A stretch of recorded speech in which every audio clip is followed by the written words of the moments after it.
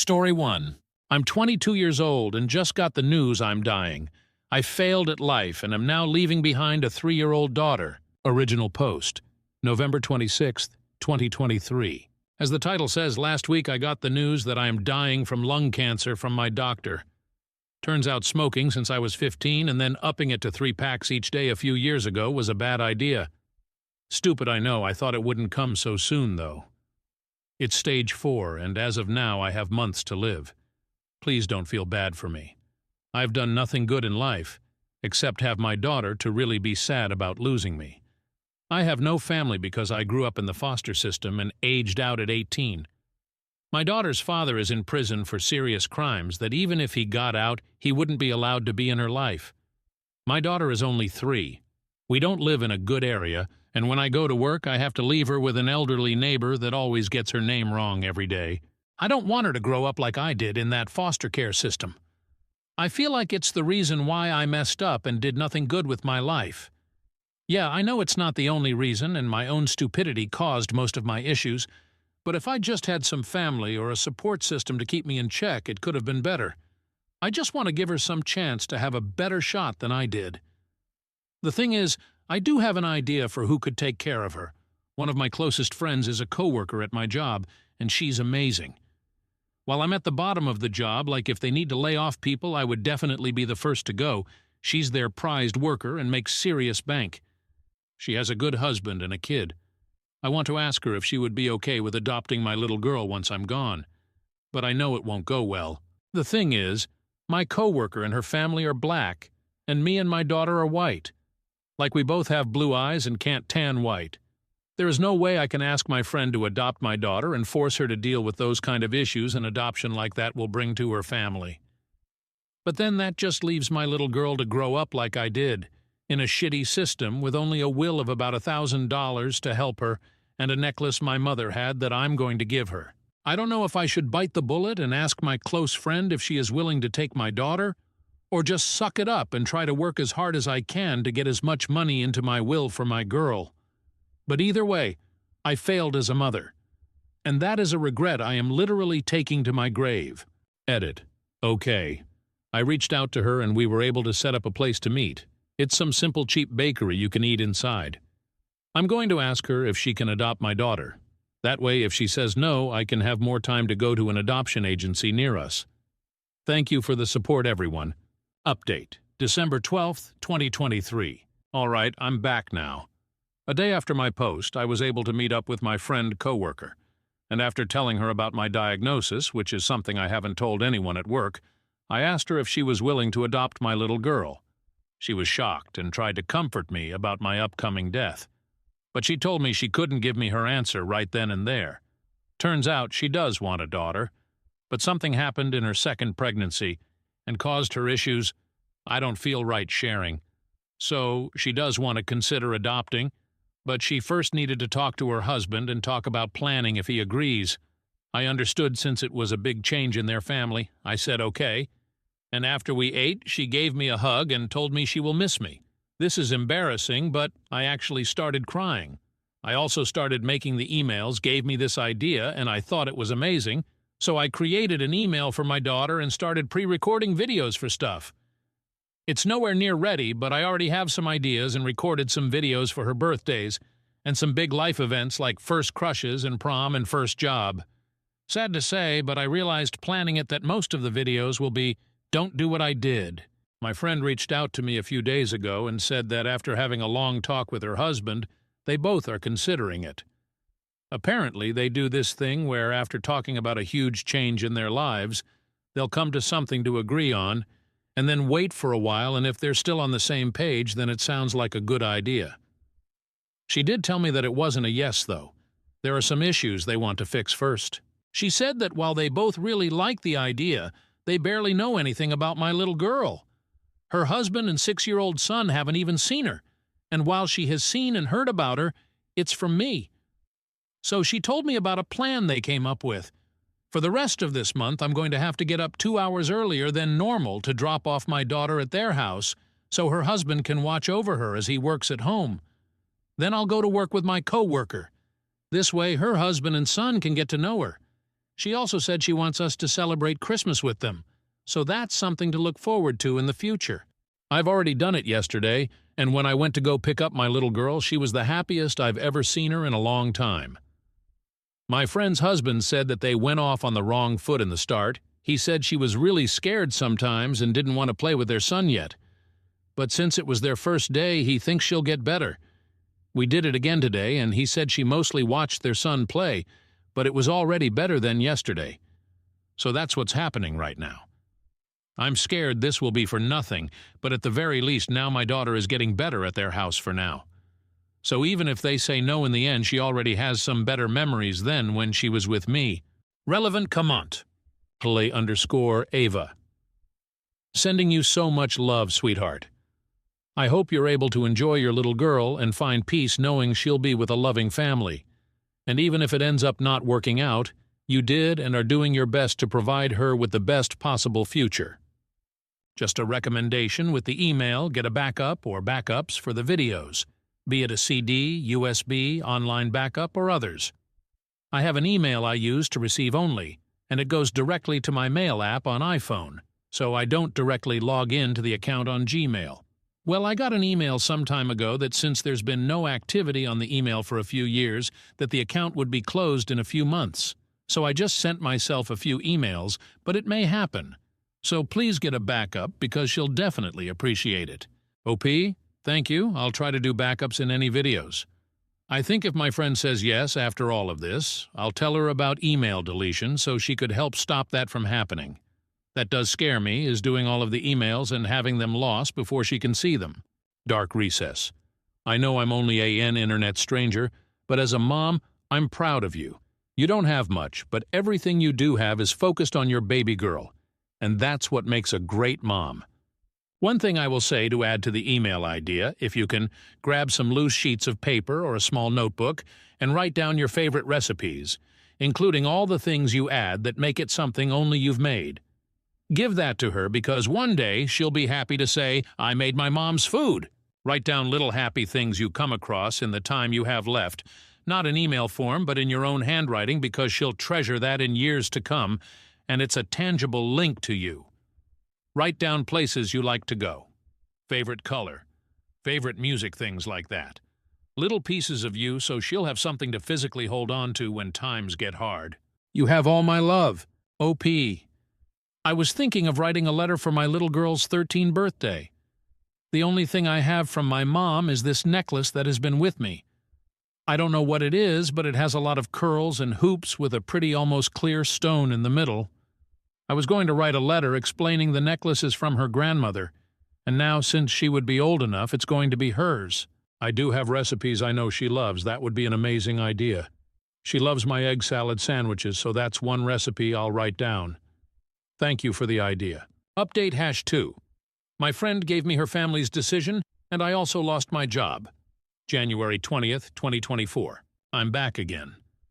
I'm sorry for being gone so long. A lot has happened, and this will be my last post.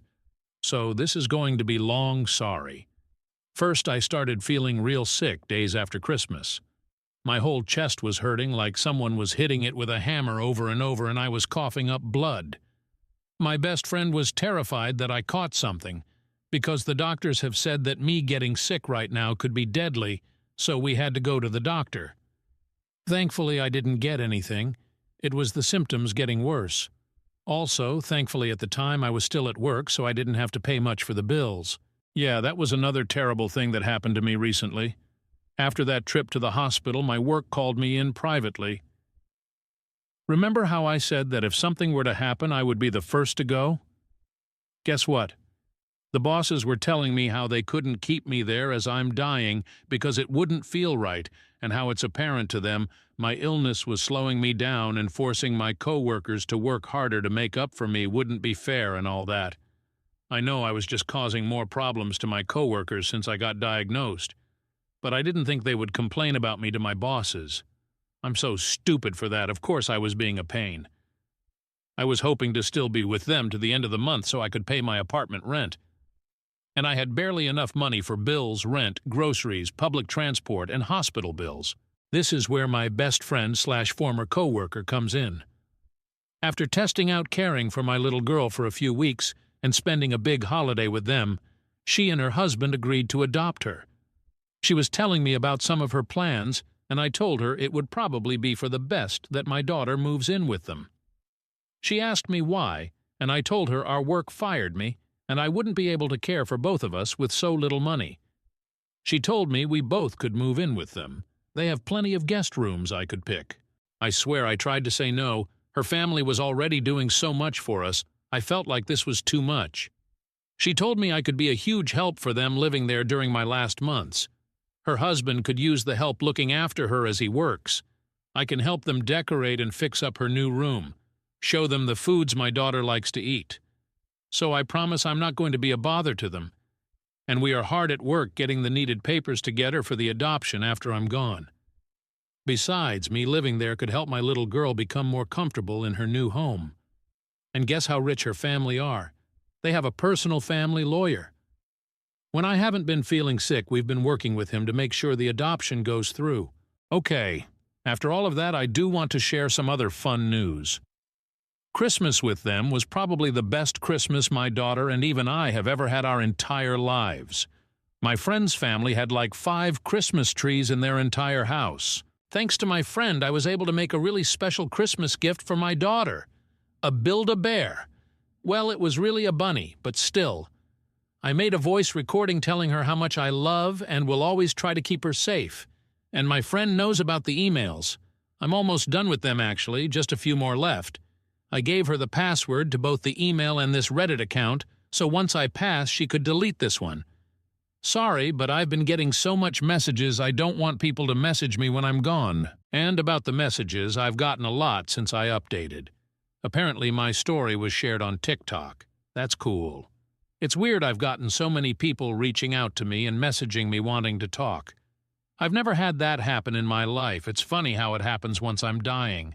Tons saying how if my friend said no, they would love to adopt my little girl. Thank you, but thankfully my friend did say yes. But if you still want to adopt, please reach out to a foster care system in your state. There are still children struggling in the system going through what I did. Give those kids the life I could never have. I've also had some saying how they would love to pay me money to help. Please don't bother, sorry, but it feels weird accepting money. My whole life I've worked for everything I've had, so it feels wrong accepting money and help from strangers just because I'm dying. I do want to address a few messages I've gotten about race. Most were about why I cared about my friend's family and me and my daughter's race being different. It wasn't a lot, but a few called me a racist for caring about that. I want to say that my nerves about that isn't because I think me and my daughter being white makes us better than my friend. Far from it. I've seen a lot of stuff in the system and talked with other kids of different races. And those kids of different races were put into care with people who were also a different race from them. They would tell me the problems they faced from the parents, not that I'm scared my friend will do that, but also from the outside world. Being called names and insulted, one kid told me how she got screamed at by some older lady at a restaurant, and the parents did try to get involved and it got into a nasty fight. So yeah, I was scared her family and my daughter would face the same bigotry the foster kids I knew from before faced. But I can't let my fears about some bigots ruin my daughter's chances. Anyways, this will be the last time I'm going to probably post on here. I don't want to waste my last days. I've thought about taking up painting again, actually. I used to paint when I was in high school before I was dropped out. And once in the same school, we've read a classic book about a world where books are banned. I don't remember a lot from the story, but I do remember at the ending when a character said you didn't waste life when you make something to leave behind. That always stuck with me. I want to paint something. Maybe my friend could hang it up or keep it in their attic. But as long as I've left something behind my life wasn't for nothing, right? I also need to help my friend's family and my daughter settle into their new lives. Thank you to everyone for your kindness, and goodbye. Twinkling Blue Eyes. What about your daughter's other parent, grandparents? I'm sorry this is happening, but please consider family first. OP. Her father is in prison for a hopeful very long time because he did a crime involving children, so even if he got out, he would not be allowed around her. Not like I would want him to. My parents are dead. New and final update. She's resting now. June 12, 2024. I've wrote and deleted this post so many times. She asked me to update for all of you when she passed, and yet I couldn't until now, and for that I'm sorry. We buried her 2 weeks ago. My co-workers, our family, and even some friends she made over her life that she managed to keep in touch showed up to her funeral.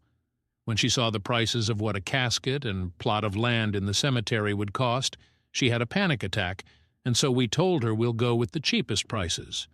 We lied about that. She deserved a good funeral and a nice resting place. Her name was Michelle. She was put into the foster care system when she was 3 after her mother passed in a car accident.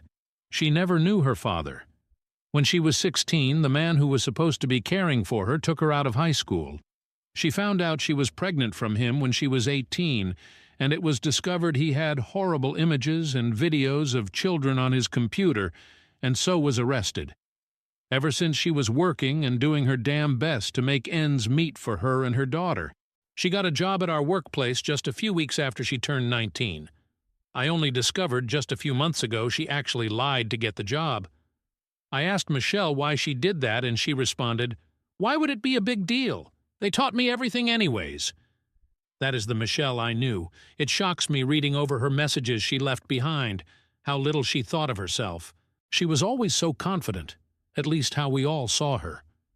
She walked head held high and with a purpose. She never appeared out of control of a situation, except for the past few months, and honestly I believe she was allowed to have moments of panic and grief. Nothing went past her, too. She seemed to know everything that was going on around her at all times.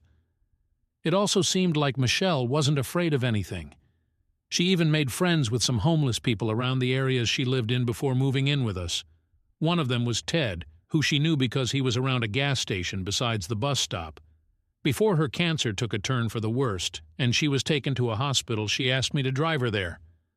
I thought at the time she wanted to see some familiar sights, but instead, she walked into the gas station, bought a sandwich, and then walked around the side and handed it to who I learned was Ted. Ted showed up to her funeral. I don't want to describe her last few weeks when she was alive. It was in the hospital, and she was so weak and frail, just not like her. We visited her as much as we could. Our children hated seeing her in such a state, though. All of us did. But we couldn't just ignore her and leave her behind. I wonder if it was the right thing to do, though. Our last visit, I just had a feeling it was the end. She was asleep when she finally passed on. She had gladiolus and poppies at her funeral.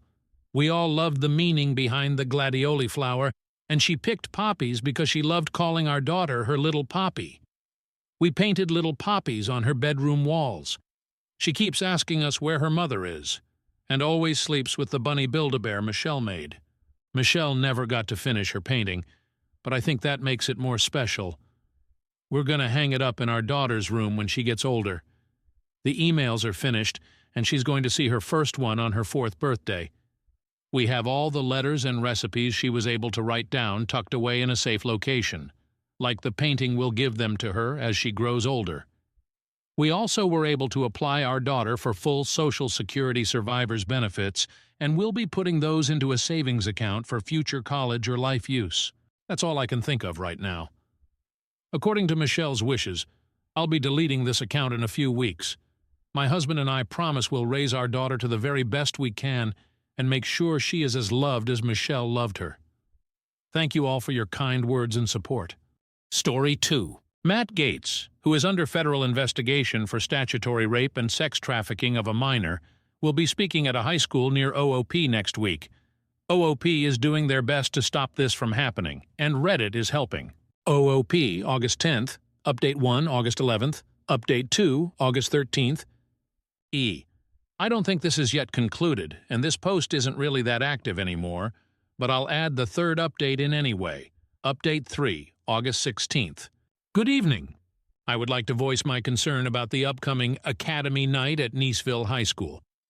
As I understand it, this is an informational meeting where students interested in the service academies can meet with Matt Gaetz. I understand that in order to apply for service academies, students need a nomination from their representative, senator, or the vice president. The students need his endorsement, and there is nothing that your office can do about that, which again I fully understand. Matt Gaetz is under federal investigation for having sex with a 17-year-old girl. The news keeps calling this sex with a minor. In Florida, the age of consent is 18, so this isn't just sex with a minor. That's rape, and paying for her to travel across state lines, violating sex trafficking laws. It is absolutely vile that the school system would invite someone currently under investigation for rape and sex trafficking into the school to speak to 17-year-old girls and put them in a position where they have to ask him for a favor. This investigation has been ongoing for a long time, so the county has had plenty of time to come up with an alternative to allowing him to speak at the school. Any information he needs to give out can easily be done via email, or even a Zoom call with interested students and their parents. It seems to me that the school system should not allow someone under investigation for sex with minors anywhere near a school, if for no other reason than out of an abundance of caution. Instead, however, you are quite literally giving him access to potential new victims and directing them to ask him for something. I would think that the safety of students would be a top priority for Okaloosa County, but this decision leads me to believe otherwise. If a teacher is under federal investigation for sex with a student, does that teacher stay in the classroom teaching while the investigation is ongoing? I'm fairly certain I know the answer. Thank you for taking these concerns into consideration. Update 1. Update. I sent the email to the superintendent and the school board. The only response I've gotten is from one school board member. All she said was that she'd follow up. Several people have been sending emails, and other people have been getting responses. This is what one woman posted about it on Facebook. The superintendent called me after he received my email. He said that Gaetz does this event every year.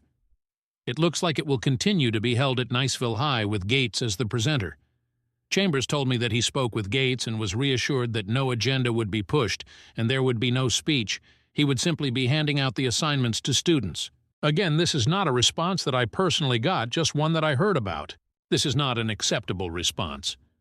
Gaetz, speaking to the students individually, is worse than him giving a speech.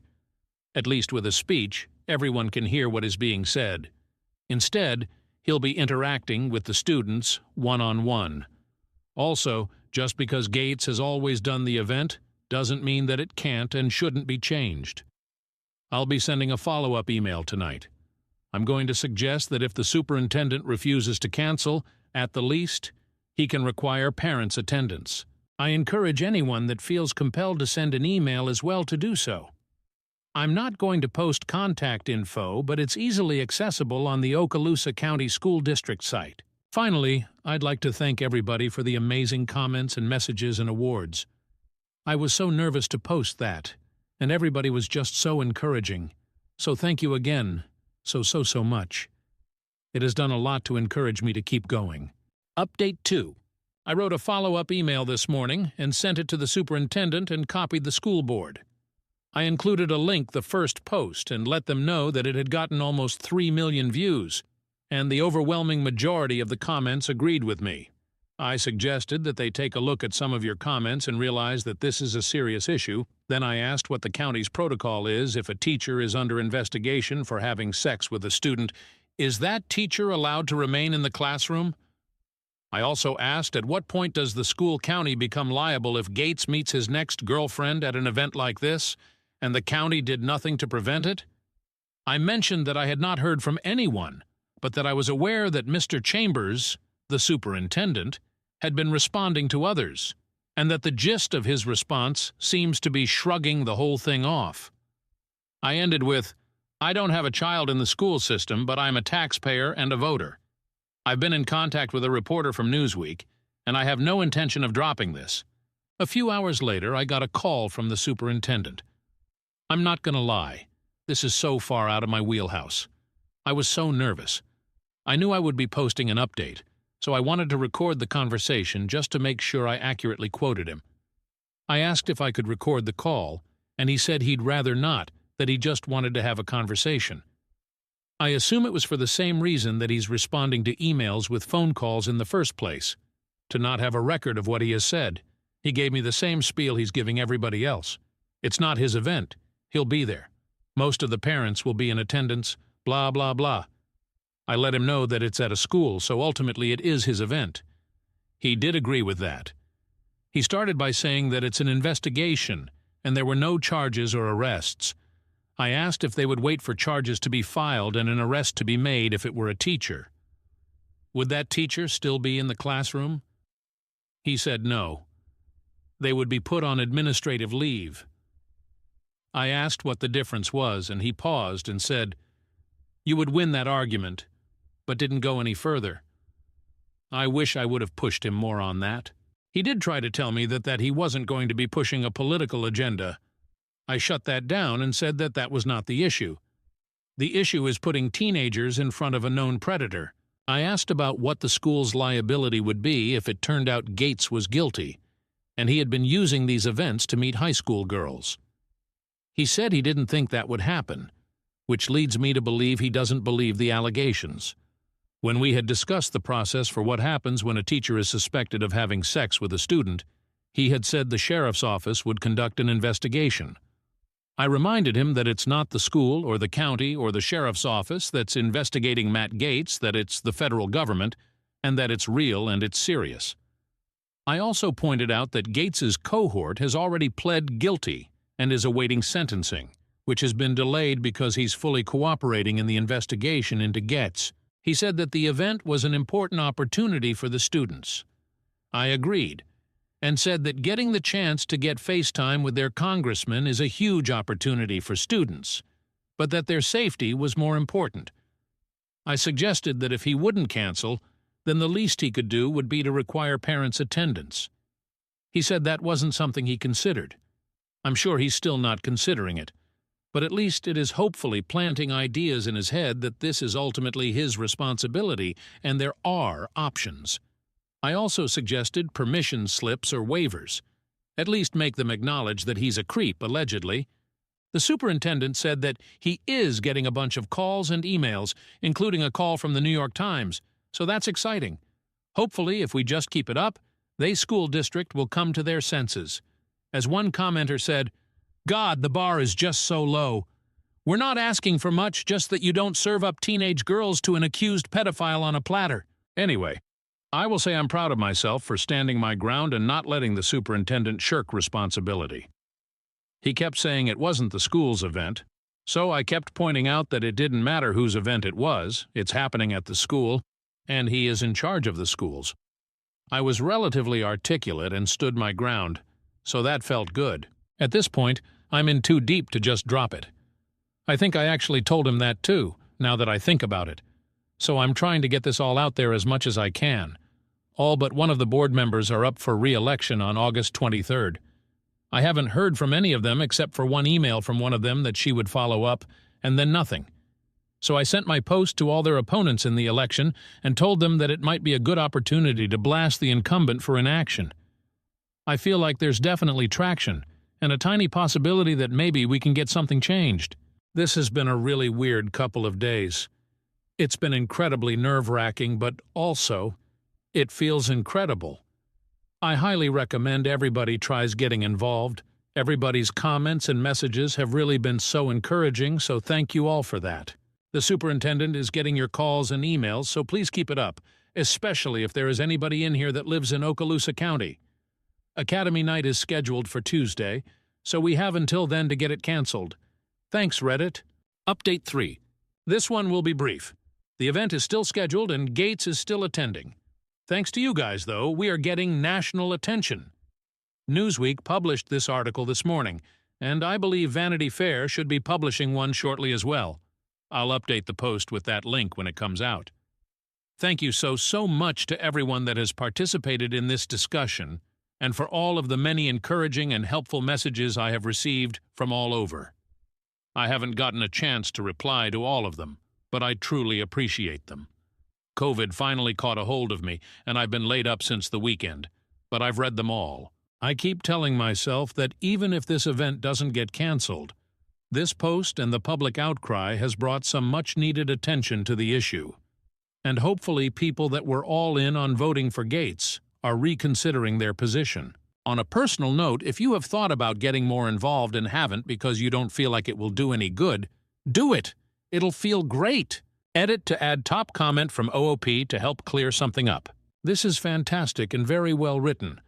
Also, as a grad of a Federal Service Academy, I never actually met with any of the Congress people to whom I applied for my Service Academy nomination. It is not at all necessary for them to meet him in person. Just validating your premise here. Reminder: I am not the original poster E. I appreciate the awards, but please, if you're going to spend some money today, consider looking up an organization and/or shelter that supports survivors of sex trafficking near you, or if you want to keep it more local to the post, I looked up a couple in Florida, Christie House and Naples Shelter. I did check both on Charity Navigator and they scored high, but I've had a comment saying the second has mistreated both staff and clients, so maybe not them. Edit again. Just to point out, there is a comment near at the top here that contains the relevant contact information for those involved if anyone is interested, and also this comment from OOP with link to a tweet by Matt Gaetz saying he and Marcus Chambers are friends. Edit once more to add this link to a post the superintendent made on FB. If you're on FB and can go comment asking about this whole Get situation, please do. Story 3. My GF was raped and became pregnant. I broke up with her because she wanted to keep the baby. Original by you/throwaway mile 1 Feeples. Really shit situation.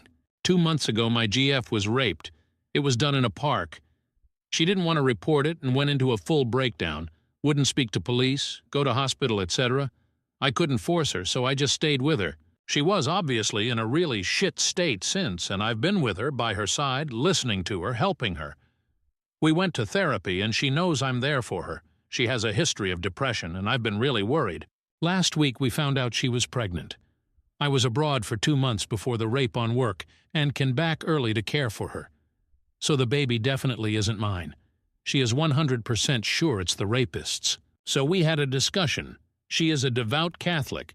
We initially decided on an abortion, but after she spoke to her mother, she has decided to keep the baby, saying that isn't the baby's fault. I flat out told her that I would not help raise a baby of a guy who raped her. She cried and begged me not to leave. I told she is the one making the choice. Either she keeps the baby and I leave, or she aborts the baby, and I stay. I would not let this go. She didn't want either of those things to happen, so I told her we were done. I feel shit. Was I wrong? Update 1. I'll post the update first, since there has been some change since I last posted. Then I'll respond to some general points made from the last thread, and the ton of PMs I received. Yesterday, I received a call from my GF. She was crying, and she begged me to listen to her. I told her that I still care for her, and that I'll obviously listen to what she has to say. She told me that a few days after I told her we were done, she called up her mother to talk about this. Apparently, what happened before was that she was pretty much decided on aborting, but then when she spoke to her mother told her that under no account should she abort, and that I was actually manipulating her to do so. Her mother went on to say that if she aborted the child, she would no longer consider my GF as her daughter. After I left her, my GF called her mom up to talk about what went on.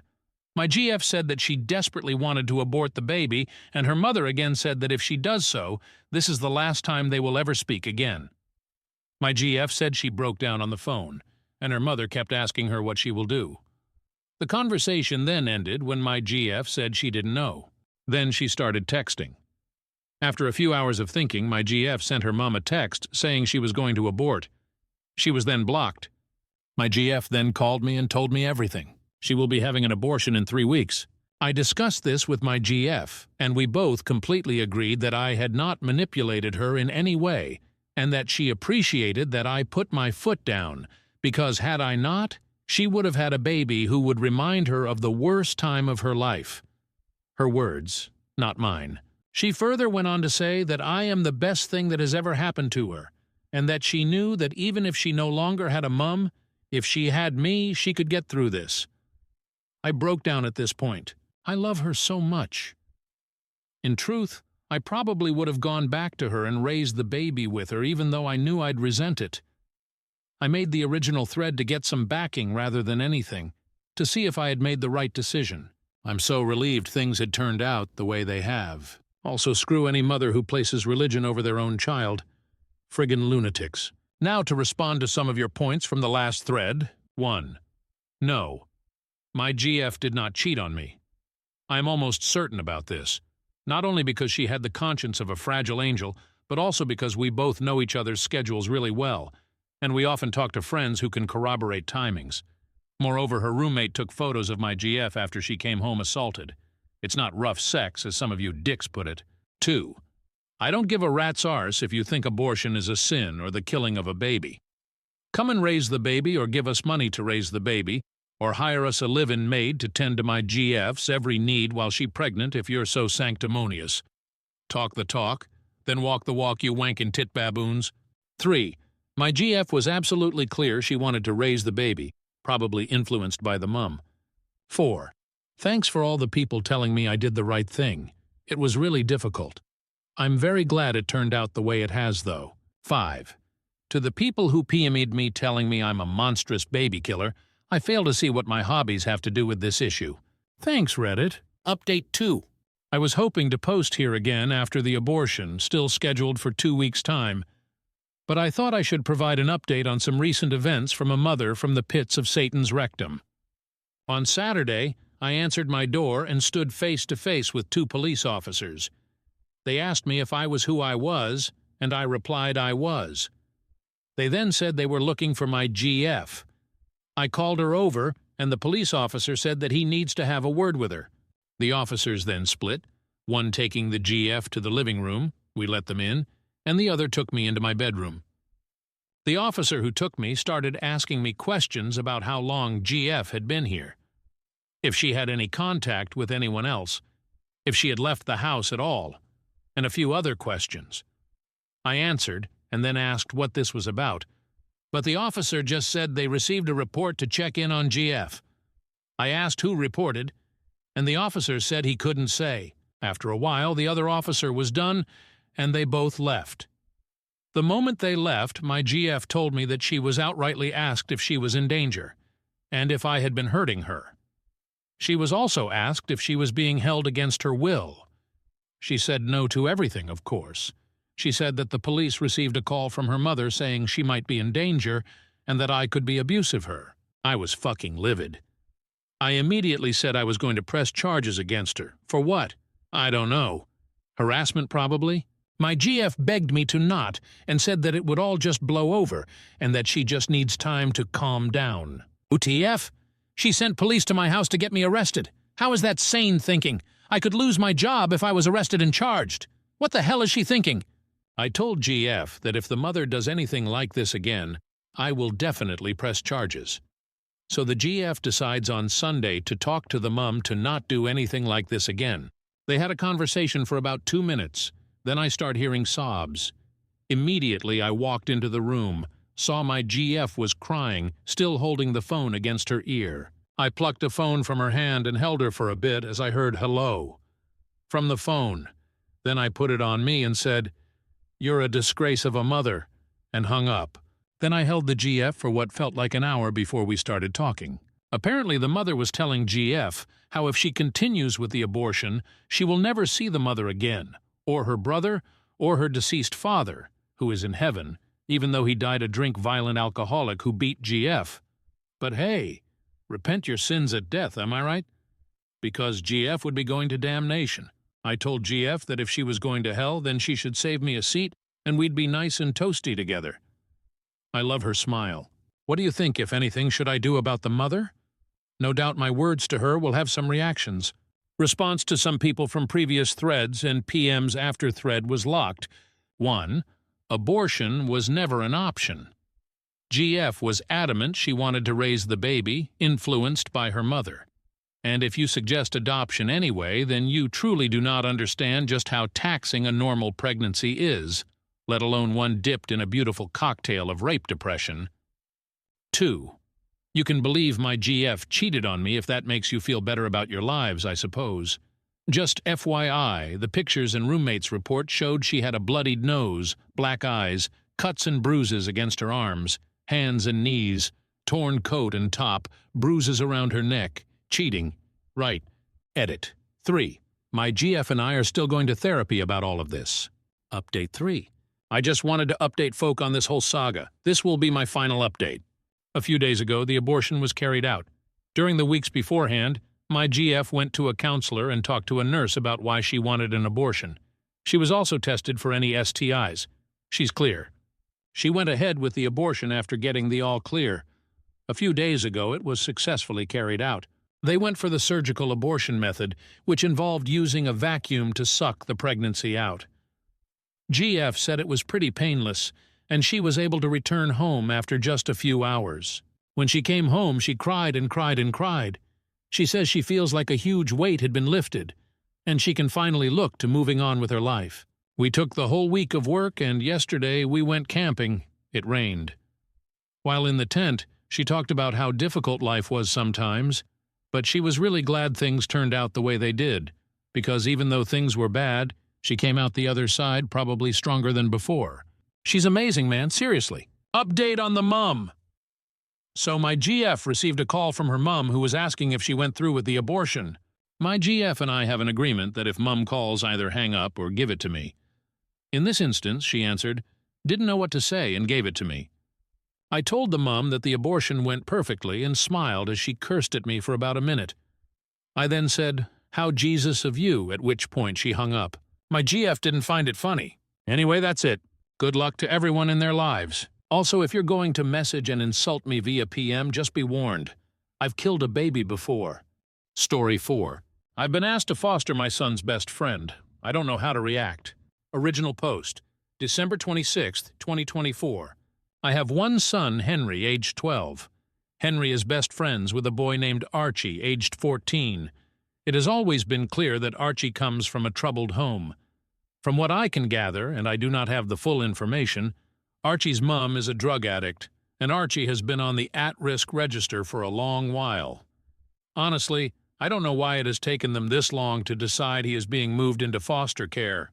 Last Friday, I received a call from my son's school, saying they couldn't discuss it with me but asked if I would give them consent for my information to be passed on to Archie's social worker.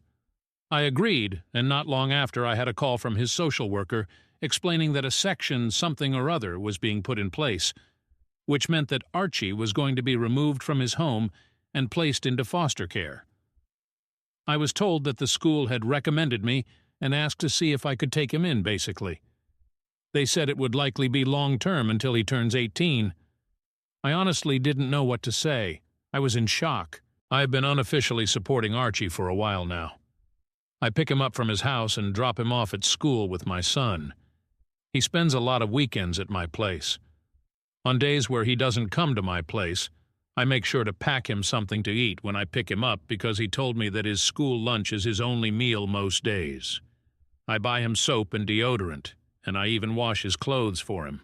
But supporting however I can and taking him on fully is a big jump. I'm a single dad. I have a decent job, but I'm far from well off. I live in a small 2-bedroom house, meaning Henry and Archie would have to share a room, which they do now when Archie stays, but it's only for short bursts. Plus, there's the responsibility of taking on another human. I was told that they had a lack of foster carers in the local area, so if I didn't agree to take him, it is likely he would have to move counties and schools. I don't want that. I was already having Archie stay with me for the 2-week Christmas holiday, so I asked if I could think about it and give them a firm answer in the new year. They agreed. Archie has not yet been informed about any of this. I've tried to make this a normal Christmas for him as much as possible. My heart is telling me, of course you're going to take that little boy in. But my brain is worried about the responsibility and cost of taking on another mouth to feed, another boy to clothe. At the same time, I keep thinking about Archie's situation. He has already had such a rough start in life, and I know he needs stability and care more than anything else. I can't bear the thought of him being uprooted again, losing his school, his friends, and the small semblance of normality he has here. I keep asking myself if I can really give him what he needs, and I don't know if I have all the answers right now. I've always taught Henry the importance of kindness, and I see how much he cares about Archie too. Part of me feels that this might not just be me taking on more responsibility. It's also about giving him the chance to grow up with a sense of love and belonging. So I suppose I'm left balancing what's practical with what feels right in my heart, and I'm leaning towards saying yes. I spoke to my own mom about it, and she thinks it's an awful idea.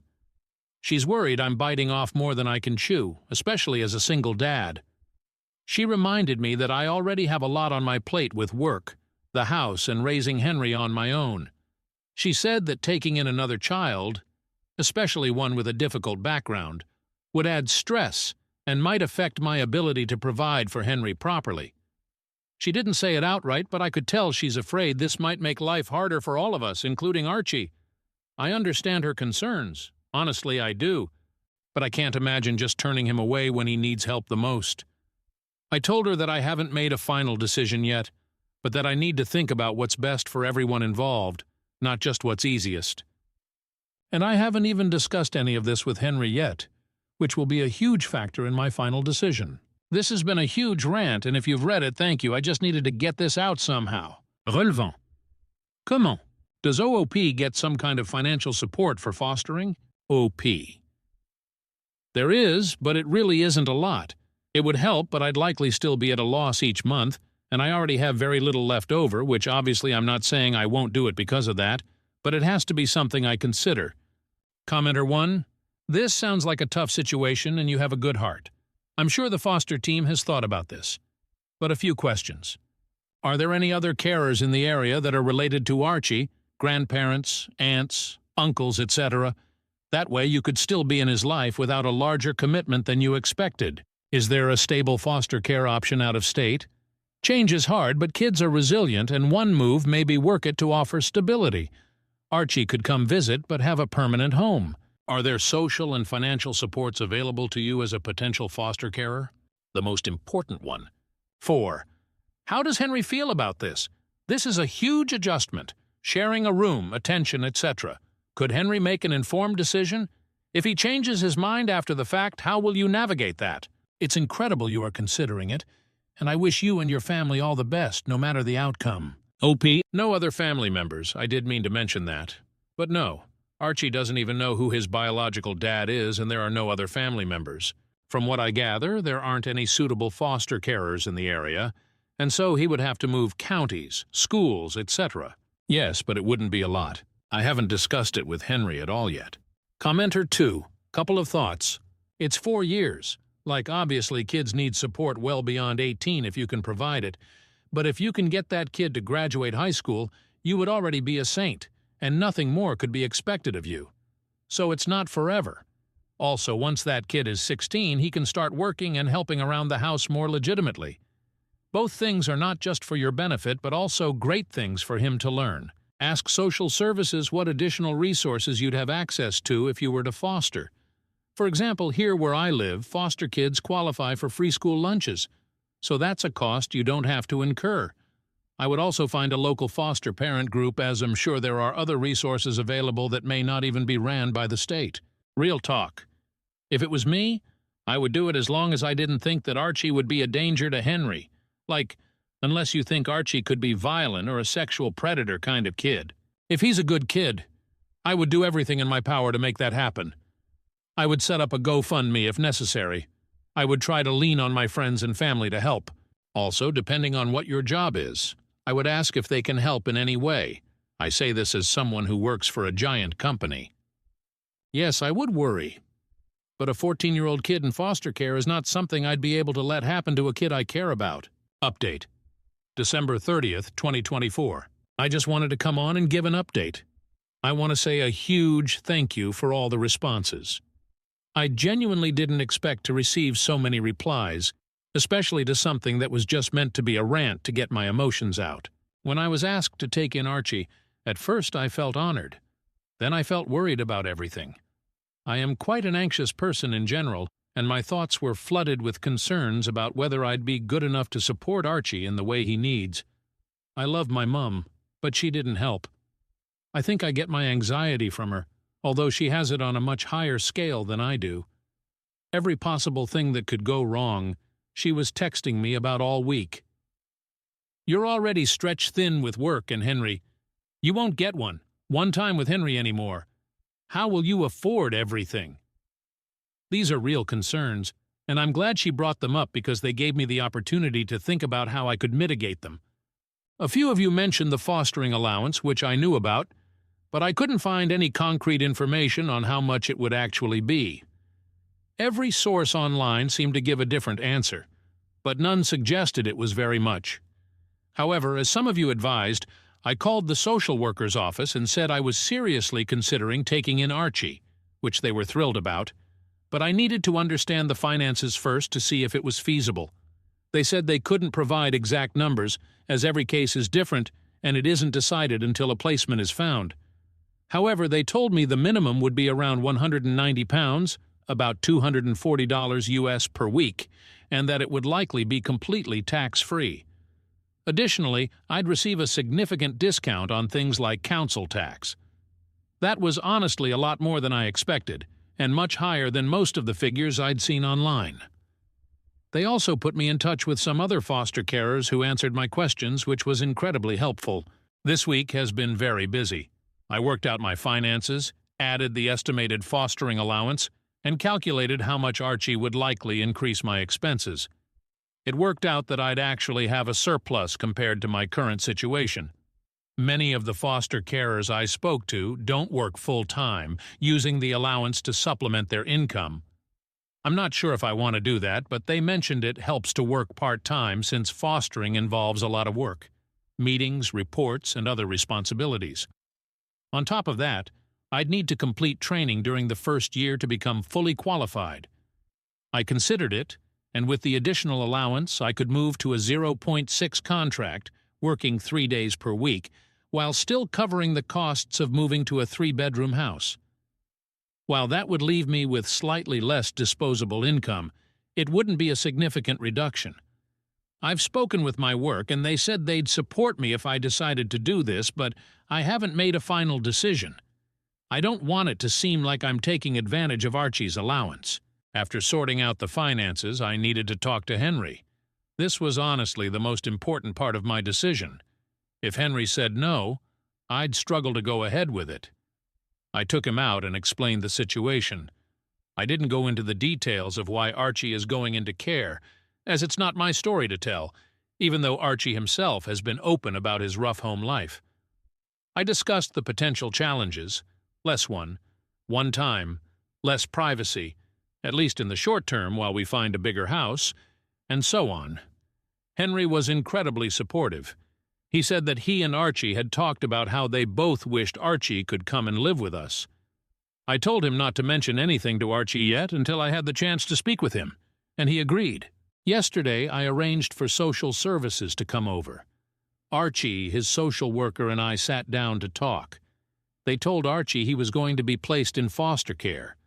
Archie cried a lot, I cried a lot, and he asked to see his mum, which the social worker said they'd arrange as soon as possible.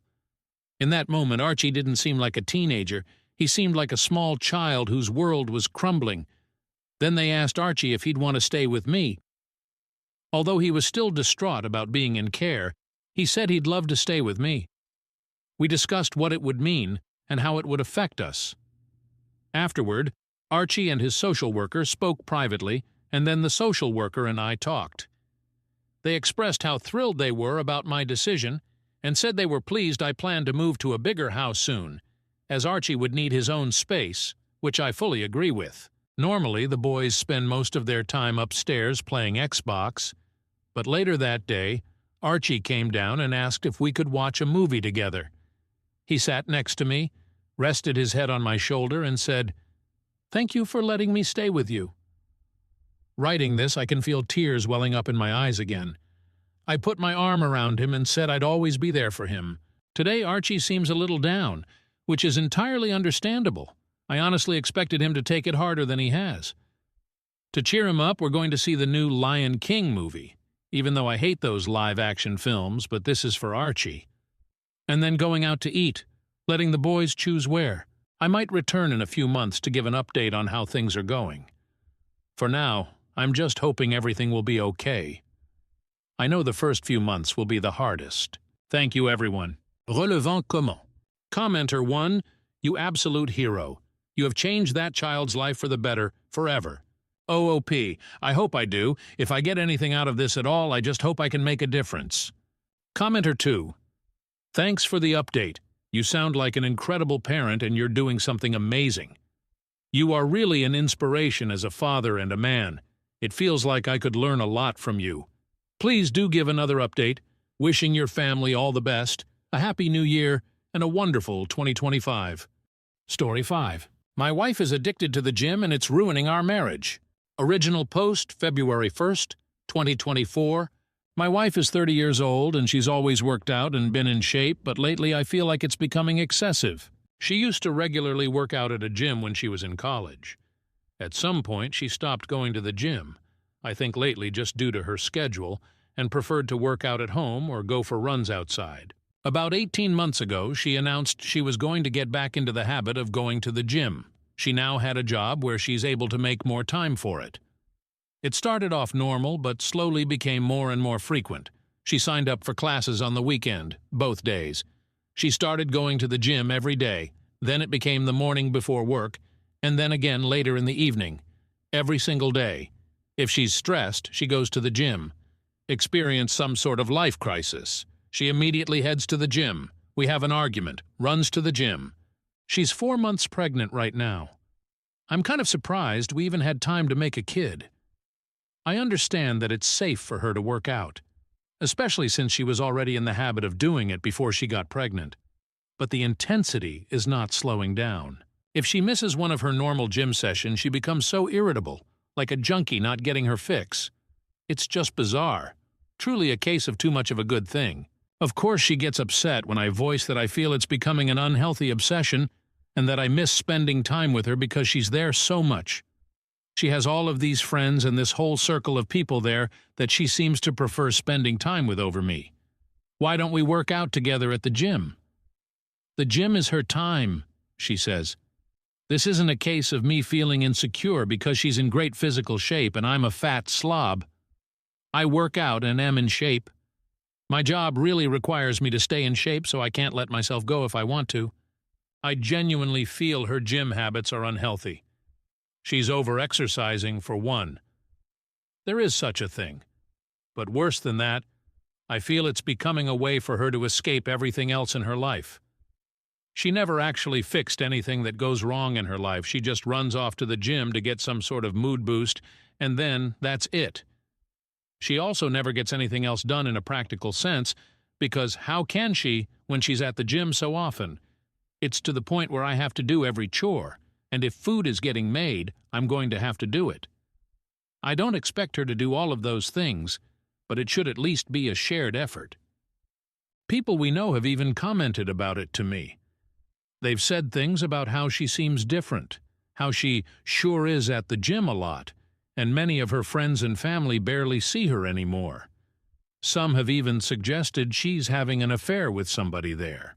Please tell me that this doesn't sound normal to you. She insists this is perfectly normal. Update February 11th, 2024. I posted not very long ago about my wife's addiction to the gym. A compulsion, if you will. She spends most of her free time there. She often goes twice a day, and sometimes even 3 times if we have a fight at night, and she needs to run off instead of actually talking to me. She won't let me go to her gym, and she refuses to go to mine. Her gym is her place, my gym is my place, and that's just the way it has to be, according to her. I'd love to have her come along with me. I've invited her multiple times. She's about 18 weeks pregnant right now. This is our first baby. She worked out like crazy prior to the pregnancy, and she continues to just as hard now. I truly didn't think she was cheating on me. People suggested it in the last thread, and I laughed. You can tell she's at the gym a lot. She's in great shape. So she's obviously going there. I felt really confident about the cheating issue, and when I posted 9 days ago, I wasn't even considering cheating. I'm embarrassed to admit that after reading a lot of the comments on my last post, I thought maybe I was being overly confident about her fidelity. She usually always has her phone on her, but she left it in the kitchen counter, and as stupid as I felt, I decided to do a quick swipe through her texts. She had a current text conversation going on with a guy. I recognized the name, the same name of a guy from the gym she mentions a lot. She's friends with a lot of people there, went to one of their weddings last fall. I wasn't too terribly concerned until I started reading the texts. Never wanted to know what the guy's dick looked like, but I know now. She was only out of the room for literally about a minute or two, so I had to scroll fast. I was furious. I asked her what the fuck that conversation was about. She started yelling at me for looking at her phone. I told her she's acting so weird and the gym obsession was really bothering me, so I just decided to look, and was ashamed that I did. But that's I thought I'd find nothing all. She said, "It's nothing. It's nothing." Didn't look like nothing to me. She sure seemed pretty interested in this nothing. I wanted to know if she's been fucking him. For how long? She kept saying no.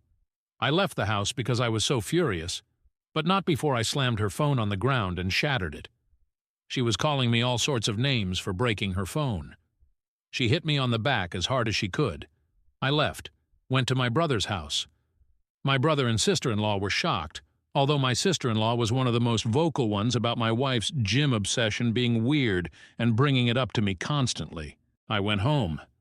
She was in bed crying. She obviously couldn't call me or anyone else for that matter. She was laying it on thick. "I don't know if you'd ever come home. Give me a break." I took her phone to get repaired tonight.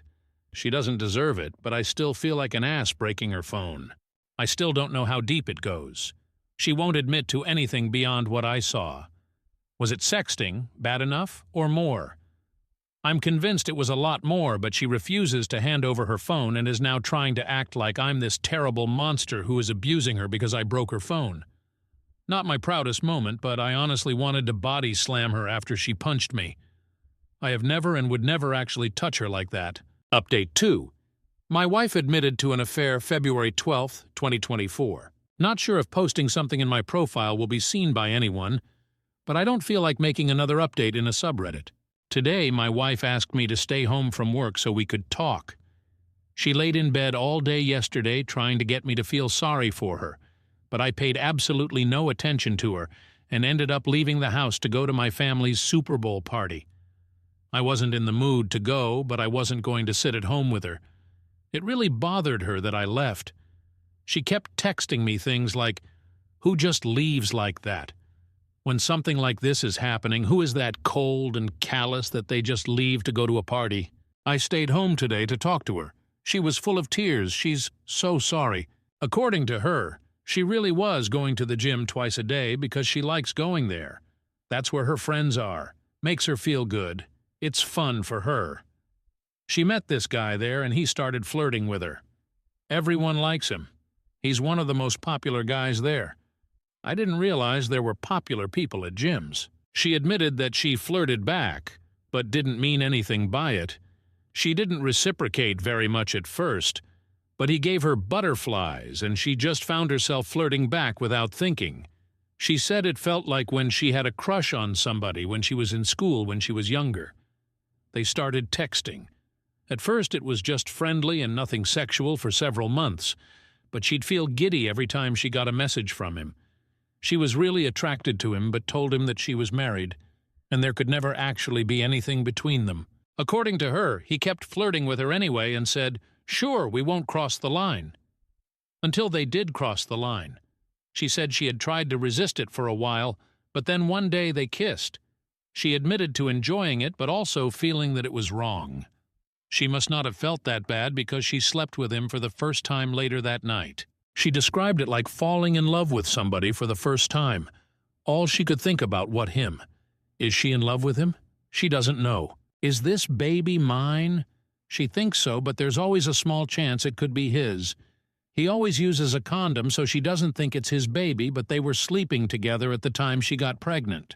She loves me. She can't help that there's just this huge spark between the two of them. She doesn't know if she loves him. She doesn't know if the baby is mine. She doesn't know why she did this. She doesn't know what she thinks we should do. The nail in the coffin is when she said, "You would really leave me if it's not your baby, would you?" She had the balls to ask me that. I told her of course I'm leaving her and I wouldn't raise another man's child. She seemed shocked. She said, "Really? With everything we have and all our history, you wouldn't even consider it?" She can't be serious. I told her no, I would never consider it. She agreed to get a DNA test. She tearfully agreed, like I'm supposed to feel sorry for her about it. I don't know who this woman is. She was crying the whole time, but not tears of an ashamed or sorry person. They were tears for herself and meant to try to make me feel bad. Feel bad for what? That her heart is apparently so torn? Relevant comments, additional info. OP. She's ruined my life, but I just feel numb right now. I barely feel anything at the moment. It would have been bad enough for her to have an affair and cheat on me. But she couldn't have stopped when she found out she was pregnant? At least I could have walked away if it wasn't for this pregnancy. Maybe I still can, but I won't know for sure until I get some test results. She's almost positive the baby is mine. I'm stuck dealing with her forever then. My child will grow up with divorced parents. Their mom will be the gym bike. Maybe she'll even take off to live near her family and take my kid with her. Oh, but then she couldn't be near the guy who gives her butterflies and fucks her in gym changing rooms. The thrill, the excitement, how can I even blame her? She's ruined fatherhood for me, whether this is my kid or not. If by some chance this isn't my baby and I'm able to completely break free, how will I not think of this one day when I start a family? I was so fucking happy to have this baby with her. I was really excited, even though we hadn't planned for it right now. We have names picked out. I've been there for everything, and now she does this to me. Not only me, but this poor kid regardless of who their father is. OP. She's saying, I'll never go back to the gym again. I'll never talk to him again. But she can't say whether she's in love with him or not? What kind of idiot does she think I am? Survivors. She still thinks there is hope to save your relationship? Jesus Christ. Whoopee. Yeah, I believe she still thinks there's a chance I'll agree to raise another man's child with her. She doesn't take me seriously when I say there's no way I'd do that. She is dependent on me. She probably wouldn't leave me if I knocked somebody else up and wanted her to play mommy. I know that sounds terrible, and it's nothing I'd ever do, but I feel like she'd be mad and she'd go screw somebody else to get back at me. But she probably would be too scared to actually leave me. I don't feel the same way about leaving her. I'm sad to leave her. I don't want this to be our reality. I can't even say that I completely hate her yet. But I won't raise another man's child. If she feels so strongly about that guy and he's so wonderful, go get together with him then and leave everyone else alone. She was practically on her knees yesterday saying, I won't go back to the gym. I won't ever contact him again. I feel like that doesn't really mesh with the fact that she doesn't even know if she's in love with him or not. She obviously still has very strong feelings for him, which are probably coming more from between her legs than her actual heart, but doesn't really matter either way to me. I think despite anything to do with him, she's dependent on me in a way. For stability, maybe. Just out of comfort, maybe. We've been together since she was 20 years old, so I'm just this familiar person, I guess. She has her gym friends out here, but other than that, she has no family or friends out here. She makes pretty good money, but I make more and all of our benefits are through me. Even with her good salary, it would be difficult to survive on her own as a single mom here with all of the daily living expenses, or at least live anywhere near the level she wants to live at. Today is the day she was crying all night about how she's ruined her life.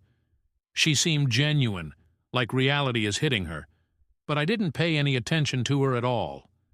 I just pretended she wasn't there. I did ask her if she'll get blood drawn for a paternity test. I asked her to please not hurt me further by keeping me in limbo about that for months. She said she doesn't want to. Oh, pun? If he got a lawyer and if he ever met the AP? I'm meeting with a lawyer next week and we'll see what they advise. How can she parade me around when I've never been allowed to go to her gym? I've met two of the people, a slightly older married couple. Yes, I met the AP. Last summer he called her because he was drunk at a bar and couldn't drive home, so he called her to come get him. I didn't think it was a good idea for her to go pick somebody up late at night, so I went with her. I want her out of the house, but I don't necessarily want her to fly back home to where she's from just yet. If this is my kid and she gives birth out here, I'll be in a much better position. If she leaves and goes home to her parents, she could very well be allowed to stay there, and that would be considered the baby's place of residence. She missed a few days of work, But she has gone to work since all of this happened. She was having a meltdown this morning, and I left for work. She told me had to go in late today, and when she got there, everybody was making her food and tea and stuff. She obviously didn't tell them what really happened, how long the affair was happening. She claims they've been sleeping together since the summer. That's just what she claims, of course. My wife is moving in with her AP. They're in love February 22nd, 2024. My life has been reduced to a trashy daytime talk show. The woman who was once my wife, who I considered a classy woman, has turned into complete trailer trash. Today she announced that she's moving in with her affair partner from the gym. She's pregnant, might be his kid, might be mine. She's too embarrassed to go get blood drawn for a paternity test. She spent about a week trying to get my attention, to get me to talk to her, to get me to beg her to be mine. I didn't fall for any of it. I've largely been ignoring her, and when we have to speak, I keep it very brief. We've been living together this whole time, but I'm in a different room now and functioning separate from her in all ways. So her pouting and trying to get me to pay attention to her and give her a gold star for not going to the gym for 5 days in a row didn't work. Today she texted me to say she is moving in with him. Somehow I still care about this person. I've already met with a lawyer, though. I can care about her as a human being and possible mother of my child without being married to her. Still, it stung to hear her say she was going to be with him. I told her it wasn't a smart move to leave the house. I've even told her she should probably meet with a lawyer. She doesn't care about anything I have to say. I don't think she needs to move in with anybody. I actually feel bad for her that she can't just be on her own. I asked her if he actually knew she was pregnant and wanted to know what story she's been telling him this whole time. She said he knows and he doesn't care if it's my baby. He loves her and wants to be with her. Bizarre. You can't find anyone else? Somebody who isn't a married, pregnant woman? Why would you take that on? Doesn't make sense to me. He's scum, but he's good-looking scum who apparently is gainfully employed and owns his own home. So you can't tell me that my married, pregnant wife is your only option here. I just can't imagine being a single guy like that and wanting to put up with this baggage when I could have other options. And if this really is my baby, then what? They'll live with my wife and this weasel 50% of the time? I don't know how my life turned into this mess. And she thinks it's embarrassing to have to go get blood drawn. My wife has agreed to a paternity test February 29th, 2024. My wife moved in with her AP last weekend. She didn't take very much at all. Most of her stuff is still in our house. I still get the feeling she was just waiting for me to beg her to come home, but I didn't reach out to her at all after she left. It was a strange mixture of relief, anger, and sadness. I don't think I ate at all until last night, just never felt hungry, drank a little too much. But I'm fine. I'm posting this update because I've received a ton of messages from people, and honestly, it's emotionally draining to respond to each one and to have to type the same stuff out. I just don't feel like talking about her that much. So this morning she texted me to say her AP wants to get a DNA test done, so she's going to do it. Look at that. Didn't matter when I wanted one, but now that he has requested it, she suddenly thinks it's a great idea. She asked if I wanted to submit a sample because it'll be cheaper to have 2 dads tested as part of one package. I don't even care about the cost at this point, I just want an answer. I don't have to see or interact with them at all. I just have to make my own appointment with the lab to get my cheek swabbed. So this Saturday I'm going to do that, and we should have the results within a week. I'll take what I can get at this point because it's better than her dragging this out for another 20 weeks. So that's it. I'm fine. I'm going to work every day, trying to function. Just feel stuck in limbo. I miss her. Honestly, I hate that she's there with him. It makes me sick. Part of me does want to beg her to come home. It'll be even worse if I find out that it's my baby and she's there with him. Unless he drops her at that news. I won't let myself beg her. I won't play any of those games with her. Relevant comments updates. March 8th, 2024. TTI survivors. Have you gotten the paternity test results? OP. At 11 o'clock this morning, I got the news that I'm the father. I feel incredibly conflicted right now. Jacob_Bryant8. Is she asking to come back home? Or is she still planning on staying with the other guy? Regardless, this is a rough situation. I'm sorry for you, bro. OP. We haven't talked. Jacob_Bryant8. Understandable, but I think that you should try and set up a meeting with her somewhere public to discuss the pregnancy and the future in general with her. Whether or not your marriage is going to end, the kid is still going to be a big part of your lives, so it would be best to see where both of you stand in that regard.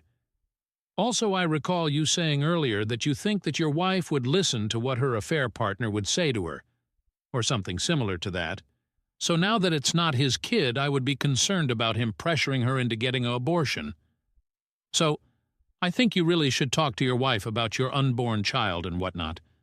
OP. We definitely need to talk, but I got the news in the middle of a workday, so I wasn't in the mood to have a full-blown conversation with her. I think I need to sort of wrap my head around the reality of it all before I say too much to her anyway. And update on my wife's affair and pregnancy, March 15, 2024. My wife has been having an affair with a guy she met at the gym for at least nearly a year. She's around 22 weeks pregnant right now. She was somewhere around 17 weeks when I discovered she was cheating. She maintained that she was positive I was the father, but then refused to get a paternity test done to ease my mind.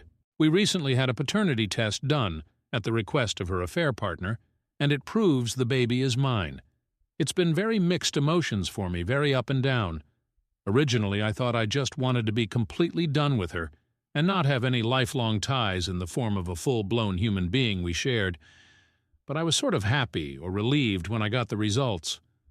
I'd already had it in my mind that I was going to be a father for months before I found out she was cheating. Sometimes I just have moments where I can't believe this is my life, that this is the situation that my kid will be born into, and I hate her for it. She's still living with him. All of her belongings are still here in our house. I refuse to do the work of packing everything up for her. She doesn't seem concerned about taking any her things, beyond the essentials. After we got the news that I'm the baby's father, she texted me to say she's glad I'm the father and that she knows I'll be a great dad. She was texting me new baby name ideas last night. She's tried calling, but I ignore the calls. I only speak with her via text. This morning she asked if she could come by and get a few things. I told her it was fine, as I've been advised by my lawyer to not prevent her entry from the home, but I told her that he better not be with her. So who shows up with her? The scumbag boyfriend. He walks right on into the house behind her like it's no big deal. She ran upstairs to get the stuff she wanted, and he and I were just left standing there in the living room.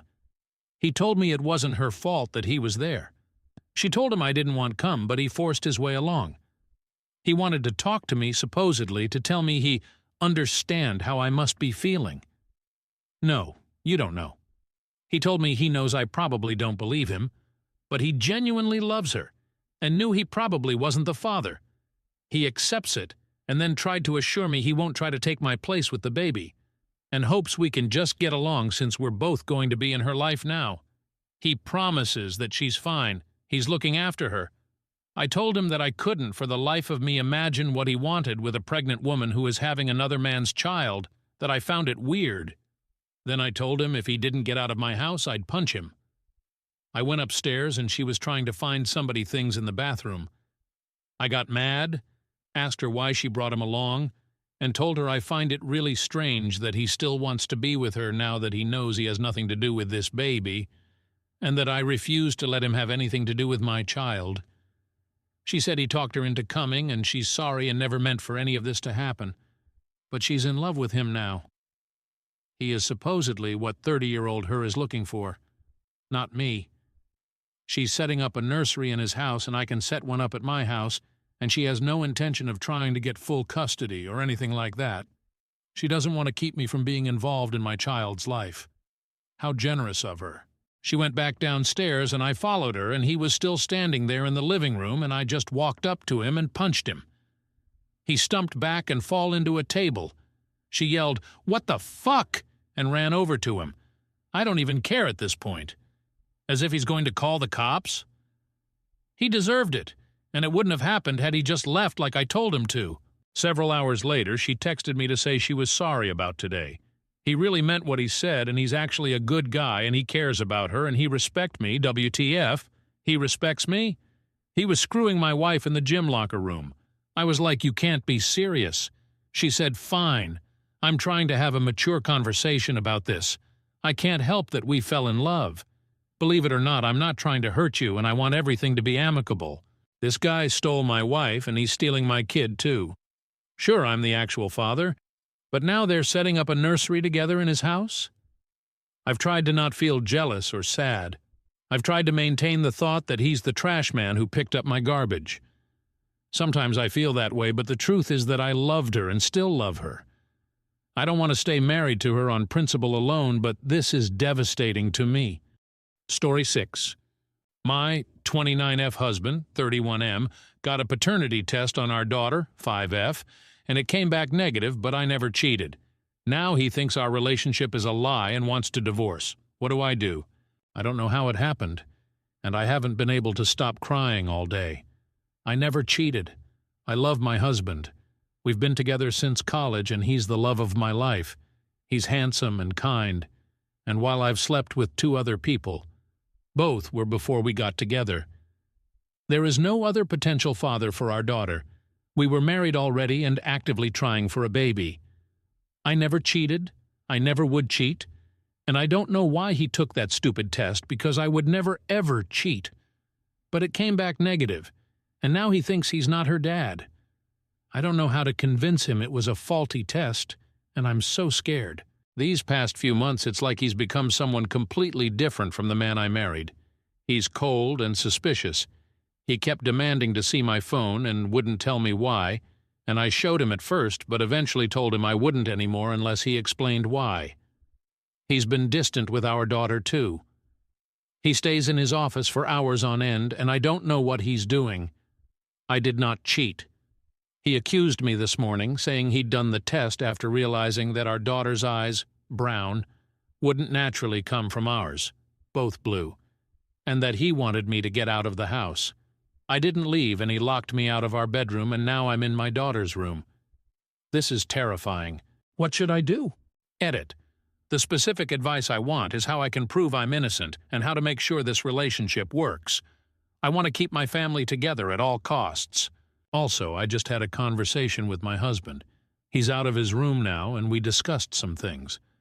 I told him again that I would never cheat and started talking about a list I made of tests I want done, but he told me that he didn't want to hear it right now. We're going to have a longer conversation tomorrow, and he said that he still loves our daughter, and he won't try to keep me out of the house or our room for now. I asked him to hug me, and he did. I'm scared that I won't be able to convince him. I just want our family to go back to normal. How can I be a good wife and support his needs while proving my innocence? TLDR. My husband confronted me this morning saying our daughter isn't biologically his after a failed paternity test, but I never cheated. Update. Hi, everyone. First off, I wanted to thank everyone who reached out. My original post got so much attention it was hard to get to everything, but I ended up making a list of plans and tests I wanted to get done. My husband was, understandably, distrustful of me for a while, but he apologized for the way he acted, which I didn't need, and said that he wouldn't try to kick me out of our home. He did say, though, that if every test came back and I'd cheated, then he was going to go scorched earth. We did a few tests, blood paternity tests for him and me and our daughter, and we had an appointment with a chimerism specialist coming up, but that got canceled because, well, some of you guessed it, but my daughter is not biologically mine either. I don't know how this happened, but a police officer came to our house and took our statements, and we're suing the hospital where I gave birth. I don't know what happened to my baby, and that is terrifying. I have my husband back, but my whole world was still upended, and I just wish he'd never taken that stupid test. I've been sleeping in my daughter's room, and I'm so afraid that she's going to be taken away from me. But at the same time, I want to know where my biological daughter is, and if she's okay, I pray to God she's okay. My daughter still doesn't know the details, and we've been trying to keep this quiet. The last thing we need is a big scandal. I don't want people who know us to look at her differently. She deserves better than that. She's such a good kid, and she's not some spectacle to be gawked at. If we can find her birth family, I have no idea what we'll do. I guess the best-case scenario would be to get a bigger house and all live together. but I don't know if we can afford that, or if they'd go for that, or even if we'll be able to locate them, or if I'm just crazy. This whole situation is crazy. I don't know anyone else who's been in a situation like this. I mean, are there support groups for parents of kids who got mixed up? I Googled and nothing came up. Literally all I'm getting are tabloid articles from trashy magazines that slap the faces of innocent kids on the same pages as celebrity sex scandals, and fiction. How do we tell our daughter? I mean, we can't tell her now. She'll tell the kids at school and then it'll be everywhere. But we have to say something. I don't know what I ever did to deserve this. TLDR. My daughter is not biologically mine or my husband's. OOP is also asking legal advice for help. OOP's husband's perspective on everything. Hello, everyone. So, apparently a YouTuber my husband watches called Mark Narrations decided that it would be a fun idea to read my post on his channel. My husband recognized the story because, well, of course he recognized the story. How could he not? This doesn't happen every day. Then he went on my account page. Then he found quite a few comments about him that were not exactly nice. And now he has asked me for a chance to post his side of the story on this account so that people stop trashing him. Please be nice. So, I don't know how many of you have been down a self-doubt rabbit hole before, but it's not the most logical place to be. It's even less logical when you have the whole damn internet telling you that your wife is cheating and that she's planning to take the house and take you for all you're worth and never really loved you.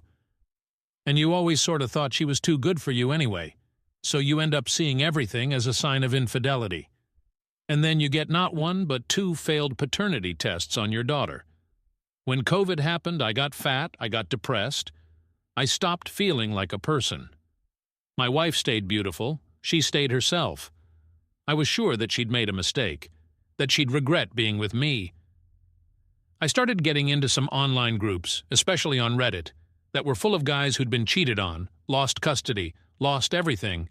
And when someone said that his tip-off was that he and his wife both had blue eyes and their son had brown, I felt fucking stupid.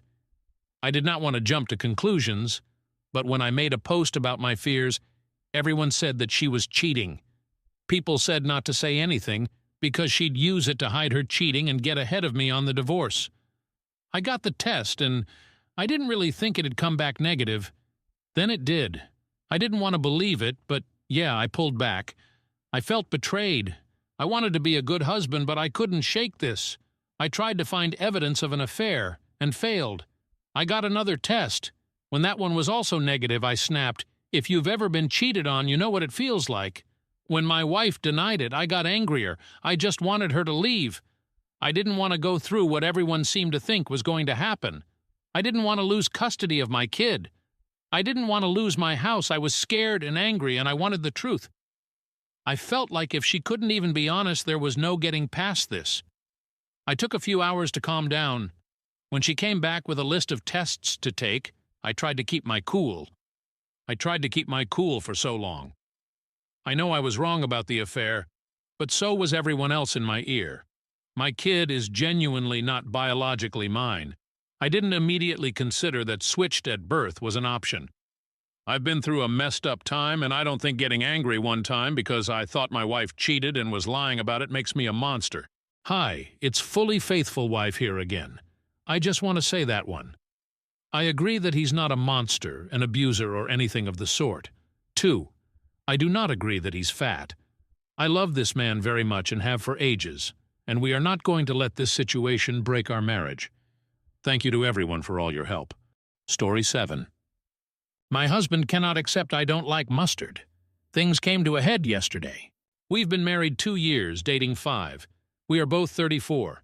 I'm a woman. He's a man, if it matters. I'm not a picky eater. In fact, I'm quite adventurous, and every time I've traveled, I've always made it a point to try dishes with unusual, uncommon ingredients to say I've tried them. There are very few foods I won't eat.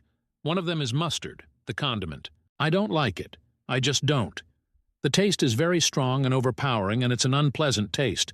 I've tried yellow, stone ground, honey, artisan, brown, spicy, you name it.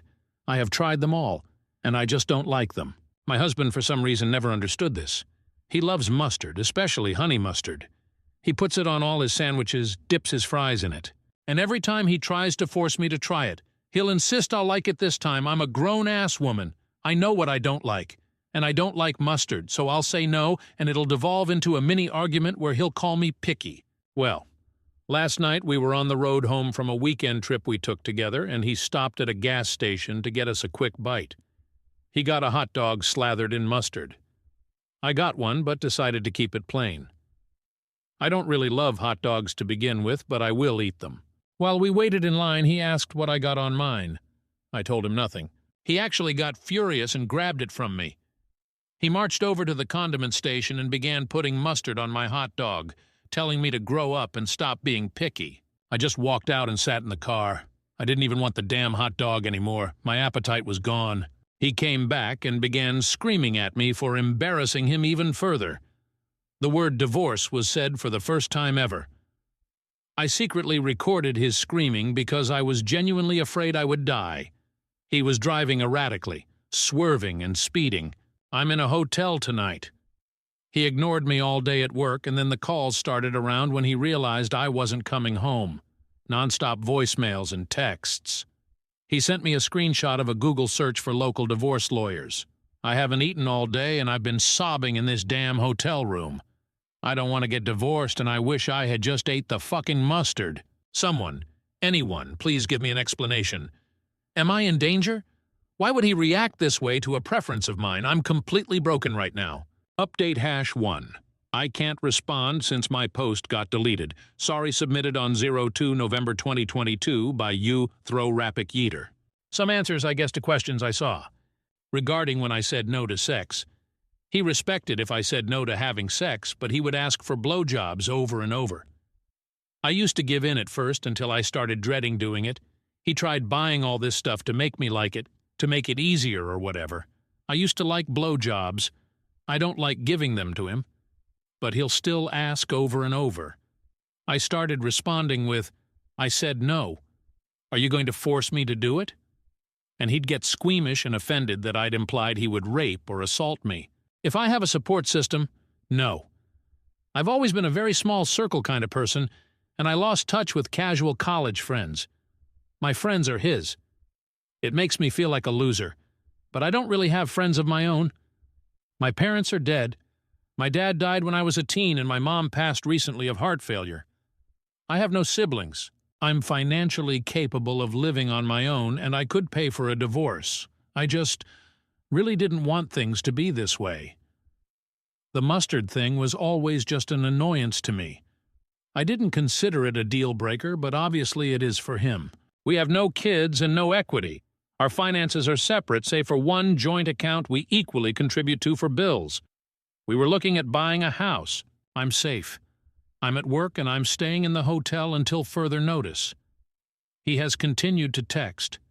One message said that he loves me and doesn't want to lose me, but I forced his hand by refusing to communicate or come home. I haven't answered. I don't know what to say. I forced myself to eat my favorite takeout late last night, but it tasted like cardboard. I stayed up late compiling a list of every time he has shown worrying behavior. I guess the mustard is the tip of the iceberg. Update #2. Thank you all for being so kind. A quick ramble before bed. Submitted on 02 November 2022 by unclear. Sincerely, thank you all for your kind words, as well as sending me links to resources. He has reverted back and has told me that he never wants to see me again, so I suppose that gives me time to read that book that someone on RA suggested to me. I forget the name. I will admit, while I was at work and thinking of the lonely room waiting me after 5, I considered just going home. But I knew what awaited me. I'm too drained to muster up the kind of apology he would be expecting in order for things to go back to normal. I honestly fear that our normal is detrimental to me. I also don't want to apologize. I don't think I did anything wrong, and you all helped validate that. I always felt like I was the one disturbing the peace. He'd get so upset over things that were little to no effort for me to just do or go along with because I loved him. And somewhere along the way, I think I lost myself. I never liked mustard. I never liked golf or camping or red wine. But he loves all of these and wanted me to love them too. He said he was introducing me to his hobbies, so we would have shared interests as a couple. But I have realized that out of all the things I used to like, he has either refused to try or ignored my interest. Our shared interests are just his. God, how do I feel like my own person again? My world broke not 2 days ago, and now I'm drunk at a hotel bar switching between Reddit and researching divorce lawyers. I still don't want to divorce. It's so permanent. I never pictured myself a divorcee. I used to think that every choice I made deliberately. It used to be a point of pride for me. But he's making this choice for me. And it hurts. Final update.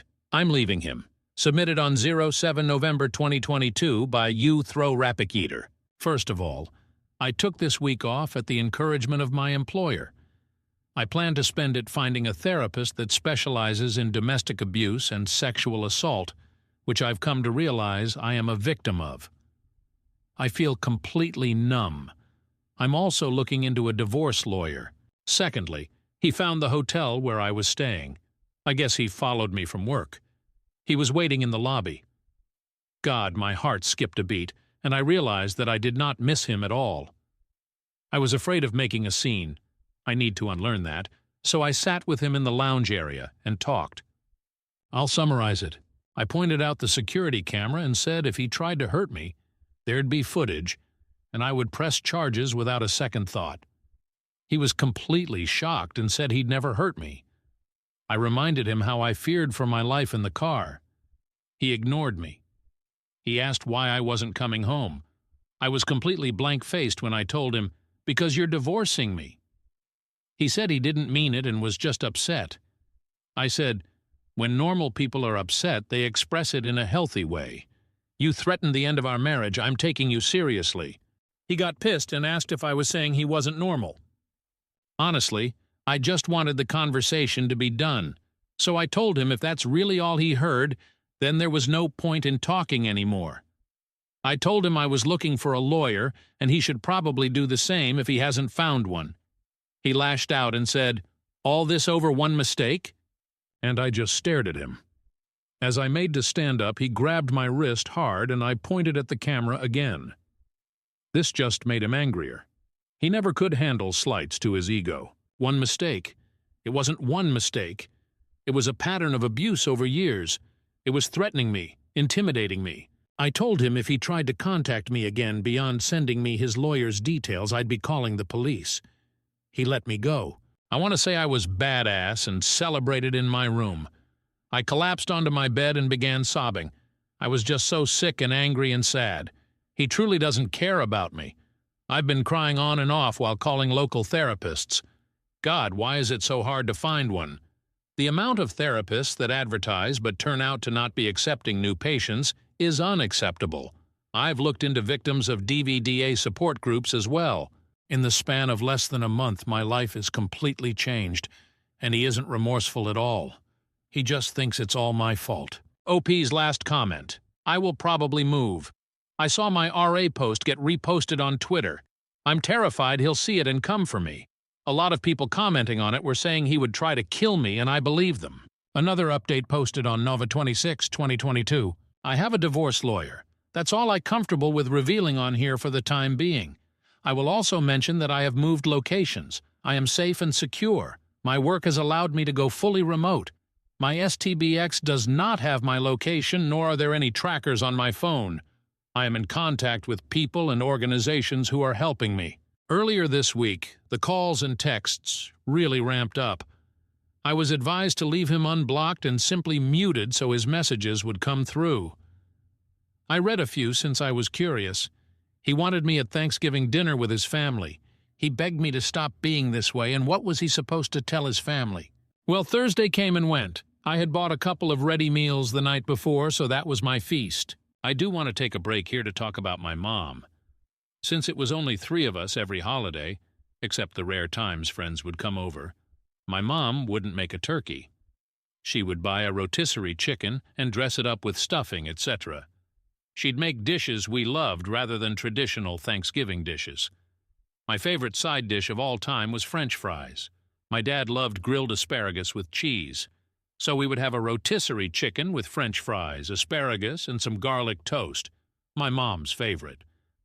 The first time I had real traditional Thanksgiving food at a friend's house, I apparently told my mom loudly I didn't like it and asked where the fries were. Ha ha. So this year, instead of my STB ex-husband's family's Thanksgiving food, I bought asparagus, fries, garlic toast, and a couple of slices of rotisserie chicken. It wasn't half as good as my mother's meal, but when I say I cried eating it, it felt like they were with me that night. I guess my absence at the dinner forced my STB ex to tell his family that I was separated from him. So Friday morning I got a phone call from an unfamiliar number. I answered it, thinking maybe it was my lawyer's home phone or another person I was in contact with. It was my mother-in-law. She begged me not to hang up on her, so I stayed on the line. She went on about how I was her daughter, she loved me, her son loved me, and how could I leave him over something so minor? He only told his mom about the mustard, and even then it was a watered-down version that made me look like a neurotic control freak who needed everything my way. According to my MIL, he just made a side cup of it for me and asked me to just try it in the car, and I started screaming I'd divorce him. She then started probing about which lawyer I was seeing and what I had told them. She also reminded me that lying in court was a crime. My lawyer had warned me to not reveal anything we had discussed to his family. It took all my willpower not to say anything.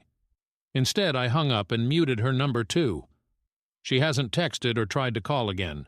Trust me, I would have loved to send the recording of her son screaming, saying he ought to smack me upside the head, calling me a stubborn bitch, that he would divorce me, and that he would run the car off the fucking road if I didn't start acting right.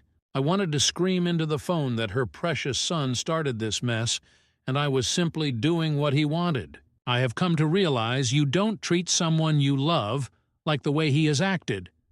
Normal people don't want to have sex with someone who has already said no. Normal people don't keep pushing and obsessing over food preferences.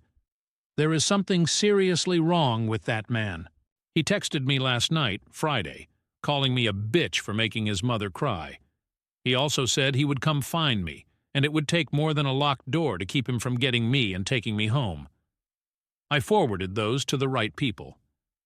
I know this isn't a happy update, but things are moving along quite nicely. Story 8. 2 tampons mean my marriage is over. Original post, September 2nd, 2023. I, 29F, have been with my husband, 30M, for 7 years, married for 4. I've never had reason to suspect he was unfaithful to me or even remotely dissatisfied with our marriage. He likes to joke that we're still living the honeymoon phase, nearly 5 years and 2 kids in. I wouldn't have questioned that, or him, were it not for a surprise I found in his car last month. When buckling our daughter into her car seat, I noticed something slotted between the cushions. I pulled it out and saw that it was a tampon. This wouldn't have been so unusual had I not had an IUD that has stopped my period for the past year, and I didn't even recognize the wrapper style.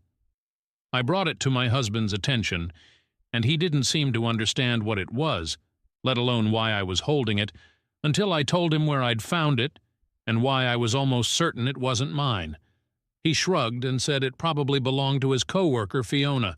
It's not uncommon for my husband to carpool to lunch with his coworkers, and we're both fairly close to Fiona and her husband, so I figured it was entirely possible the tampon had slipped out of her purse whenever he had driven with them or offered her a ride. No big deal. I put it out of my mind until we had dinner with Fiona and her husband a couple weeks later. I had sincerely wanted to believe my husband. I just couldn't get over the way it had been tucked in the seat and how my husband had seemed not to have any regard for it whatsoever. Maybe playing dumb. I don't know. I did something that I now feel kind of crazy for doing. I faked an emergency and asked Fiona if she had any tampons while we were out together. She handed me one almost identical to the tampon I'd found in our back seat, and I breathed a sigh of relief. So the tampon there was probably the same tampon here, and in all likelihood there was an innocent explanation as to why it had been left in the back seat in the first place. I thought I'd seen the last of the out-of-place feminine hygiene products until I found another tampon this morning. This time in my sock drawer. I feel physically ill, at the thought of my husband having an affair, and even more nauseated at the thought that the woman might have left these tampons out for me to find. If it was my husband's coworker, why would she give herself away by offering me one the other night? In any other situation, I would want to talk to my husband about this, but I feel too sick and embarrassed to approach him with what I've found. What should I do? Relevant comment.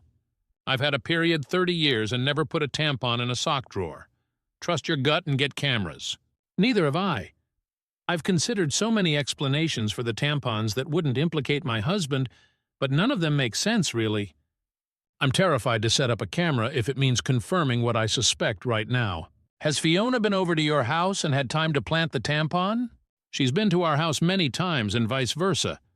To my knowledge, she wasn't over any time in the past week, so if she planted that second tampon, she had to have found a window of time when I wasn't home.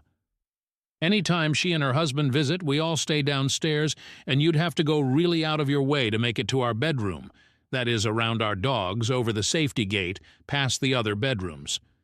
Not saying it's impossible, but definitely tricky to do on a quick bathroom break, I would guess. How old are your kids? Could they have found a tampon and put it in a random place? 2 and almost 4. Both have a mischievous streak, so I didn't want to rule out the possibility of one of them moving stuff around, but I can't imagine how they'd get their hands on one. Possibly 2 random tampons that I never bought. Update post, September 20th, 2023, 18 days later. Contemplating every possible source of 2 tampons has been my personal hell for the past few weeks, but I wanted to share an update. Shortly after posting on here, I told my sister what happened. The tampon in the back seat and the sock drawer, my husband's cluelessness, the tampon from Fiona, and all the things I suspected but didn't want to believe. We compared tampons, save for the back seat one I had already discarded, and they were a match, just in different absorbencies. I hadn't left either in a place where my husband or daughters would have found them and moved them around. My daughters didn't know what they were or where they had come from. My sister was convinced it was Fiona, either fucking my husband, fucking with me, or both. Direct confrontation of either party still seemed like a bad idea, so she suggested inviting Fiona and her husband over for our Labor Day barbecue. Unfortunately, they already had plans. My sister and I agreed that it was too soon for cameras without any other evidence, so it was just a waiting game from there. Watching my husband for any changed behavior, there was none, our house for any misplaced foreign items, there were none, and even the girls for any new friends they might have met. My sister's husband was adamant on this last point, and partly why he was inclined to believe that the tampons were harmless. If anything had been happening in or around our home, he said, it would be nearly impossible to keep it from me and the girls, since my husband was the one taking them to and from daycare and most other activities during the week. I felt a good bit of consolation in that.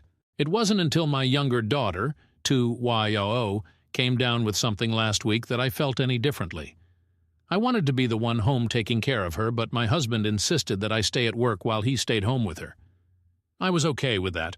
My sister and her husband figured it was a good sign that he would take the time off at a moment's notice, and at that point, we were all already beginning to put the tampon fiasco behind us.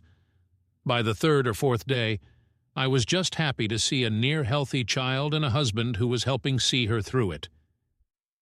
Toward the end of that week, though, I came home to something strange.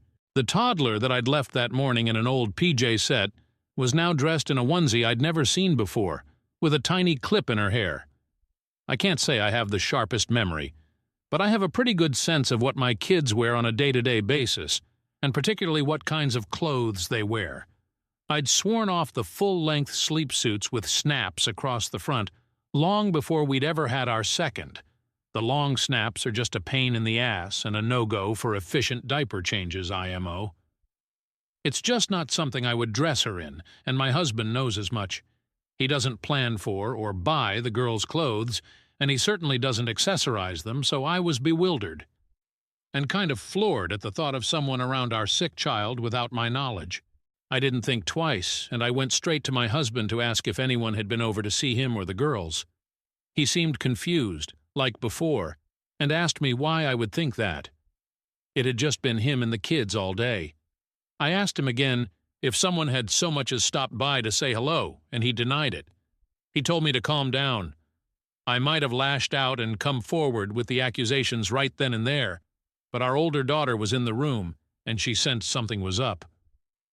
In a calmer voice, I asked him a third time if anyone had been around our children, and my husband swore that the girls hadn't been around anyone but him. He also denied buying new clothes or doing anyone's hair. With our daughter in the room and my emotions all over the place, I decided to leave it. I couldn't make sense of it then, and it hardly seems clearer now after I've driven myself half crazy with explanations that aren't adding up. Relevant comment? To answer a couple questions. My 2YO can only string together a couple words at a time, and when I ask her about her time with Daddy or her clothes bow, she answers based on the cues I give her. For example, "Who gave you that pretty bow?" And she repeats "pretty bow" back to me, or "Mama, Daddy" over and over. My older daughter, almost 4, was at daycare that morning, and she can't recall anything different from that day. Doesn't remember the PJ change or the hair clip, so my guess is she was changed sometime that morning, but I'm not totally sure. I have a 45 minutes commute to work, so stopping by for lunch isn't really feasible. My sister has been kind enough to leave work and drive past a few times here and there, and she hasn't seen anything out of the ordinary. We have a Ring camera at the front door, and I've got the app on my phone with notifs on. Nothing there yet. If anyone has recommendations for more discreet surveillance, I'd be open to it.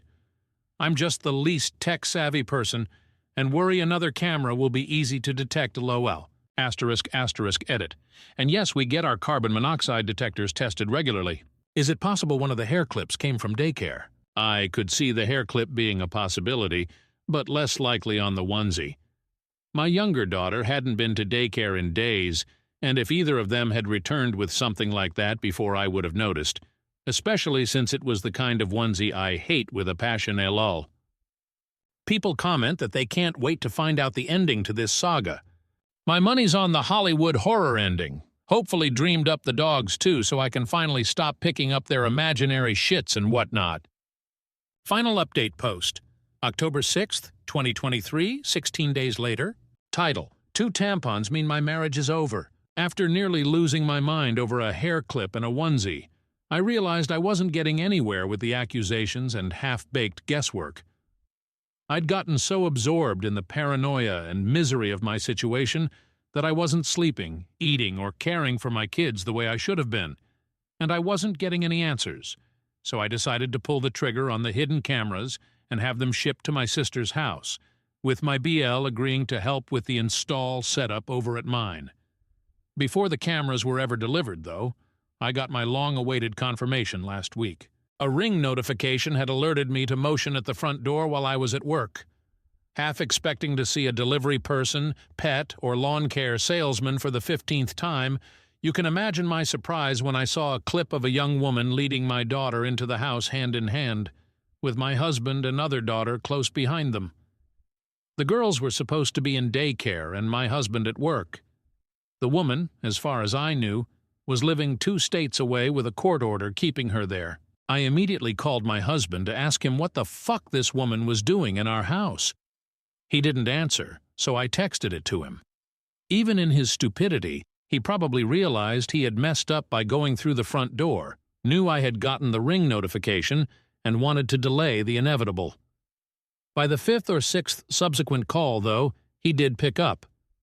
The woman on the camera was my husband's sister. As I would come to find out later, she was the likely source of both tampons, the onesie, and the bow. She is also a registered sex offender and a recovering addict who spent the better part of her adolescence and young adulthood coercing the silence of another one of my husband's family members after she had molested them. I hadn't seen or heard from her in years, and from the way my husband talked about her, I didn't expect I ever would. But here she was, in our house with our children. Suffice to say I was livid. It wasn't an affair at all, and still, somehow, infinitely more disgusting knowing who it was and why all of this had been happening. Apparently my SIL, fresh off another stint in rehab, had wanted to reconnect and make amends with people she'd hurt, and my husband was high on that list. My husband didn't want me to know, or worse, try and keep her family, our children, away from her, so they'd been meeting in secret, often at our house when I was at work. They would enter through the garage in my husband's car, so the Ring camera at the front door wouldn't tip me off. She spent the night on a weekend I had been on a business trip and slept in our bed. She babysat our girls on a night my husband told me he had dropped them off at his parents'. She bought the girls clothes and dressed my youngest in the onesie and bow that my husband had promised on his life. I had dressed her in myself. My husband swore this was all in my head. The tampons, the onesie, the bow, and all the rest. He was perfectly content to watch me agonize for weeks over a woman he insisted didn't exist, shrugging off each progressively more unsettling discovery like it was news to him, and telling me I was being irrational. He insinuated that I was experiencing postpartum depression, 2 years after I'd given birth. 4 years after I'd told him that one of my biggest fears for motherhood was to suffer PPD like my mother had with me, to not be fully present for our babies, and be left with a world of guilt and regret as they grew older. He told me I wasn't sleeping enough, that I missed the girls too much, that I needed to take a step back and reevaluate the state of my mental health. I gave him the benefit of the doubt because he was my husband, and because no other version of events made sense. Now, after a month of this mindfuck, I have nothing to show for my trust but this pathetic situation, and a lot of anger. Relevant comment. Call the cops and a lawyer. Already on it. Believe me, we're going scorched earth with this motherfucker. Story 9. Aida for jumping out of the way when my niece and nephew tried to push me into a pool, resulting in them falling in. Original post, July 22, 2023, removed from ATA, preserved in comments. Happened today. My folks decided to host a barbecue because I guess that's what older people do. I declined because I really don't like my 2 sisters, their husbands, or their kids. Wife and I are child-free. Mom then pressured the wife. Long story short, we went. By the time we arrived, there were about 20 people there. My sisters and their husbands were already solidly buzzed. Drunk, really. My mom was spending 100% of her time trying to keep the nieces and nephews, ages 7 to 11, more or less under control. My dad had strategically retreated to the whirlpool part of the pool with small cooler full of beers. Wife and I made small talk with miscellaneous people, ate food, and had a frozen margarita. Sisters Bills took turns criticizing us for being late, not being in our swimsuits and screwing up the vibe. Whatever. Typical suburban summer get-together. About 45 minutes in, 2 of the kids ran at one of the neighbor guests who was standing next to the pool and pushed her in. She was at the pool steps, stumbled in but didn't fall, so only got half wet. She was clearly very unhappy about it, but she didn't make a scene. Just went over to where the parents were, grabbed their towels, dried herself off, and left. Sisters and BILs thought it was all great fun. A bit later, I was standing a few feet away from the pool, chatting away with someone. I saw 3 of the kids running full tilt at me from the corner of my eye. Obviously, I was next. Not that it's terribly difficult to outwit young kids, but I just jumped out of their way at the last second. All 3 of them ran straight into the pool at full speed. Most of the other guests, including my wife and me, started laughing, but their moms, who as I mentioned were pretty shit-faced, absolutely freaked out. Apparently 2 of the kids couldn't swim, even though they were in swimsuits. Since I wasn't in swim gear, I stepped back from the pool and let other people fish the kids out. The kids were bawling their heads off like they'd lost a limb. At that point, all hell broke loose. The 4 drunk parents were yelling at everyone in general and me in particular for nearly letting their kids drown, and also because 2 of the kids had been videoing the trick using their parents' iPhones, which were now at the bottom of the pool. One of my BILs got into the pool to try to retrieve the phones, but his BMI and BAC made that impossible. No one else volunteered to help. Unsurprising, given that my sisters were still bitching at everyone. I told my sisters it was their job to watch their kids, and that if anything had happened to them, it would have been their responsibility, not mine. There were some pretty strong words on both sides. Wife and I left after the other bill fell over and face-planted while yelling at us. Now they're saying I should have let the little shits knock me into the pool and have their fun, and ruin my phone. So, Ada? Side note, Dad of course never got out of the whirlpool. Relevant comment. Thoughts from OOP. I realize they're just kids and they were just having fun. The fact that they thought this was okay is more of a reflection on their parents than them. Just wish we hadn't gone. It's nice to see my folks and their neighbors, but I really don't like my sisters or their husbands. They don't hide their envy of us and they're just exhausting to be around. More about why OOP doesn't care for some of his family. It's more of an oil and water sort of thing. I've never been close to my sisters. They're 8 and 10 years older than me. I also don't have much in common with their husbands. They're okay guys, but I just don't give a crap about the things that are important to them and vice versa. I do know that the 4 of them are somewhat envious of our lifestyle. Both the sisters are stay-at-home moms. Both the husbands make good money. One makes noticeably more than I do. But both my wife and I have professional careers. We don't have kids, and we're way more responsible with money. As a result, we have a lot more investments, etc. And we don't have to drive cars full of kid debris, and we take nice trips once or twice a year. It definitely grates on both sisters, and by extension their husbands, so we get some petty behavior from them on an ongoing basis. Overall, neither my wife nor I enjoy their company, which is why I wanted to skip the get-together. Just not worth it to me. But my wife is a positive person, and is usually happy to see them. Hopefully next time your wife won't feel guilted into going. That's probably the one positive thing that will come out of this. Wife is much more tolerant and forgiving than I am towards my siblings, but based on what she was saying on the way home, I think she's had it with them as well. Your dad sounds awesome. Yeah, my dad's very chill. He loves being around groups of people, used to be in sales, likes people to enjoy themselves, and is definitely enjoying life as a retiree. He and 2 other guys with him just sat there and watched the show. Mom's cool too, but the situation upset her. Kids okay? The kids are fine. By the time I left, they were inside watching TV. I think they're 7, 9, 10, 10, and 11. It was the middle 3 who played kamikaze with me. I'm guessing the 11-year-old egged them on. She's usually the ringleader.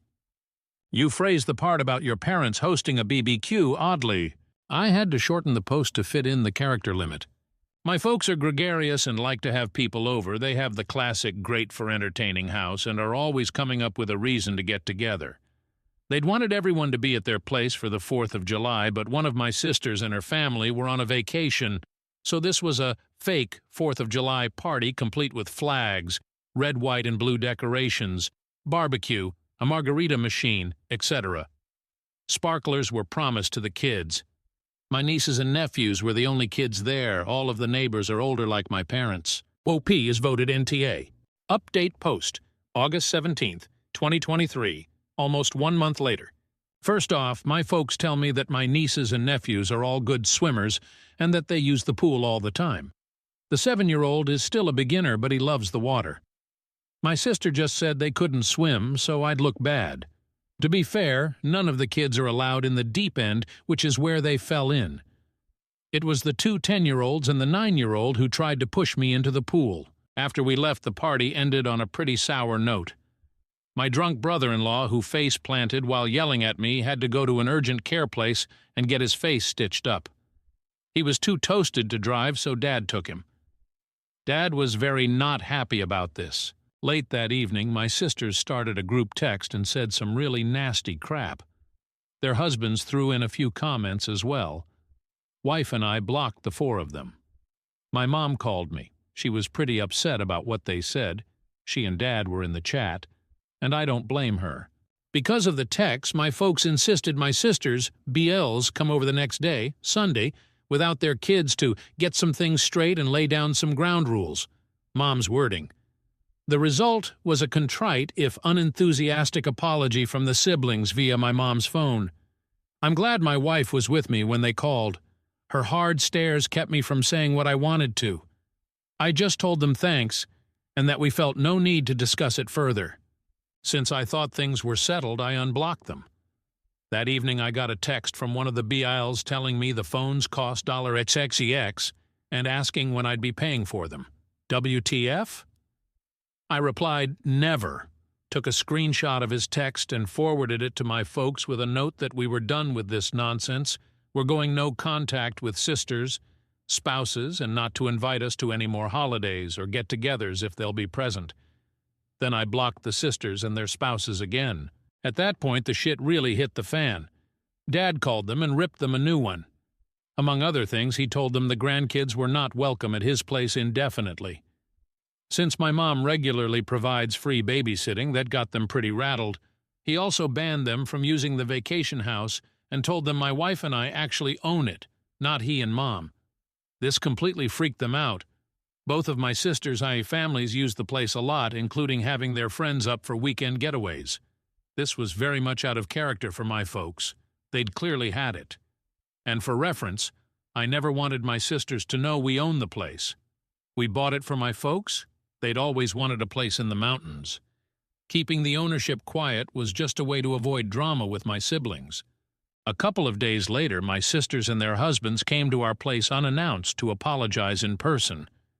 We were out to dinner and they left a note. One sister also called me at work too. I sent her to voicemail. We've decided being no contact is the best thing for the indefinite future and haven't interacted with them for the last 3+ weeks. Personally, I'm done. They can go pound sand. Relevant comment. How life has been. It's been less than a month, but I have to say that blocking them has actually made our lives noticeably more peaceful. I hadn't realized how much ongoing low-level drama they create. It's not toxic. They're not bad people. They're just tiresome and petty. And I personally don't care about them using the weekend place. It's ours technically, but we bought it for my folks. They control it and decide who uses it when they aren't. We pay for all the operating costs and taxes. One good thing about this blow-up is that we now know what we'll be doing with the property when my folks get older. I was prepared to take over managing it, allocating weekends, maintaining it and such, but now we know we'll just sell it. And if we want to go to the mountains, we'll just rent an Airbnb. OOP's parents. Yeah, my folks aren't dumb. They're pretty laid back, though, very much live and let live. I figure they'll ease up on all of this soon, but that's their decision. We still won't be attending any family events for the foreseeable future. What sucks for my sisters is that they're probably very worried that I'll keep them from using the cabin. I won't. That's up to Mom and Dad until they are older. And it puts an end to one of the sisters' fantasy of building a compound of houses when we inherit the property, which I've known about for some time and had just ignored. Normally, the lots up there only have one area that can be built on, but this piece of property is way larger because it's at the end of a road. At least 3 houses with great views could be placed on that land. Their note genuinely sorry, they just want things from you. I agree completely. Their apologies aren't sincere, and I have no plans to interact with them anytime soon. Regarding them using the vacation home, that's really my parents' decision. Yes, technically I own it and cover all the expenses, but I bought it for them and gave them day-to-day control over it. They're good people and they always wanted a getaway place for the family, but there's no way they could have ever bought it themselves. I could afford to buy it for them because I've been fortunate financially, invest like a demon, plus I got a massive bonus the same year I sold my home and moved in with my now wife. I don't care if my folks let my siblings use the house, but I will admit, I'm enjoying my sister's discomfort over finding out that I could afford to buy the place and let my folks use it while never mentioning it to them. Dad changed the lock code when they went up last week, so now only he, Mom, my wife, and I have it. With regards to Mom babysitting the kids, she tells me that once a week she and sometimes Dad have been going over to each sister's place and spending the day with the kids. When school starts, she's going to pick each set up from school once a week on separate days and take them home, spend the evening with them. She says the 5 of them together stress her out, but separately they're fine. Mom and Dad have both told me they don't plan on having my sisters and their families back to their place in the foreseeable future, and that they're enjoying the quiet. My guess is that they were already tired of the old dynamic and used the pool party nonsense as an excuse to make some changes to the relationships. One fun note on why OP's post was removed from Ada. According to the message I just read from the other sub's moderator, the violence was property damage. I still don't get it. The phone's being ruined, I guess? Ridiculous. New update post. August 26, 2023, 9 days from previous post.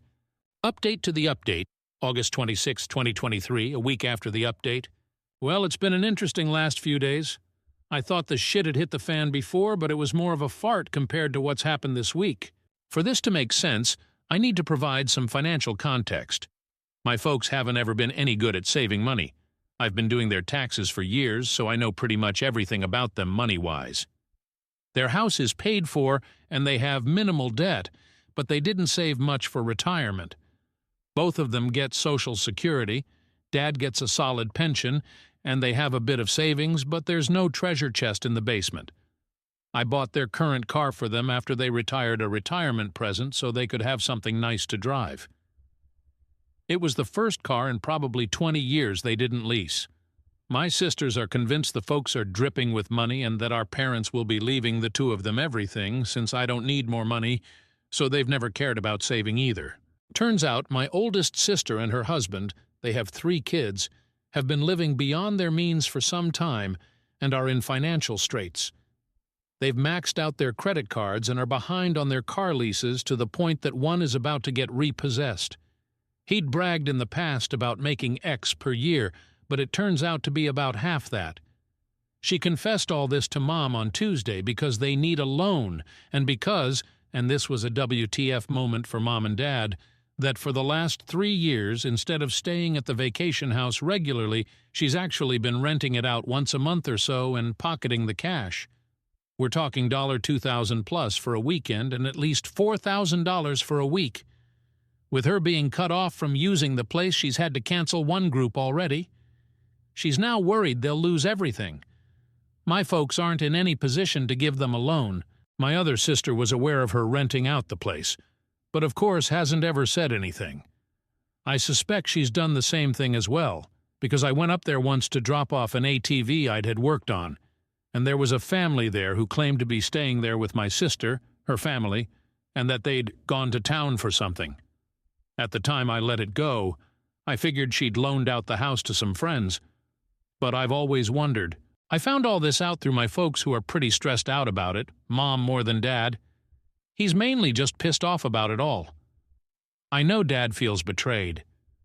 And I imagine he's embarrassed that he's in no position to help his daughter out. He did reiterate that as long as it's up to him, the girls won't be using the vacation home anytime soon. My folks let me know what's going on because they figured my sisters would put a full court press on me next. And they were right. On Thursday, my sisters came to our place again, without husbands this time, and waited outside the door until I got home. I had to choose between fighting with them in public, them making a scene if I went in without them, or letting them in, so I let them in. I got a bullshit story from the older sister with the younger one backing her up regarding why I needed to let them use the mountain place again immediately. They also said I've been a shitty brother and that I needed to step up and plan on paying for their kids' college tuitions since that's what family does. I let them pitch their story, then called them out based on what my folks had told me. Things went to shit from there. There was denial, crying, cursing, yelling, you name it. I swear my ears are still ringing 2 days later. Won't lie. I said some really mean and shitty things to them, but nothing that wasn't true. They finally left after about an hour. After that, I took a shower and laid down. When I got up, my wife was home, and her first words were that she'd had to block more phone numbers because my sisters were blowing up our phones from new ones. Folks messaged me yesterday asking me to call. I'm sure my sisters have told them some bullshit version of what happened, but I'm not up to rehashing it yet. I'm usually a pretty energetic person, but this drama has me beaten down. I had just enough energy today to drive up to the vacation house and padlock the entrance gate shut. I'm the only one with a key. I'm guessing that will be enough to ensure my siblings leave the place alone. They'd probably die trying to walk 400 yards uphill to get to the house. Story 10. When I was around 10, I met a strange boy who seemed to appear from nowhere. Him and I became super close friends, but after about a year he disappeared. I never found a way of contacting him again. This is going to be a long one, so you'll have to bear with me while I try and explain everything. But there is a TLDR at the bottom if you want to read that instead. Okay, so I was probably around 10-11 years old the first time I remember the boy turning up. It was the middle of summer. and my friends and I were swimming in a lake in one of my parents' fields. I grew up in a small farmer's town with a population of no more than 200, and so everyone knew everyone. There were 2 schools in the town, one for boys and one for girls. I'm not sure why they split them by gender, and I'm pretty sure both have merged now, but that's what it was like when I lived there. I'm going to tell it how I remember it happening, but my friend who was there at the time remembers it slightly differently than I do. So, as I was saying, my friends, I think it was about 4 of us in total, and I were swimming in the lake at the bottom of one of my parents' fields. It was about a 15-minute walk from my main house. We had been playing there for a while when we heard someone calling to us. We looked over and saw the boy standing at the edge of the lake, completely naked. Once we noticed him, he shouted if he could play with us. He looked to be around the same age as us, maybe a little older, but not by much. He was super pale, like white pale. I remember being amazed and kind of jealous of his super bright green eyes. He also had shoulder-length white blonde hair, like Draco Malfoy blonde. I looked to my friends and we said yeah, and he came in the lake with us. None of us recognized him, which, as I said, was weird because we had all lived in this tiny town for our whole lives, and everyone basically knew everyone living there. He introduced himself as Richard, but he said he prefers if we called him Richie, so we did. I remember asking Richie where he was from, but he would go all awkward and would never give a straight answer. Anyway, after a while more of playing in the lake, Richie seemed fun, and I invited him to come back to my house for supper. He straight away said he would love to come, and my friend was like, "Don't you need to ask your mom?" To which Richie said something like, "Oh, she won't mind. Remember how I said Richie was completely naked? Well, that wasn't so strange. In fact, I'm pretty sure we all were. My friends and I were all boys, and we would skinny dip in the lake normally, so it didn't stick out to me when he first arrived like that. But what did stick out to me was when we got out of the lake, dried, and dressed ourselves, Richie had no clothes with him to get dressed into, which I remember thinking was super weird, but he said something like, "Oh, I must have forgot to bring them." Which again I thought was very weird, like, how do you forget your clothes? I wasn't sure how my parents would react to me bringing home a naked boy, so I gave him my briefs and my overshirt to put on. But yeah, that stuck out as very odd. My friends went back home, and Richie and I went to my house. My dad was like, "Where's his clothes?" I just made something up. I'm pretty sure I said something like his clothes got wet, so we left them in the sun to dry. I got him some trousers to put on. We ate supper, which I remember him having 3 or 4 plates of. As I said, Richie is a super skinny boy. I was pretty small and skinny at the time, but he was definitely more skinny than I was, so I was confused how he ate so much LOL. Richie was super polite and sweet to everyone while he was at my house. After supper, I took him upstairs to my room and we played on my Nintendo 64 together. He had never seen one before and was super amazed by it. At the time, I thought he had never seen one before and was super amazed by it. At the time, I thought he had never seen one because they were so old. This was 2010. But my family was poor, and that's all I had. It started to get dark, and I asked him if he wanted to sleep over. He was really excited by that and said yeah. I checked with my parents, but I knew they wouldn't mind because they were both super drunk. So we continued playing on N64 until it was super late. After a while, I said it was time that we went to bed as I was tired, but I don't remember him seeming tired at all. Richie asked if he could shower before, as we had been playing in my fields, and he was really muddy. As he was showering, I made my bed for us and put a movie on the TV for us to watch as we went to sleep, and I got into bed. Richie came in like 5 minutes later and was completely naked again. I was like, "Did you walk from the bathroom like that?" He was like, "Yeah," and didn't seem to care at all, so even though I thought it was strange, I didn't say anything. He got into my bed. I asked him if he wanted any pajamas, and he said no, it was too hot, which, to be fair, I do remember it being really hot that day. I had a Scooby-Doo movie on, and he was really excited by it, and didn't know anything about them, which I guess isn't too weird. But looking back, he didn't seem to know any pop culture stuff at all. I mean, we were pretty behind the times in my small town, but we still knew most pop culture. I had slept in quite a lot the next day, but when I woke up, Richie wasn't in my room. I went and asked my mom if she'd seen him, and she said he left early that morning after his parents rang our house. How they knew he was with us or where to ring, I'm still not sure. Richie had taken some shorts from my room because my mom said he couldn't leave without clothes on. I was a little disappointed he left without me, or at least without saying goodbye or without leaving any way of contacting him again. He turned up again a couple days later when my friends and I were swimming in the lake again. This time he brought clothes, but I'm pretty sure he only brought some briefs and a shirt with no pants, which again I thought was weird. Over the next year, him and I became super close. We were like brothers. Over the year, I asked if I could see his home or meet his family. But any time I asked anything personal about him, he would go awkward and not want to talk about it. Or he would just change the subject. But I could see it made him feel uncomfortable, so I didn't push him to tell me. He did tell me he was homeschooled, which I thought was cool, because on my mind that meant no school. As I said, we became really close over the year. I felt like he was more than a friend to me. It's difficult to explain. It's almost like we clicked from the first time we met. We became close really quick, and I felt like I could tell him anything, and he would always help and support me. He helped me through so many hard times, and he definitely encouraged me to be a better person. It was almost as if he could sense when I was going through anything. For example, when my grandma passed away, I went out into my fields to cry as I didn't want to do it in front of my family. But after sitting down in some random place, Richie turned up and sat next to me. He said some things that I remember helping me a lot. When I asked him how he found me, he said that we was just on a walk. Not too long after this, he just vanished. It had been a little over a year since the first time he appeared at the lake. It was around September the year after, so it had been around a year and 2/3 months. He never turned up again, never said goodbye, never left a trace. I was massively upset. I really missed him. I would walk around the fields looking for him, and I would hang out by the lake where we first met, hoping that he would turn up. But he never did again.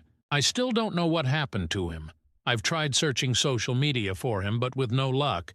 And since he would never tell me that much about his life, I don't have that much to go on. I asked my parents what they remember of him. They said they remember him being odd, and that they were unsure about him at first, especially how he had a tendency to strip naked whenever he felt like it. But they also said that he and I were inseparable, and wherever I was, he was sure to be found there too. They said they remember me being heartbroken when he stopped appearing, and they weren't sure whether they should call the police about him being gone, but they never did. I kind of wish they did. I suppose this is a long shot, but if you're reading this, Richie, reach out to me. I'd love to speak to you again and get some answers to all the weird things about you. It's completely possible that there isn't anything paranormal about Richie, but it is definitely strange. TLDR. A boy turned up out of nowhere in my small town. He was quite weird and didn't know much about pop culture. Him and I became super close friends really quickly and spent almost every day together. Until one day, after about a year, he disappeared. Never turned up to hang out with me again. I didn't have any way of contacting him as he would always avoid answering any personal questions. Update. I am visiting my parents for a couple weeks. I will search the house for any photos, us Richie and I, that I could share here. Though with 7 older brothers and a lot of family photos, I'm not sure I'll find anything. Also, there is a fun day at the local church to celebrate the schools breaking up for summer holiday. As suggested by a commenter, I am going to attend the coffee morning where all the old people who live in the village go, even if this means waking up at 7 a.m. I am going to be asking around to see if anyone remembers Richie. I will update this thread tomorrow if I find anything. Thank you everyone for your help. Update 2. I have asked around at my local church today. No one seemed to remember Richie. I started to lose a little hope, but word must have spread around that I was looking for someone. Because an old lady, I'll call her Sharon in this, who I know, but haven't ever really spoken to before, came up to me. She says she thinks she might know Richie's maternal great-aunt.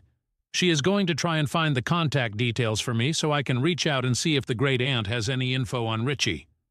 Sharon says if Richie does belong to the family she's thinking of, then he would have lived at a cottage around an hour and 15-minute walk from the main village. She said the cottage is secluded, with no neighbors. Sharon has no idea why they disappeared, but she said she isn't that close to Richie's great-aunt. I hope this is good news. I might actually be a step closer to finding Richie again. I'll update with any more news if I find any. I'm hoping that this possible aunt is still alive and hasn't changed contact details. Wish me luck. Update 3. I have contacted Richie's potential great-aunt, PGA for short LOL, with no luck. I called the number that Sharon gave to me a couple times, with no answer, though I have left a message explaining who I am. I am sent a letter first class to the address that Sharon gave me as well, which should get there tomorrow or the day after. Hopefully the PGA is still living at the address, and I am able to get some answers. In the letter, I also explained why I was interested in contacting her, and I gave my phone number if she would like to call me instead of writing back. I will update as soon as have anything new. Oh, and one more thing. I visited the cottage where Sharon thought Richie could have been living. The cottage is abandoned and run down. Seems likely that he could have been living here. It gave off massive, creepy vibes, though. Update 4. I have heard back from the PGA. I'll name her Jane. Someone suggested that I check if the number was linked to any apps like WhatsApp. It was, and I reached out to Jane on there. This seemed to do the trick, and she messaged me back relatively quickly. After describing Richie to her, she said pretty confidently that she is related to Richie. This is where things take a bad turn. Jane hasn't been in contact with Richie's family for many years, but she does have the phone number of Richie's older sister. I had no idea he even had any siblings at all.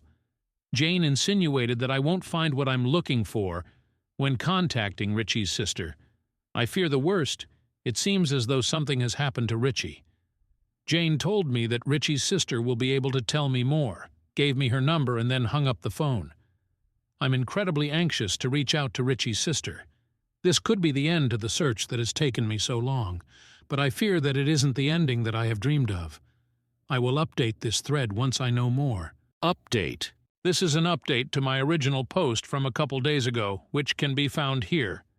Though my original post was only around 4 days ago, that is eternity in Reddit time. So I'm not sure if anyone will even care about this update. First and foremost, I want to thank each and every one of you who have helped through this process and have helped me find closure on my childhood best friend and my first and only true love. This journey has been difficult. Many years I have searched for answers on where Richie is now. Sadly, it is not good news.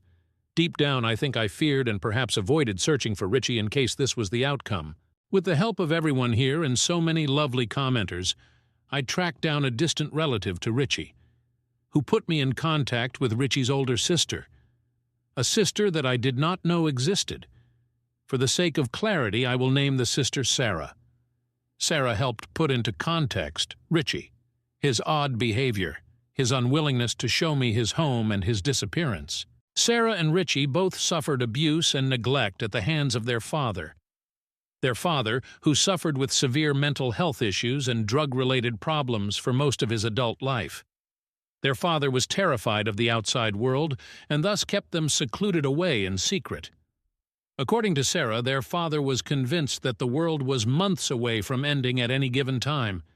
He was convinced that the devil was planning to take over his mind and body, and was convinced that Jesus had spoken to him and told him the only way to keep him and his family safe was to keep them secluded from the outside world. Sarah shared that their father would not often be physically abusive, which I suppose is of some relief. Richie and his family would move often throughout his childhood, never staying in one place for too long, as his father feared that the devil would soon find them. Sarah said they were most likely moved in the middle of the night with no forewarning, though she can't remember the specific time they were moved from my town. This helps to explain how Richie seemed to appear one day and disappear 15 months later. Richie passed away at age 15, around 2.5 years after vanishing from my town. Sarah struggled to go into the details of Richie's death, and I didn't want to push her into sharing something that was painful for her, though it seemed that Richie took his own life. Sarah told me that Richie would often speak of me, and the time we spent together, and that all Richie ever wanted to do was to come back and find me.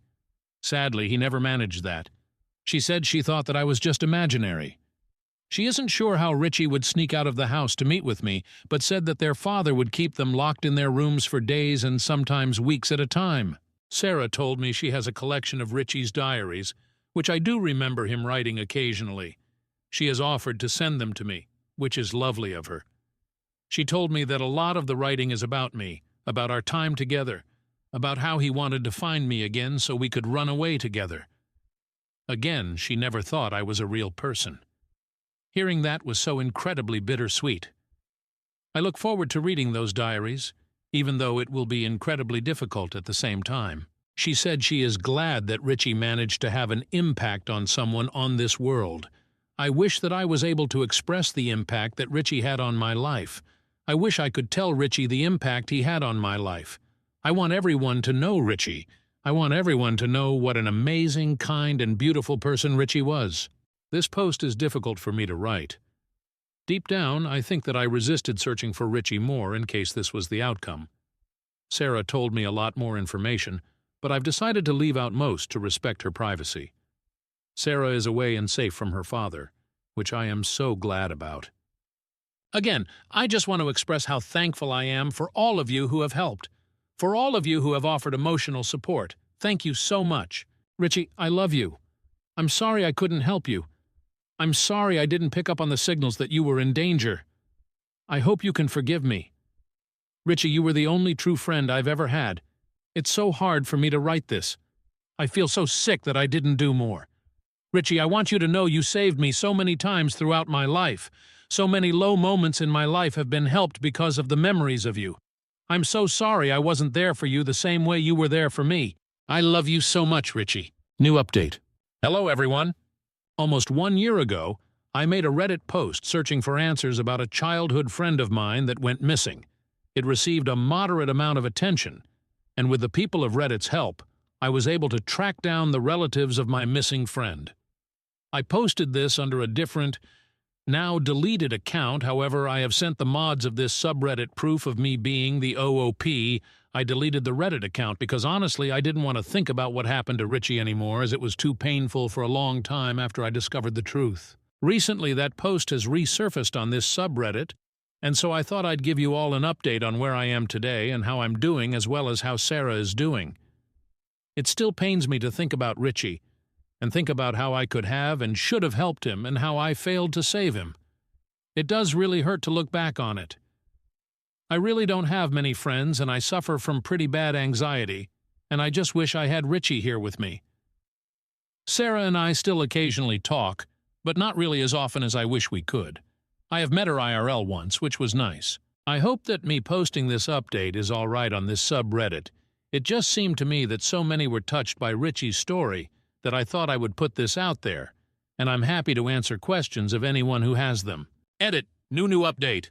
This post got a lot of replies, and I am trying to make my way through and answer as much as I can. I didn't think this post would get so much attention, especially since this was posted relatively recently. To answer a couple of the common questions, yes, I am currently in therapy. I started it not too long ago along with some medication, as I have suffered for a while with severe anxiety. I'm currently requesting permission from Sarah before I post any of Richie's journal entries, as I feel she should have final say on if she wants those out on the internet. No, I am not writing a book about Richie. No, this is not a promotion for a book. If anyone was to write a book about Richie and his life, I would think it should be Sarah. However, she does not have any interest in sharing her story. She would much rather leave the past in the past, and honestly, I can't blame her. It really breaks my heart that there are so many people in here sharing that they knew a Richie, or they were a Richie. I feel like so many children even now go under the radar, the lives they live and the abuse they receive with no one there to help. It hurts to think that there could have been so many with us today that have sadly passed on and are no longer with us. I think everyone has a right to be remembered, and I am so glad that Richie has had an impact on so many people here. Also, I'm sorry if I don't respond to a comment. There are a lot on here that I thought would be too difficult to respond to. I can say a million times that I shouldn't feel guilty, and I know that also. But it is very hard not to. And it's very hard to hear that I did all I could do when Richie isn't around anymore. That might sound mopey or ungrateful. I am grateful of all the love I have been sent. I am just not entirely sure if I deserve it. Story 11. OP, my boyfriend is hiding all my stuff and I have no idea why. My boyfriend of 5 months just moved in with me 3 weeks ago.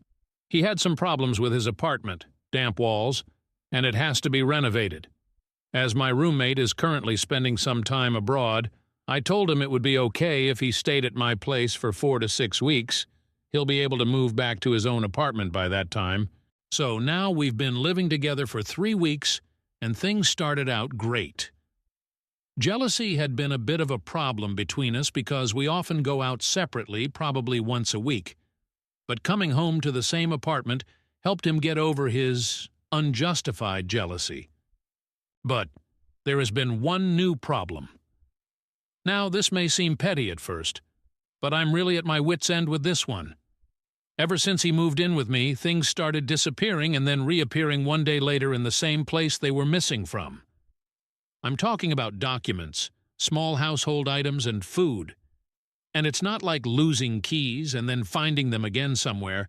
I specifically look for something in a certain place where it isn't, but is there the next day. For example, I like to take a chocolate bar with me to work in the morning, and for that I normally have a pack of chocolate bars at home. Shortly after he moved in with me, I woke up to find all the chocolate was gone. I asked him about it. He said he didn't know anything about it.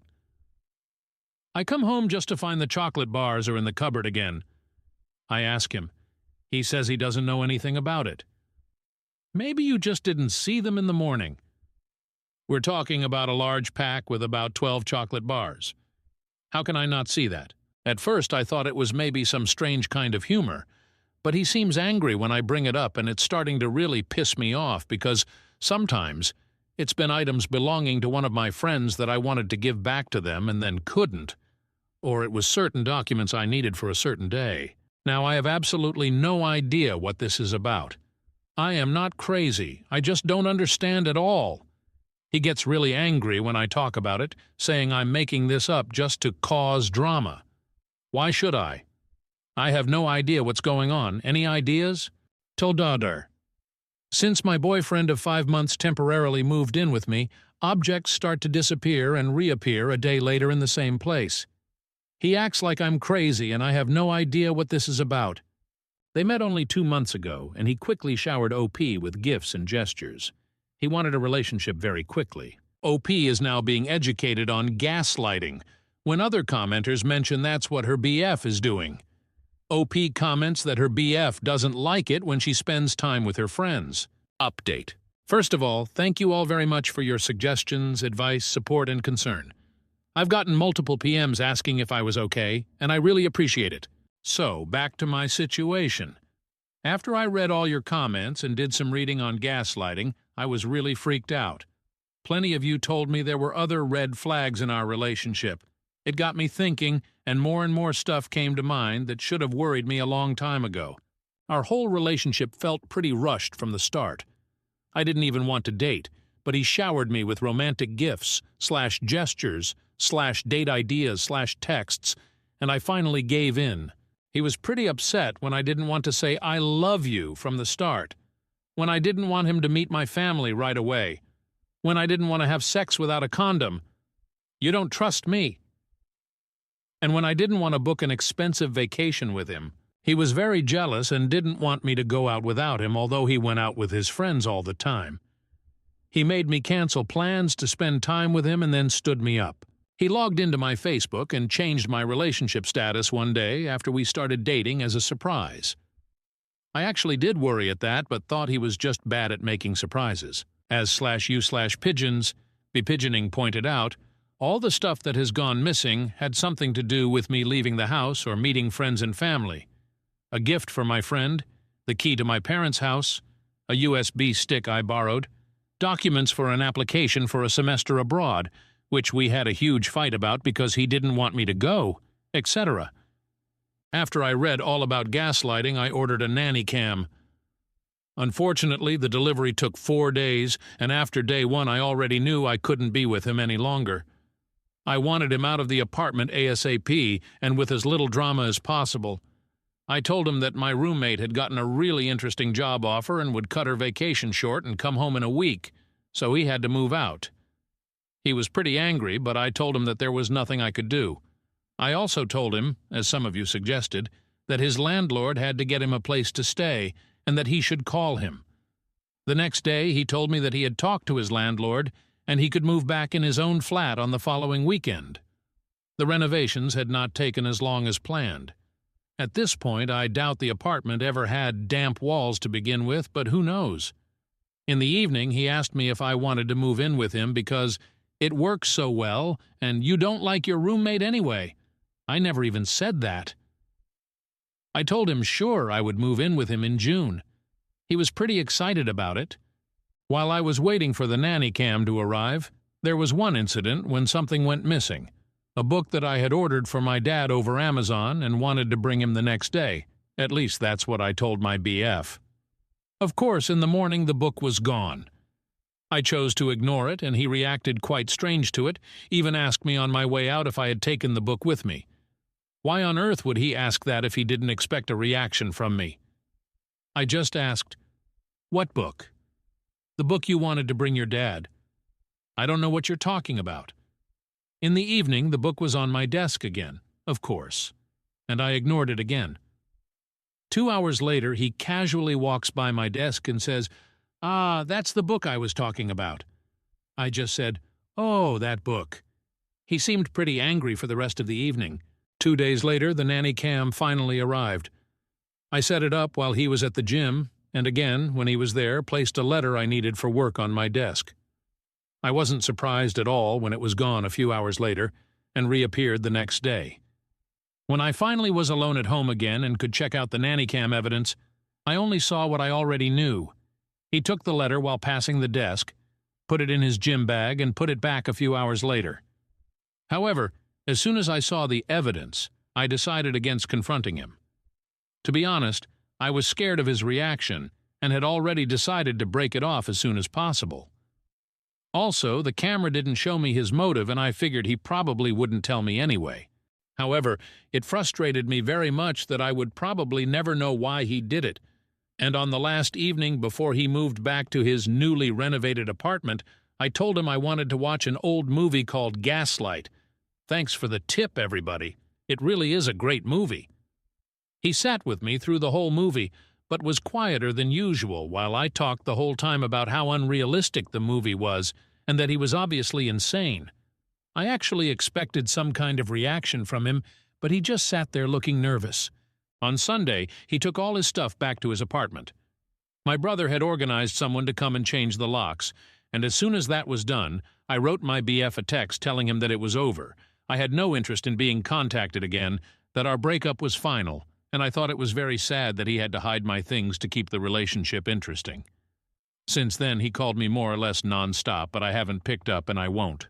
I know, this isn't the most heroic or exciting ending. I could have confronted him with the video evidence, but instead I cowardly broke up with a text message. However, I really didn't want to confront him and have a dramatic fight. I just wanted it to be over as soon and as smoothly as possible. If there's anything I've learned from this, it's to not rush into a relationship. For the past 7 years, I've jumped from one LTR to the next, and I think it's time to stay single for a while and concentrate on my college classes. For now, I'm going to stay at my brother's for 2 or 3 weeks, and I should probably change my phone number. I'm sorry that I can't give you any insight on why he did it.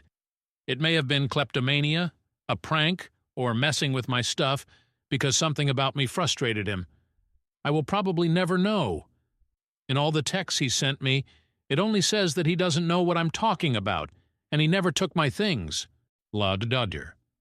Nanny cam evidence shows that it was indeed my ex-boyfriend who took all my things and put them back later.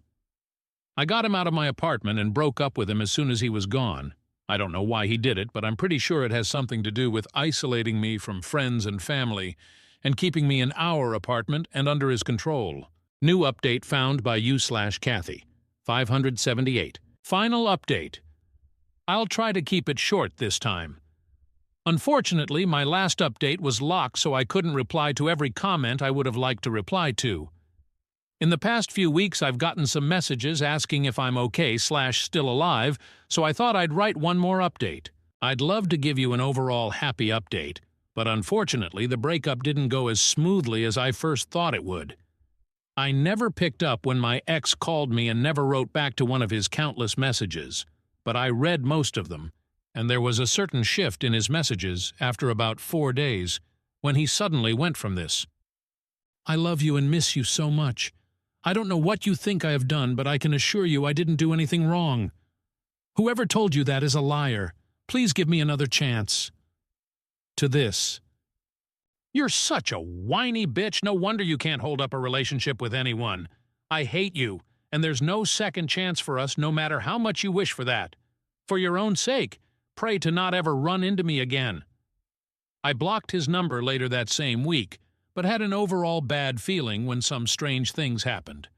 Some friends of mine called to ask if I'm okay, and they were all under the impression I had broken up with him because I wanted to concentrate on my mental health.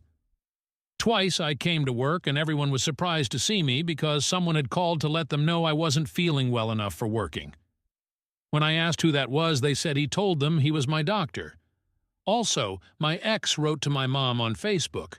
They actually never met in person, pretending to be a concerned friend asking about my well-being after my latest breakdown. It was very easy to clear some of that stuff up, especially with my family, but it was harder to do so at work.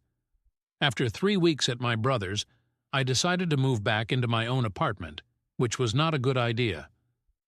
On the second evening, I saw my ex in front of the building, and then I saw him at least every other day, standing on the other side of the street just looking across. After about a week, someone started to ring the bell at 3 a.m. for 5 days straight. Also, 3 times I came home and found a little piece of paper in front of my door with a flame drawn on it. It creeped me out so much that he somehow managed to get into the building.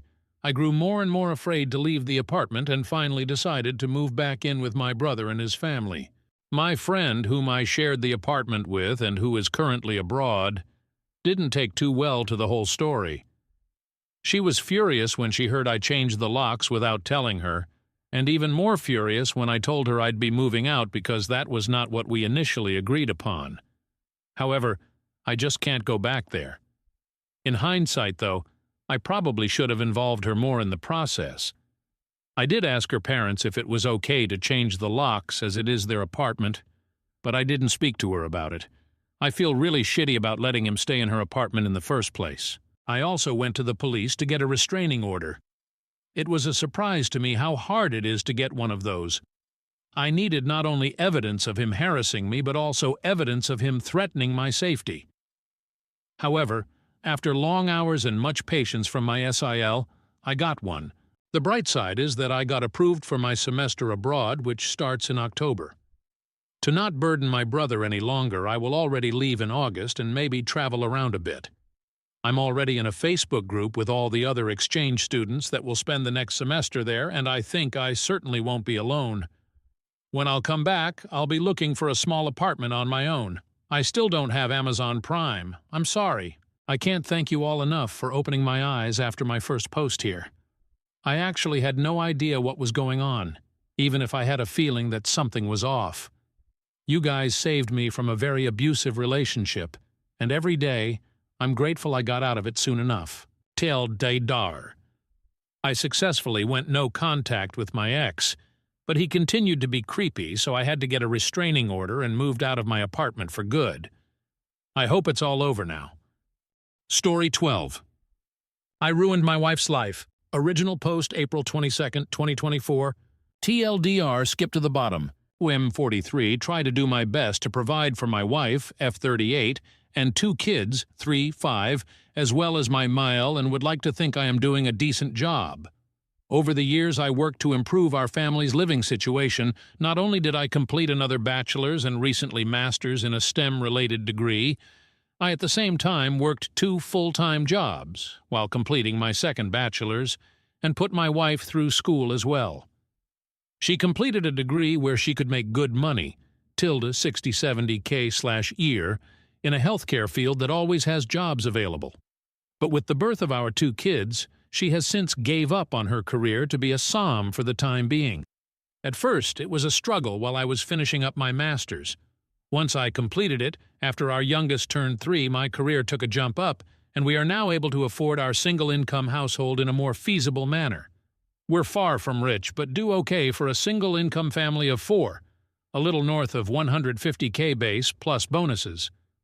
The past year, life was overwhelming per my wife, so even though I now work 75% from home, I budgeted to hire a daytime nanny to help her around the house with one child while the other is in school now. My day starts every day around 5:36 a.m.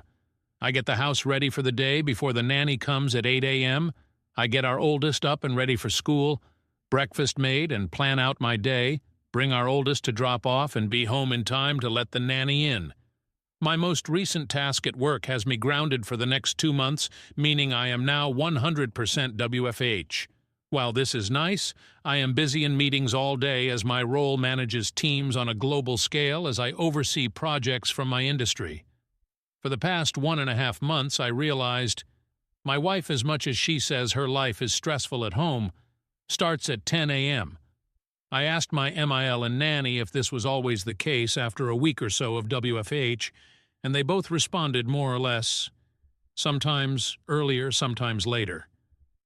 My wife literally wakes up and cooks and then scrolls through her phone or shops from home, which brings me to my gripe. I am glad I am able to provide her that sort of life since we both grew up lacking in means.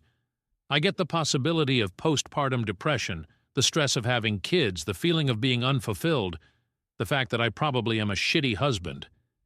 But for what it's worth, everything is taken care of and then some. I manage the house's finances. She claimed she was too busy to do so. Pay all the household bills. I pay my own personal bills. I pay her bills, track, and perform all the upkeep of our house appliances / cars / pets / etc.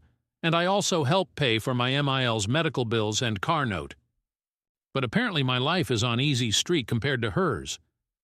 I can't decompress to her because it seems like she always feels the need to one-up me.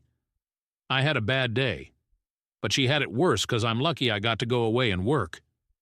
My feet hurt from walking all day during work travel, which is nothing compared to her standing and cooking with a child clinging to her. For the past 2 or so years, I've been told I ruined her life, her opportunities, etc., but when I reminded her of what she says, she denies and dodges accountability. My MEL has brought me aside and stated she's noticed a change in both myself and my wife. I have a greater attachment to my kids and hell. I've hugged the dogs and talked to them more about my life than to my wife. I honestly feel like I am in emotional survival mode as I'm one step from moving up the career ladder and one step away from finding love and comfort from the bottom of a whiskey bottle. I'm sure I'll be hearing from the manly men of Reddit about how I'm simping. But I'm not a machine. I just want to know and feel that someone I prioritize aside from my kids appreciates and loves me for what I do. I'm sure I'll hear from the stay-at-home moms of Reddit, which is fine. I grew up in a single-parent mother household. It's not easy. And honestly, with the help of her mother, and a nanny mon free, for one toddler while another child is at school. Can you honestly tell me she's having the typical SOM experience? Because neither my friends or colleagues who are single parents can say she is. I'm sure the masses of holier-than-thou Redditors will consider this a poorly written fanfic, but it is what it is. TLDR, long story short, it feels as if my wife has checked out of our marriage. We're only roommates where she can still reap the marriage benefits. I'm not asking for her to throw herself at me all the time and let me do whatever I want. I really just want to be told I'm doing good and just offer me some form of emotional comfort, as simple as a hug. But I guess as the man who ruined her life, I deserve it. Asterisk, thank you for the replies. To add more context, never cheated. I do work in an industry that has a large female population, but I'm literally an open book with work, name colleagues, and staff under me. She has access to my work agendas and correspondence if she really wanted to snoop. But on that note, she still doesn't know what exactly I do for a living at this time. We as whole family, her parents and mine, have tried to get her to go to therapy, but she refuses or skirts around the issue. Aside from my coming from a single mother household purse, my biological dad was present in my life. She has had both parents in a reportedly monogamous marriage for over 40 years. I have tried to talk to her about everything and my own feelings, but again, one-upmanship tends to be the trend here. What I am getting out of the marriage was asked. Now, aside from my two beautiful kids, I've been asking myself that same question. We have a near non-existent sex life mainly since last year. I always figured maybe it's part of depression or whatever she may be going through. Maybe I'm just not attractive enough or just horrible in bed because of my health conditions. I'm not some supermodel husband, but temptation and opportunity does knock, and I can perform still. But I never give in because, as cliché as it sounds, I honestly do love my wife and want to only be with her. I'll give credit where credit is due, as I don't want to sound biased. When I say she wakes up and cooks, she cooks for everyone in the house. Myself, kids, Mill, and even Nanny. Aside from breakfast, she cooks all meals and snacks. I typically fast until lunchtime, and our oldest tends to eat a small simple breakfast in case they don't like what school serves that morning. She does load both the kids and her laundry, but seldomly folds and puts them up. I typically do my own, and the rest of my clothes I dry clean because they're work clothes. She does keep track of our pantry and fridge. But after she makes the list, I'm the one who goes out and buys everything if not delivered. She does clean our bathrooms and house 50% of the time. The other 50 is done by either Mill or myself or sometime Nanny if she feels like being extra helpful. Prior to Nanny, my Mile was the main help for my wife up until she had unexpected medical needs. So I opted to hire a nanny to help them both, more so when Emile is having treatments and recovering. Update 06 May 2024.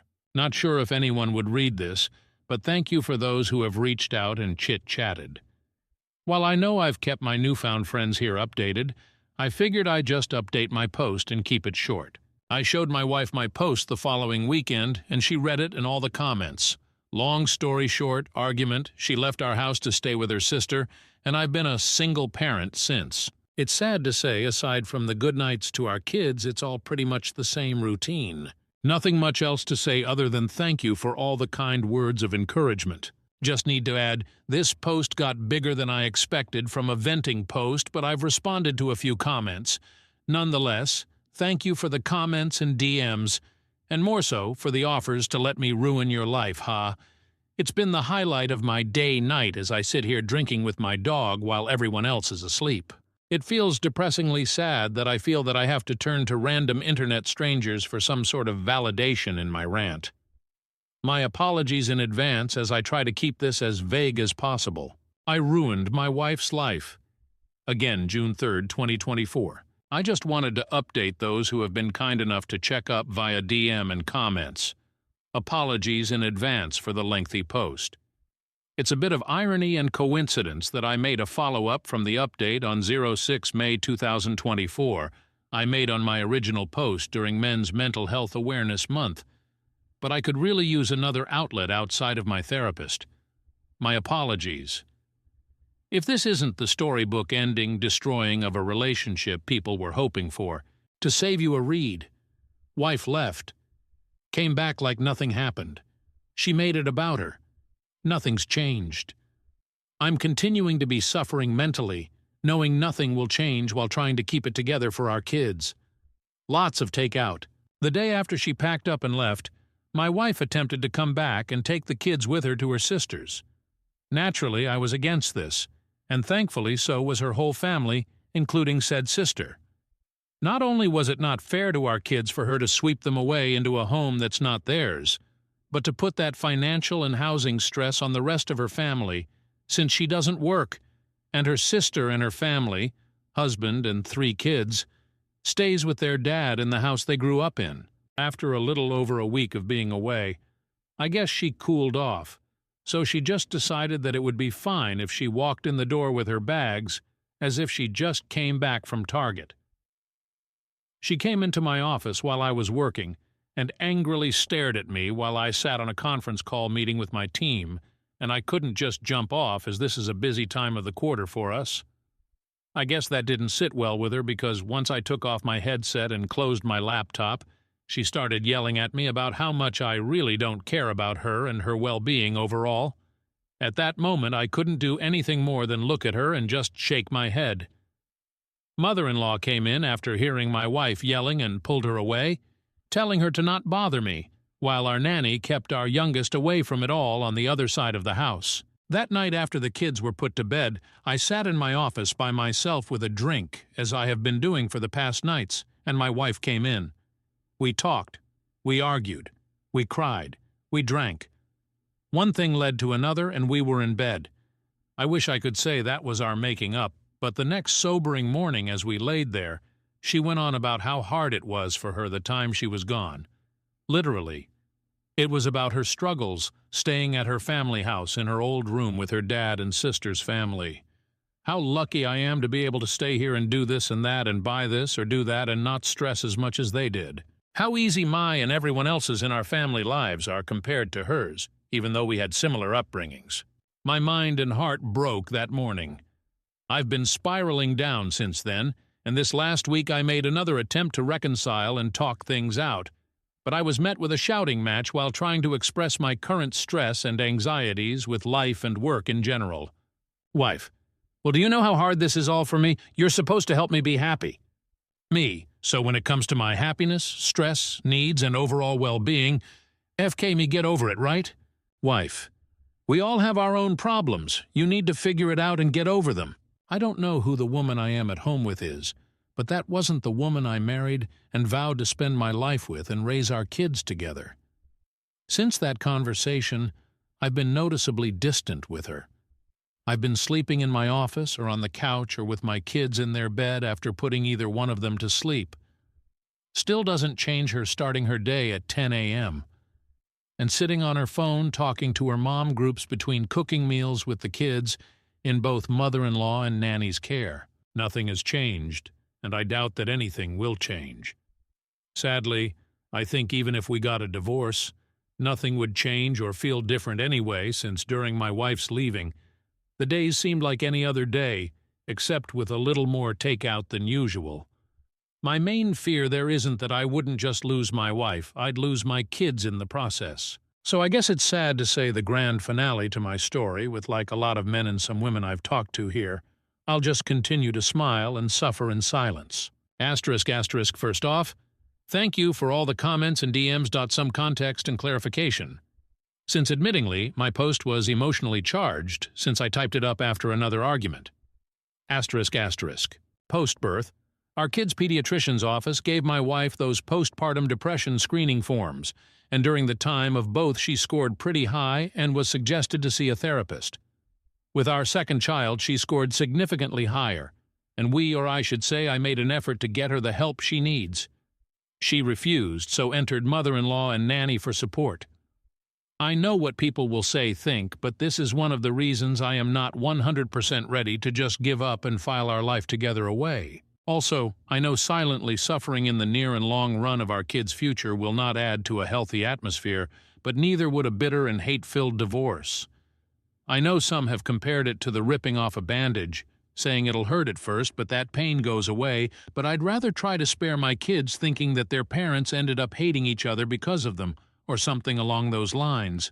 I've told a few PPL I talked to in DM since my last post. A little more insight on my personal life. Prior to my promotion, I was a PM managing teams and budgets, so out of habit I planned for a lot of what-ifs. That being said, I made a number of contingency plans if sadly things went south. So yes, I have talked to a lawyer, 3 actually, know our rights and what each of us are entitled to, have a draft settlement created and on hold until I feel I need to use it. I know what I want and am willing to offer more than what is fair for our kids' well-being, but also have a plan if we end up going to court. It's 100% on me that I'm suffering in silence, but I'm too stubborn to just give up, so while I am venting, I don't expect anyone to feel sorry for me. I endure it to keep the norm our kids know, ensure my MEL's treatments go uninterrupted, and of course the hope my wife would finally be open to give therapy a shot and climb together to a better place. Thank you all again. New update. I ruined my wife's life. So I ruined everyone else's too, July 1st, 2024. First and foremost, TLDR. I'm done. Wife said I don't do and am not shit in front of the therapist and family father's day dinner. She got served. She mad. She is trying to act perfect, and I'm just waiting while taking care of my family, kids, my mom, and MIL.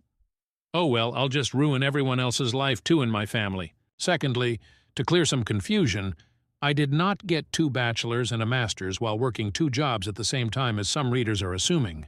Bachelor's #1 graduated in the early 2000s. Bachelor's #2 via online years, 2 classes a semester, later while working 2 full-time jobs, job #1 hospital 3648 schedule, job #2 big box store 3240 HRS spread out 7 days a week, to pay for both my and my wife's tuition because she decided to go back to school before we had kids. After graduating from Bachelor's #2 and entering the industry I am in now, I was able to work 1 job and get my master's. So, no, I did not get 3 degrees at the same time or in that close succession. And I am surprised that I actually have to spell this out, as someone working 2 jobs while going to school isn't that uncommon. Or at least that's what I thought. My wife chooses not to work. She does technically have a job. She just barely works it to the point we forget she has a job, as in she worked one day 5 months ago for 8 hours on a Tuesday kind of barely works. Her job and manager is really supportive, flex PRN model, and gives her a list of days they need coverage and she can choose to pick up a shift or not. While she can work more and only does just enough to keep up her license, she complains to our family of her career being on hold for one reason or the other, although she has the opportunity to work more if she opted to. All things considered, she has an available, supportive circle around her for either decision she falls on. Our family, her job, and I have made multiple offers and taken many steps to open that door for her to go back to work. That is nanny, Emil moved in to help, I work from home, her crazy flex paren schedule, etc., etc. But here we are. I am and have been in therapy for myself already. Aside from what I deal with at home, my work can be very debilitating in regard to my mental health as well as physical at times. Since I can't find the support I need mentally and physically at home with my wife, I've opted to attend therapy rather than find comfort with someone outside of the home or at the bottom of a bottle. I've tried to express this to my wife, and as mentioned in my previous post, she has a habit of one-upping me. And here we are.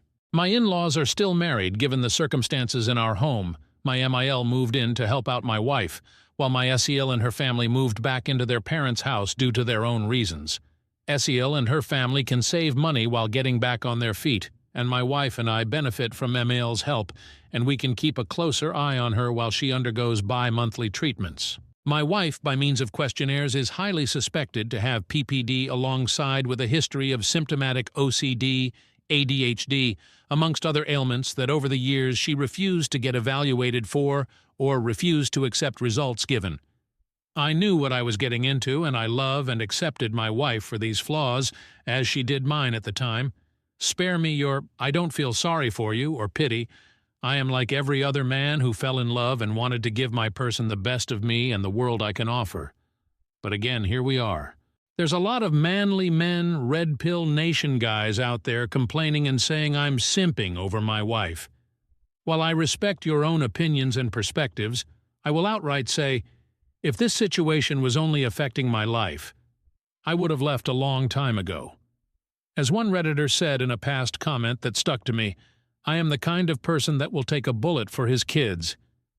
Maybe it's in a different context intended, but to protect my children from any harm physically or mentally. I'll take the proverbial bullet if and as needed. I'd like to think other dads out there would respond to the duty to protect their children, and that's why I endured as much as I have.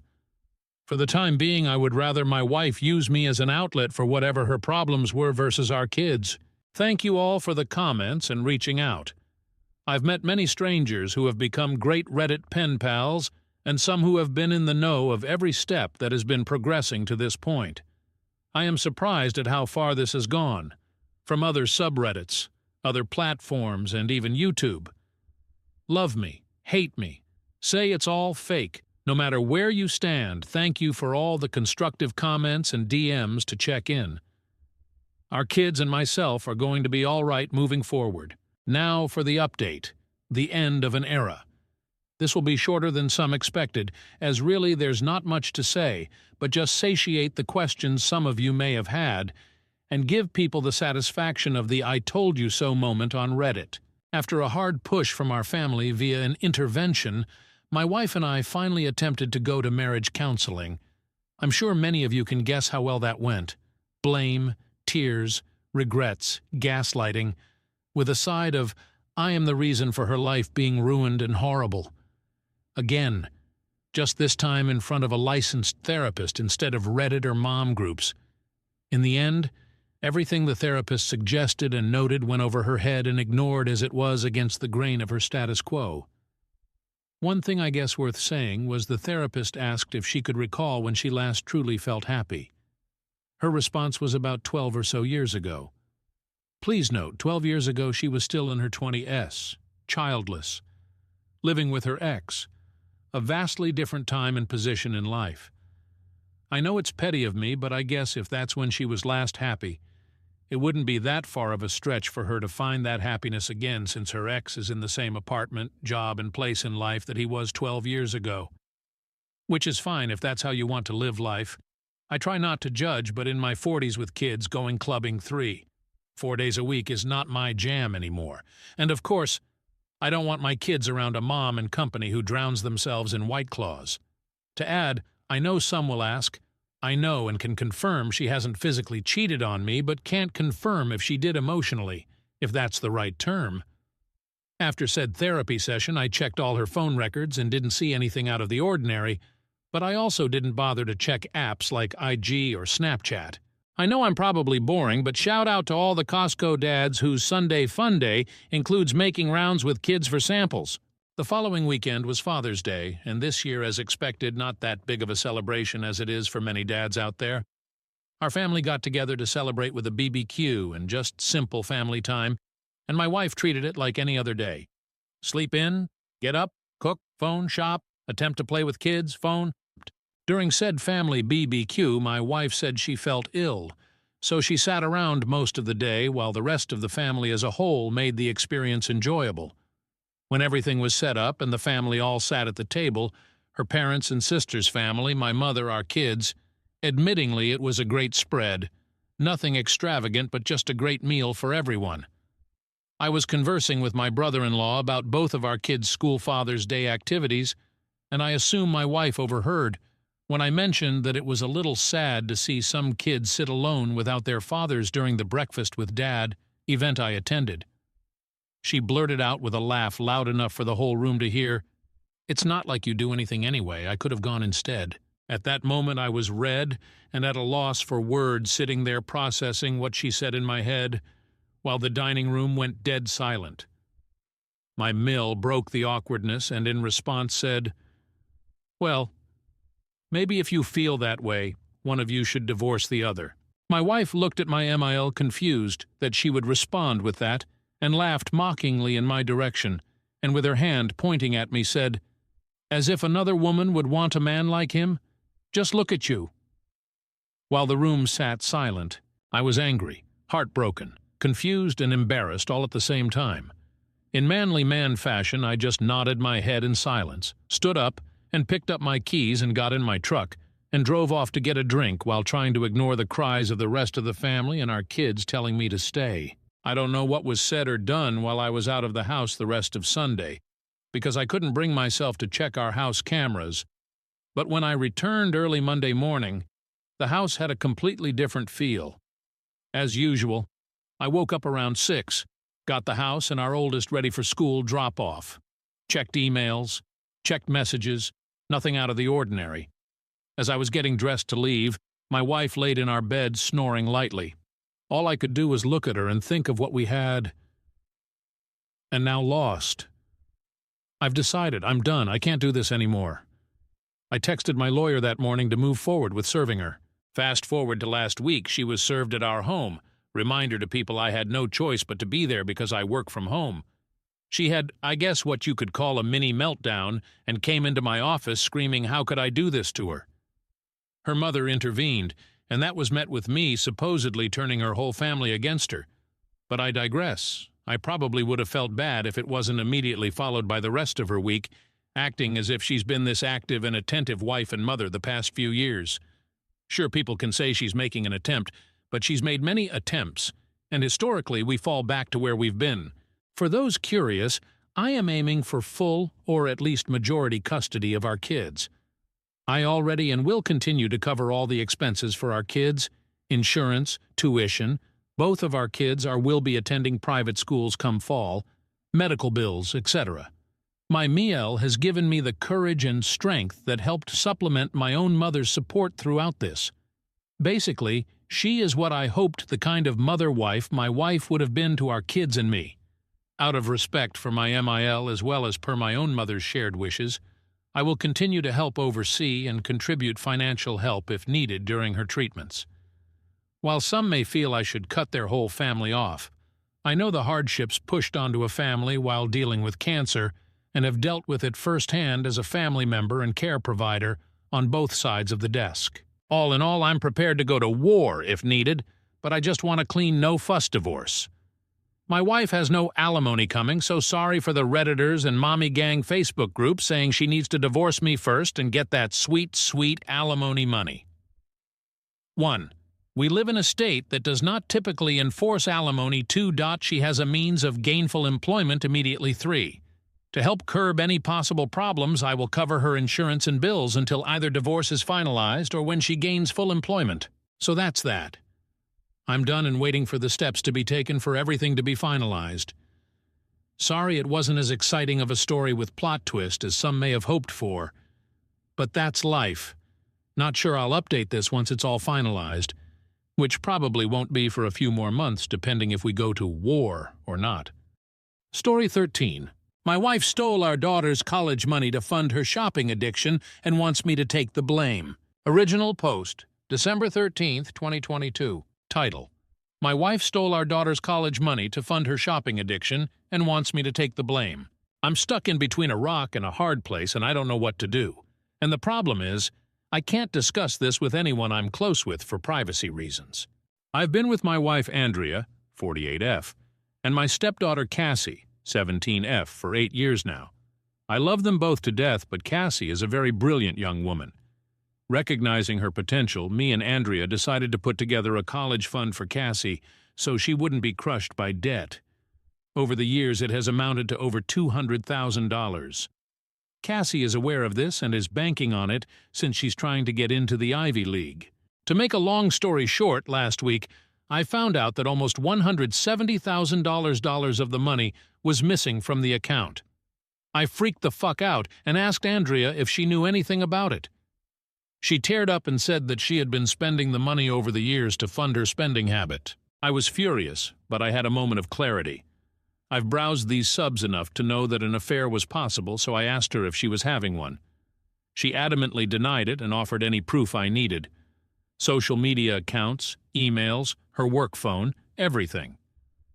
She offered to show me the receipts as well. There was nothing that popped out as suspicious, and the math from the receipts added up as well, so I let it go. But we still had the major problem of the money being gone. She described herself as a shopping addict, and the money from Cassie's account was just too tempting not to use. She didn't make excuses but offered no solutions. As stated before, I was beyond furious. She ruined Cassie's chances at going to college debt-free and has changed the trajectory of her whole life. I had asked her to stay with her sister while I tried to figure this out. Cassie was concerned about why she was leaving, but we just said we needed a little bit of space. I asked Andrea to come back home yesterday, and we had an extremely long discussion about how to handle this. She stopped me from talking and asked a favor of me. She asked if I could take the fall for her. For context, her and Cassie don't get along for a variety of reasons, and knowing how independent Cassie is, she will probably leave right after college, if not during. In fact, me and Cassie get along very well, and she comes to me for a lot of her issues. Andrea fears this will permanently drive Cassie away, and she doesn't want to lose her. I told her that before we even talk about that, she needed to acknowledge her mistake and own it. She needed to go to individual therapy. We needed couples counseling. She needed to find a shopaholic support group, and that I would be controlling the finances from now on. She said those terms were steep, but fair. I said she needed to tell Cassie what she did, apologize, and hope for the best. She refused and said she could never lose Cassie. She said I could survive the mistake, but she couldn't. I told her that in order to even consider me taking the fall, she needs to agree to my terms. I don't know what the hell to do. The last thing I want to do is lie to Cassie, but I don't want Andrea and Cassie to split up forever. And the worst part about this whole thing is that Cassie's life is ruined either way. And I don't know how to replenish the money other than maybe borrowing from my 401k. Reddit, do you have any suggestions? Divorce is always an option, but I love Andrea despite her mistakes, and me dating at age 52 is next to impossible. Edit. After everyone in here knocked some sense into me, I realized I can't lie to Cassie. I love her too much, and she deserves the absolute truth, no matter how ugly and hard it is. I will be talking to Andrea and telling her that we need to tell her the truth together as a condition of us staying together, or else I will initiate divorce proceedings and tell Cassie anyway. Also, as someone suggested, I don't need her trying to flip the script on me, so I'll record our interactions going forward. Thanks. Edit 2. Same post. December 14th, 2022, next day. I want to thank everyone here for really opening my eyes yesterday. You're all right. I need to put Cassie first, and like I said, I'll be telling the absolute truth. Even if she gets mad at me and disowns me, at least I'll know I did the right thing.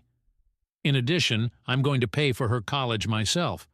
I can pull money from a couple of places such as my retirement and inheritance, so it'll be okay. If I have to live a little frugally during retirement and work a few extra years, then so be it. Cassie is worth it. I honestly doubt her mother is going to sell her stuff, so that's why I'm taking this route. As for Andrea, I've been criticized for wanting to let Andrea off the hook, so to speak, but it's easy to say when really deep feelings aren't involved. That being said, I don't think I can stay with her. What she did is horrendous, and she ruined our daughter's future for her addiction.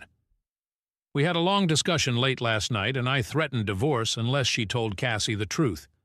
She begged me not to do this, but I put my foot down, and eventually she agreed, but only if I agreed not to divorce, and I helped to repair their relationship. I likely won't be doing either. She made her bed so she can sleep in it. So if I have to update, I'll probably just make a whole new post. Thanks a lot, guys. Relevant comment. How could you not have noticed?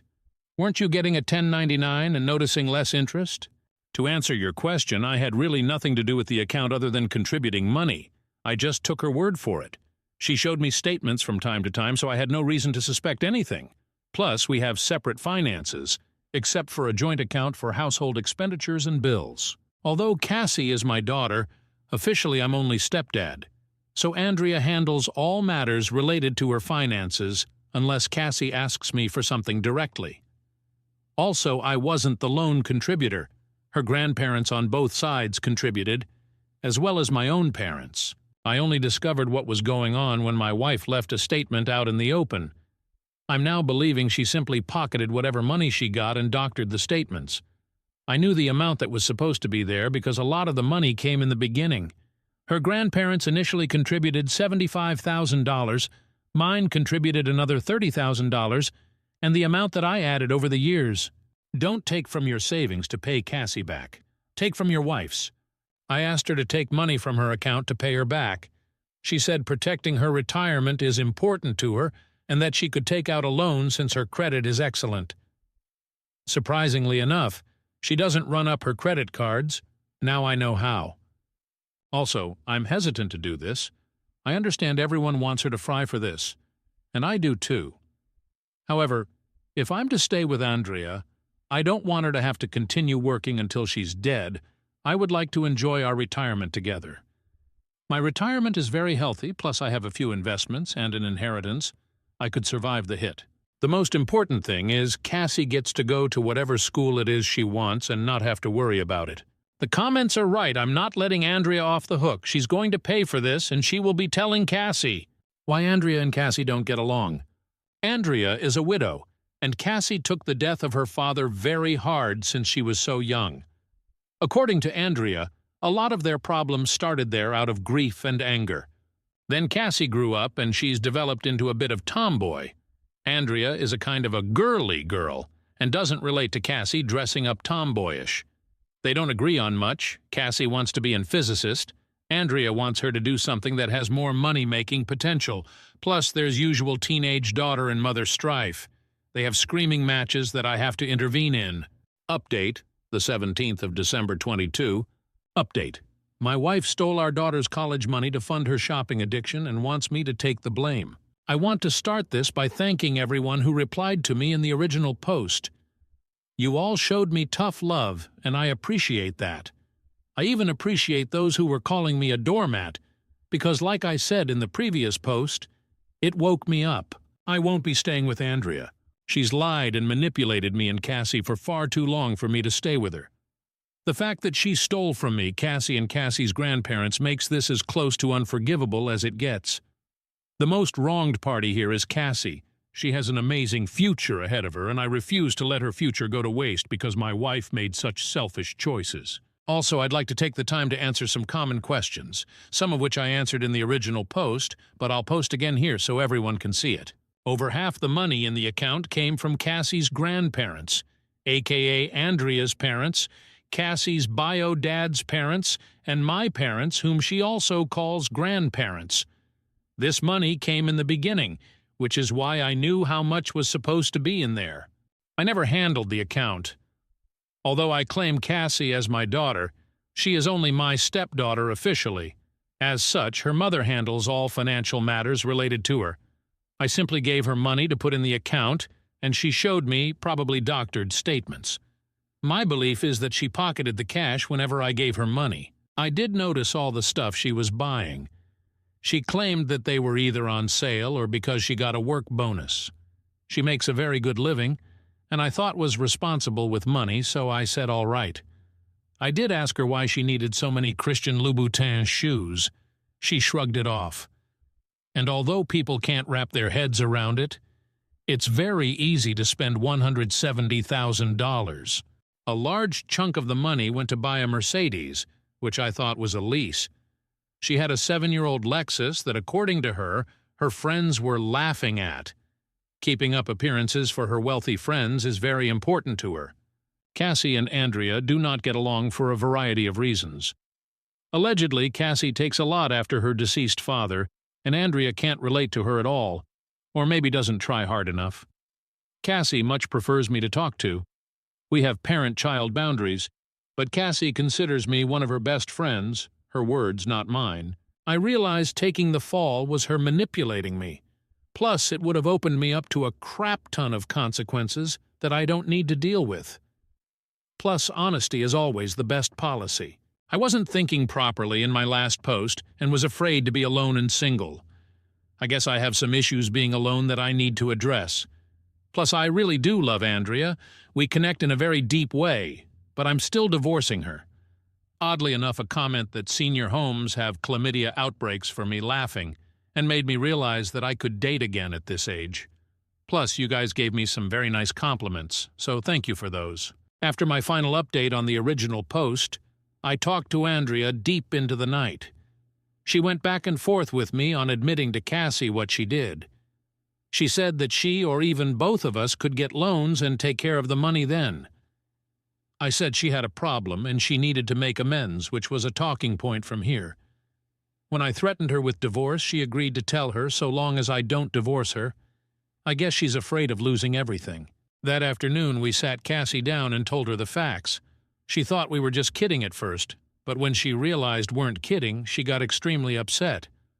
I'll spare you the details, but she and Andrea got into an extremely loud and vicious shouting match. Cassie called her some truly awful names, and Andrea, while she didn't curse at her, tried to defend herself, but started getting angry at the names she was being called. They were so loud the neighbors called the police. I had to awkwardly explain the situation to them while hoping they didn't think I was some kind of wife-beater. Cassie told Andrea that she never wanted to speak to her again, and that she never wanted a dime of her money, and stormed off. I asked Andrea at this point to stay with her sister indefinitely while we give Cassie and me some space. She didn't want to go. She fought me to stay, but I told her me and Cassie needed time apart from her. So she packed her stuff and went to her sister's house. As for Cassie, she went to her room and locked the door. She let me in after I told her that her mother had left. She cried in my arms and expressed that her future was now ruined. I told her it wasn't, that I would cover her college from my retirement, and that I would make it right. She doesn't exactly know what a 401k is yet, but she told me that she doesn't want me to work until I'm 90 like the people at Walmart just because of her. I just told her she's worth it, and that you do stupid things for the people you love. She said that she would start looking for scholarships and maybe other schools where she could get a full ride since she has excellent grades and extracurriculars.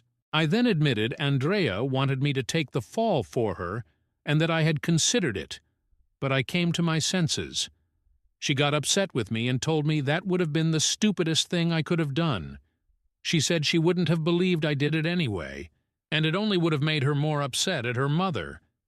She told me that she doesn't blame me, and that she's not mad at me for the money being gone, but she is mad that I'd want to cover for her mother. I apologized for that. We talked and cuddled for a while longer before calling it a night. The next morning I get a call from Andrea's parents asking if the story was true. Cassie had told them the story, and they were calling to confirm I had the voice recordings and bank statement to prove it. They were livid, but begged me not to leave Andrea for this and to try and help her through her addiction. I told them I wasn't sure about that yet and hung up. A while later my parents called and asked me about it. I confirmed. They were probably more mad than Cassie was, all things considered. They're threatening to press charges. I told them to calm down and that I would handle it. Cassie is doing okay. She's still a little shell-shocked, but she seems to be taking it as well as one could hope for. I made her pancakes this morning, and that seemed to brighten her mood a bit. I asked her if she wants to do therapy. She said she'll think about it. I will be doing therapy for myself. Andrea has been calling to talk, but I'm just letting it ring, so she's leaving voicemail. She's offering anything to make it right. Money, sex, favors, you name it. But it's not going to work. I feel horrible for Cassie, and especially so close to Christmas. I think in going to get her Billie Eilish ticket, since that's her god. It won't make up for it at all, but it could go a long way to helping her feel better. So that's it for now. I guess I'll update if anything further happens, but I think this is pretty much it. Thanks all, you've been a tremendous help. Edit. I forgot to add, I watch my credit like a hawk, so there was nothing suspicious there, but it's going to locked. I'll be going to my accountant next week to have Andrea removed from everything meaningful. Life insurance, will, bank accounts, etc. And I'll be adding Cassie. I've started changing passwords and the like so Andrea doesn't have access. I'm stringing Andrea along with non-divorce until my accounts are secure. Also, from what I can tell, Cassie's credit is okay. But I'll be doing a deep scan and locking that as well. Edit 2. Fixed a line where I mixed up the names. Edit 3. I can't believe I have to say this, but there's a few people saying it's creepy that I'm cuddling with my daughter. If sitting together with her crying on my shoulder and us talking is considered creepy, then sure I'm creepy. Leave it to the internet to make things weird, I guess. And no, I don't think I'm some hero. I'm just trying to do the right thing. Relevant comma. Splitting things in the divorce. We have a prenup since she has money as well, so no fears there. We have separate finances, and the only major asset we have is the house. I'm willing to buy out her half so I can own it fully. Don't cash in your retirement. Make Andrea sell her stuff. Sorry, forgot to put it in the post. She doesn't want to sell her stuff and is just offering to get a loan. She shouldn't get a choice to not sell. You are letting this woman ruin your future. Why is this worth it? The answer is Cassie. She's smart, wise beyond her years in some regards, but still a teenager in many others. She's very proud and refused her mother's money. I asked her if she wanted the car. She said no. Asked if she would be okay with her mother paying her back. She said no. Like I said in the post, she wants nothing to do with her mother anymore, and that includes her money. That's probably just anger talking, and I'm hoping cooler heads will prevail. But I think there's a part of her that's embracing the challenge of figuring this out on her own, or at least without her mother's money. As for me, if Andrea wants all that stuff so bad that she's choosing it over us, she can have it. We'll be great without her. So in a way, she is paying for all that stuff. in the most precious way, with her marriage and, most importantly, her child. You're letting her walk all over you. Maybe I'm wrong here, but I don't view it as her walking all over me. She's lost her marriage, her daughter, her family is furious with her, and her friends will likely drop her when they hear what she's done, and realize she's not as wealthy as she appears to be. To me, that seems like real consequences. I'm a big fan of the Twilight Zone, and this seems like one of those endings where the person gets what they want, but doesn't realize what they had to give up to get it. She can have her possessions, it just cost her everything to get it. To quote Jake the Snake Roberts, she's a victim of her own greed, wallowing in the muck of her own avarice. Plus, she'll likely end up getting sued by my parents anyway, and if Cassie decides she wants her money, then I'll support her fully in getting it. My retirement will be fine. Let's just say my portfolio is very diverse and healthy. Plus, I have an inheritance. I'm not bragging, just stating facts. Plus, there is the chance Cassie gets a scholarship or assistance. New update post, September 6th, 2023, 8.5 months later. Hello, everyone. It's been a long time since I've been here. A lot has happened, and truth be told, I haven't had the time to post an update here. But I finally have a quiet moment to give you an update. First, I want to thank everyone here for helping me at such a pivotal time in my life. After rereading my original threads, I can't believe how indecisive and weak I came off in them. The prospect of my marriage ending and dying alone really kind of shook me to my core, and thus made me come off that way. I started therapy, and it made me realize that being single wasn't the worst thing that could happen to me. In fact, I've turned my loneliness into solitude and have taken the time to work on myself. And if that last sentence didn't tip you off, then let me be the first to tell you that I'm single now. Me and Andrea are legally separated and currently in divorce mediation. Unfortunately, Andrea is still very much in denial and is trying everything she can to get me back, including delaying the divorce as much as possible so that we can work on our marriage. She claims that she's begun seeing a therapist who's helped her see the problem she has and has gotten her on the path to recovery. I don't know if I buy it, but I told her it's a good thing if it's true. She has also apologized to my parents, hers and her late husband's parents, for what she's done and offered to pay back the money. They've all forgiven her, but are keeping her at an arm's length. She's been desperate to reconnect with Cassie, but Cassie has kept her word and decided to never speak to her mother again, or at least until she's ready to. Andrea's wealthy friends she was so desperate to impress have been around our house offering their help. They may be nosy busybodies, but they were very nice to me and Cassie in the immediate aftermath of Andrea's betrayal. They offered everything from a shoulder to cry on, to baked goods to spa dates. I only ever really took them up on the baked goods because I will never turn down homemade lemon bars and oatmeal raisin cookies. Cassie did take them up on spa dates, so there's that. One woman in particular, Susan, has been around more often than the others.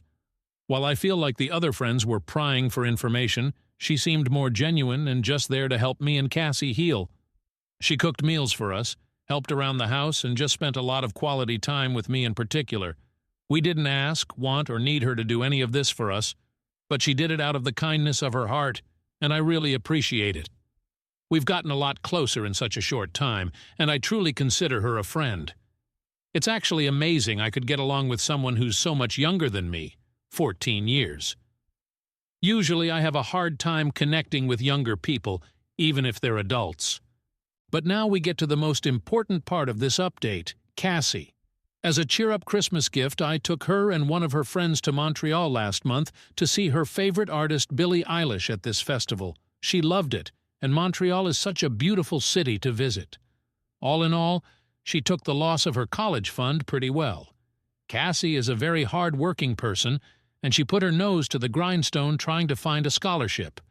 Unfortunately, she missed the cutoff for most of the scholarships she could have qualified for, but the school of her choice is giving her a very generous financial aid package. In addition, she qualified for some local grants, so she got her entire first year covered. And yes, Cassie did thankfully get into her school of choice. In fact, she had many acceptance letters and full ride offers, but she had her heart set on her school of choice. In fact, I dropped her off last week. I'm extremely proud of her, and I know she'll do well. I'm an empty nester now, all alone in this big house, and the silence is deafening, but Susan has been around to keep me company, and I've taken up bike riding as a hobby. So all in all, things are okay, not great, but certainly better than before. And with that, I think I can put this saga to bed. The divorce will hopefully be finalized in the next few months, and I can finally move on with my life. But the most important thing is that Cassie is fulfilling her dreams and potential, and I couldn't be happier about that. Story 14. How to end it with a girl who has nothing going for her and will become homeless. Original post, July 27th, 2024. I am 24, met a girl of 22 in a community college class when I was 20. We came from very different backgrounds. I was middle class trying to find a cheaper way to go to college. She was living in almost poverty going to school because she was forced to by her parents who were threatening to kick her out. She dropped out about a year into her schooling while I continued and finished. During her first year, we formed a relationship and she moved into my apartment more or less. Her relationship with her parents is pretty much non-existent, and she has little to no outside friends besides one or two women she knew from high school, who are deadbeats in my opinion. I make around $80K a year, so we live relatively comfortably, but there's still some strain on finances. I can't exactly say when I started losing feelings, but the fact that she refuses to work, will not cook and wants to eat out every day, does not want to go to school, and continuously wants to buy and spend money on clothes and other stuff, just slowly started grating me more and more. I work in a female-dominated workplace, and having conversations and interacting with coworkers who have so much going for them, have fun hobbies, and aspirations makes it all the more worse when your girlfriend is chronically online and spends 7 hours a day scrolling through Instagram or TikTok reels and thinks having sex is all she needs to do on her end. Our relationship isn't bad. We have fights every now and then like an average couple, have an active sex life, but that's pretty much it. From her perspective, if I broke up with her, it would be out of nowhere. But I'm pretty much done and know I could move on quickly and have nothing to be regretful about, as shitty as it sounds. The problem comes in her having no job, no finances, almost no friends, and no family support unit. I'm not a monster. I don't want to make someone virtually homeless, but I don't want to be stuck with someone who has nothing going for them either. I don't know what to do. Edit. Thank you for all the advice in this post. I don't know if this sub allows updates, but I'll talk to her tomorrow about this and start the process of working this out. Update post, July 28th, 2024, next day. For starters, I want to thank everyone for all the advice I was given on the last thread, as it helped me formulate how I would go about doing this. When I made that post, I was having an extremely bad day and didn't expect it to blow up like it did. So I don't think I was able to give her a fair defense. Also, I got dozens of messages, ranging from asking me to hand out her contact info so they could take her in as a live-in sex girlfriend, to helpful advice telling me to start hiding anything valuable. When I had said that she had come from poverty, her father is a laborer, while her mother also lives a similar lifestyle to how she lives now. Their home is maybe 1,100 SQF'd, and in a terrible place in town. And given her father's past ultimatum, I don't think he will take her back, as she hasn't been back home in years. Yes, I've talked to her about this, since January maybe 3 times. Either by gently telling her it would be nice if she went out more to find a hobby at the very least, to flat out saying she was wasting away on her phone and that she needs to get a job or go back to school. Each time she either changed the subject, makes it a joke, or follows through for a couple of days before going back to her usual self. She is a kind partner who asks me about my day, always tries to make me laugh or lighten the mood when I get annoyed, and generally shows a lot of affection, which makes me feel terrible when none of that works anymore, and I just see her as another person. Now for the confrontation. Last night when we were both getting ready for bed, I didn't take my clothes off and instead just stood there telling her we needed to talk. At first, she was just smiling and jumping up and down on the bed with her knees, thinking I wasn't as serious as I was, but eventually she was able to read the mood. I told her something wasn't feeling right anymore, that I've tried to make this work and be patient with her for the past few years, but I didn't know how much more time I was willing to spend waiting for her to get a job, go back to school, or just get a hobby, if anything. I told her that it annoyed and gratted me that she just didn't seem to care about herself, and that I hated she had no goals or aspirations. This was probably the first time in a long time she was as attentive as she's ever been during this conversation, and agreed to whatever I was saying, even also giving suggestions on where she can apply, what courses were starting to interest her, and even said I could look over her as she submitted applications online to make sure she wasn't lying. In her head, it seemed like I was still willing to make this work, and a part of me believed this would finally be the moment that she would change. So it made the next part even harder for me and for her. At her first, I told her I didn't love her the same way, which slowly but eventually led to me saying I didn't feel anything at all about this relationship and was jaded. I was tired and wanted a fresh start with someone who was more goal-oriented and wanted something more out of life. When she realized what I was getting at, she started to cry and asked why I didn't mention this sooner. And I said I've always asked her to cook, to go out with me to try something out, or to just go back to school, even when I offered to pay for her classes. Anything. She said she understands that part, but was upset why I didn't say it was leading to me losing interest in her, because from her perspective it seemed as if I still loved her all the same. She started apologizing, saying she wasn't in the right mental state, and saying nothing was motivating her, and she genuinely had no interest in any hobbies. The only thing she liked was spending time with me, which is all she looked forward to in the day when I came home. None of this was really affecting my emotions besides making me feel uncomfortable, so I tried to continue by saying, I think her lifestyle would be better with another person, but she immediately cut me off and became more panicked. She started to apologize again for what she's done and said she would be a better girlfriend, that she would go with me tomorrow to wherever I wanted to go and would look for courses in August that she could start doing. But she did not want to lose me since she had nothing else in life, and absolutely hated that I stopped loving her. There were so much tears and snot that I said we would have this conversation again when she calmed down, and we eventually did in an hour or so. She pleaded to give her 2 months to make a change and give her another chance, and promised that she would change. Again, she listed off all the places she would apply to and said she would be a better partner. I never wanted to make her homeless, so this seemed like a good settlement, even though I still had my doubts. I then reaffirmed that I wanted to see other people, but she seemed much more adamant on this issue than the aspirations issue that she would be able to fix this. She said just give her a month to try and make the relationship work, and asked me again and again on what she could do to make her love her again, and that she didn't want me to hate her. She said that this was the worst part of it all, in the only person that she had just being done. It seemed as if she was about to break down again, so I said, okay, we'll see how this relationship is in a month. In my mind, if I'm allowing her 2 months to get back on her feet, then by a month she would already be ready to move on. I also didn't want her to suffer a complete mental breakdown while I was still living her, so giving her a month to let her fix the relationship would give her enough time to accept things. I slept on the couch last night, and will probably continue doing so for a while.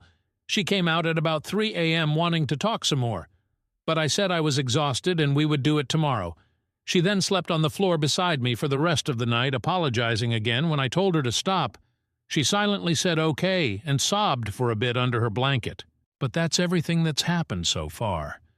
This was one of the hardest things I've ever had to do, but I regret nothing and feel much better letting everything out. I don't know how this situation will be in 2 months, but I was firm that it was the deadline. This post will probably get buried, so I probably won't do another update since I don't think anyone will care about this in a week or a month, but I will definitely private message those of you who have been helping me through this on how it turns out, or those who just want to be updated. But yeah, thanks. Edit. For all of you who keep asking what my workplace is, I'm a RN. Update post 2, July 29th, 2024, next day. I feel like this will be an easier place to post since it's my page, and I don't have to worry about over-spamming with small or inconsequential updates anywhere else, as it's only for those wanting to read. I want everyone who has private messaged me to know I read them all, especially those of you who have gone through similar circumstances as me and have shared your stories. I've been doing some self-reflecting and think I know how I want to go about this that will help with my lack of communication skills. I know I'm not a perfect person, but I still stand by my decisions I made that night 100% through and through. I might post an update sooner in a week or so, as the day after our fight I'm filled with a bit more hope than usual.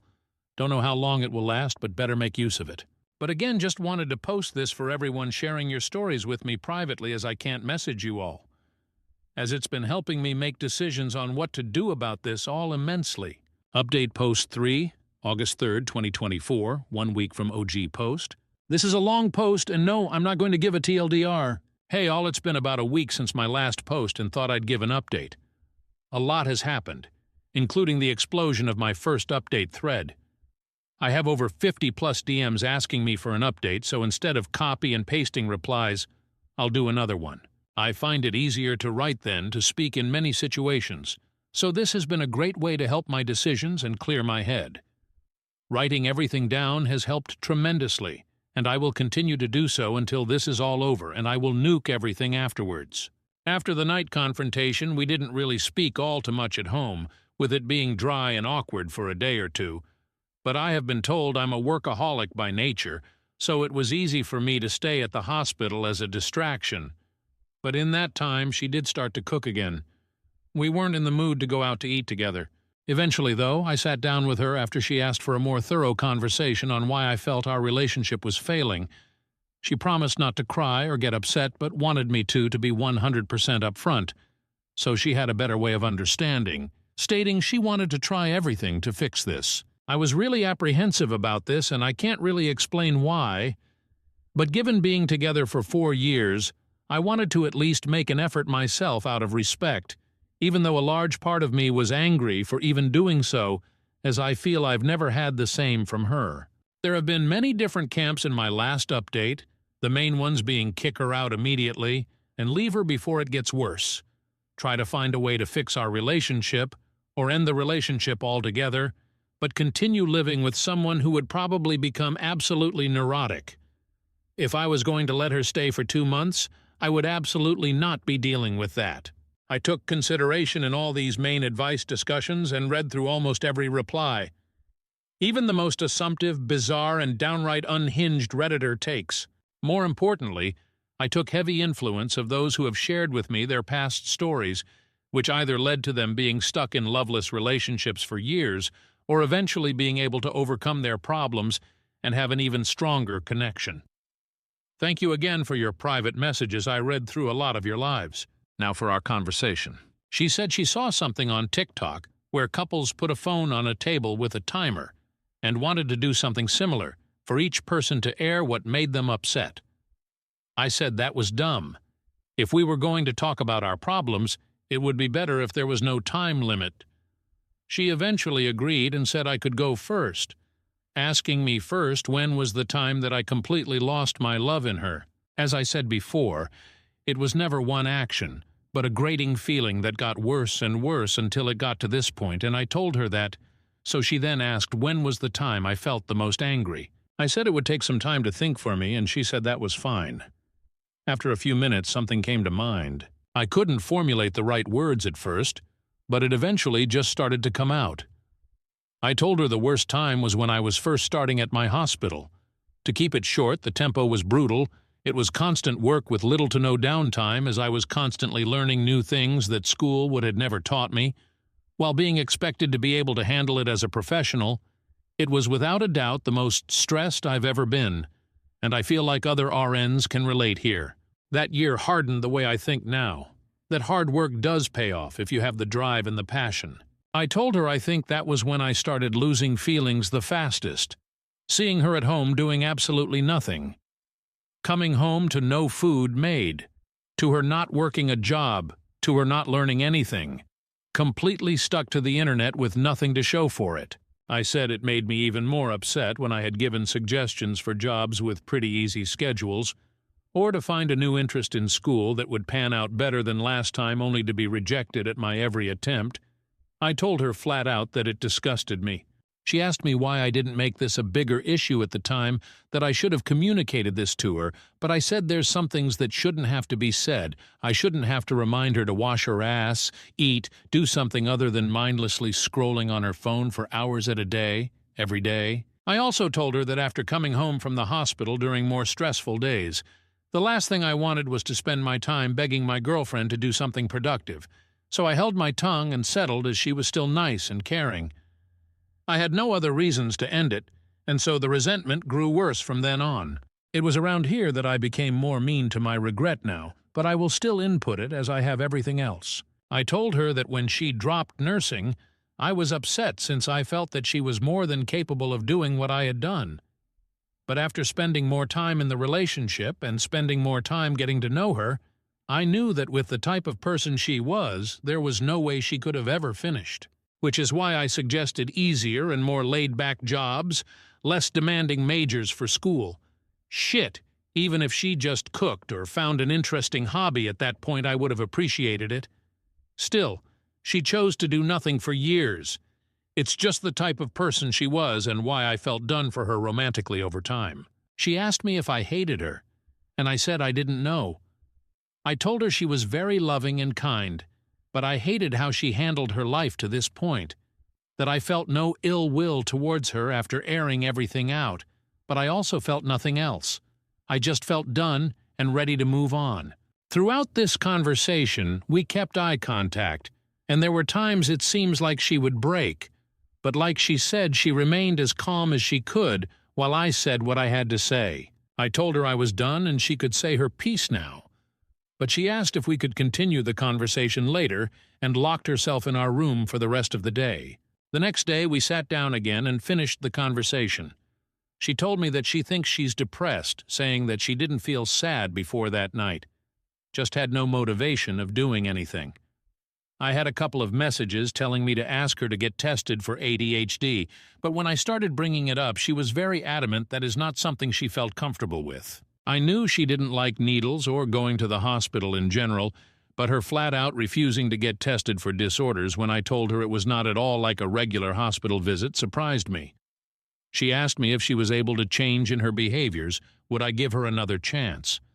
I said I didn't know, as I felt nothing right now and didn't know if her doing it would bring any feeling back, especially since it took my breaking point to do so. She asked if there was any compromise, and I told her again, if in a month I felt like there was enough reason to stay together I would, but that there was no guarantee that my feelings would return. But I would match any effort she also put out. She was frustrated by my answer, but I said that's how it would be. She gave me a piece of paper to look at that she was working on last night, that had a list of hobbies and interests she wanted to look into, the two major ones being photography and cooking again. She told me that she was looking into these while also showing me her phone giving proof that she was putting in applications on Indeed and Glassdoor for some entry-level positions that she might get hired in. I told her if she was able to show enough passion or interest in these hobbies that she showed, I would not care about her working, just anything to improve herself. But if she didn't do anything at all, then it would be best to look for a new job to help her if she moves out. I've also been asked in private messages if I have any personal friends to talk to. There's 2 female co-workers I confide some information in given how many hours we work together at our hospital, and who I completely trust, as in my opinion they are extremely grounded. They both said I would eventually get love-bombed and this would all go back to how it once was, and that I needed to stand firm with moving on. They've very helpful friends who have even offered to let me stay over for a few nights, giving the reason that I would fall for her manipulation if I continued being anywhere near her in their own words. But it didn't feel right since I'm still technically in a relationship, but I said I would consider it if the situation worsened. But again, I find them grounded. So I always try to take their advice to heart. Despite numerous messages from you all privately or openly telling me that this will be a mistake, I want to make the attempt to give this one last try. Though I feel heavily closed and guarded, and still feel indifferent with our current situation. But a lot of you have told me this can eventually change with enough work from both parties. I have also taken the advice of those saying to cut off sex, which was my intention from the start anyway, by continuing to sleep in the living room. But each day she has been sleeping on the floor right below me, even when I tell her I'd rather be alone with my thoughts, telling me this is something she would not accept. But that's everything so far. Next update will probably be at the month mark, as there's nothing else I feel like I need to say for now, just waiting to see if things can get better now that we're working on this somewhat. New updates. Update Post 4, August 19th, 2024, 16 days later, 3 weeks from OG Post. Title First Week. Hello. A lot has happened in the past 2 weeks. It's actually felt more like a month with how much has gone down. To those I have DM'd with on Reddit about my situation, sorry I have not been replying. At some point a week ago my messages blew up again, with another 100 plus, so I took a break and haven't logged in for a while I work on my situation. I won't be posting in subreddits anymore relating to my problems, and will instead chronicle everything that comes to mind here on my page, as I feel more comfortable just updating those who worry for me at this point. My girlfriend was very proactive last week. It was a manic influx of energy as she tried to get interested in many different things that she thought she could enjoy. I kept my promise in meeting her halfway and tried my best at helping her in whatever way I could. The only real interest that she's been mainly sticking with is photography. I've said before that she has a stockpile of clothes that she's had over the years, and she sold a few of them on Depop in order to get enough money to get a Canon 250 days camera that she says is good for starting out. She's looked a lot more into this than me. I strongly assume she stuck with this hobby, as it gave her a chance to spend more time with me, as she continued asking me to go out into the city to take pictures and test out her camera. Given that I had promised to match her energy and didn't want to be a hypocrite, I did so even when I came home from longer shifts at the hospital. There was a major change in her behavior, however. While she usually was a very loving and affectionate partner, it had been turned up to its max during the first week. She asked me maybe 8 times a day how I was doing, if I was upset, what I wanted to do for the rest of the day, etc., just trying to gauge my mood. When we went out, her PDA was also maxed. She wanted to kiss, hold hands, and spend the night out as long as possible, even when I said I had to go in early to work the next day. It's hard to describe in words what she was doing. I don't know if it was exactly love bombing, but with the energy she putting out, I was fully expecting a crash to come, and it did during the second week. I'll talk about that in another post. There was only so much I could handle before I needed a break, especially with how I was still feeling after everything that had happened prior. My friends at work are the only other people I have been engaging with, and I've told them everything that has been happening. They warned me again that I was getting love bombed like they predicted, and it would only get worse. They asked me what I would do if I was stuck with her longer than 2 months, and I said my lease would be ending soon, so it was helping ease my mind, as I wouldn't mind moving if this all turned out for the worse, while still giving her enough time of a heads up. They stated their concerns that I was coming to work more tired than usual and it was getting noticeable, but I told them that I felt fine. During the weekend, they had insisted that I go out with them to help my mood, stating that too much time in my apartment was not good for my health in my current situation. I declined when first offered, but after being asked again the day of, I agreed, and for most of the day I was with them having a really good time. In fact, it helped to regain my mood considerably. Naturally, my girlfriend was wondering where I had been the entire day, but I told her I had been with friends, and even though she was disappointed we couldn't go out for the day, I promised her we would spend all day tomorrow together. I get continued messages that I should immediately drop my friends and that they are manipulating me in my decisions, and think what you may, I know they are good people who look out for me. They played a large part in me quitting smoking this year, which although has made me more anxious at times, has helped with my health considerably. There's a different type of bond you form with people in our work environment, and I trust my coworkers with my life for lack of a better term. Anyway, that's most of what happened the first week. Putting everything for the second week would triple this post, and it's hard looking back on it as it happened so recently, and I still feel heavily raw. Large part of me posting this update to help, as writing everything out has always been a therapy for me. But yeah, thanks for your messages, and I'll try to reply to those of you I promised to keep updated for more relevant details. Update Post 5, September 26, 2024. 5 weeks later, 2 months from OG Post. This is a very long post, just as forewarning. I've been holding back posting this for a while, as whenever I begin to write I cannot continue without having to stop. But now that over a month have passed, I think now is the best time to reflect. There might be parts in this post that don't make too much sense chronologically. But given that I've been writing and taking breaks over multiple attempts, some past tense might be off as to where I began and left off. When I said the crash of emotions would come, I was right. It was ugly, loud, and could have been easily prevented in parts. When I posted my last update, I was not in the right mental state, so reflecting on the week before and writing helped to calm my nerves. I'm also a bit embarrassed to admit that I started to smoke a bit again, but it also helped tremendously in my mental, which was getting close to crash as of recent, and without the help of my friends I didn't have much else to turn to. This breakdown was something I could not tell them since I didn't want them stepping in. There had been a point where my girlfriend was in a not-so-well mood during one of our outings to the city. After returning home, she had said I was being dismissive, and if I felt angry or upset with her. Trying to be better with communicating, I said that I was getting uncomfortable with her constant need of affirmation and affection, as it was continually constant. Given that she was still sleeping in the living room at night, I was getting no time alone to myself at all while at home, and after so many outings, I was starting to get physically and emotionally drained. Truthfully, I felt physically tired more than anything, and given what my co-workers and my girlfriend say, it tends to show on my face more worse than it is. My girlfriend seemed to take this heavily and didn't attempt to talk with me for the remainder of the day along with the next, but was in a much more brooding mood during the second. Maybe it would have been better to apologize or communicate better during that point, as it might have been the point that a lot of this could have been avoided if I said something, but I instead took the time to nap and spend time alone, which I had rarely the chance to for over a week. Then came the third day.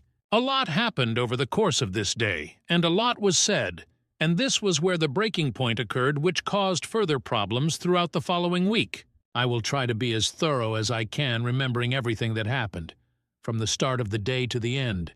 When I had woken up, I had left without saying goodbye or speaking to my girlfriend, as I was almost running late. Normally, I at least check on her to see what she's doing before I leave. She had been sleeping in our room for the last few days since her mood dropped.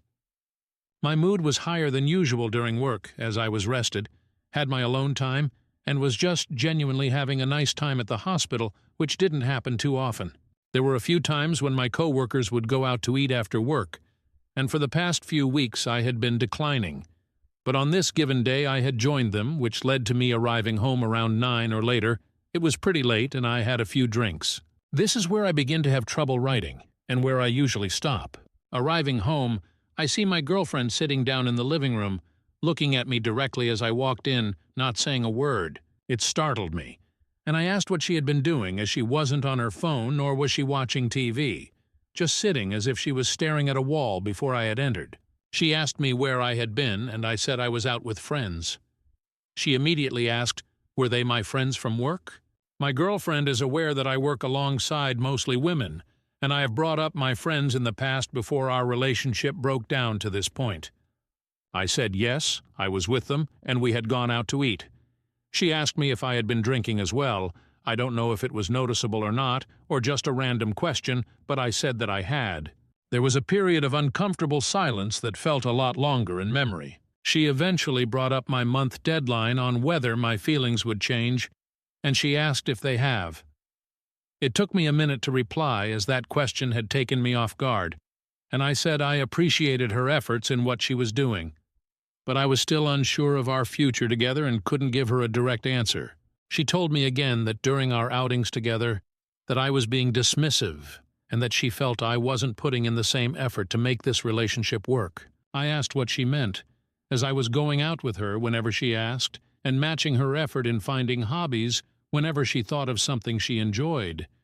To me, it just seemed like something she was just saying out of neediness. I think it was at this point she started to lose her composure, as her voice couldn't remain constant. She told me if I was aware that I wasn't smiling when we were outside, that I was quiet and rarely talked when we were spending time together. I told her she already knew how I felt, so for some of it my mixed feelings shouldn't come as surprise. But I also explained again my lack of talking was just from being tired from work. But I don't think she believed me. She told me she's constantly overthinking how I feel, now that she knows I've lost feelings, and doesn't know what she can do to make them come back. I told her again to just find a passion for something, anything, to get out of bed and be active with anything in her life. She says it's been 2 weeks, and she's been as active as she can possibly be, to the point that it was causing her mental stress. But my mood wasn't improving, and she's wondering if anything will actually change now that it's closer to a month. And then came the full breakdown. Through tears and a broken voice, she tells me how much she loves me, how much affection and love she has given me throughout this relationship, just for me to throw it away over something as stupid as my conditions, as if it was just an excuse to end things, if I ever really loved her at all while we were together. She goes on to say that even with how upset she is at me and how hurt and betrayed she has felt by the one person she has, that she still loves me and wants to continue our relationship. She tells me there will be nothing for her if I leave, no one, no place, no future. Her will to live will be gone and she won't know what to do with herself. Now there's a lot I could have said during this, but I don't think I can accurately convey just how hard she was breaking down emotionally during this exchange. There were points as to where she was almost screaming, completely bawling, and it all just made me freeze, as this was the first time I've ever witnessed her fall apart at this level. She goes on again to say there's no reason to live if this is the end. It won't matter what job she gets. Another month will not be enough, and she knows I still won't want to be with her and that she will have nothing. After everything was said, she locked herself again in our room and stayed there for a few more days. Whenever I tried to knock to initiate conversation, she screamed for me to go away, and I did. A few days later, she had finally calmed down enough to where we could speak to each other, and she changed her attitude 180. She was still upset, but extremely apologetic in what she did and said, telling me that a lot of it was just in the moment and she didn't meant it. The days that I was finally able to spend alone, without her or my friends, gave me the mental to finally do what I should have a month ago. I told her as gently and as calmly as I could that it was over, that there was no chance that we could be together at this point, and I no longer wanted to be in a relationship. I told her I would let her stay for an additional 2 months until she could find a job and help her get on her feet. I also said that if she was unable to do anything by that time, then I would be gone and moved out. She started to cry again, but in a much more defeated manner that almost made me break myself, but she agreed to the terms and it was finally done. She was able to get a job at a supermarket about a week afterwards, but only part-time at first, as that was all they were offering. After our final confrontation, our speaking terms were more or less dead. Whenever she was off work, she would be in her room alone for the remainder of the day and night.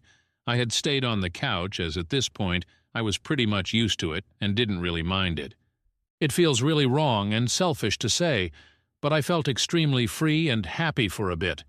I didn't inform my coworkers about my breakup when it happened, and just continued to vaguely say that we were working on it. But during that time I frequently started going out a lot more with them after work, as staying in our apartment felt more like a chore and depressing. I had hit a high that I had not felt in a long while, and then everything came crashing on me the following week. I had contracted pneumonia, and was off work for about 2 weeks to recover. At first I thought I had caught a cold, but one day it hit like a brick, and my lungs felt at 50% capacity. I couldn't take a deep breath without going into a fit of coughing, and I constantly felt fatigued. Even now, as I write this update with most of my symptoms gone, I still have to use an inhaler to help myself breathe at times. For most of the days that I had been sick, I was sleeping. Most days between 12, 14 hours, and the time that I was awake, I was lying down. When I told her what I had contracted and she saw how sick I was, she offered to let me have the bedroom again, but I refused and said that I was fine. Since she was working part-time, there was still a lot of time that she was spending at home, and for the first few days she left me alone. But towards the middle of the first week I was sick, she started to occasionally check on me to see if I was okay, and if I wanted anything to eat. Honestly, I hated that me being sick forced us to interact, not because I was mad or anything, but because it felt incredibly weird and awkward, and that I had to depend on her now for a few things not even a week after we had broken up. I didn't feel well enough to get groceries like I normally did, and since she already worked at a supermarket, she insisted that she buy food instead. And when I gave her my card, she refused it and said she would buy it herself. For the most part, I was snacking on fruit and cookies, but she said if I was going to get better that I eat actual meals. So she began to cook for me even when I said I didn't want anything. Even with this, we didn't eat together for the first week as she went back to her room after checking on me. But during the start of the second week of me being home, she started to sit down with me while I was awake and talk with me. She told me about her day at work and her coworkers, and a bunch of other stuff. It felt like a lot of it were things she wanted to tell me earlier but couldn't because everything was still raw. But when she started to talk, she didn't stop, and honestly, I enjoyed listening to her talk about her day because it felt different. It went from talking to us watching TV together during nights that I couldn't fall asleep to us, just talking about our issues that we've been holding to ourselves for a while. It was extremely cathartic, and there was no yelling or arguing, just listening. It felt a way that we hadn't talked in a long time, not since from before we got together years ago when we're friends and classmates. Sometime during the second week, I had hit a point where I felt extremely ill, and I didn't want to talk or do anything, but I couldn't sleep either because I kept on coughing. She didn't go to work that day and stayed beside me for a long while. We didn't talk at all, but she made sure I was still eating and drinking water. There's a lot that can be said on how those 2 weeks made me feel about my situation with her and everything that had happened, but I can't convey them in words, much less writing. But I'll just say it was a lot of time to think. Since I've recovered, I had been trying to make a bigger effort to talk with her, but at the same time not trying to make it feel forced as it may have felt a month ago.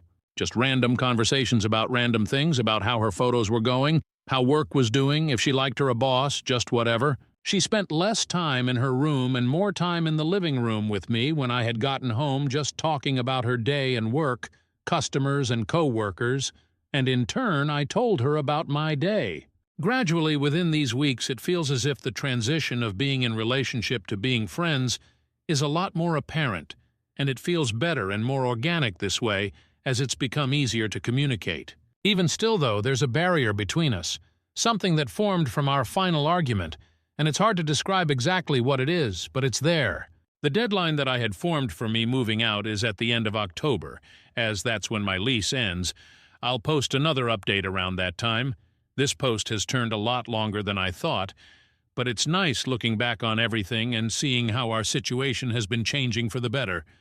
If you're still around reading this, thanks for the continued messages regarding my situation. Sorry if I couldn't reply in the meantime. Story 15. My stepdad turned my family against me. Original post. So let me start this off by saying I apologize for how long this may be. My dad passed when I was 15. Him and my mom weren't all that close by that time, so while it hit me hard, she wasn't as fazed as you'd expect. I joined the military when I was 17, and in my first year out of the house, my mom remarried. I never really vibed with him, just had different personalities and such.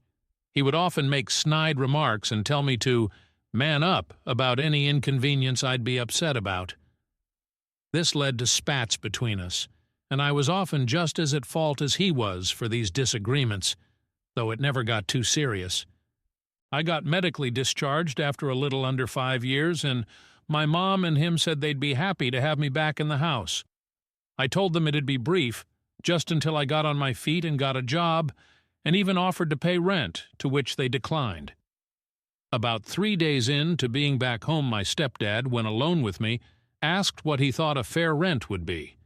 I was confused, but it was his house, so we came to an agreement, and I kept it from my mom, assuming he did not want her to know, as he never mentioned it around her. I never asked for anything from them, not out of spite. I just wanted to do things myself. He had a son from a previous marriage. Him and I didn't share many common interests or anything, but I never had any issues with him. I'd say we got along.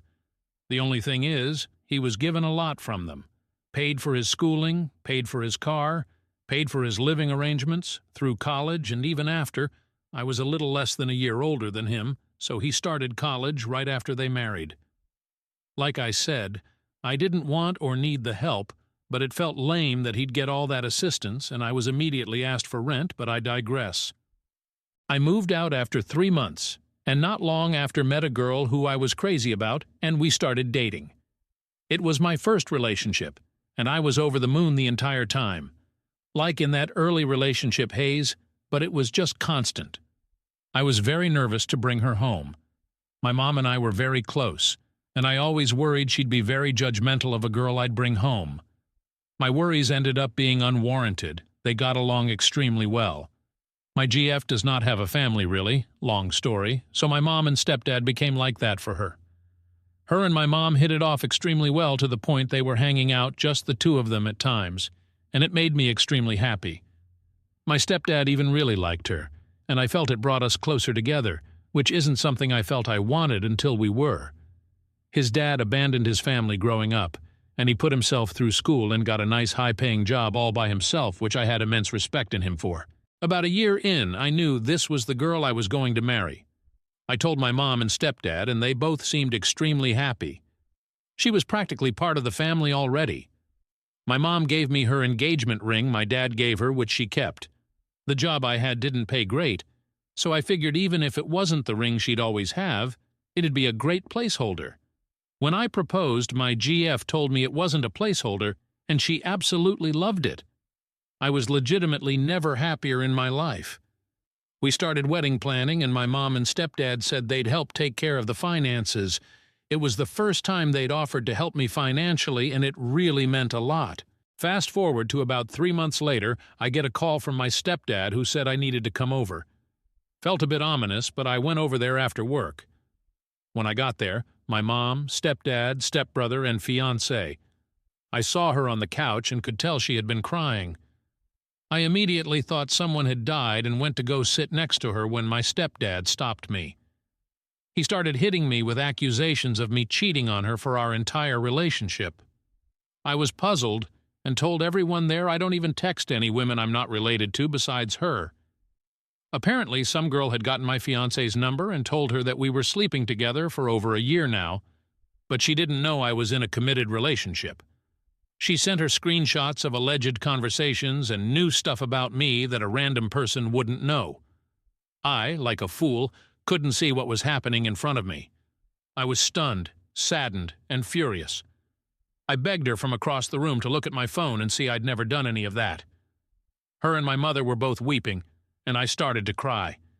My stepdad called me every word he could think of and escorted me out of the house while telling me if he saw me on his property again, he'd call the police. I spent the next several weeks trying to contact them to no avail. Calls, texts, voicemails, every messaging app out there, nothing. After those weeks, I got a call from my stepdad who told me to stop trying to contact her and that I was never welcome in his house or around his family again.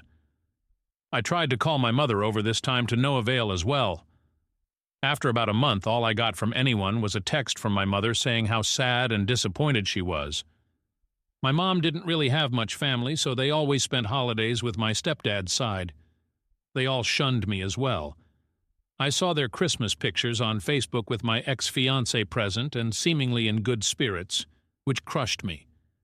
The only family I had that would talk to me at all was my dad's brother and his family. Despite that even, they all seemed wary of me too. The only one that I think truly believed me was my uncle. I don't think I'd have made it without him, honestly. He showed me what I'd been missing in fatherly love, and I've never been so grateful for anyone. About 6 months after it all, I moved away from the East Coast and settled out in California, needing to get away from it all.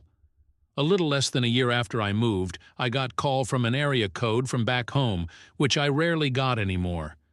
I picked up, and it was my stepbrother, whom I promptly hung up on. He called me back, and I ignored it, but it stuck with me all day. I decided that if he called back again, I'd pick up, which he did later that night. It was awkward, at best. He told me my fiancée was really torn up for a long time. It took her nearly a year to even start looking again for a significant other. I hadn't at all since it ended. A few months into her doing so, my stepdad encouraged him to ask her on a date, which he did. Things went okay for the first couple outings, but never really clicked, apparently. He told my stepdad about that, and the idiot told him, "I didn't get rid of OP for nothing. She's a great girl. You need to figure it out with her." I almost collapsed, and it was quickly replaced with anger. Apparently, he had gotten a girl, I still don't know who, to pose as someone I had an affair with and forged some message screenshots to have her send to my fiancé. He told me he'd said it to him about a month ago, and he didn't know what to do. Apparently it bothered him enough that he couldn't just sit on the info anymore, so he told me and said he was going to tell my mom and fiancé the next day. He called me first as a courtesy, so he knew what to say to them regarding me. I told him where I was, and that I'd appreciate it if they didn't immediately contact me, so I had some time to digest it all. That was last Tuesday. I just texted him and told him I was ready to talk to them if they wanted to, and that they could call me tomorrow. I really don't know what I'm going to say, or them for that matter. I expect some tears and a good number of apologies, among other things. I don't really know if I'm ready to give forgiveness or anything like that. The only person I've told so far is my uncle, who I've asked to keep it to himself. Sorry again for how long this was. My therapist picked a shit week to go on vacation, and I needed to vent. Update. We'll post a longer update tonight, I think. No phone calls from anyone else yet, but a good call from my stepbrother that felt nice. I appreciate the support from everyone. I'll try to get to all the comments as well when I get a chance. Update February 9th. Date 2/6. All right, sorry for the delay. Busy day at work, and obviously a lot of other stuff on my mind. My stepbrother called me this morning and told me exactly what happened this past week. So apparently, what my stepfather said wasn't exactly what he told me. He elaborated more and said he was very careful with his words so as to not incriminate himself. Per him, heavily and very clearly implying what he did without directly saying what he did. Thing about my stepbrother is, he's much smarter than me. Instead of just walking to my mother and fiancé with that and getting into a shouting match with his dad, he took a different course that I wouldn't have thought of. He got a hold of my ex's phone and found the girl. Said it took him forever to backtrack it. He gave her a call and got her to meet him out in public. That's where it all came to head. She was a Tinder match with my stepfather, which I think pretty clearly indicates that he had been sleeping around on my mom. That irritated me even more for obvious reasons. This girl alleges they did not sleep together, however, whether that is the truth did not matter to me. What does is my stepbrother talked to her and pulled on her heartstrings with the story and all that had happened. For the record, she clearly knew what she was doing. Maybe the time and hearing what had happened to me really shook her up, but again, it doesn't matter to me. She told him what happened. $1,000 for a phone call. That was the deal. He told her what to say and supplied the pictures of evidence. She made the call, and that was that. My stepbrother asked her if she could tell my mother and ex, and even offered to pay her again for the record. She agreed to for free, and that happened on yesterday. My stepfather is on a business trip until Wednesday, so it was the four of them there. She came in and spilled it all to my mom and ex. Stepbro said the tears started almost immediately from all three of them. After everything, he told them I was in California and that he'd tell them when I wanted to be contacted, was before I texted him.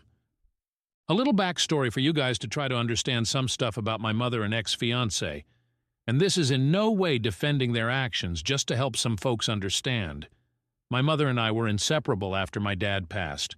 We were each other's rock. When I turned 16, I began to drink to kind of dull it all a bit. I told my mom we'd spend New Year's together the year I was 16 and ended up out with my friends drunk as all hell. I got a text from my mom who spent the night alone at home, and that was where we were never quite the same. She sent me a text about how sad she was. She was all alone, and I felt like complete shit over it.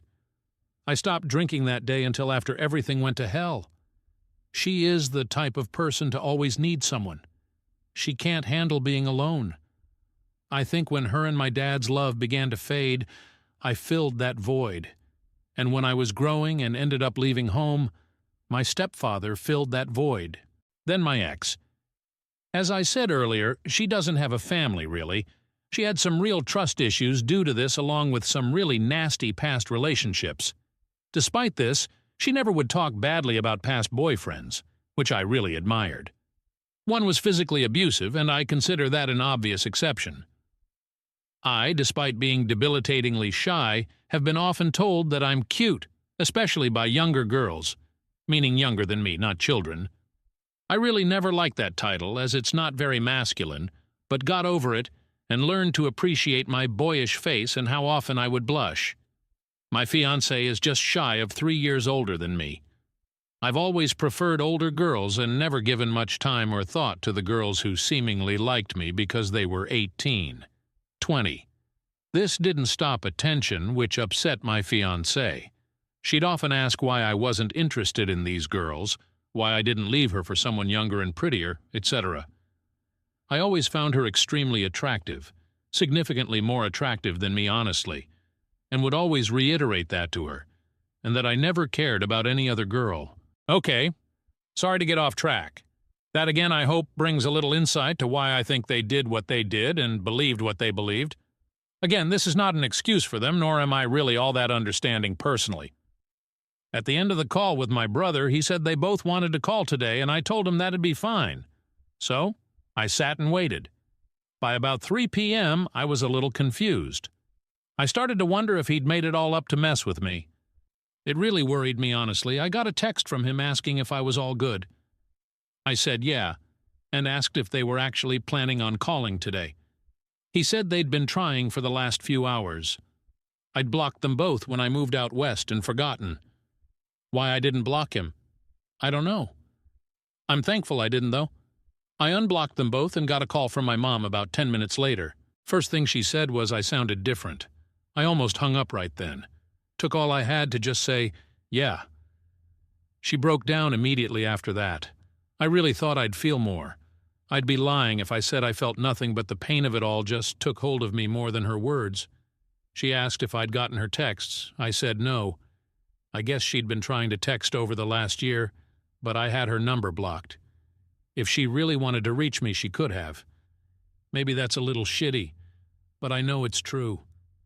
I pretty much told her that I'd be willing to build some semblance of a relationship back with time, and she was happy with that. She also told me she was getting all her necessities out of the house before my stepfather got home, and she'd be filing for divorce immediately. I believe her too. She may be a poor excuse for a mother in my eyes, but she's never been someone to take half measures. I really wish I could be there to see that prick's face when he comes back to an empty home. My ex got the phone next and did the same tearful apologies my mom did. I felt a little more with her. I actually tried to get her to think and remember how many times I told her I'd never do that to her and how much I loved her. She was beside herself, and to be honest, I'm glad. We talked for about half an hour, and I really thought it was pleasant. Even though I told myself for over a year now that it'd never happen again, thought there could still be something for us. She told me she still had the ring, and it made me upset. I told her to give it to my mom, 'cause it didn't belong to either of us anymore. I could tell that really crushed her, and selfishly, I wanted it to. She asked if she could call or text me. I told her it was fine, but to not expect a prompt response either way, which she understood. Pretty much gave her the same ultimatum as my mom, though I said any chances of us having a future relationship were very slim. She said she understood that too. I talked to my brother last and thanked him for everything he'd done. He was helping my mom get her stuff out of his father's house. He apologized for all that had happened and told me he was going to go tell the rest of the family everything as well.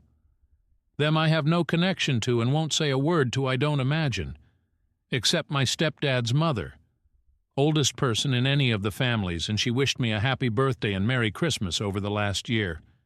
Maybe she was old enough that she doesn't care, maybe she felt bad, but I'll talk to her, odd as it is. Sorry for all the rambling. I fly home for my uncle's 60th birthday the first week of March. It'll be my first time home since I moved out here. I'll definitely plan on seeing my brother as well. I'm not adverse to seeing my mom and ex, but I've made it clear to them that I've got a lot of healing to do, and so do they. If anything further happens, I'll update again, maybe after that trip home, but that looks like it for the time being. Also, this is kind of the last social media I have. I haven't been on here super often in the last year for the reasons I'm sure you could guess. I truly haven't seen any similar stories to mine that have been referenced in the comments, though I'd like to if you can find them. I'm more than happy to answer any questions anyone would have regarding this whole thing to the best of my knowledge. Thank you, everyone. Brief update on 2/8. Got a call from a number back home. I deleted most of my numbers a while ago from anyone I wasn't talking with. I picked up and it was my stepfather. He said hello and I hung up and blocked the number. I immediately called my mom, fiancé, and brother. They're all safe, not around him. Mom is in a hotel that he doesn't know about. Fiancé and brother are at their residences, and both say they feel adequately protected. He is not by any indication a violent man, but better safe than sorry. My brother said he got a call from him this morning when he got home after my mom wasn't there and wouldn't answer. Brother told him what happened and not to contact any of them. Not sure how long he sat there, but he called me around 3 p.m. Pacific. About an hour ago, I got a message from a different number saying, "We need to talk." I assume that's him. I haven't responded. That's the latest. Brief update 2/9. Stepdad's mother called me. Had her number saved because of what I previously stated. Was a bit worried it may have been him trying to gather some info or something. It wasn't. She's a very sweet lady who did not have to be nice to me in any way, but has shown me compassion. She was very nice and wished me well, while also apologizing on behalf of the family. I thanked her and wished her the best too. Shocking he came from that woman. New update March 3rd. All right, sorry for the delay, everyone. Work has been busy, and I just got home this past weekend. I sat on that message from what it turns out was in fact my stepfather. My curiosity got the better of me, and I called him. I did do what some had suggested and recorded the call using a different app. I wish I could say the call provided me something, but that would be disingenuous. Hearing his voice made my skin crawl. He asked how I was. I told him to cut the shit, and he laughed. Nothing incriminating on his end, of course. Talk was about 3 minutes long, about nothing. I did ask him why he wasn't content with me being with her. He said I wasn't man enough, and that a woman like her would have been wasted on me. He has a very traditional way of thinking relationship-wise, which is especially funny because it shows how much he never knew about our relationship or her in general. Without going off on a tangent, my ex is pretty notably against gender norms. She has a very well-paying job and told me she'd never be comfortable being a stay-at-home mom-wife. She often took the initiative for stuff in our relationship, etc. There wasn't really much to take away from the conversation other than that. I don't really know what he wanted, but I told him not to call me again and hung up. Not very eventful on that front. I flew back home prior to the weekend last week and went to my uncle's birthday party. Had a good time, and the family was very welcoming and apologetic for not being more supportive after everything. None of them were ever rude or anything. I've got no negative feelings towards any of them.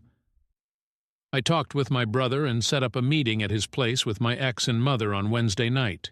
On Wednesday, I went over there and got what I expected. Lot of tears, lot of apologies. I admittedly had a tough time keeping it together.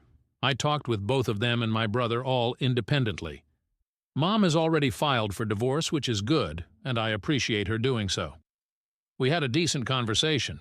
You can tell it's strained, but I think we're making some progress towards healing. My brother and I had a good talk. Was nice to talk with him in person. He apologized for everything that had happened, and I accepted it. Can definitely tell he feels remorse for how it all shook out, and for the work he put in to make it right. I definitely don't hold a grudge. My ex and I had a very long discussion through most of the night. We'd been talking over the phone for the last couple weeks already. A lot of it was just catching up. We're obviously two very different people now after nearly a year and a half away. We had some more serious discussions later on about everything, about how screwed up it all was and how broken I was by it all. She told me she'd already seen a therapist and asked if I would be willing to come with her to her appointment Thursday. She's gone above and beyond for everything I could have asked of her the last few weeks, and I'm really truly appreciative of it. I went with her to her therapy appointment, which I feel was very productive for everyone. Her therapist seemed to be very appreciative of me being there as well. So we stayed talking for a while after, and I decided to ask if she wanted to go out Saturday night. So that's the plan right now. I don't know exactly what's going to happen, but I wanted to show her that I appreciate the effort she's putting in to try and mend what's been broken. And selfishly, I'd like to see her in a setting that isn't like the ones we've been in. So that's the update for now. Things are looking up. Haven't seen any of my stepdad or his family since getting home. Appreciate all the support from everyone. Will update with anything new. Update 3/5. Date went very well. We had a nice night together. Got dinner, went to an arcade after, which we used to do somewhat frequently. It's the first date I've been on in nearly a year and a half, and I enjoyed myself a lot. We went back to her place after and talked. Going to discuss the next steps during this week before I head back to California. The distance part is going to be the hardest part, but I think it'll help keep the rose-colored glasses off if we aren't with each other constantly. Thank you again for the support from everyone. Story 16. Aida for refusing to share my vacation home with my in-laws for 6 months after they sold their house without consulting me. Original post, January 24, 2024. Aida for refusing to share my vacation home with my in-laws for 6 months after they sold their house without consulting me. Background. My husband, 35M, and I, 33F, have been married for 5 years. We own a beautiful vacation home on the beach that we built ourselves and use throughout the year. My in-laws, 60s, have always been welcome guests, visiting for a few weeks here and there, and contributing financially towards maintenance costs. Last month, my in-laws suddenly announced they were selling their house to downsize and move into a tiny condo. Apparently, they've been secretly harboring this idea for months, never mentioning it to me or my husband. They plan to close on the sale in 2 weeks and then move into our vacation home for 6 months while they figure things out. I was floored. This house is our sanctuary, not a retirement home extension. We use it frequently, have friends and family booked to visit throughout the year, and rely on the income it generates during peak season. My in-laws, on the other hand, haven't lifted a finger on the property themselves and contributed only minimally. My husband, bless his sweet heart, is more understanding. He feels bad for his parents and believes we can make it work. His in-laws, sensing my resistance, are now guilt-tripping us, claiming they have nowhere else to go and offering to pay significantly more than their usual contribution. Aida for refusing to let them move in. On one hand, I feel obligated to help family in need, but on the other, this feels like an outrageous imposition on our personal space and finances. Relevant comments? More on relationship with in-laws. My relationship with them is strained because this is not the first time they have grossly overstepped. This had led to many a fight between my husband and me. My husband sees no wrong in their behavior and thinks we should just help them. Every time they're at the vacation home, they've commented on how much they love it and would love to live in a place like this at retirement. So I feel this was a very intentional move on their part. Not letting them stay will create conflict in my marriage, but I'm pretty positive that they will never leave if we let them move in. What else have they done? On our first marriage anniversary, they gifted us a chicken.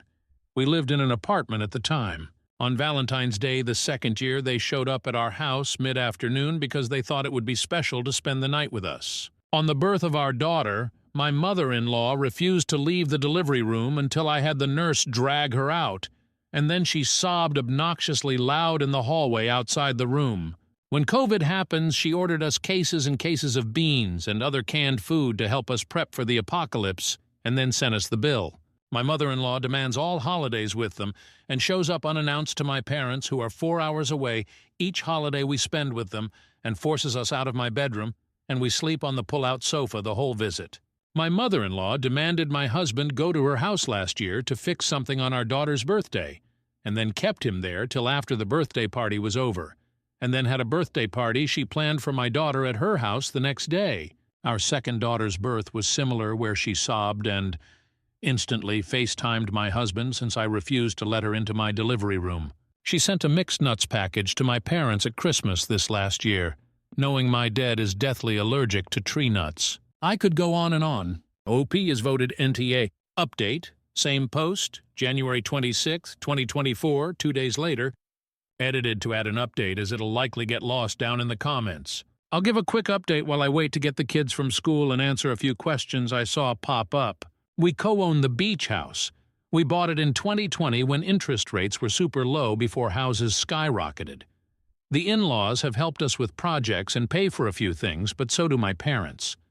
So we have never thought of their contribution as anything but help from parents. They had their annual Old Farts Christmas party, their words not mine, there this past December, and had the place for a week free of charge for them and all their guests, so they definitely have gotten plenty of use of it. We had a come-to-Jesus moment yesterday, and I was the asshole to my husband. I told him I was done, and I wasn't even entertaining them staying there, as it's our business. And this is bad business. I basically told him I was over his mom, and it was at the point I'm about to peace out because I can't handle her shit anymore. Previous to this, I was no contact with her and would entertain them when they'd come to visit. They never stayed at our house as we live relatively close to them. He still has no clue if they're truly selling their house, if they're upside on bills or they're just assholes, but I honestly don't care. My parents are immigrants and own a restaurant and have worked their asses off to create a fantastic life for me and my siblings. They also taught us the value of money and working hard for the things we have. The vacation home was bought cheap, but 90% of the renovations were done by me during my free time. Renovations are my true love. Nursing pays the bills. I love it too, but it doesn't fill the creative cup. I told him he'd lose the house to his parents over my dead body, and if he feels the need to financially set them up, he can do so with extra money he earns from picking up shifts, also a nurse. Basically, I told him their failure was not an emergency on my part. They have always kept up the Jones and spent exorbitantly, so they might be broke, and again I don't care. I have barely tolerated his mom for the past few years. I'll be cordial because I was raised well, but I'm over-tolerating their nonsense. I will say he does see all this crap she pulls, but he was raised that mom knows best. He's Puerto Rican, so this is partially cultural. But I'm done. I worked yesterday and busted my ass, and then drove the kids to the beach house last night and picked up dinner, and we are there, and I just thought, fuck no. So time will tell, but he called his parents and on speakerphone told them they couldn't stay, but the offer to condo hunt is still open, but he needs to know the price range and all that jazz. His mom cried, and I flipped the phone off. So as of this moment, it's not happening. I also told him if it's a problem he can quit claim deed the beach house, and I'll cover the expenses and manage it myself, 'cause mama don't play. New update, same post, February 15th, 2024, 3 weeks later. In-laws did sell their house. They made little to no money, as apparently they took out a cash-out refinance a few years ago, so they had no down payment for a smaller place. They are now renting an apartment, as I really refused to help them financially.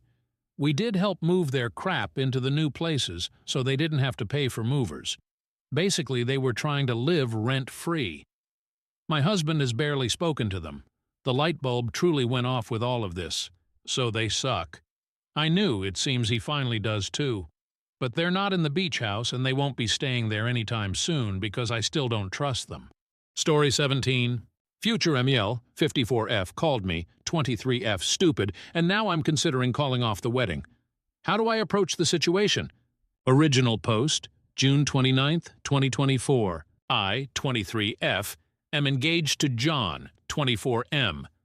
We are together for 5 years. We want to get married in July 2025. I always thought that his family liked me because we get along well. He has 2 older brothers, 26M, 29M, both married. Honestly, I was very excited to have them all as my in-laws. They were always kind to me.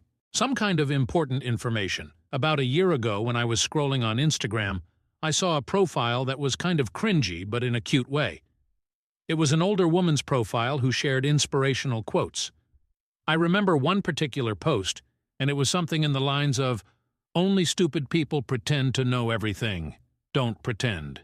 Just ask." Honestly, this quote changed me in a lot of ways. Before that, I was always worried that I might embarrass myself if I don't know something, and after reading that quote, I realized that if I always pretend that I know everything, then I'll miss out on actually getting to learn about things. So I decided to change my habits and start admitting that sometimes I genuinely don't know. Someone is talking about the war in Kosovo? Okay, sure, but first let me ask some questions so I can really understand what we're talking about. And I ask a lot of questions sometimes. I sometimes even open the Notes app and write in some questions that I later want to find answers to. These are my latest. How does the time work in the black hole? Why some snails have shells and others don't?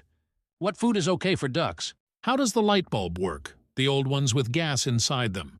Does everyone see colors the same? And how can we know that? Sorry for the long introduction, but it was kind of necessary for understanding what kind of person I am. I know that sometimes I might come across as annoying. Now onto the problem. His parents hosted a small barbecue last weekend only for the family. So it was the mom, 54F, dad, 59M, brothers, 26M, 29M, and their wives, 27F, 27F. I was the last person who showed up because I had to work late. I entered the house, and when I was walking towards the back of the house into the backyard, I heard John's mom talking about me. To be honest, she wasn't talking about me, more like mocking me. I heard her say in a high-pitched voice, "How does the sun work? Where should I put the fork? Why does nobody like me? How do I wipe my ass?" I just stood there. I had this sinking feeling. I couldn't move, so I just stood there. And I heard them all laughing. One of the wives said, "I actually don't mind her always asking questions. I think it's cute." And it made me feel hopeful that they will say something like, "Yeah, sure, we're just playing, we love that." But none of them did. Instead, the mom replied, "It's not cute. She's just stupid." After that, they laughed again. I heard John laughing. My heart kind of broke in that moment because he didn't even say one positive thing. He didn't defend me. He just laughed. I quietly turned around and left the house. I texted John that I got sick and have to stay home. Now I'm wondering, how should I approach this situation? We live together, and I sleep in the guest bedroom for now, and I use the excuse that I don't want him to get sick from being around me. I can't ignore him forever, and I can't pretend to be sick anymore because it's been too long. I'm not sure how do I proceed. Maybe it was just a misunderstanding. I'm considering talking to them about this, but I'm also worried that they won't be honest with me. I can't marry him if he really thinks I'm stupid, but I also can't marry into a family who thinks so little of me. But maybe it was a joke and I shouldn't take it so seriously. I'm so torn apart, and every day I convince myself a bit more that it's okay, and sometimes we should all laugh about ourselves. Now I feel like I'm just going crazy. I would really appreciate some advice. Tulder overheard future MEL calling me stupid, and my fiancé laughed, considering leaving him. I'm wondering if it might be just a joke and maybe a misunderstanding. Need advice on how to navigate the situation. Edit. There are many comments saying that they cannot stand people like me. I agree that sometimes I can be a bit too much with the questions, but with that being said, I still think I'm within reason. I don't do it around people I just met. I rarely do it at parties or other gatherings. I usually do it with people who are close to me, who I think wouldn't judge me, or with people who specifically have knowledge about something and are willing to share it. If I'm a part of a conversation, I'm not rude and I'm not interrupting. I usually just ask one or two questions. If a discussion is about the climate change, I'm not asking about monkeys, if you know what I'm saying. I'm also not a complete dumbass. I don't ask questions which generally would be considered dumb to other people. Those I just write in the notes and check answers later in the internet. I'm capable of reading, so I make good use of it. But after all, I still do ask questions a lot. Update post. July 2nd, 2024, 3 days later. First of all, I wanted to say thank you to people who reached out to answer my questions about black holes, snails, ducks, light bulbs, and other stuff. I would love to have you as my friends. For the other people who said I should just shut up, I don't really care if you find me annoying or hard to be around. I'm okay with that. I don't exist to please everyone. I'm just here for a good time, have my own interests, and learn. I didn't expect my post to gain so much attention, but I'm so grateful for the advice. Most of you told me to break up with him and at the very least confront him, so that's what I decided to do. You gave me a push and confidence to do it. But before I did that, I texted the wife of John's brother, the one who said she liked me asking questions. I asked if we can meet up for coffee. She said sure. We met, and I didn't see the point in pretending to her that I didn't hear their conversation. So after some small talk, I just said, "I heard you all talking about me during the BBQE." She immediately got sad and said she feels embarrassed. She explained that it wasn't a joke, wasn't out of context, that it was just mean and hurtful. She said she's sorry for not defending me more, but I said it's okay and I understand. I told her that I don't blame her for anything, and just wanted to make sure that I understand the situation and see it for what it really was. And it really was laughing about me behind my back. Just bullying. At this point, I just had to confront John. In my last post, so many comments were saying that he will probably try gaslighting me, and you were right. We were having dinner together for the first time since the BBQ happened, because before I tried my best to avoid him. Yes, I know, not very mature of me, but other than you guys, I don't really have a strong support system. My family and best friends are hundreds of kilometers away. I only have 2 good friends here. I was so stressed I thought I'm going to pass out. My legs were shaking and I was terrified because I knew deep down that this is the moment when my 5-year relationship goes down the drain. I looked him in the eyes and asked, "How does the sun work?" He looked confused, so I followed with, "Where should I put my fork? Why does nobody like me?" At this point, realization hit him, and he started nervously laughing. I said I was there and I heard them. After the initial shock passed, he got mad. He said it's rude to eavesdrop. I said it's rude to bully people. He tried telling me that it was just a joke, that I shouldn't be so uptight, that it really was funny. I said that I didn't find it funny and went to the guest to calm down. He started panicking. He was asking me to please talk to him. He was much more apologetic and said that he will be 100% honest with me. I asked if his mother made similar comments before the BBQ. He said yes. I asked him if he ever defended me. He said he tries to. I don't know if I believe him. He told me he loves me and respects me. I don't know if I believe it either. I said that I love him too, but I need a break. He's all I ever known. He was my first and only partner. I have no outside perspective of this. I have no experience. I need a moment to think. I will be going to my friend's house for a while to think everything through. The apartment has his name on the lease anyway. After I gathered some of my things and left, he kept texting me non-stop. He tried calling, but I didn't respond. I was very hurt because he tried to belittle my feelings, and only later, when he realized that I might break up with him, started apologizing. The next day, I decided to give him another chance to explain himself, and I came back to the apartment.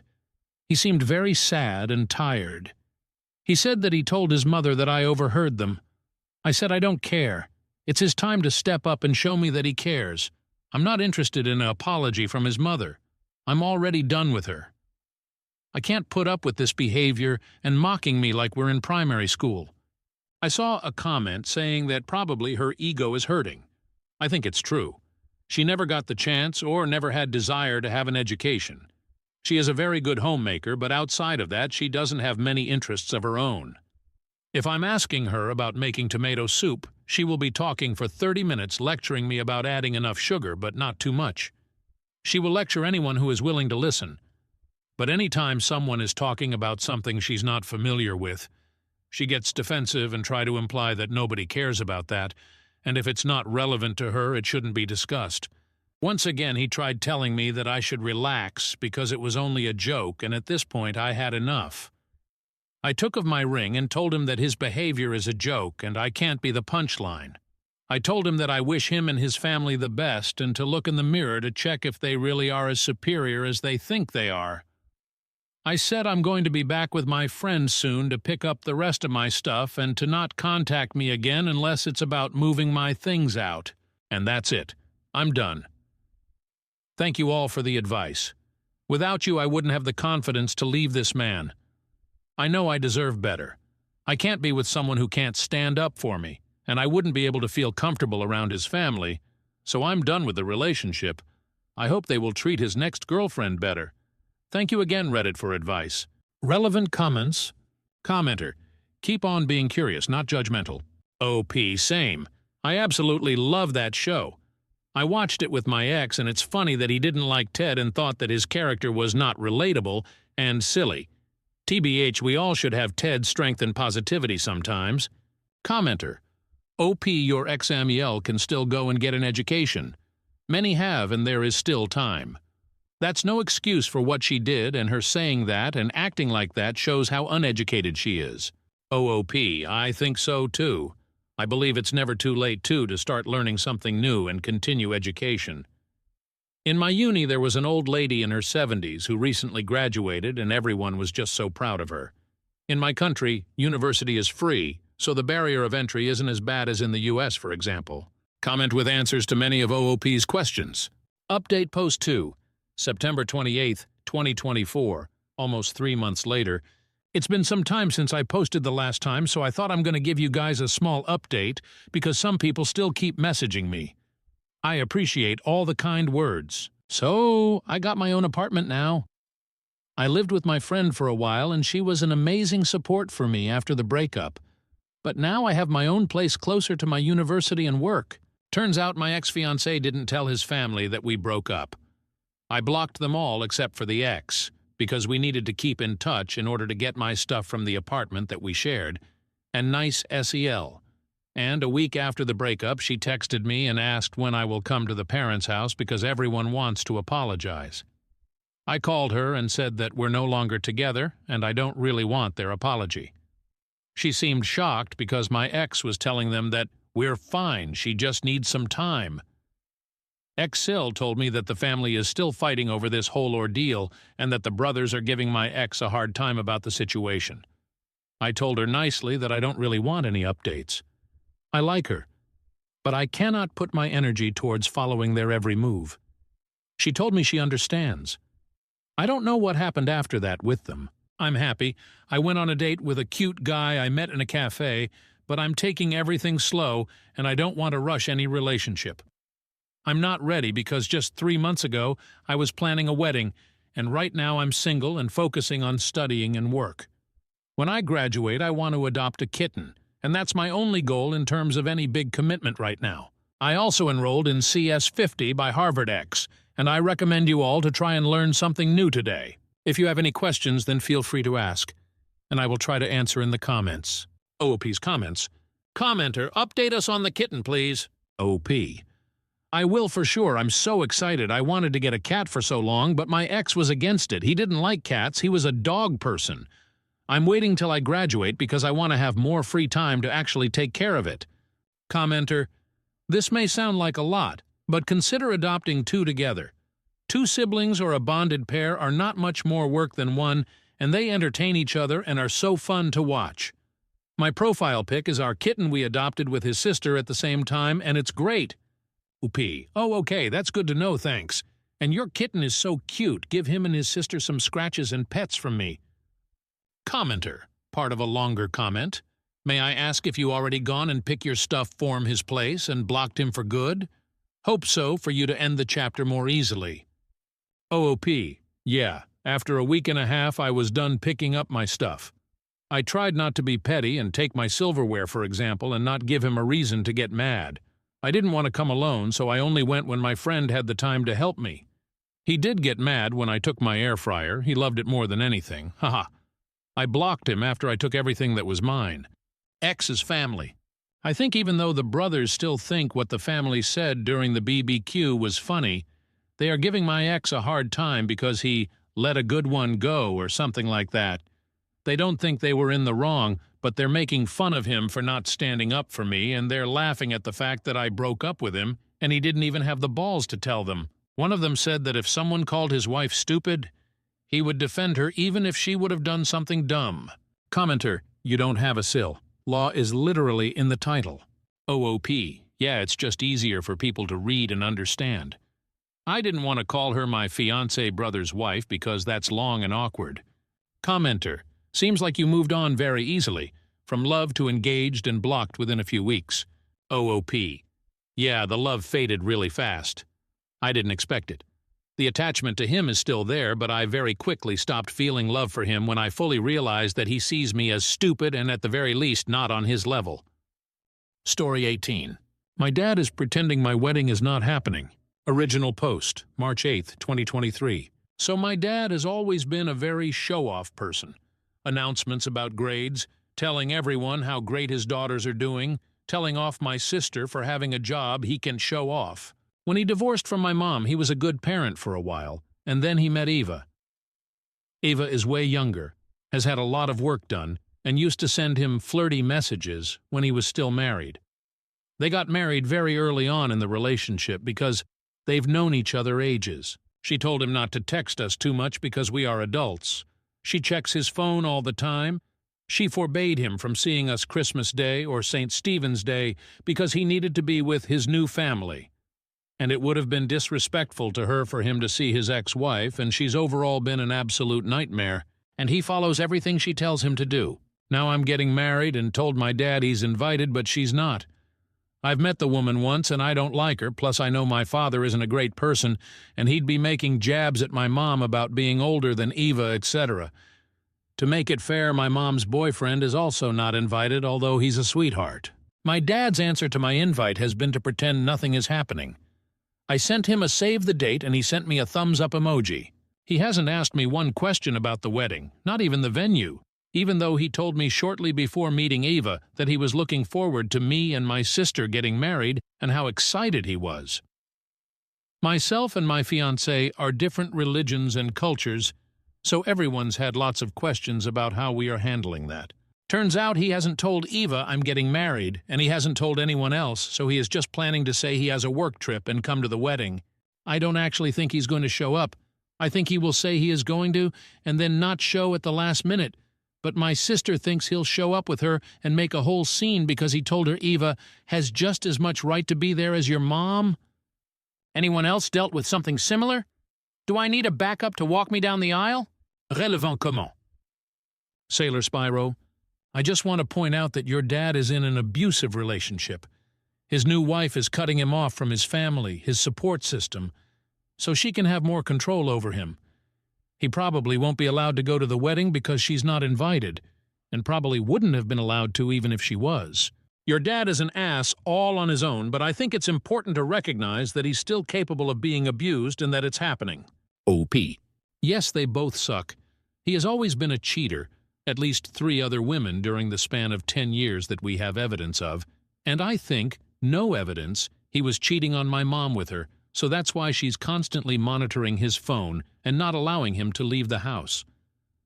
We told him not to marry her and that her behavior is very concerning, but he seems very blind. Grumpy Smiler.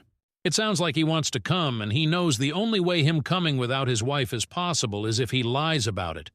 He's risking getting caught to be able to go, which speaks volumes about their relationship. But if she checks his phone, you're causing further risk of her finding out if you keep messaging him about the wedding. Stick to phone calls so there's no record. I hope he can make it and there's no drama. OP? I rang him the first time to tell him I was getting married and then sent him the save the date the second time asking if he was coming. I didn't know that he hadn't told her at the time. I've no idea why the wife wouldn't let him go to his daughter's wedding, though she's as amazing as he says. On why his mom's boyfriend isn't invited. Far more drama if I include him and exclude Eva. It's not worth the headache. He will for sure not show up if I invite my mom's boyfriend and not his wife. My mom understands that even though my dad is not the best dad ever, I still want him there. They aren't together that long, so she's okay with her boyfriend staying at home. Plus, then he can stay with the dogs, and she doesn't have to worry about getting a dog sitter. Most of the family is going as well, so there's nobody to look after them. Update. October 9th, 2023. So it turns out my dad ended up telling Eva about my wedding and telling her that she was invited to the wedding to avoid problems. She got herself a dress, booked a hotel, etc. My dad tried to convince me to invite her, but his biggest selling point was that he thought it'd be an amazing time to introduce Eva to my mom and my mom's whole family. Why would he think my mom want to meet this woman is beyond me, and that she would feel excluded otherwise. He always rubs in our faces his new family, even calling it his new family, keeps canceling every dinner he sets up with my sister due to some emergency involving Eva, or tells us to call Eva Mom. Both me and my sister are way beyond the point of calling some randomer mom since we both moved out and he's being ridiculous. He called me again and again trying to convince me, and I said no, explaining that I knew the only reason he wanted to bring his wife to the wedding was to upset Mom, and that I wasn't going to let the two of them do that. He makes jabs at my mom every time he's around her about how great his new wife is. I thought the whole thing was over until I sent him some information about the wedding, and I guess he started feeling guilty and told us that he booked the flight for Eva as well. And he booked himself on the same flight as my mom, changed his whole flight plans just so he could be on the flight with her. so that my mom and Eva could still meet, aka he could still rub his new wife in her face and try and screw with my mom's head by putting her down and making comparisons, and then Eva would just go off and shop while he was at the ceremony. I'm not sure if this is true or if he was going to try and bring her to the wedding and hope she didn't get kicked out. I'm trying to convince my mom to change her flight so he can't get inside her head 12 hours before the wedding.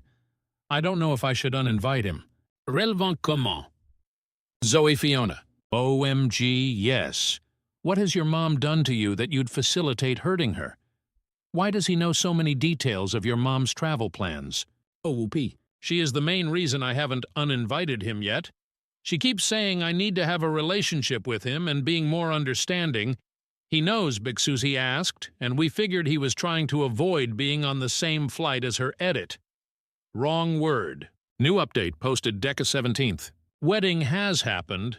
It just took a bit of time to update because it's my life and it all went south and was too raw to try write in a coherent way. It still probably won't be super coherent. Spoiler alert, my dad got uninvited. Summary TLDR from previous posts. My dad was acting weird around the wedding. Turns out he told his new wife she was invited when she was not.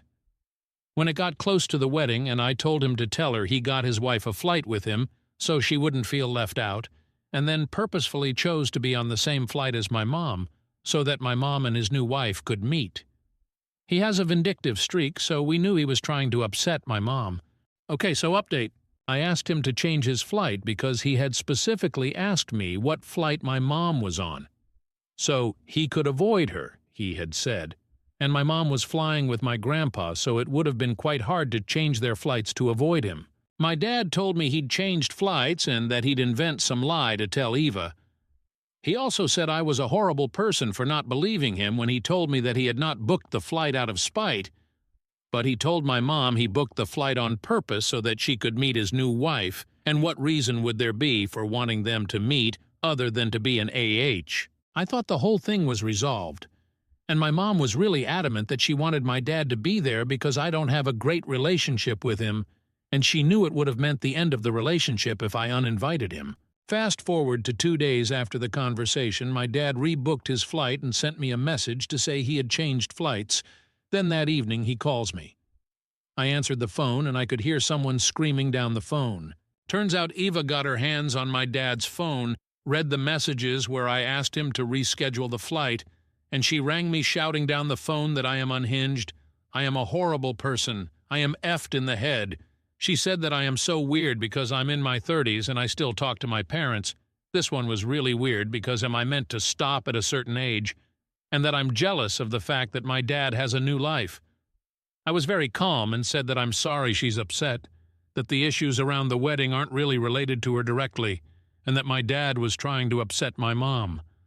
I also said my mom's partner is not coming either, so it wouldn't be fair to have her there. She started shouting that my mom was a fat old cow and I lost it. I absolutely lost it.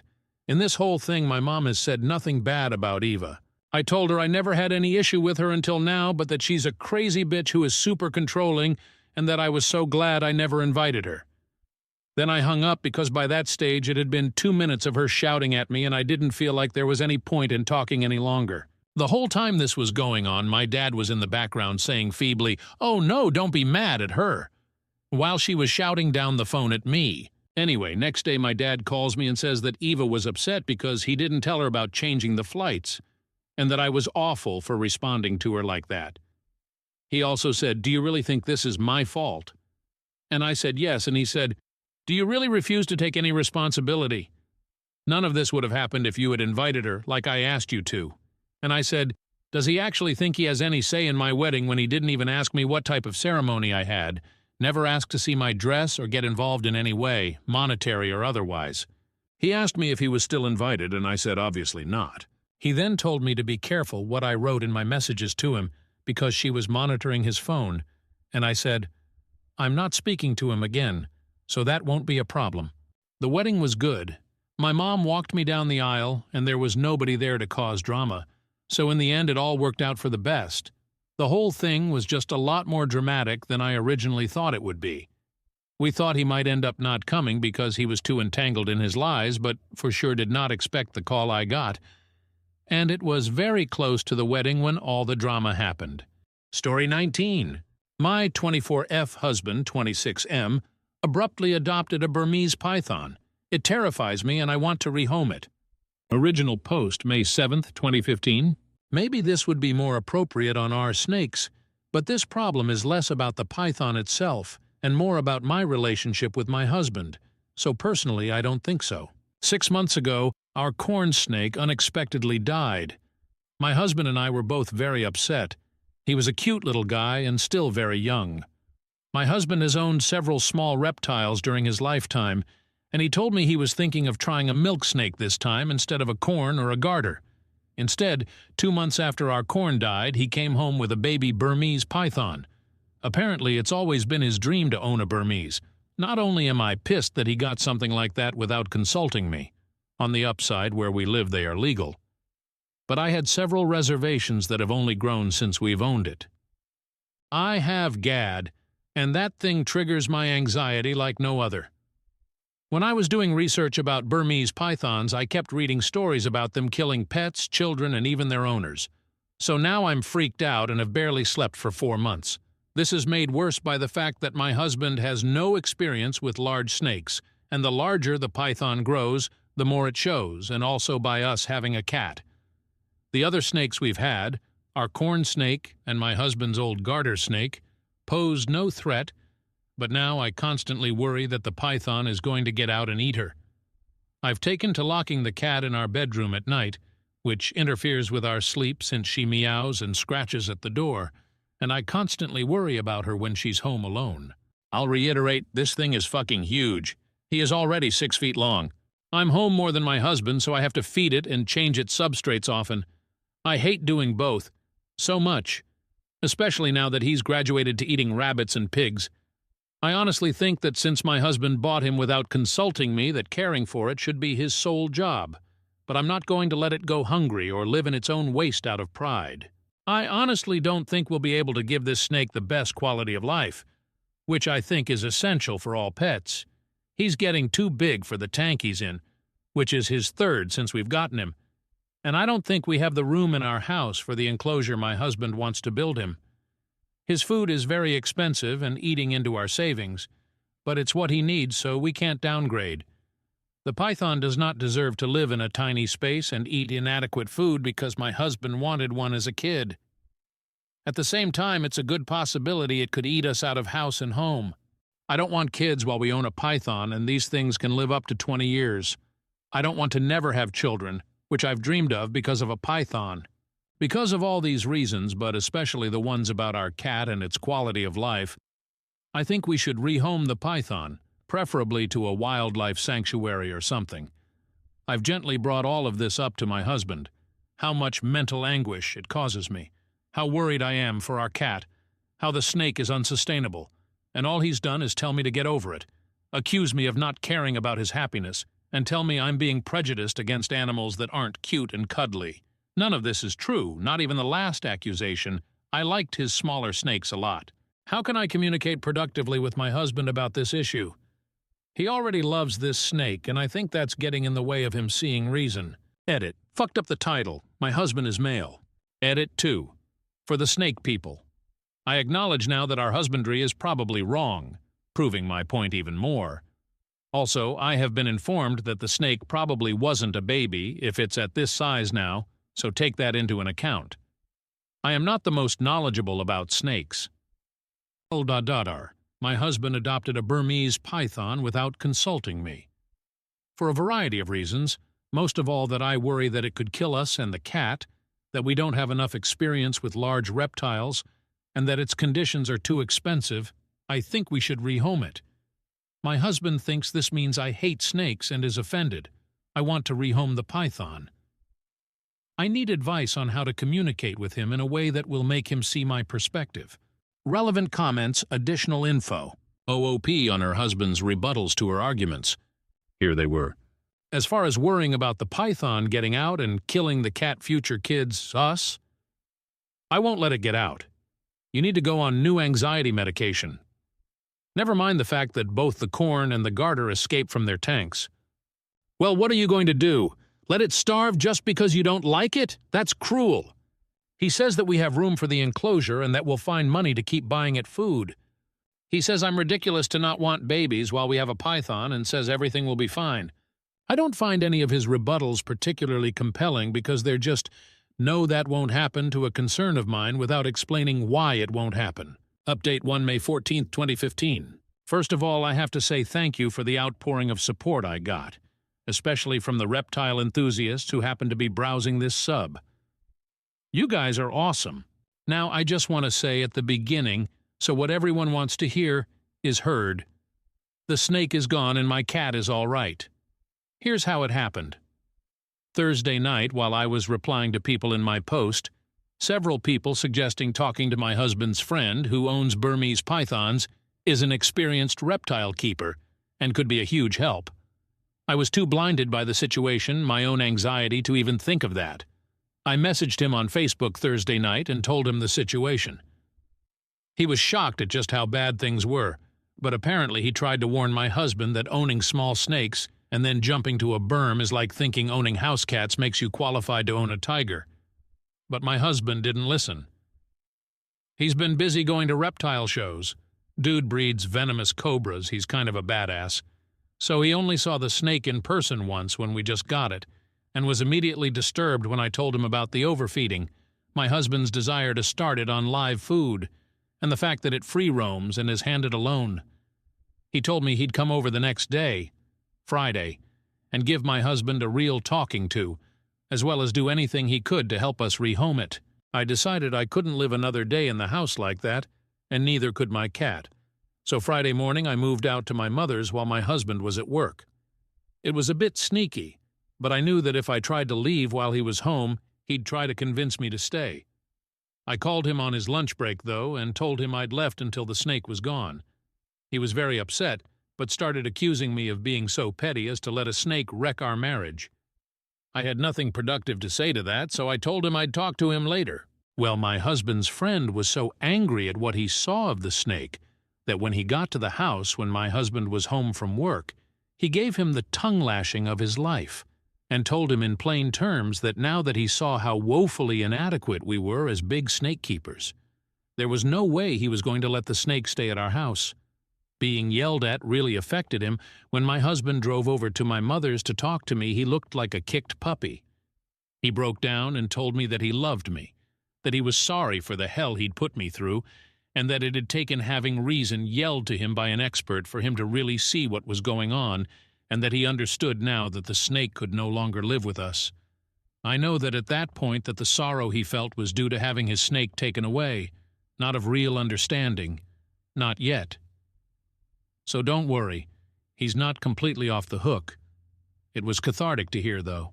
His friend contacted a herpetology society he works with regularly, and then a member of that society whose specialty is rehabilitating snakes that irresponsible pet owners get and then mistreat on his ranch. So Snake went yesterday to this guy's ranch where he'll be fed the right food and go on a diet, apparently, and live in a space big enough for him. My husband and I have talked a lot about this, and he acknowledged that his fervent desire to fulfill his childhood dream made him careless and selfish, that he wasn't trying to be malicious towards me, but he just wanted the snake so badly he'd do and say anything to keep it. It still seems like, though, that he hasn't learned, which I'm not expecting this early, but is still a mite disappointing. He talked yesterday about getting a ball python, and I put my foot down. I don't think we should get another snake for a long time. On Sunday, I sat him down and asked him to tell me the truth of how he got the python, because walking into a pet shop for a milk snake and just finding a Burmese was sounding more and more implausible the more I thought about it.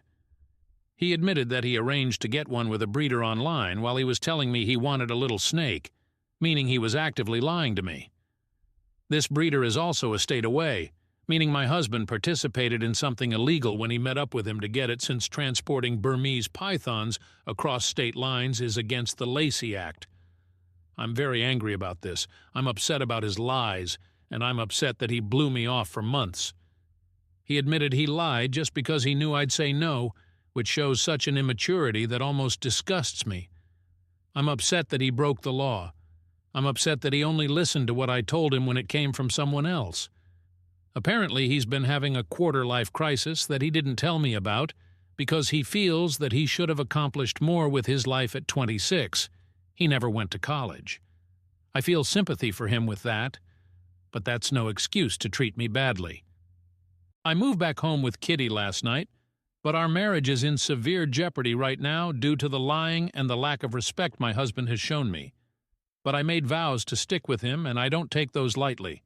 We're going to be getting counseling, which I hope will make him really see what was wrong with what he did, rather than a knee-jerk response to being in trouble, so to speak, and will strengthen us. If not, well, I'll have to consider my options. P.S. People were saying in the other post that we were actually feeding the snake guinea pigs and that I was lying to make the snake look bad. Well, I was fudging the truth, but not the way. We were feeding it dead piglets. My husband's cousin owns a working ranch with several pigs, and my husband was buying them from him for a pretty penny. I didn't want to say because I thought people would focus on the snake eating baby animals and start calling for its blood instead of offering me advice. TL. I went to my mother's with my cat, and my husband's reptile keeper friend caused him to see reason. The snake is gone, and I'm back with my very happy and healthy kitty. However, our marriage was severely hurt by this whole thing, and we're going to be getting counseling. Update 2 June 13th, 2015. Hi, I'm back. The snake is still gone, but I guess I'm coming back out of desperation. People messaged me wanting to know how I was doing anyway. On the surface, therapy has been going well. My husband has been doing everything right. He's been contrite, open-minded, and treats me like a princess at all times. I can tell at home that he's making a conscious effort to listen to my opinions and thoughts and incorporate our therapist's suggestions into our lives. I feel like the hugest bitch saying this, but I don't think it's enough. Over these past weeks, I've had to come to terms with the fact that something about how I view my husband has fundamentally changed. And finally, after extensive soul-searching a few days ago, I realized what it was.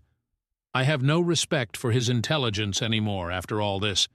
That is very, very important to me, and now it's just gone and I don't know how it can come back without him getting a personality overhaul. It's killed my physical attraction to him. I normally have a high libido, and prior to all this we made love 4 to 5 times a week. Now, since all this went down, we've been intimate 3 times.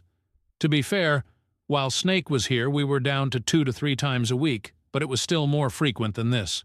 Despite all the changes he's making, he's still himself, and I don't think I can like who I know him to be now. He's still his goofy, absent-minded self who needs me to balance the checkbook and pack his lunch. I can't respect that anymore. I don't want to be his mom or a naggy sitcom wife. I used to love doing these things for him. Throughout our relationship, I've taken care of him, patched him up, and helped him solve his problems. I always saw it as the ultimate expression of love. Now I'm just sick of it. He can tell something's still wrong. He's irritated about my lack of forgiveness and lack of a sex drive lately when he's objectively doing all the right things. But his lack of understanding towards my apprehension makes my feelings even more pronounced. I realized the other day that I love him dearly as a friend. I've known him since I was 9 years old, but no longer as a husband. That devastates me. I can't believe I'm thinking divorce after less than a year of marriage. I feel like such a failure. I haven't broached these feelings in therapy yet because they crystallized only a few days ago. But I don't know how to start because I know saying them will mean my marriage will be over. I have talked to my mom and friends about this, and they all tell me to wait longer, to stick it out, because I made vows. But I feel like I found out something fundamental about my husband that I wish I never had, and that nothing can be the same now. I think I'm going to have to divorce my husband, and it's killing me inside. New update, 9 years later. Update 3 October 14th, 2024, 9 years later. 10 years ago, I posted on our relationships about being scared of my ex-husband's giant snake. Here is an update. One of my friends sent me this link to our Best of Redditor update saying, "I think you wrote these posts." And reading them, yeah, I did. A lot of people seem to be wondering what happened to me, so I logged into this account for the first time in 10 years to give one final update about what happened. I'm posting here because I'm not quite sure where to post. I feel like our relationships isn't really a thing anymore. Basically, my ex-husband brought home a Burmese python after telling me he wanted a milk snake. I was really scared of it and anxious, and he was dismissive of my worries. I ended up getting the snake shipped off to a reptile ranch, but it absolutely shook my trust in my ex because he was lying to me. It also made me realize he relied on me to do everything for him like a second mother, and that I hated that. I really tried to work through the feelings I posted in the second update, but after 3 months, we separated. It's totally okay if you judge me for this because I judge myself. After being separated for half a year, we ended up having sex. My grandma had just died. I was devastated, and he came to the funeral to support me, and because he'd known her forever and loved her too. We went home together after the family lunch, and we ended up having comfort sex. Neither of us wanted kids at that point, but my IUD had slipped into my cervix at some point before this, and I ended up getting pregnant. Both of us were unsure about introducing a kid into our relationship, but decided to get back together and make another effort. I had always wanted to be a mom and didn't want to abort.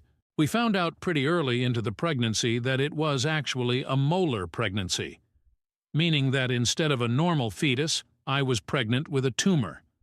I had the mole removed, but I was one of those lucky people who develops cancer from their molar pregnancy. Luckily, the cancer was caught when I was only at stage 2 and responded really well to chemotherapy. I've been cancer-free since 2016. However, my ex's behavior when I was extremely sick from chemo, we had stayed together after losing the pregnancy, caused me to put my foot down and want to divorce. He wouldn't, or couldn't, pick up the slack around the house, and I couldn't deal with it anymore. I felt like I couldn't depend on him for anything, not even when I had cancer. Literally a week after I was told I was cancer-free, I told him I was moving out and wanted a divorce. I lived with my mom for a year while our divorce was being finalized and a bit after it, and then decided to get a job in a new city because I needed a new beginning. I also decided to fulfill a dream of mine I'd been mulling over for a while and went back to college to get my BSN in 2017. I graduated in 2019 because I was in an accelerated program for people who already have another degree, and I now work as a neonatal nurse. The job can be really wearing and difficult, but it's so amazing watching tiny and sick babies grow and thrive and eventually leave. I feel like I've found my calling. I also met a guy in my class when I went back to school. We were just friends for 2 years because I didn't feel ready to date, and then in 2019 we started dating. That guy is now my husband. We got married in 2022. My current husband is the most amazing man and partner I could have ever asked for. I can fully lean on him, and him on me. And I don't have to ask him to please pick his socks up off of the floor. He even does most of the cooking because I hate cooking. Due to my cancer treatment, I went into premature ovarian failure, so we are going to start IVF in the new year with eggs I had frozen before my chemo began. We also want to adopt and/or foster at some point, and have been looking into that as well. I know for sure my husband is going to be a wonderful support for me, and an amazing father. At the time of my divorce, I had no confidence my ex would be either of those things.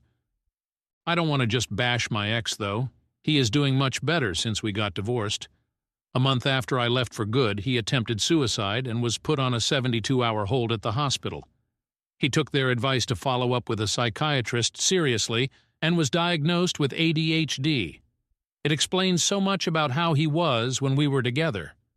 A little later on, he was also diagnosed with autism. I don't speak to my ex because it's too painful for both of us, but my mom is still close to his mom and has given me some updates. He's taking medication that's really helped his ADHD and was able to go to trade school. He has a much better job now and has been in a steady relationship. I wish him all of the best. I look back on my old posts and all I can do is shake my head.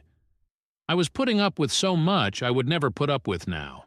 I was so grown up because I was 24 and married, but clearly I still had maturing to do. Part of me feels sad for my ex, too, because He was struggling for so long, and I was writing him off as unhelpful. However, even though he had a medical reason for being inconsiderate, I still had to do what's best for me, and I was at my breaking point. Considering his success, I think we're better off without each other. Oh, and I still talk to my ex's friend, the cobra breeder, from time to time. Bucatini, the Burmese python, is still doing great in his new home. TL.dar. I decided to finally leave after my ex was no help when I got pregnant with cancer. We're both doing great after the divorce, and splitting up was the best thing for both of us. Story 20. OOP's husband thinks she baby-traped him. The original, Feb 03, 2023, originally posted in AITA but was removed by the mods. My husband, M35, and I, F32, have been married for 7 years. He lived next door, and we just clicked. It was like a fairy tale. One thing I have always thought made our marriage so strong was our friendship with each other and our trust in one another, although now my husband seems to think otherwise. Recently, my husband found out that his friend, Jeff, M34, has been baby-trapped. Basically, Jeff's wife, F32, stopped taking the pill and fell pregnant a few months into their relationship and only came clean after the wedding. Jeff came from a very conservative family, which his wife knew, and so he felt obligated to marry her after the pregnancy. Unfortunately, he also now feels obligated to stay regardless of the clearly messed-up dynamic because he feels that he has made a vow and will stick by his wife and child. My husband, for some reason, has been really rattled by this. I am currently 4 months pregnant with our first, and my husband asked me yesterday if I was trying to baby-trap him. I first laughed because I honestly thought it was a joke. He was dead serious and doubled down, so I told him that we have already been married for 7 years, and a baby was not going to trap him any more than he already is. My husband did not like that answer and said that there was no time limit on baby trapping, and that my intentions were clearly not pure given how I was acting, as if his concerns were a joke. He said he had trusted me in the past, but me laughing in his face gave him no reason to trust me now. I did not really know what he wanted or how I was meant to respond, and I said we should talk about this in the morning. Today I woke up and my husband was gone, but I did have a nasty text from his brother, M28, saying that I had forced my husband into this pregnancy, despite it having been a joint decision. My husband is MIA and not responding to calls or texts, and now I am wondering how on earth to go forward. Any advice is appreciated. The update, Feb 04, 2023. Not sure if I am allowed to post in here again, but I wanted to quickly update everyone who was kind enough to give me some advice. I didn't respond to anyone because my post was locked quite quickly, but I have read every single comment and message. I am very grateful. I realized while I was reading the comments that everyone was right. I wasn't angry enough. My husband had insulted me and our marriage in a very hurtful way, and it just didn't really register for a while. I was so confused and upset that it didn't occur to me to be angry, but I think everything just needed to sink in. In the meantime, I called my best friend, F31, who has been such a rock in my life. She came over with some chocolate and was furious when she heard. She called her husband, M34, to the house after I had gotten everything out of my system. He is a family lawyer, and he said that he would happily represent me if I wanted to go through with a divorce. This man is a saint and will draw up divorce papers on Monday. My MIL F66 showed up with my husband in the car not long after my best friend's husband arrived, and she practically dragged him to the door. My MIL said that he had showed up at theirs late last night, saying that he was certain that I was using the baby to trap him. Fortunately, my MIL is a smart woman and absolutely tore him a new one before dragging him to the house today to apologize. My worm of a husband did not look me in the eye the entire time, but said that he was scared about becoming a dad and projected his fears onto me. He said he wasn't sure if he was ready for that kind of commitment, but he will step up, as if he is some kind of hero. Eye roll. I called him a coward and told him that he should stay with his parents until I'm ready to talk to him. I didn't want to say anything about the divorce papers because I didn't know what his reaction would be, but he will find out soon enough. I also showed my MIL the text from my bill, and her face was like a storm cloud. I don't know what will happen there, but I am sure it will be bad. For now I am exhausted and just want to curl up and cry. My best friend has said she'll spend the night with me and we can watch silly movies. I have also made an appointment with a therapist for next week, but for now, I just need to rest. I am exhausted and devastated that my marriage has come crumbling down. Sorry for the sad ending, everyone. New update, February 13th, 2023. Thank you to everyone for all the messages and kind pieces of advice. I have received so many requests for an update, so I thought I would quickly post and let you all know how I am doing. Overall, everything has settled a little bit.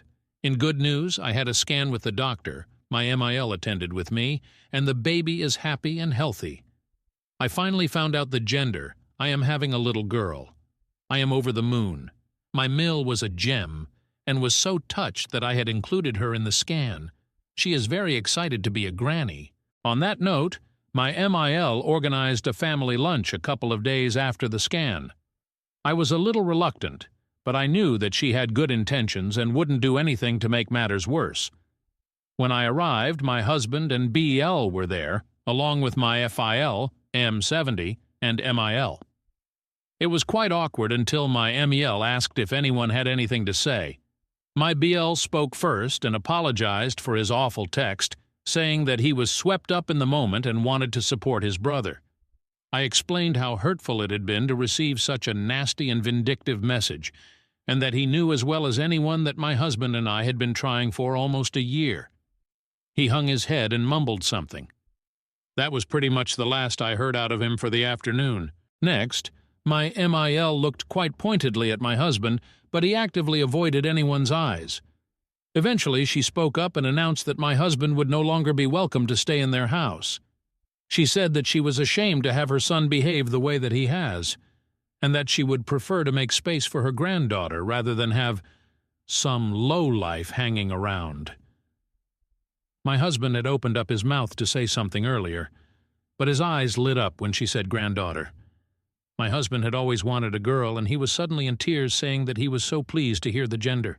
My husband was suddenly wanting to touch my belly and asked if he could come home and paint the nursery. I told him in no uncertain terms that he was not welcome and that he had destroyed any trust I had in him. I told him that if I took him back, I would be worried that he would disappear at any kind of big news, and that I couldn't have someone at my side who balked at the first chance. He asked me if I was telling him it was over, and I point-blank told him that I had engaged a lawyer. My husband was kind of frantic, but I felt so calm, like someone had put a blanket over me in the situation. Normally I am a big crier, but I felt so removed from everything. My husband said that this was not fair. He had shown a little bit of panic, and suddenly I am throwing away our life and denying him his daughter. My FIL reminded him that this is the same baby he felt trapped by no more than 2 weeks ago. My husband said it was a mistake and he was stressed, but my MIL asked him how he thought I felt. She asked him to imagine being so vulnerable and giving up your body to grow a family, and suddenly the one person you trust is accusing you of terrible things.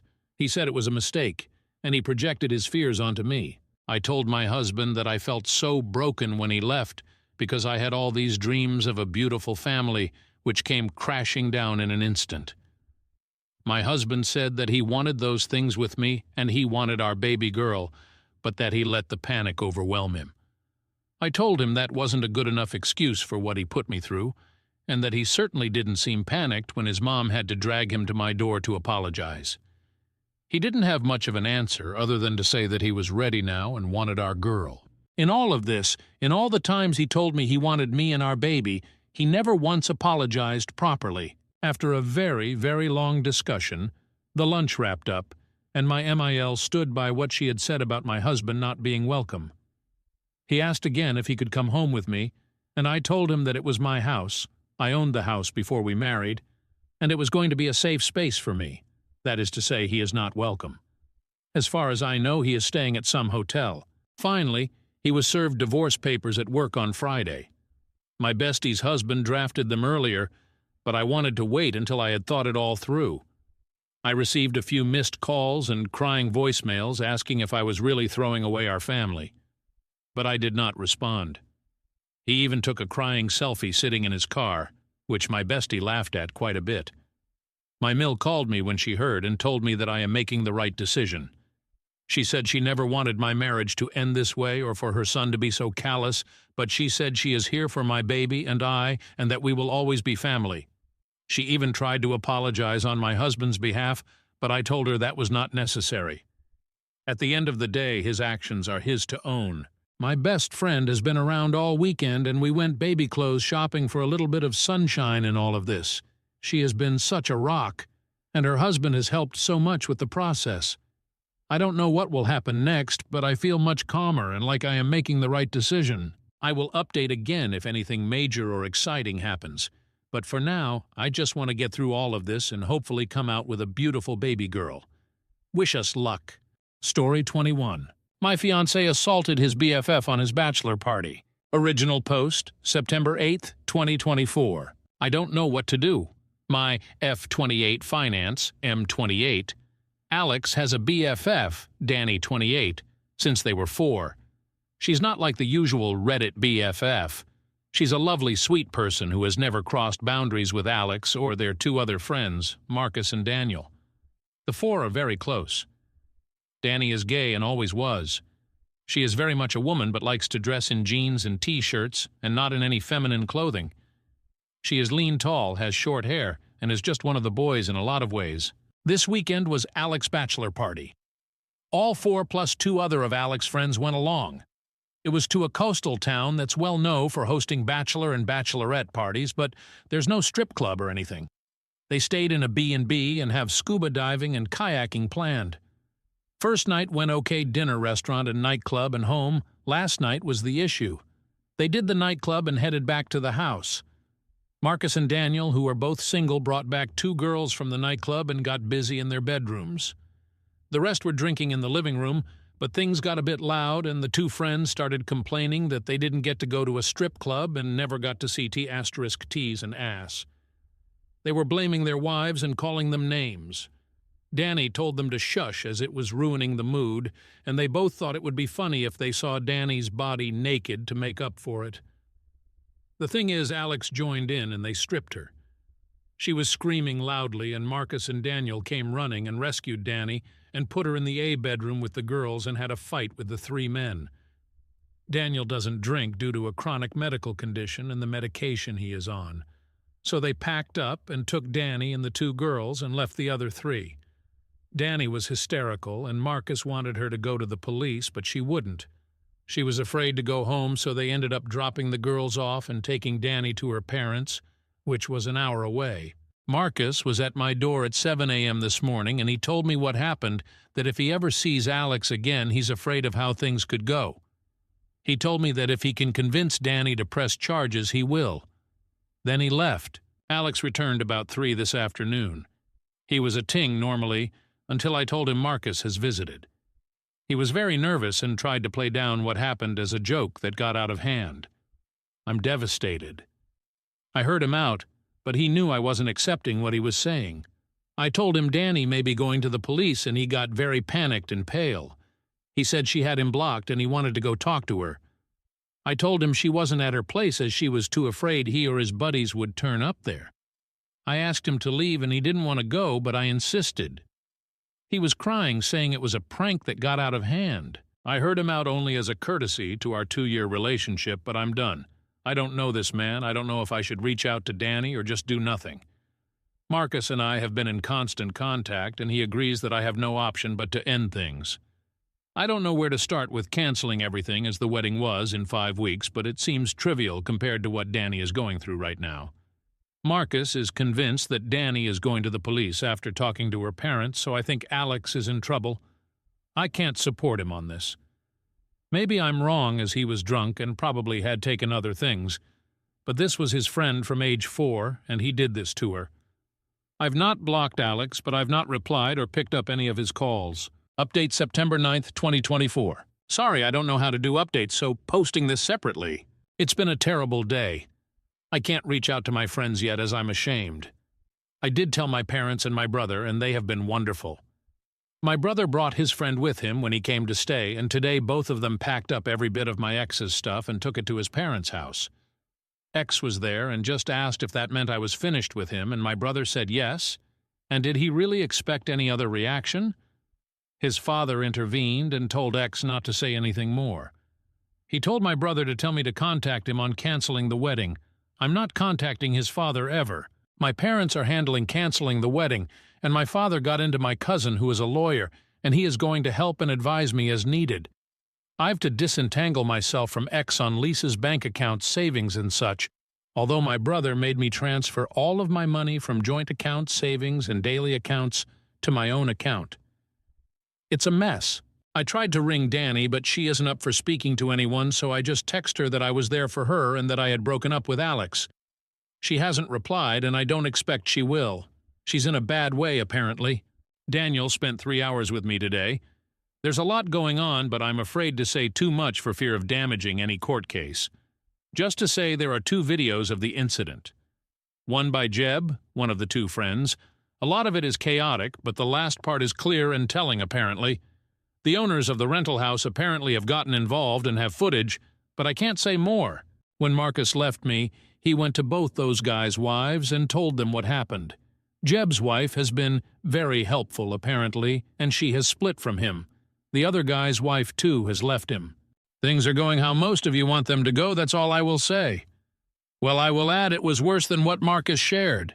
Daniel told me that before Danny found her style, she had long hair and dressed feminine and was stunningly beautiful, and all 3 of them were in love with her as teens. Alex took her rejection very personally, apparently, and Daniel says he was angry and bitter for a couple of years, but hid it from her. The thought he had gotten over it, but Daniel feels this smacks of revenge against her. Scary if this is true. I have, and continue to receive hundreds of texts from Alex. He told me his father told him to stop texting me, but he can't. I haven't replied or blocked based on advice. This is very hard, and I don't know what way all this is going to end up. Sorry about any mistakes and typos. I'm not doing well. If there's more, I will post again if I'm able. Update 2, September 12th, 2024. Update 2. My fiancé assaulted his BFF on his bachelor party. Hi, all. My last update my removed, but if anyone is interested, I thought I'd post the latest and get some advice. I got a call from Danny. Daniel has been ever present, and I'm guessing it was because he knew she was going to call. There's a lot more to the story. The first night was normal, as I said, but in the Saturday, Alex, Jeb, and their friend decided not to go scuba diving with Danny, Daniel, and Marcus. Danny was feeling very hungover and gave up after an hour and went back to the Airbnb. She walked into the living room to find all 3 guys engaging in sexual acts with 2 women. Jeb shouted at her to get out as this was costing them a fortune. The women were escorts. She left and went back to the boat and only told Marcus what she saw. When they all went back later, Alex told her to not tell me as it was just his last bit of freedom. She told him she was disgusted with him and that he wasn't free. She told him she would have to think about what to do. Marcus convinced her to stay another night as he and Daniel had met the 2 girls the night before and were seeing them again that night, and if Danny wanted to leave, then Daniel would have to take her as he was her ride, and there wasn't public transport in the tiny town. So Alex cheated, as did the other 2. Marcus told their wives that morning, but not me. He was going to do it in stages as he knew I was in shock. The actual assault went further than Marcus told me also. And while Alex hadn't actually done anything beyond pulling off her clothes, unlike the other 2, he stood by and watched and did nothing to help her. She said she thought he had taken shrooms earlier but couldn't be sure. Marcus and Daniel did rescue her, but things had already escalated. She went to the police immediately she got to her parents. The Airbnb owners had also gone independently when they saw the footage. All 3 men are facing the consequences of their actions. Danny told me she was sorry she didn't leave, tell me immediately like she wanted to do. She is very distraught still. I didn't want to make things worse for her. I don't think I am needed for any legal proceedings, so I finally blocked Alex and his parents. The wedding is canceled, and I'm just starting to disentangle myself from Alex on bank accounts and such. Here's my issue. I'm feeling very angry towards Marcus. It feels like he didn't really care about me. He stopped Danny from telling me so he could continue to shack up with the girl he met. He apparently feels guilty, because if they had left, Danny would not have been attacked. He didn't do me the courtesy of telling me that Alex cheated that morning like he did with the other two wives. It's not like he was sparing my feelings because my ex assaulting another woman was a pretty damn bad thing to hear. He didn't tell me the full extent of the attack. Danny is still unsure if Alex wasn't just waiting his turn or all he was going to do was watch. I should have been told that ASAP, and not from Danny because the conversation was incredibly difficult for her. Daniel didn't know about the escorts at all, and didn't know Marcus hasn't shared the full story of what they saw when they burst in. Daniel has been my rock. I need some perspective here. Is it okay to be angry at Marcus? Is it misplaced anger? I'm pretty angry at Alex, though, and that's all I feel towards him. Can anyone give me a different perspective I'm missing? Marcus and I had been in constant contact. He's already back at work, so it was messages/texts and occasional calls. He actually visited last night, but I didn't open the door to him.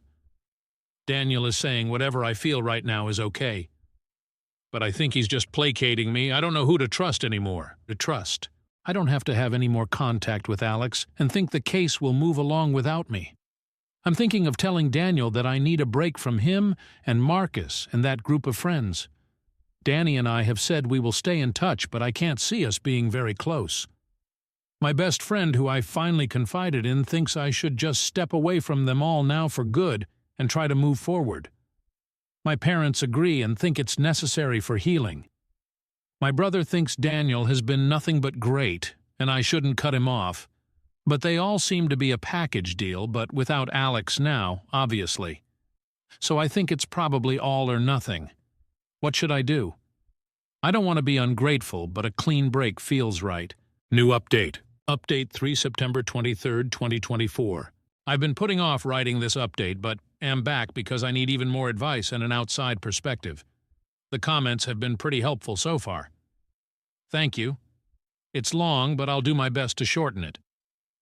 Trigger warnings for SA drugs violence. First of all, Danny and I have bonded. She and I talk every day and message constantly. I didn't expect that, but it's truly wonderful. She says she needs a good straight friend right now, JK, and honestly, she is a great person and has been a huge support to me despite what she has been going through. I told her I posted here as I felt guilty as to tell my story I had to tell hers. She was okay with it. She is thinking of waiving her right to anonymity when the trial comes, as she wants everyone to know she was raped and by who. Danny has quit her job, moved to her parents full-time, and is in therapy. She's just about okay. Surviving still rather than living, but she is so strong and amazing. Justice moves slowly here, so there isn't too much of an update on the legal process. Marcus was told, however, he would not face charges for assault for attacking the two actively attacking Danny. I went back to work, and it was awful. I work for a tiny startup. Oscar, who works there, is friendly with Marcus and my brother. We are all into martial arts and attend the same dojo. So I'm getting a lot pity. I'd have been okay with sympathy or empathy, but being pitied sucks. Still, it's better than being home all day doing nothing. Daniel gave me space as I asked, and he is truly a good guy. There is nothing romantic there at all, though. I'm not in a fit state for anything like that and won't be for a very, very long time, and he is just a good guy. No ulterior motives. We text a bit, and he is in a lot of contact with Danny. I got a letter in the mail from Alex. Said he held out hope while I hadn't blocked him, but once I did, he was distraught. He told me he doesn't want to freak me out by turning up in person, and I know that wouldn't look good for him anyway, but he just wanted to tell his side of the story. He said he was pressured into doing stuff with the escorts, and he only got a BJ. The other two were really pressuring him to do more, but he didn't, and says he regrets even doing that. He admits he was angry at Danny because she told him he either told me about the cheating or she would, but he knew he was totally in the wrong. He knew I would dump him for cheating, so he took everything he could get his hands on.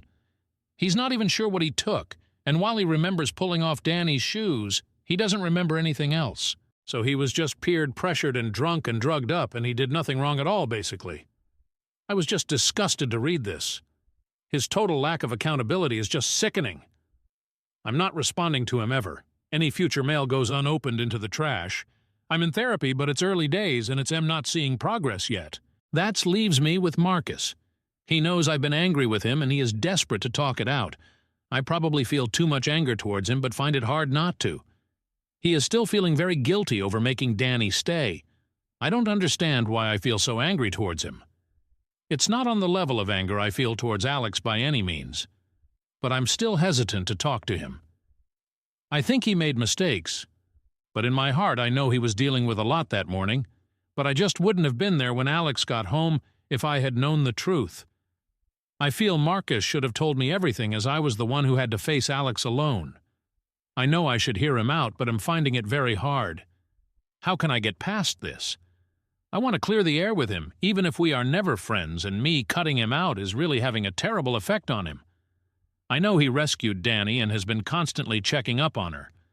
I know he can be a good guy, but part of me feels he wasn't all good that weekend.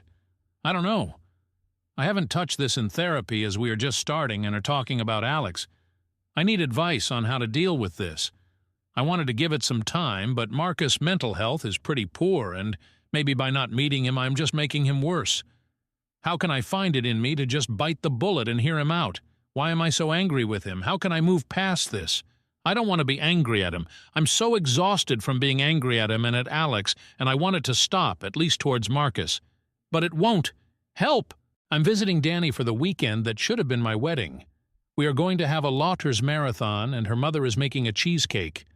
My own family have been wonderful in every way, but Danny is truly why I'm still standing. Eat it.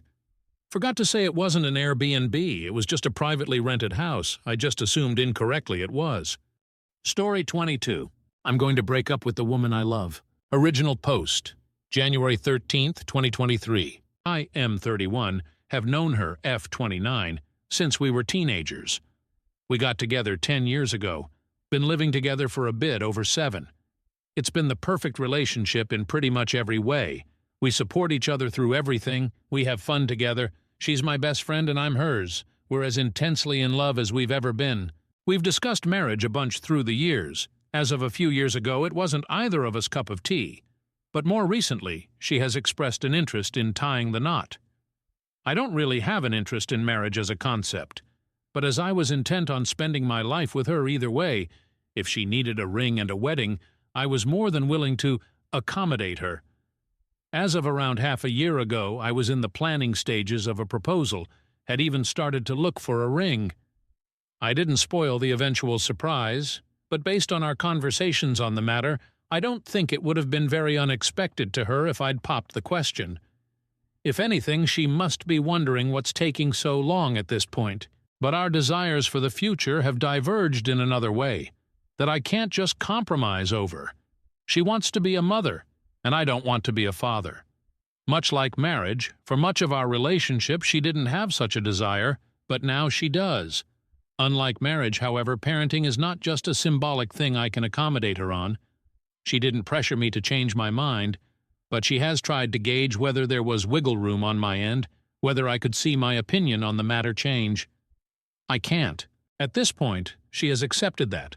I could pop into a jewelry store tomorrow, pick out a ring, propose to her at the next opportunity, she would say yes, and a while later we'd be married, still on our way to spending our lives together, even though she knows we will not have children together.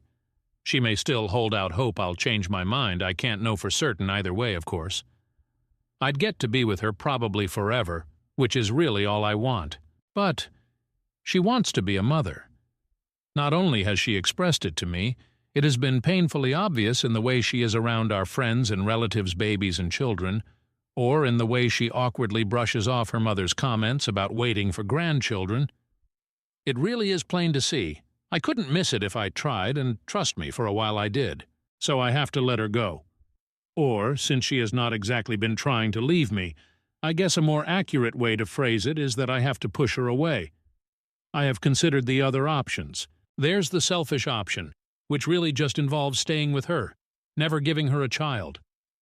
I wouldn't even have to coerce her into this, or lie about my stance on the subject. But every parent I've asked has gushed about parenting being the most fulfilling experience they've gone through. And for some of them, I saw firsthand the exact same tells that they wanted to start a family that I now see with my girlfriend. I can't be the person taking that away from her. There's also a part of me that just fears she'd resent and leave me later on. Then there's the option of committing to eventually become a father, for her. Maybe someday I'd even be thankful I did it. For me, after all, some of the parents I've polled also said they weren't always keen to have children. Some still had doubts, even while expecting, and yet it still ended up being that wonderful, fulfilling experience they all described. But even as I type this, even as I try to convince myself I actually believe this, I just don't. And while I've asked happy parents in healthy family units, there are also plenty of unhappy ones, or just shit ones, in this world. I think the least that every child deserves is to be wanted by both of their parents, and I can't see myself go through with this if there's even a chance that I won't meet even that very low bar, even less so since I believe that chance to be quite high. I've pondered variations of those two main ones too. Waiting it out and hoping she changes her mind, maybe being an aunt or a godmother, both are likely to happen within the next couple years, in the future can be enough. But they all seem like rolls of the dice, whose results will only be known years from now. When she expressed the desire to start a family, it was as a plan for a few years into the future. If that is to happen without me, then I need to do this now. I've already procrastinated, simply pausing my plans for a proposal when I first realized how much she really wanted this, hoping a better answer would magically appear before me. But I can't just kick this can down the road forever. I've set the date, which is tomorrow. I will tell her I want us to separate. I will tell her why, as I have here. I have prepared myself in case she pushes back, tells me she doesn't want this, believes me to be lying about my reasons, pleads me to reconsider. I think my resolve is strong enough to hold no matter what she throws at me. I expect this to be a shock to her. As I said, she's likely to expect me to pop the question rather than to end things. I know I'm going to break her heart, and I fucking hate myself for it. I'm also going to break mine, but I guess that's on me. I've already made plans for the aftermath. I know where I'll be staying for a short while after this, so I'll be out of her hair. I've laid out some options for longer-term living arrangements. I already know that everyone around us, my own family included, is going to think I'm either an asshole or a complete moron. I doubt I'll get much in the way of empathy, but I also won't be looking for it. Can't plan for everything, though. Figuring out how to live without her is going to be a bitch. Full transparency, I started writing this hoping I'd talk myself out of pulling that trigger, hoping that typing it all out would reveal the magical answer I've been hoping for. But it hasn't. If anything, it has reinforced what I already knew. Edit. Some of you are pointing out that I'm taking a choice out of her hands when it should be her decision, or at least a joint one. I actually agree. But for months now, I haven't been able to shake off the feeling that leaving that choice to her is in some ways cruel. Can you imagine leaving the one you love, shattering their heart, so you can then seek something they couldn't give you elsewhere? The only reason I can make that decision is because, yes, I'll be hurting her, but in the hope that she gets something she wants, that I can't give her out of it. If the roles were reversed, I could never leave her for my own benefit. I know it's still unfair for me to just take away her agency in this. I feel shit about it. I feel shit about a ton of things right now. I'll feel even worse tomorrow. But I don't know what else I can do that doesn't force an impossible choice on her. Edit 2. So this got a wide range of responses. Some of you agree. Some of you think I should be more nuanced in my approach. Some are being really weird and trying to shove sexism into this, or making up fan fiction that twists this into me just looking for an excuse to break up with her.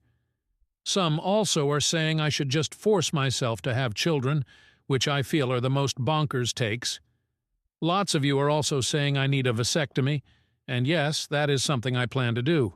Among the criticisms saying I shouldn't just make that decision, a lot of you are saying I need to clarify to her how certain I am that I don't want children. I did mention that. Maybe I didn't make it clear enough, but that has already happened. She has talked to me about it, about whether there was any chance I'd change my mind. I have been as clear as I could have been that there was not, and she has accepted it, and made her choice to stay with me despite that. These are things that have already happened. But despite making that choice, it has been clear, painfully so, that she still does want children. That is why I'm taking the decision out of her hands. Maybe I'm as dumb or as big an asshole as some of you are saying. Maybe I'm going to ruin both our lives for no good reason. But there is no point at this stage in restating my stance and pawning the choice off on her again. I think the choice she made will make her unhappy in the long term, and I think I have to do what I'm going to do. There's nothing else to it. P.S.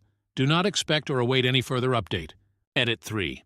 I have posted an update here. Update #1, January 17th, 2023, 4 days later. In my second and last edit to the original post, I told people not to expect an update. Frankly, I didn't think I'd want to write one, nor did I really think I'd have anything much to say. Things didn't exactly work out how I thought and said they would, so here I am. I did approach her last Saturday. I expressed what had been troubling me, and explained to her why I thought we should go our separate ways. As I thought it would, it came as a shock to her. She told me that while she had been wanting to start a family with me, she thought she'd made it clear that she'd chosen me over that prospect, fully aware it would not happen. She emphasized that the "with me" part was essential to her, that she couldn't picture it any other way. I told her that I was aware of the choice she'd made, but that I did not want to be the reason she'd miss out on being a parent. That while I'm sure she didn't make that call lightly, that I can tell she still wishes to have children. She did confirm that wasn't a desire that had just disappeared, that it was still there, and that while that's true, I can only see her choice to stay with me leading to regret and resentment for her. I'm not going to retell the whole discussion. Those are the very rough, broad strokes of both of our core positions. But it lasted hours, went through a range of arguments and emotions, cries on both sides, anger and distrust that I was being honest about my reasons on hers. I'd written in the original post that I thought I had the resolve to end things with her no matter what. As it turned out, maybe it came from a lack of resolve, or maybe she just got through to me and it would have just been stubbornness not to listen. But at the end of it, we agreed on just taking time apart from one another for the foreseeable future.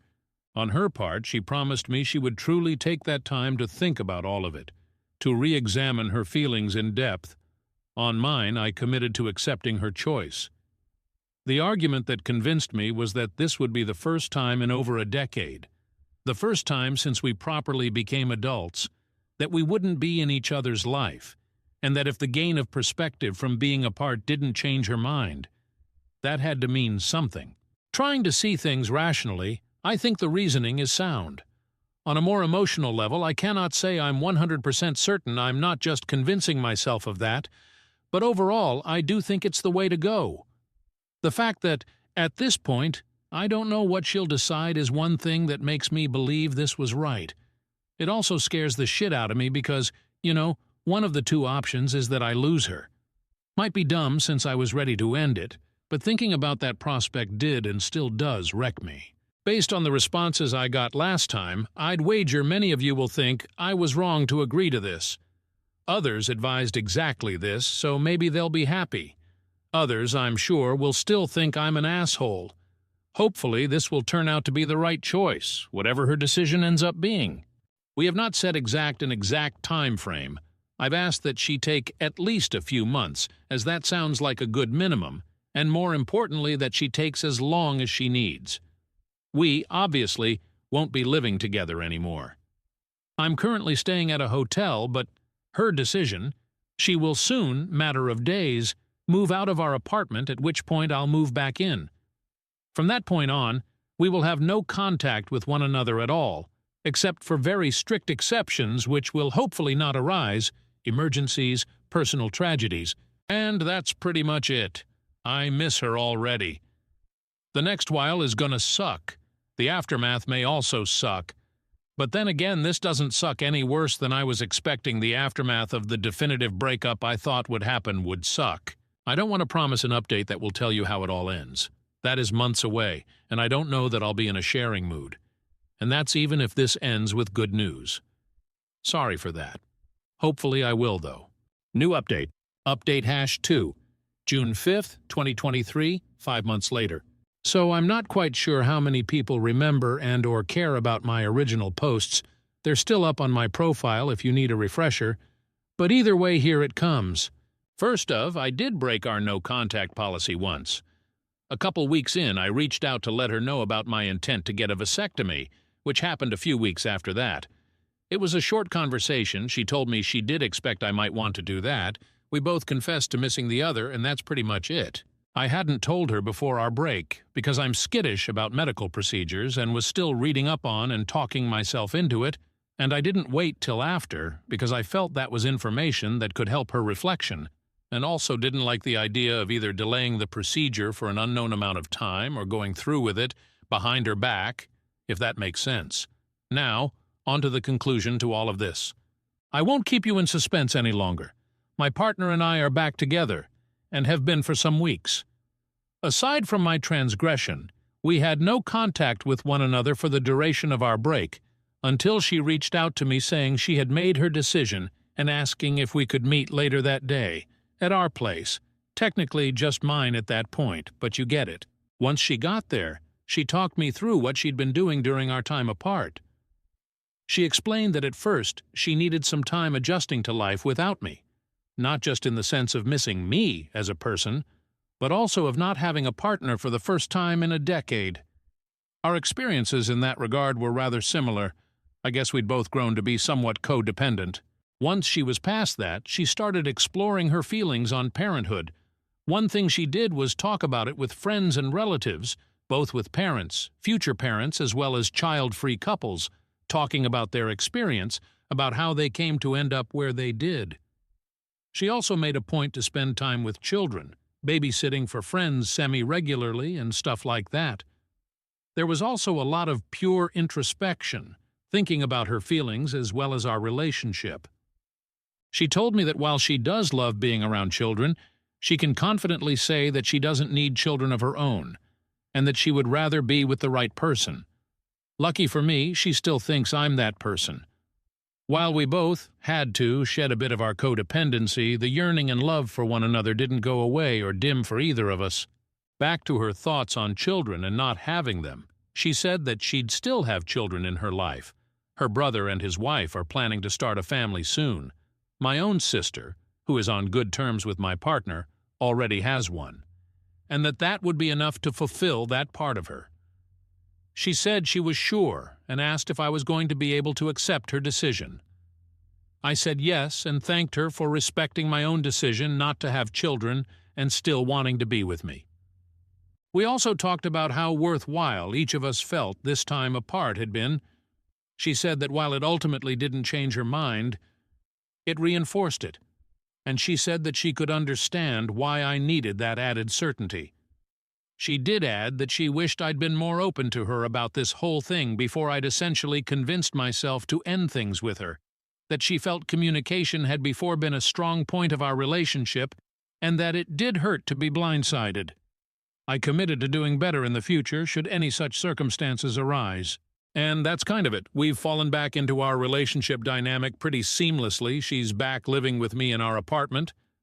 We've been making up for lost time, catching up on what the other had been up to, and made a point to have what I'd call an above-average amount of romantic evenings and such since we got back together.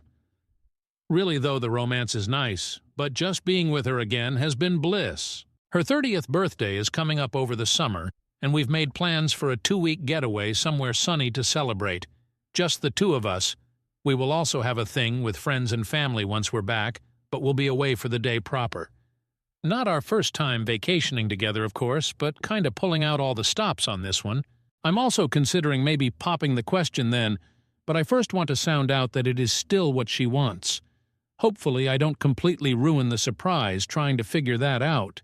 I'd like to thank those who left comments or reached out in DMs, whether they were messages of support, advice, or criticism. I was not in the ideal mindset to accept feedback after my initial submission, but I did find worth in a lot of what I dismissed at the time, rereading those threads, the ones I made but also on another sub they were reposted to, during the past months. This will hopefully be the last update, but I'll try to answer a few comments. Story 21. My fiancé assaulted his BFF on his bachelor party. Original post, September 8th, 2024. I don't know what to do. My F28 finance, M28. Alex has a BFF, Danny 28, since they were 4. She's not like the usual Reddit BFF. She's a lovely, sweet person who has never crossed boundaries with Alex or their 2 other friends, Marcus and Daniel. The 4 are very close. Danny is gay and always was. She is very much a woman but likes to dress in jeans and t-shirts and not in any feminine clothing. She is lean, tall, has short hair, and is just one of the boys in a lot of ways. This weekend was Alex's bachelor party. All 4 plus 2 other of Alex's friends went along. It was to a coastal town that's well known for hosting bachelor and bachelorette parties. But there's no strip club or anything. They stayed in a B&B and have scuba diving and kayaking planned. First night went okay dinner restaurant and nightclub and home. Last night was the issue. They did the nightclub and headed back to the house. Marcus and Daniel, who are both single, brought back 2 girls from the nightclub and got busy in their bedrooms. The rest were drinking in the living room, but things got a bit loud, and the 2 friends started complaining that they didn't get to go to a strip club and never got to see T's and ass. They were blaming their wives and calling them names. Danny told them to shush as it was ruining the mood, and they both thought it would be funny if they saw Danny's body naked to make up for it. The thing is, Alex joined in and they stripped her. She was screaming loudly, and Marcus and Daniel came running and rescued Danny and put her in the A bedroom with the girls and had a fight with the 3 men. Daniel doesn't drink due to a chronic medical condition and the medication he is on, so they packed up and took Danny and the 2 girls and left the other 3. Danny was hysterical, and Marcus wanted her to go to the police, but she wouldn't. She was afraid to go home, so they ended up dropping the girls off and taking Danny to her parents', which was an hour away. Marcus was at my door at 7 a.m. this morning, and he told me what happened, that if he ever sees Alex again, he's afraid of how things could go. He told me that if he can convince Danny to press charges, he will. Then he left. Alex returned about 3 this afternoon. He was a ting normally until I told him Marcus has visited. He was very nervous and tried to play down what happened as a joke that got out of hand. I'm devastated. I heard him out, but he knew I wasn't accepting what he was saying. I told him Danny may be going to the police, and he got very panicked and pale. He said she had him blocked, and he wanted to go talk to her. I told him she wasn't at her place, as she was too afraid he or his buddies would turn up there. I asked him to leave, and he didn't want to go, but I insisted. He was crying, saying it was a prank that got out of hand. I heard him out only as a courtesy to our 2-year relationship, but I'm done. I don't know this man. I don't know if I should reach out to Danny or just do nothing.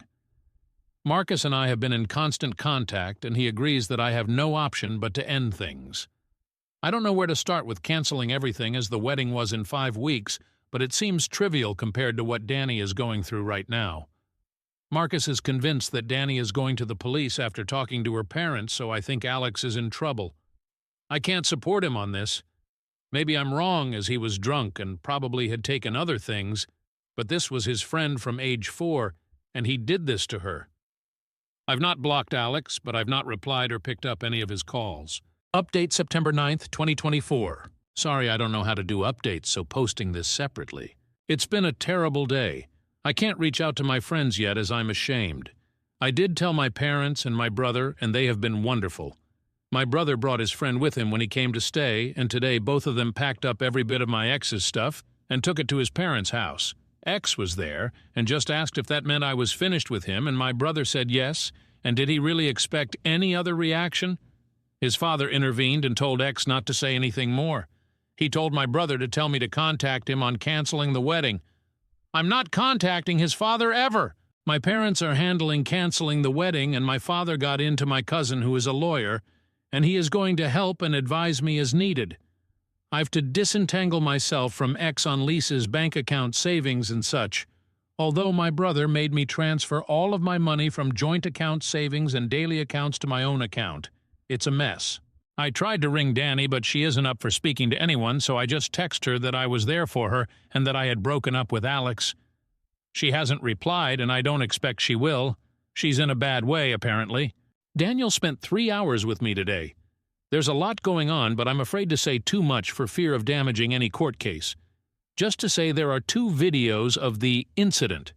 One by Jeb, one of the two friends. "A lot of it is chaotic, but the last part is clear and telling, apparently. The owners of the rental house apparently have gotten involved and have footage, but I can't say more." When Marcus left me, he went to both those guys' wives and told them what happened. Jeb's wife has been very helpful, apparently, and she has split from him. The other guy's wife, too, has left him. Things are going how most of you want them to go, that's all I will say. Well, I will add it was worse than what Marcus shared. Daniel told me that before Danny found her style, she had long hair and dressed feminine and was stunningly beautiful, and all three of them were in love with her as teens. Alex took her rejection very personally, apparently, and Daniel says he was angry and bitter for a couple of years but hid it from her. The thought he had gotten over it, but Daniel feels this smacks of revenge against her. Scary if this is true. I have and continue to receive hundreds of texts from Alex.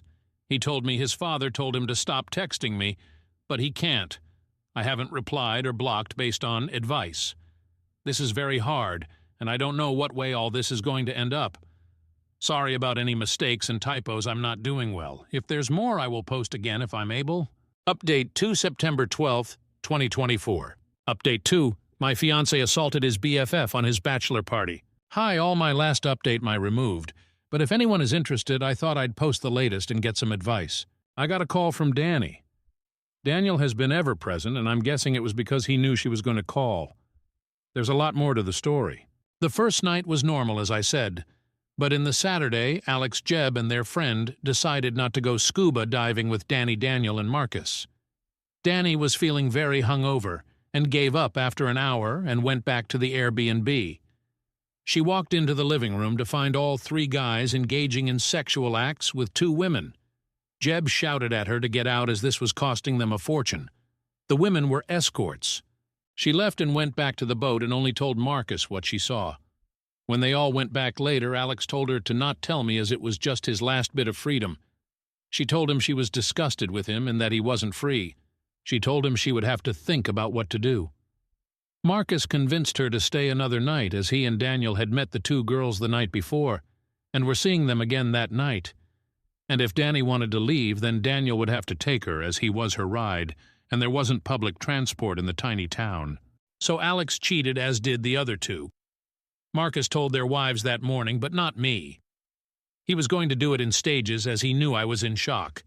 The actual assault went further than Marcus told me also. And while Alex hadn't actually done anything beyond pulling off her clothes, unlike the other two, he stood by and watched and did nothing to help her. She said she thought he had taken shrooms earlier, but couldn't be sure. Marcus and Daniel did rescue her, but things had already escalated. She went to the police immediately she got to her parents. The Airbnb owners had also gone independently when they saw the footage. All three men are facing the consequences of their actions. Danny told me she was sorry she didn't tell me immediately like she wanted to do. She's very distraught still. I didn't want to make things worse for her. I don't think I'm needed for any legal proceedings, so I finally blocked Alex and his parents. The wedding is canceled, and I'm just starting to disentangle myself from Alex on bank accounts and such. Here's my issue. I'm feeling very angry towards Marcus. It feels like he didn't really care about me. He stopped Danny from telling me so he could continue to shack up with the girl he met. He apparently feels guilty because if they had left, Danny would not have been attacked. He didn't do me the courtesy of telling me that Alex cheated that morning like he did with the other two wives. It's not like he was sparing my feelings because my ex assaulting another woman was a pretty damn bad thing to hear. He didn't tell me the full extent of the attack. Danny is still unsure if Alex wasn't just waiting his turn, or all he was going to do was watch. I should have been told that ASAP. And not from Danny because the conversation was incredibly difficult for her. Daniel didn't know about the escorts at all and didn't know Marcus hasn't shared the full story of what they saw when they burst in. Daniel has been my rock. I need some perspective here. Is it okay to be angry at Marcus? Is it misplaced anger? I'm pretty angry at Alex, though, and that's all I feel towards him. Can anyone give me a different perspective I'm missing? Marcus and I had been in constant contact. He's already back at work, so it was messages/texts and occasional calls. He actually visited last night, but I didn't open the door to him. Daniel is saying whatever I feel right now is okay. But I think he's just placating me. I don't know who to trust anymore. I don't have to have any more contact with Alex and think the case will move along without me. I'm thinking of telling Daniel that I need a break from him and Marcus and that group of friends. Danny and I have said we will stay in touch, but I can't see us being very close. My best friend, who I finally confided in, thinks I should just step away from them all now for good and try to move forward. My parents agree and think it's necessary for healing. My brother thinks Daniel has been nothing but great, and I shouldn't cut him off. But they all seem to be a package deal, but without Alex now, obviously. So I think it's probably all or nothing. What should I do? I don't want to be ungrateful, but a clean break feels right. New update. Update 3 September 23rd, 2024. I've been putting off writing this update, but am back because I need even more advice and an outside perspective. The comments have been pretty helpful so far. Thank you. It's long, but I'll do my best to shorten it. Trigger warnings for SA drugs violence.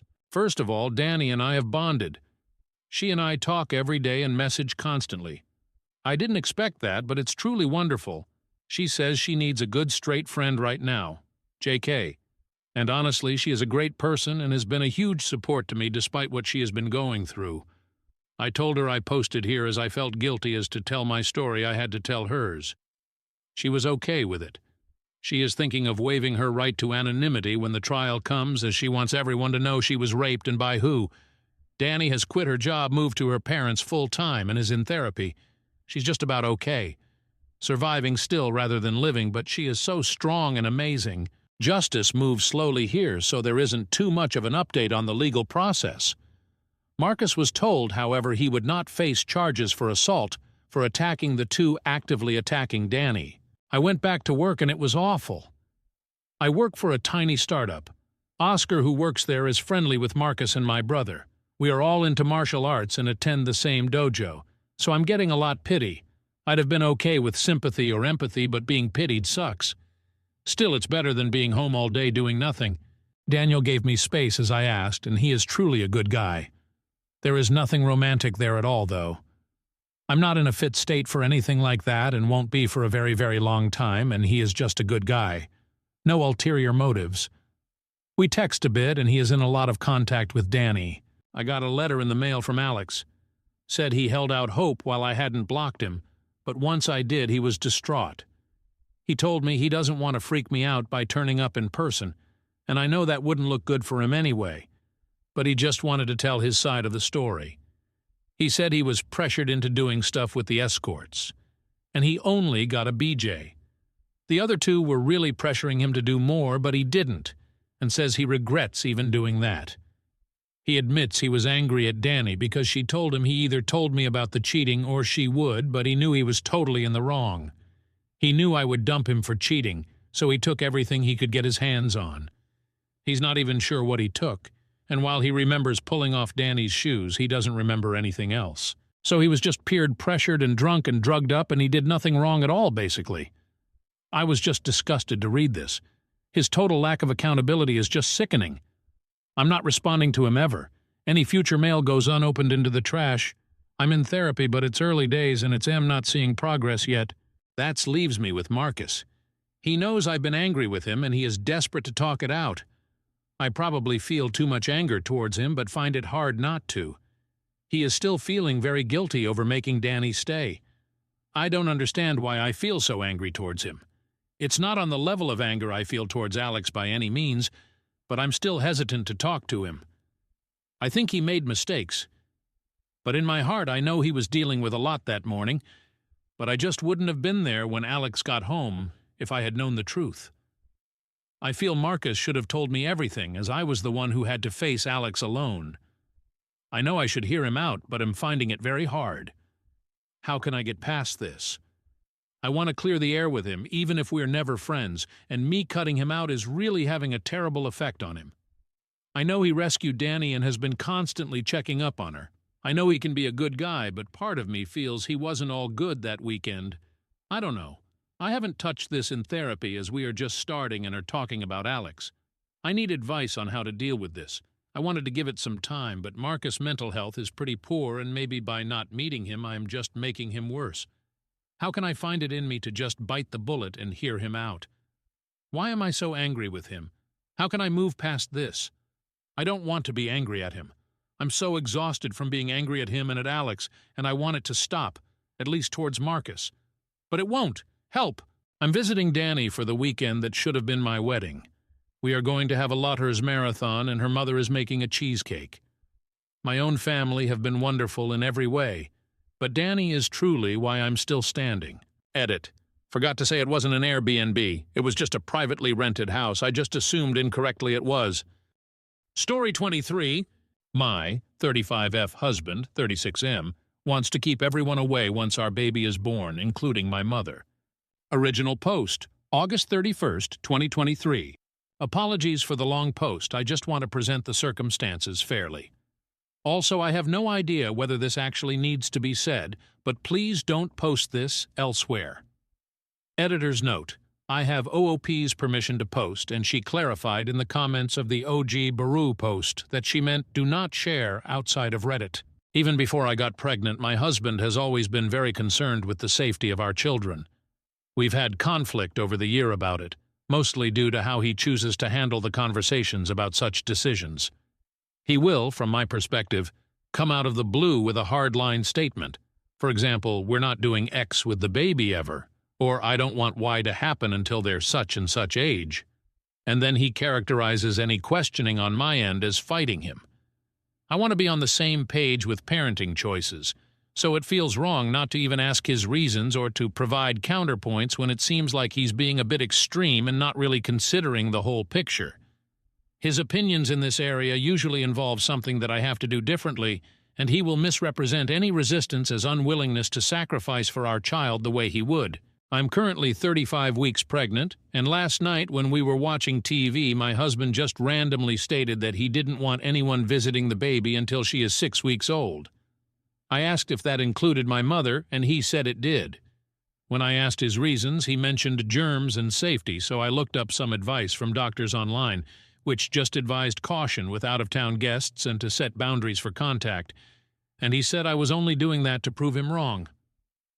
I said I'd like to ask our midwife, and he said that I was just using that to stall and get my own way, since the appointment isn't until next week. I asked him why safety is a concern once the baby is born, but he's apparently fine with my mom being in the room during the birth itself, and apparently this is just different. The conversation eventually came to a standstill, and we paused it for the night. He left the room and texted me a lot of negative things, but nothing was really out of line until he said that he'd do anything for our child. So why am I not willing to just do what he asks? This is something I've called him out for more than once, presenting himself as some martyr and me as a villain who won't put her child first. This is completely and verifiably untrue, but he doesn't care when he's been questioned. I spent a long time after we went to bed trying to empathize with his feelings and think about a middle ground. We picked up where we left off this afternoon, and he explained he handled it badly because he didn't realize how little margin he had last night, but he didn't change his opinion at all. I offered to compromise by keeping the baby isolated for the entirety of his time off, 2.5 weeks PTO since he doesn't get paternity leave, and when he goes back to work, I'll have my mom come by now and then to help me out. She won't stay the night, and she will respect whatever boundaries we set, even to the point of keeping a change of clothes for her at the apartment so she doesn't bring outside germs. I asked him not to choose, just to take time to consider it. He rejected this immediately and said I was trying to force his hand when he only wanted to keep the baby safe. I reminded him that not only did I not find any information supporting his view on complete isolation, but my mom especially is very respectful of boundaries and rules regarding other people's children. He brought up several issues with my family that mostly were due to him not actually stating a boundary, but expecting them to follow it. I also reminded him that I've bent over backwards to make sure he felt acknowledged as an equal parent, and that I don't just tell him how things are going to be. He didn't have much to say to that. The conversation kind of went around and around. He started getting dismissive and a bit mean. I started raising my voice, etc. We both left the room, but when he returned, he said he was tired of the conflict and just agreed to the compromise on the condition of my mom not kissing the baby. which I had already reassured him of. This would be fine, except that I know this will come up again, and he is going to complain about being railroaded, and that he just gets beaten down when all he wants is what is best for the baby.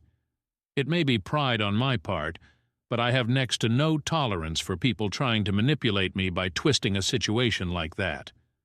I'm not some monster that forced his hand. I actually spent time thinking about his feelings and tried to prioritize him as a father. Anyway, I was angry, so I was a bit spiteful and just told him either actually spend time thinking on the compromise, or we will just do whatever he wants because I'm over the argument. He doubled down on being a victim and went to work, and I'm just angry and over it. A few bits for clarity that I couldn't fit in. This is a low-risk pregnancy, no issues with the baby thus far, and no reason to suspect premature birth. So the safety concerns are not for a baby that is any more at risk than the average. He keeps the same energy with his own family, including his mom. He doesn't want anyone outside of us to be around the baby for that time, and he clarified that he isn't keeping my mom away out of fairness either. I told him while I understand the desire for safety, I really need my mom for emotional support. I am already showing signs of perinatal depression and anxiety. It is not to a level of real concern yet, but I have no idea how birth will affect me, and a big part of why my symptoms aren't as bad right now is because my mom is around so often. He basically spent the rest of the conversation saying he already knew that, but now he can't rely on me or trust me because I don't know how I'll handle things mentally. He also said he didn't understand why I needed her there because he would already do everything even while he's working, and implied that I don't really have to do much because he'd be there. I don't think he means that last part the way he said it, but it was still uncalled for. My husband and my mom get along quite well. The worst thing he's ever said about my mom is just that she didn't seem to want to chat with him one morning. There has never been any conflict between them, so I don't think it's about my mom at all. A lot of issues like this come up due to his OCD. I am flexible enough as a person to handle the intricacies of the disorder, but I really struggle with being both sympathetic and also not a doormat when it comes to how he chooses to communicate and handle his feelings. He can't help how he feels about this, but I think it's reasonable to expect him to be respectful when he communicates with me about those feelings. A lot of his safety, wellness concerns come from his own past. He and his brother were born prematurely and have lasting health problems due to his father being a source of stress and abusive towards his mother. Many of the things he wants to do for our child are a direct correlation to things his parents didn't do for him, or things he didn't get that a child deserves to have. That's why this issue is so delicate. This is not an everyday issue. He is usually very supportive of me and does care about my feelings. It's just when he gets something in his mind that bothers him, he puts me to the side and refuses to reconsider because he's now correlated his own issue to the safety of the baby and it's non-negotiable. I genuinely feel at a loss. Am I being unreasonable here? I don't think it would be right for me as a parent to not ask questions when he makes a decision that affects the family. I want him to care about what is best for me as well as what is best for the baby and not essentially tell me to get over it and to make sacrifices like him. But I feel like I'm already doing that. How can I be respectful of his feelings as an active father, but also not leave myself without extra support? How can I help him understand that the health of the mother affects the health of the baby? Relevant comment? What is he doing to manage his OCD? He's come a long way from when we met as far as handling his OCD, mostly due to me confronting him about it in the past. But outside of me giving him alternative methods to cope, he's not gotten significant help for it. This is a concern I've brought up to him before, that he'd damage his child emotionally while trying to protect them physically. I know it's serious, and it is something I obviously need to address again. I plan to push individual therapy for both of us. More about husband and brother and their father. I've asked my husband before whether he thought his father always just had evil intentions, or if he genuinely, wrongly, thought he was doing what was best as a dad. He knows there is likely some similarity between how they handled the stresses of fatherhood, and I will definitely be reminding him that his father continually refused therapy for his own trauma, and now both of his sons want nothing to do with him. This is a partnership. Does he always act like this with decisions? It's sad because we are usually great about discussing things and resolving them, But things like this just randomly come up, and it's like he forgets who he married and chose to have a family with. To people who say she shouldn't have married him if he displayed this behavior from day one, that is hard to read, but I can appreciate your perspective. He wasn't this way from the beginning, just a few incidents here and there, but I watched him genuinely improve over time in a meaningful way. Even now these problems arise, and we usually deal with them a lot better than we have this one. I know I should have pushed therapy for him and for myself a long time ago, and I do regret that. I do have a limit, though, and if he doesn't choose to do this work for the sake of his child and himself, I will do what I have to protect my child. Update post, September 2nd, 2023, 2 days later. My previous post can be found here. I want to thank everyone who commented for their support and advice. It was really important for me to think on how I needed to step up for my child and address my husband's problematic behaviors before they go too far. I want them to have the best of both parents, and that can't happen without me being proactive when he gets panicked and controlling. I took some time away with my mom after posting here the other day, and I shared our conversation with her. She was understandably angry and worried for me. She assured me that she and my father will always be there to step in if he doesn't get himself together. I ended up showing her my post in the comments, and she was glad that other people recognized how unhealthy this situation is. She did say I seem a lot more demure in my writing than I am in real life, so I wanted to clarify that though I was conflicted about how to handle things with my husband, I was coming from a place of feeling guilty for possibly being selfish rather than actually considering just doing ridiculous things simply because he demands it. I am not conflict-averse, but I like to compromise when I can to avoid the trouble. This is obviously one of those areas where compromise cannot be made in favor of his fear. I understand that now, and I thought very hard on how to approach our resolution to this issue. He asked to resolve things yesterday.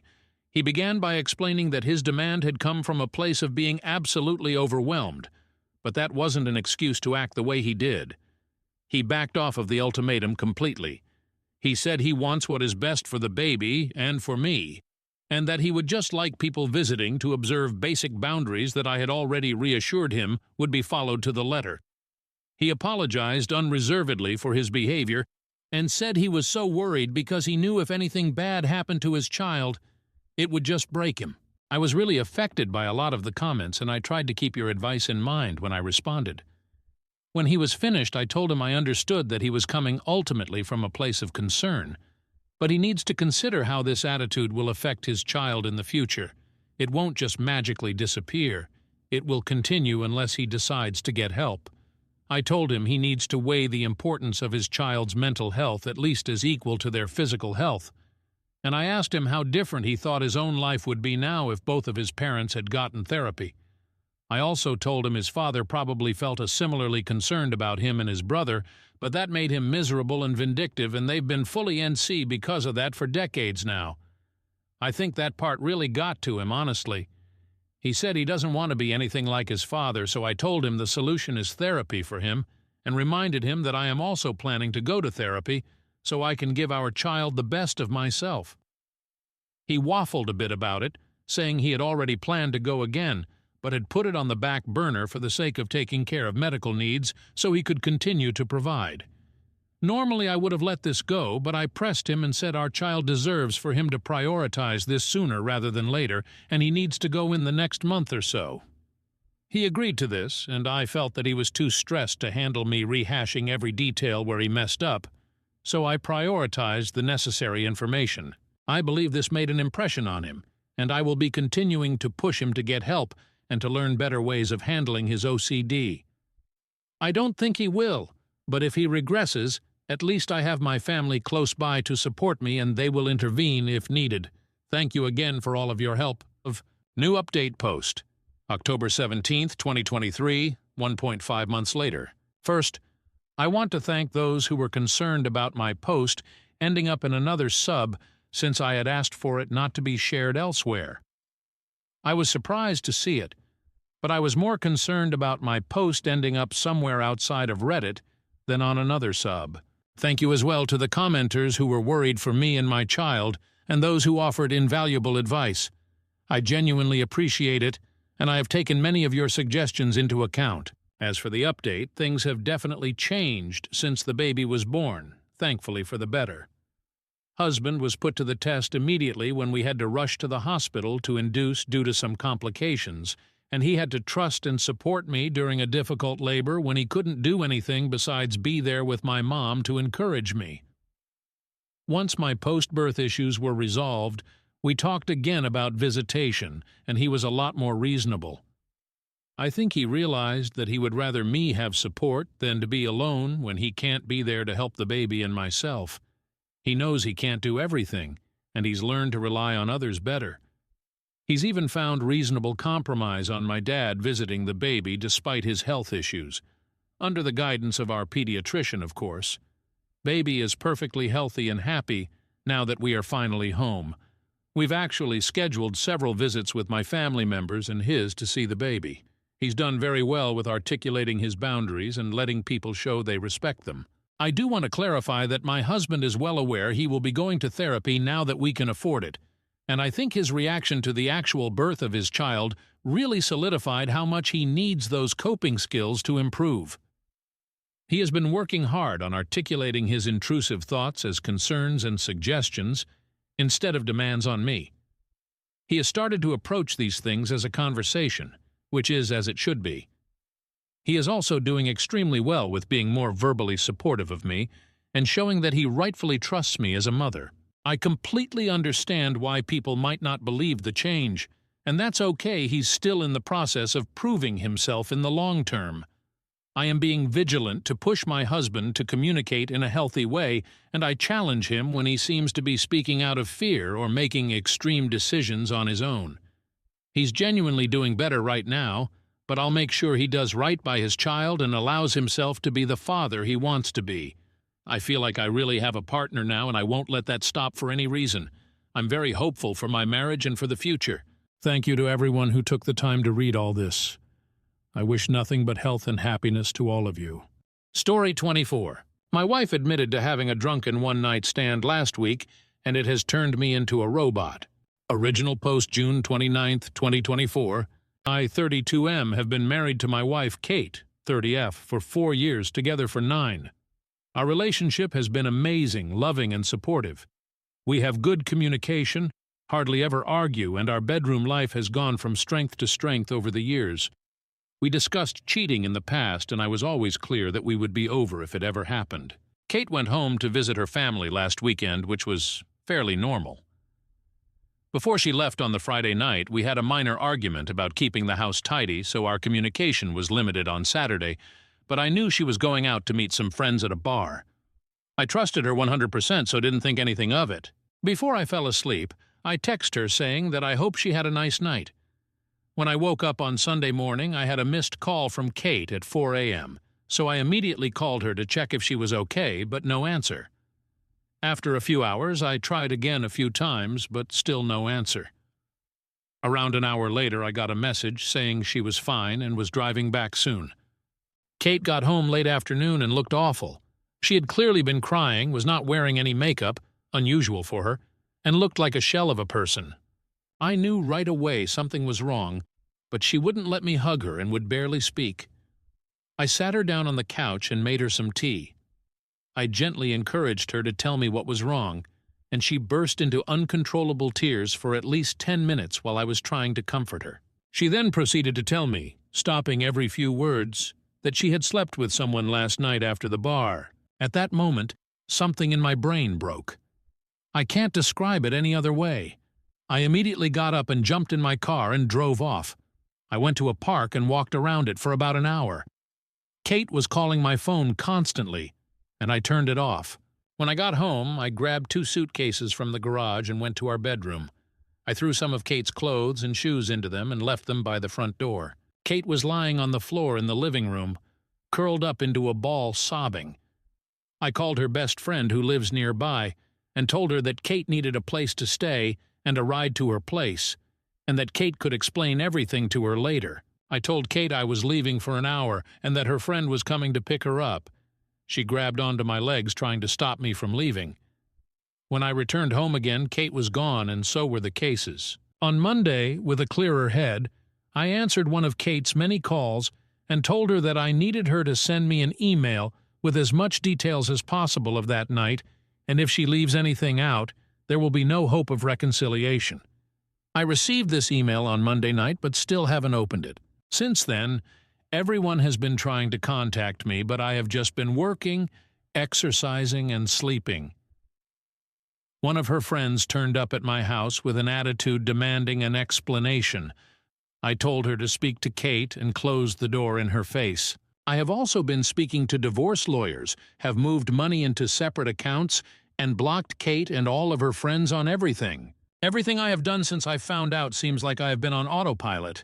I don't feel angry, upset, or overly emotional, just numb. Kate posted a note through the door yesterday asking me to meet tomorrow, but I'm conflicted. Should I meet her? Will it change anything? Is there any point in trying to reconcile? Is it normal to feel like a robot, and how do I snap out of this? Edit. Just to add that when I came home the first time, Kate confirmed it was consensual. She was drunk, but knew what she was doing.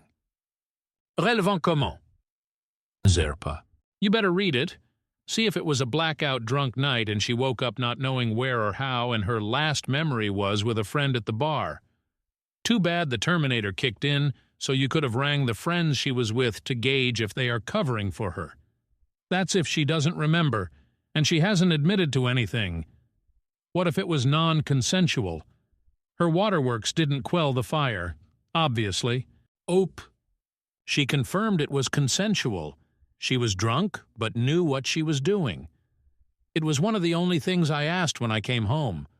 I obviously asked her why, and she just kept wailing and crying. Update July 1st, 2024. After reading your comments, I decided to meet with Kate but not read the email. Kate came to the house yesterday, and when I opened the door, she looked terrible. She tried to hug me and started mumbling apologies, but I stopped her, and we sat down to talk. I started by telling Kate that I would be recording the audio of the conversation, and she agreed. I then asked her to explain what happened and told her that I haven't read the email she sent.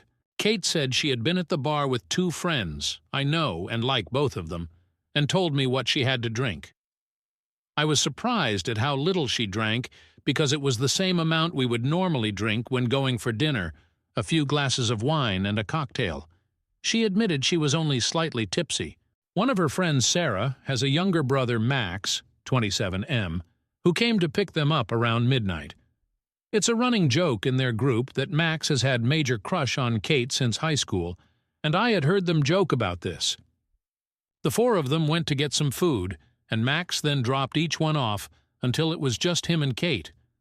Kate said she didn't want him to drive the 20 mins to her parents' place after working all day, so would just order an Uber from his apartment. She went into his apartment to order the Uber but couldn't get one. Max suggested she should crash in his bed, and he would take the sofa. He would then drop her off in the morning.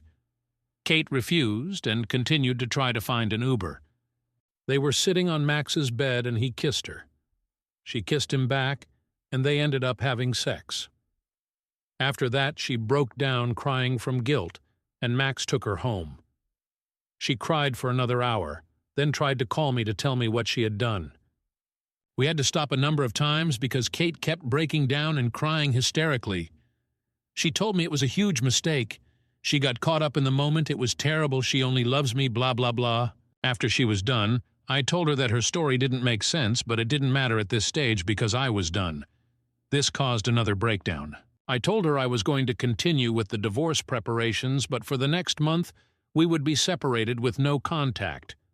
I also told her that we would both remain faithful, would get a full STD panel, and she would tell our mutual friends and family what happened.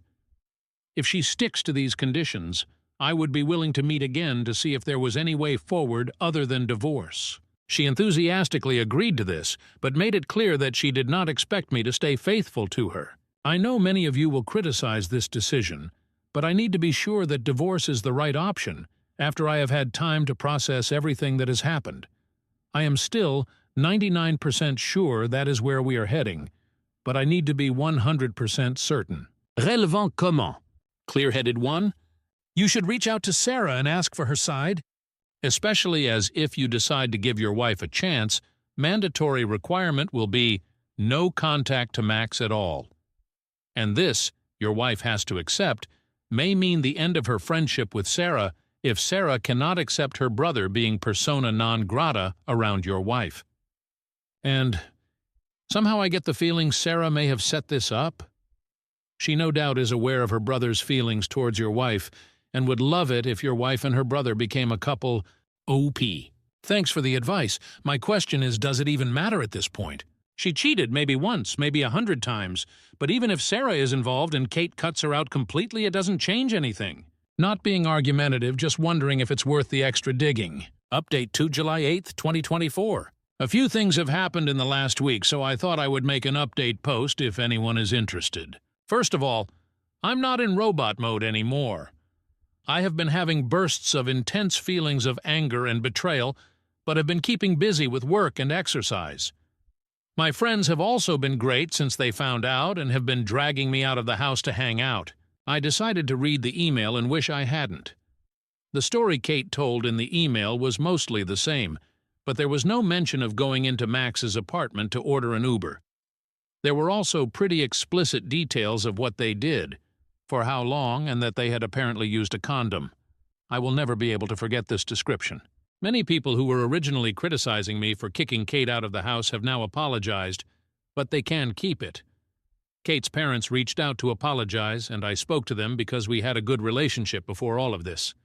They begged me to try to work it out, but said they understood if I decided to get divorced. I didn't commit to either option. Kate's other friend, that was there that night, contacted me to tell me her side of the story. It mostly matched up, bar food home. She said Kate could stay over at her house, but she refused, saying she was driving home early the next morning. Max apparently insisted that he would take Kate home. The version of the story that she told didn't mention Kate trying to get an Uber, only that Max invited her in, and she accepted. I asked her if she had ever suspected anything before, and she told me that about a year ago, she went to meet Kate for coffee but found Max sitting with her when she arrived. Apparently, Kate looked guilty, but when asked about it, she said they just met by chance. Sarah, Max's sister, also reached out to me, and I spoke to her too. She was angry with both Max and Kate and told me a similar story. Apparently, her whole family are angry with Max, and she had not spoken to Kate since she found out. She apologized on behalf of her idiot brother and said she had warned him to stay away from Kate since high school. She didn't think anything else had happened between them. I have had zero contact from Kate, but heard that she was going to be moving into an Airbnb near our house. Apparently, she is not coping well, and called in sick from work a few times over the last few weeks. She does have support from the friend she is currently living with, and I asked her parents to keep an eye on her. Her parents came up to see her this past weekend. I went out with some friends at the weekend and ended up drunk at a bar. I was talking to a girl there who I probably could have gone home with, but I stopped myself because I wanted to keep my self-respect. Reading the email and hearing what they had done made me give up hope of repairing this, especially when I know she is not being truthful with me on other things, so who knows? I will be moving ahead with the divorce and might not even wait a month before telling Kate that this is my final decision. Update 3 July 15th, 2024. I debated posting this update, but a lot of people seem to be invested in this mess, so here it is. Apologies in advance if this is TMI. Kate sent me an email last week asking to pick up some things she needed for work. My lawyer told me not to prevent her from having access to the house or her possessions, so I reluctantly agreed that she could come over on Thursday night when I would be at the gym. I told her to be out by 7:30, but when I got home at 8, she was still there. When I walked in, she had left a few work-related items next to the stairs and she was chopping vegetables for dinner. She looked amazing with her hair and makeup done, wearing one of the dresses I like. The whole place had been tidied and cleaned. I calmly asked her to leave immediately, and she made her way to the door but stopped and asked if we could speak. I should have said no, but I eventually agreed. We sat down and had a conversation for around an hour, which jumped from topic to topic. Again, I told her I would record the audio, and she agreed. I started by asking her if she had kept her side of the agreement we made the last time we spoke. She said she had taken an STI test which was all negative. Mine was too, thankfully. and a pregnancy test which was negative.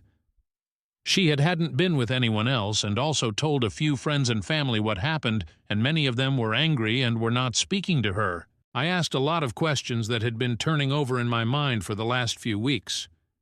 She confirmed that her reason for going into Max's apartment, the Uber story, was BS, and she said he invited her in for a drink, and she agreed knowing at some level that something was going to happen. She can't explain why she did this other than being selfish and enjoying the attention. She also confirmed that she had texted with Max a few times over the years because he would shower her with compliments and make her feel good. He would always initiate, and she was apparently careful not to lead him on, and said she had never sent him explicit messages or pictures. Kate also told me that they had hooked up about 6 months before we got together, but never had sex. She admitted that she was always a bit curious. Her story about being caught at the coffee shop was that Max had texted her asking what she was up to, and she had told him where she was. He then turned up. She swore this was the first time they had ever done anything since we had been together. She said there was nothing missing in our relationship, and she hates herself for ruining her perfect marriage and causing me so much pain. I told her that I still don't believe her story, and that there was no point in continuing the conversation. She calmly asked what she would need to do to make this right, offering up her phone, location sharing, not going out without me, etc. She had clearly been doing some research. I said that I had no plans to become her prison guard, especially when I would never get over the betrayal. Things then took an unexpected turn, which caught me completely off guard. She asked me to turn off the audio recording because she had something private she wanted to discuss and didn't want other people hearing it. I refused, and she reluctantly continued. She asked if I had been involved with anyone else sexually since all of this happened, making it clear she was fine with it. I told her no, and she said that I must be going crazy. We used to have sex almost daily, and started talking dirty about all of the things I could do with and to her. This involved a lot of kinky things that I had wanted to try or had only done a few times. She said she wanted to meet my needs, even if we did not get back together. She said we could have as many threesomes as I wanted from now on, or we could be open on my side only, and she would even find partners for us, me. She was trying very hard to turn me on, and I stayed silent until she asked who I wanted to have a threesome with. For some reason, I mentioned the name of her co-worker, who was 5 years younger than Kate and a total knockout.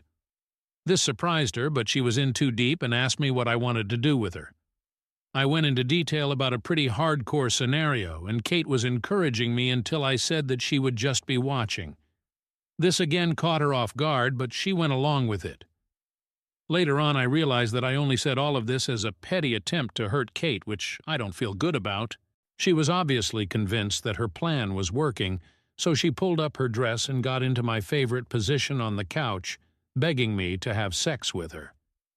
I'll admit that for a few seconds my body reacted even though my head was not in the game.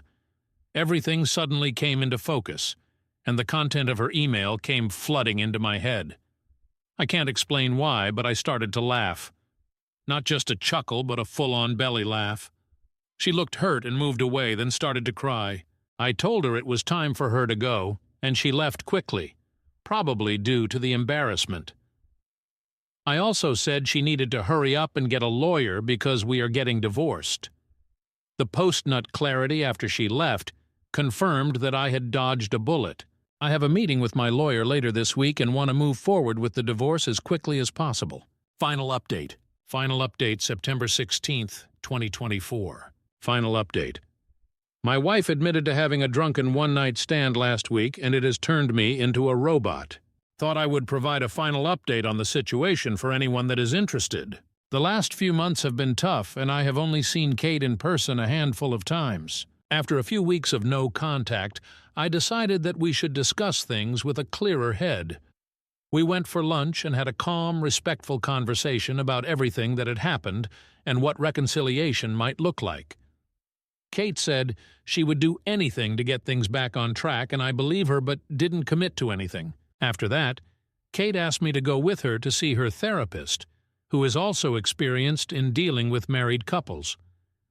I thought about it for a few days before agreeing. The session was tough with a lot of tears, but I didn't get a straight answer on why Kate had decided to cheat. The therapist was surprisingly fair to both of us and was not judgmental. We again discussed reconciliation, but I told her that I thought it was best to proceed with the divorce. Last week, I drove up to her parents' house to drop off some tools I had borrowed from her dad. We had arranged for Kate to be there, and for her parents to go out for a few hours to give us a chance to talk. I spoke with her parents alone, who were heartbroken, which was hard, but they were both very supportive. During the conversation with Kate, I told her clearly that I had given it a lot of thought, but I wanted to move ahead with the divorce. It came down to the fact that, in my view, we would never get back to where we were, and I realistically can't see myself ever getting over the betrayal. Even if we could regain the trust, it could take a decade of hard work, and that is too big of a risk for me. Kate finally accepted this, and we had calm discussion about how we would divide assets, sell the house, etc., and wrote an email to our respective lawyers. We left each other on good terms. The divorce should be finalized by the end of the year, and the house will be put up for sale soon.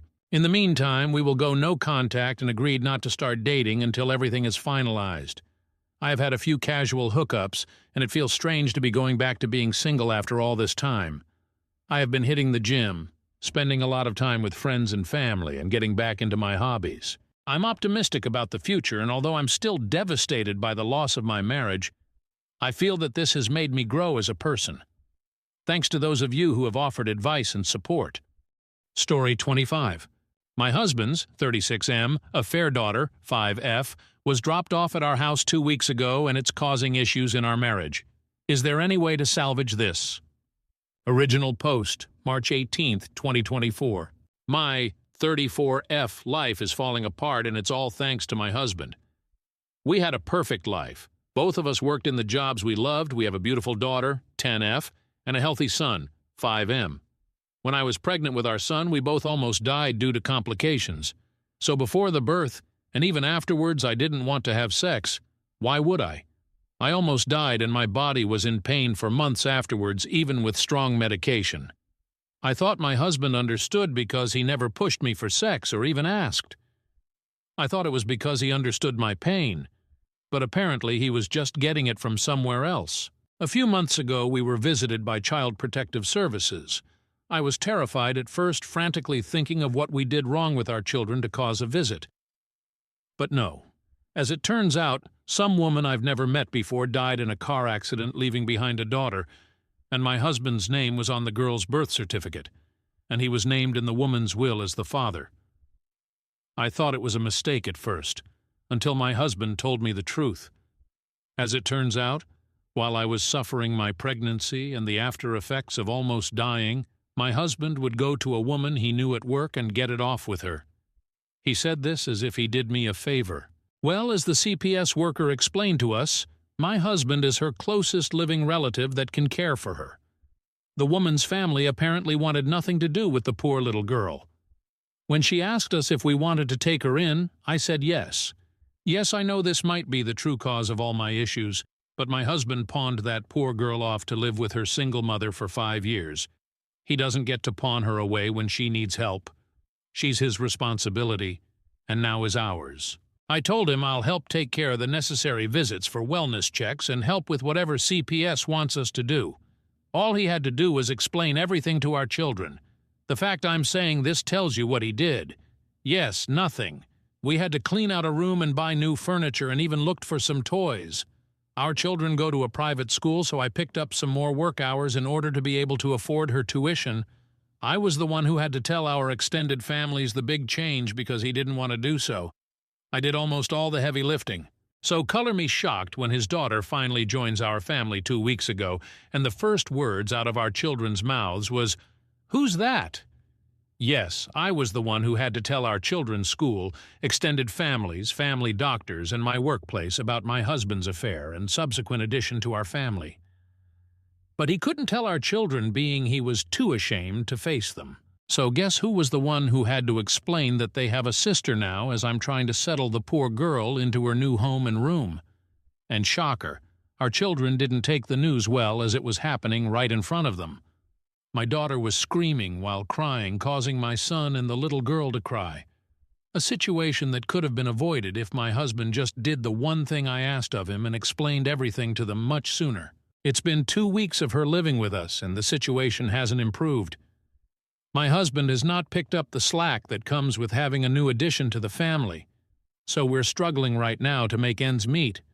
I feel embarrassed bringing all 3 children around for appointments and groceries because the little girl is very much obviously not mine, and I can tell people are judging our family. My daughter is much moodier and less happy and refuses to even acknowledge our newest addition to the family. Our son doesn't really understand what is going on, and it's causing even him to lash out. And I don't even know how to help the poor little girl, because I know that if I feel like my life is falling apart, she must feel even worse. I suggested family therapy, therapy for our children, even just marriage therapy so we can hopefully move past this and work together as a unit for all the children. He's refused everything, saying that he knows he'll be lectured by everyone when all he was doing was trying to help me. I just don't know how to fix this. Please help me. I don't want to divorce him because I just know that will make it worse for the kids, but that's the only option my family is telling me. Meanwhile, his family is begging me to make this work and to just look past it. Thank you. I hear you all loud and clear.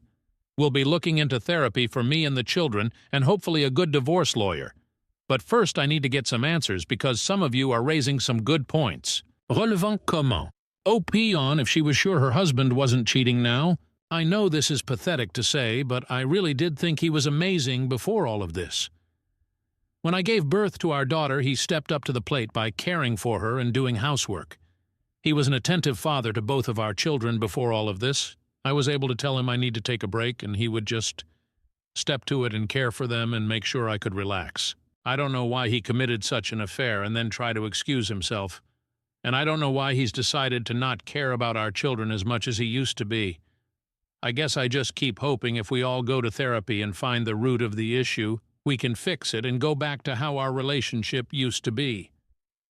Now, reading all these comments that are sounding just like my family, I guess I was just being naive. OOP on leaving the child to her father, as the girl is not OOP's responsibility. OP was told to leave her husband. I have to disagree with this comment. As much as I hate my husband's actions, I do not hate her enough to just abandon her in such a terrible time for her. I agreed to take her into our home, so she is indeed my responsibility as much as my husband's. And I didn't say this at first because I didn't know if it was important, but she and my son have gotten really close in such a short amount of time, I would feel heartbroken separating the two. Update, April 25th, 2024. I'm sorry, you all were right. It was a lie. When all of you were pointing out how the kids' responses to youngest arriving didn't make sense, it made me realize how correct that is. They came home to a room all made up, and I made passing comments to them asking about how excited they were for youngest's arrival. They should have known about her. At this point, I decided to just ask my eldest daughter directly, because she was still so upset about it, and I think subconsciously knew I wasn't going to get the truth from husband. So I went to her room while she was lying in bed and I asked her. I told her that I asked her father to explain to the two of them what was going to happen. They saw her new room. I talked about her to them, so I don't understand my eldest's reaction. So yes, it turns out husband didn't tell them, and then me the truth. A surprise to no one I'm figuring out. The story he told the kids was that youngest was a daughter of one of our friends, and we felt so bad we had to take her in.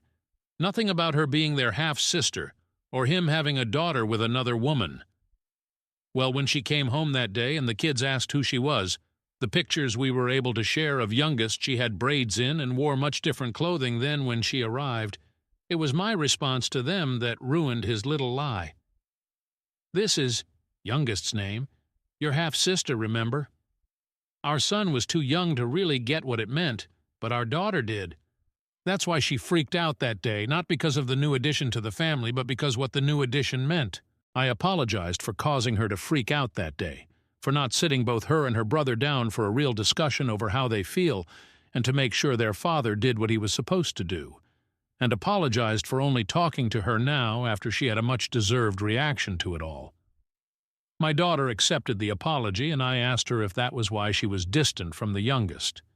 She told me that's part of it.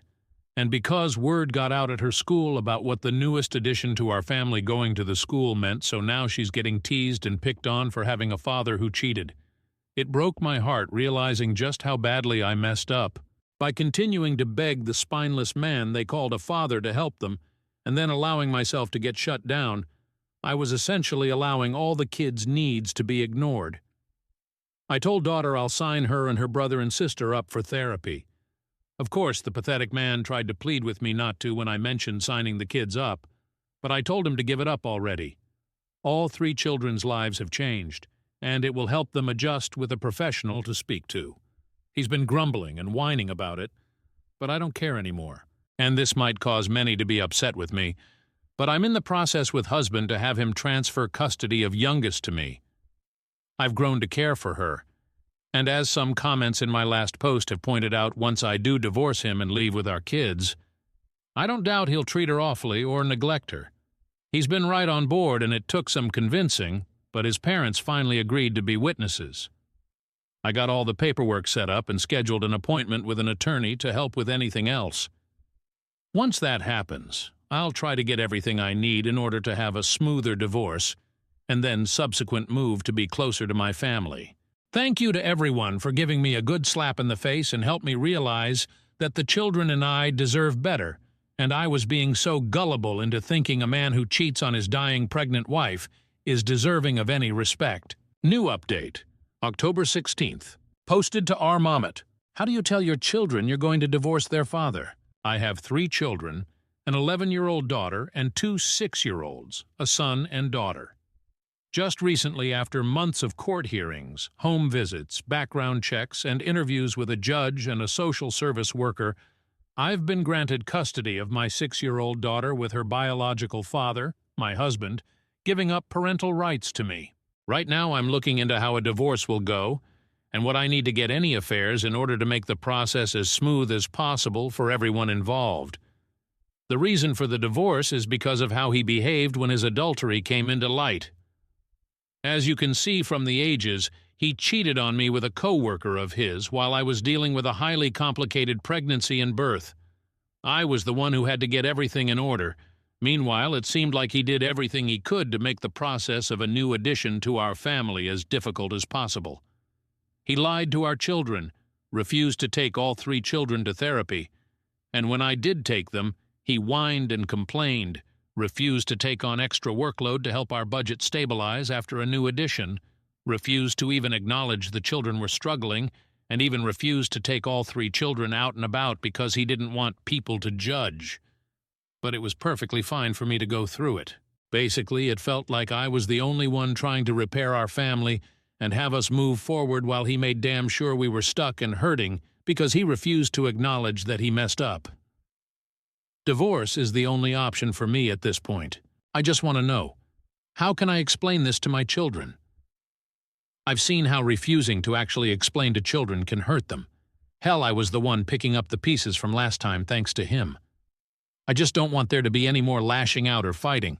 I'm terrified for my eldest in particular. She was the one most hurt by all these changes, and I know she'll understand why. The last thing I want is for her to blame her siblings or herself. I've yet to tell anyone else my plans for divorce because I don't want it getting back to him or the kids before I'm ready. And if there is no way to make the impact easier, how can it make sure it's less damaging for them? OOP has only replied to one comment. The commenter questioned parts of OOP's story, more specifically why she stayed and helped take care of his affair child, and confused on the custody of said affair child and the biological children. Okay, let me try to help. I'm sorry for the confusion. I discovered her existence about a year ago because her biological mother died in a car accident. It's a little confusing here, and he still won't give me the why of this, but he was on her birth certificate as the father, so social services did the usual of home visits and background checks to place her with us because I refused to allow him to turn his back on her and have her struggle in the foster care system. I'm a nurse in the pediatric trauma center. I've been there as emotional support for children when they've been told about a parent's passing in accidents, or we had to make the tough call to CPS for abuse cases. I do not wish for anyone to witness when a child realizes that they're an orphan or being taken away from their parents. It's why I pushed for us to take her in. People on Reddit have told me that I'm too much of a saint for taking her in, and that's why they don't believe me. But if you ever had to rub the back of a 4-year-old having her first panic attack because she was told her parents didn't survive, I hope you understand why I refuse to ignore a 5-year-old who this time I could save from the system. After the fallout that was primarily caused by my husband, and truth be told I also have some blame for it as well, I decided to divorce him.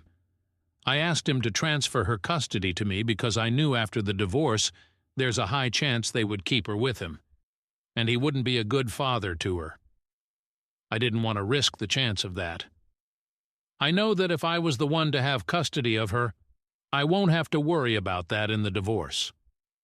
And it's only the 6-year-old daughter he transferred custody over to. He still is a recognized father to our biological children. And thank you for the suggestion of age-appropriate dialogue for our children. I do have some training on that because of my work, so I could try to rework it to make sense for divorce, and probably bump up therapy for the children. Story 26. Aida for making a girl move classes after she called the cops on a door. Original post. May 28, 2024. Hi Reddit, this is a new account because the stuff on my regular account might get me seen as unprofessional if the story is linked to me. So I, 19M, am in a nursing program. We do a lot of physical exams on each other to practice, which involves wearing shorts and tanks.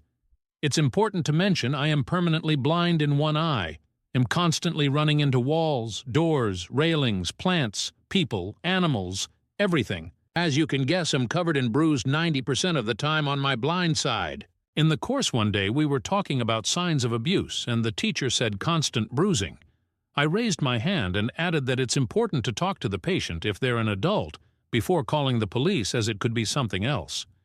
She asked for an example, so I rolled up my sleeve and explained that the bruises were from door handles of the school, which were varying colors and heights.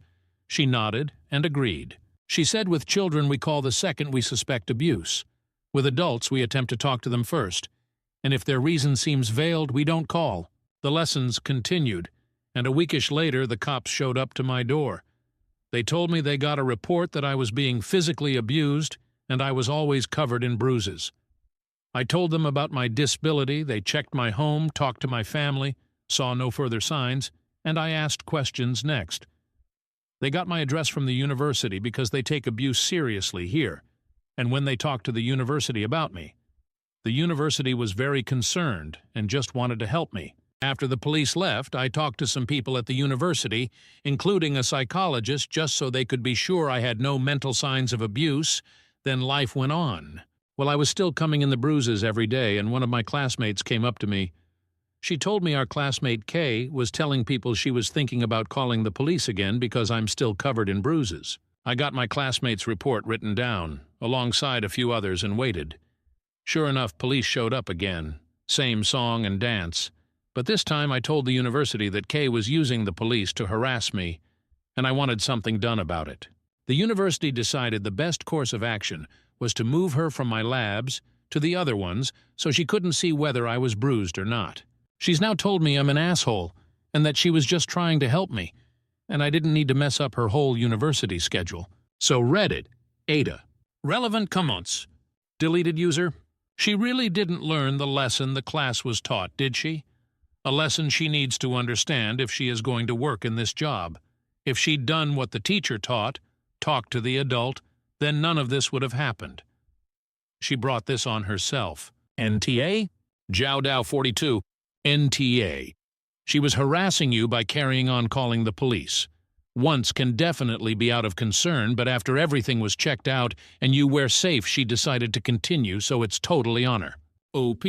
I was fine with the once it's okay, people make mistakes, but after the second time I wanted to make sure it stopped. Open incident 3601.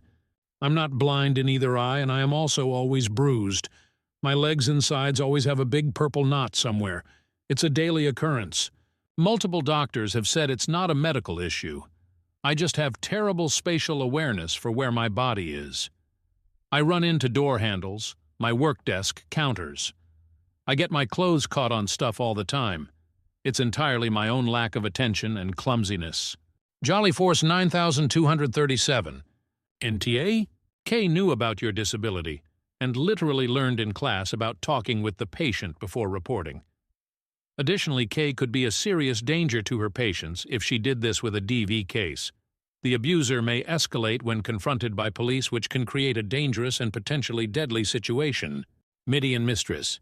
NTA, Kay found out the consequences of 1. Not believing you, and 2. Not minding her own business. She needs to learn to rein that in, or she's not going to keep a job as a nurse with assumption-making skills like that. Phoenix and Hill 8. Genuine question. How do you get bruised almost every day? Do you have low sight in your other eye as well? Do you wear eyeglasses? I'm blind in one eye as well, by birth. I'm short-sighted, but I rarely get bruised running into things. I usually sprain my ankle due to not noticing unlevel ground or hit my toe on the wall corners due to blind spots once or twice a year. But the peripheral vision and the angle at which I turn my head to keep my eye at center is more than enough to not bump into things so frequently. NTA. Soupy. I'm nearsighted in the other eye. Stuff on my left side is just impossible to see. Glasses get in the way of some of my peripheral vision, keeping my head turned to long causes, stiffness in my neck, and I have to be able to turn my head fast and quick. As I said, well, I get bruised a lot. It doesn't interfere with my job. It's something big I've grown up with, and I bruise easily. I don't bump into anything at home, but in the outside world I do. Lil Muthman 456. I ask this as a nurse, and I mean no disrespect, but are you sure that nursing is the best field for you given that impairment? Oh, up? Yes. I love helping people, and I'm fully capable of the job. I'm the only one who ever gets injured in my daily life, lol, and it's typically because I'm not paying enough attention to my surroundings and don't notice something new and trip on it. Editor's note. A lot of commenters were concerned about OOP becoming a nurse with their impairment. Some were extreme. I cut down on the number of comments included since my post is longer, but you, Luciaria Rose, included more in the first Boru. Update post, June 20th, 2024, 3 weeks later. Okay, so, Tildyar on the other. I'm blind in one eye. I run into random stuff if I'm not paying enough attention. I'm covered in various bruises. Showed this during class while talking about abuse and how we have to talk to adults before calling. Girl decided to call the cops on me twice, claiming I'm abused, resulting in me forced to go to counseling, talk to therapists, police, ECT, until everyone was assured I wasn't abused.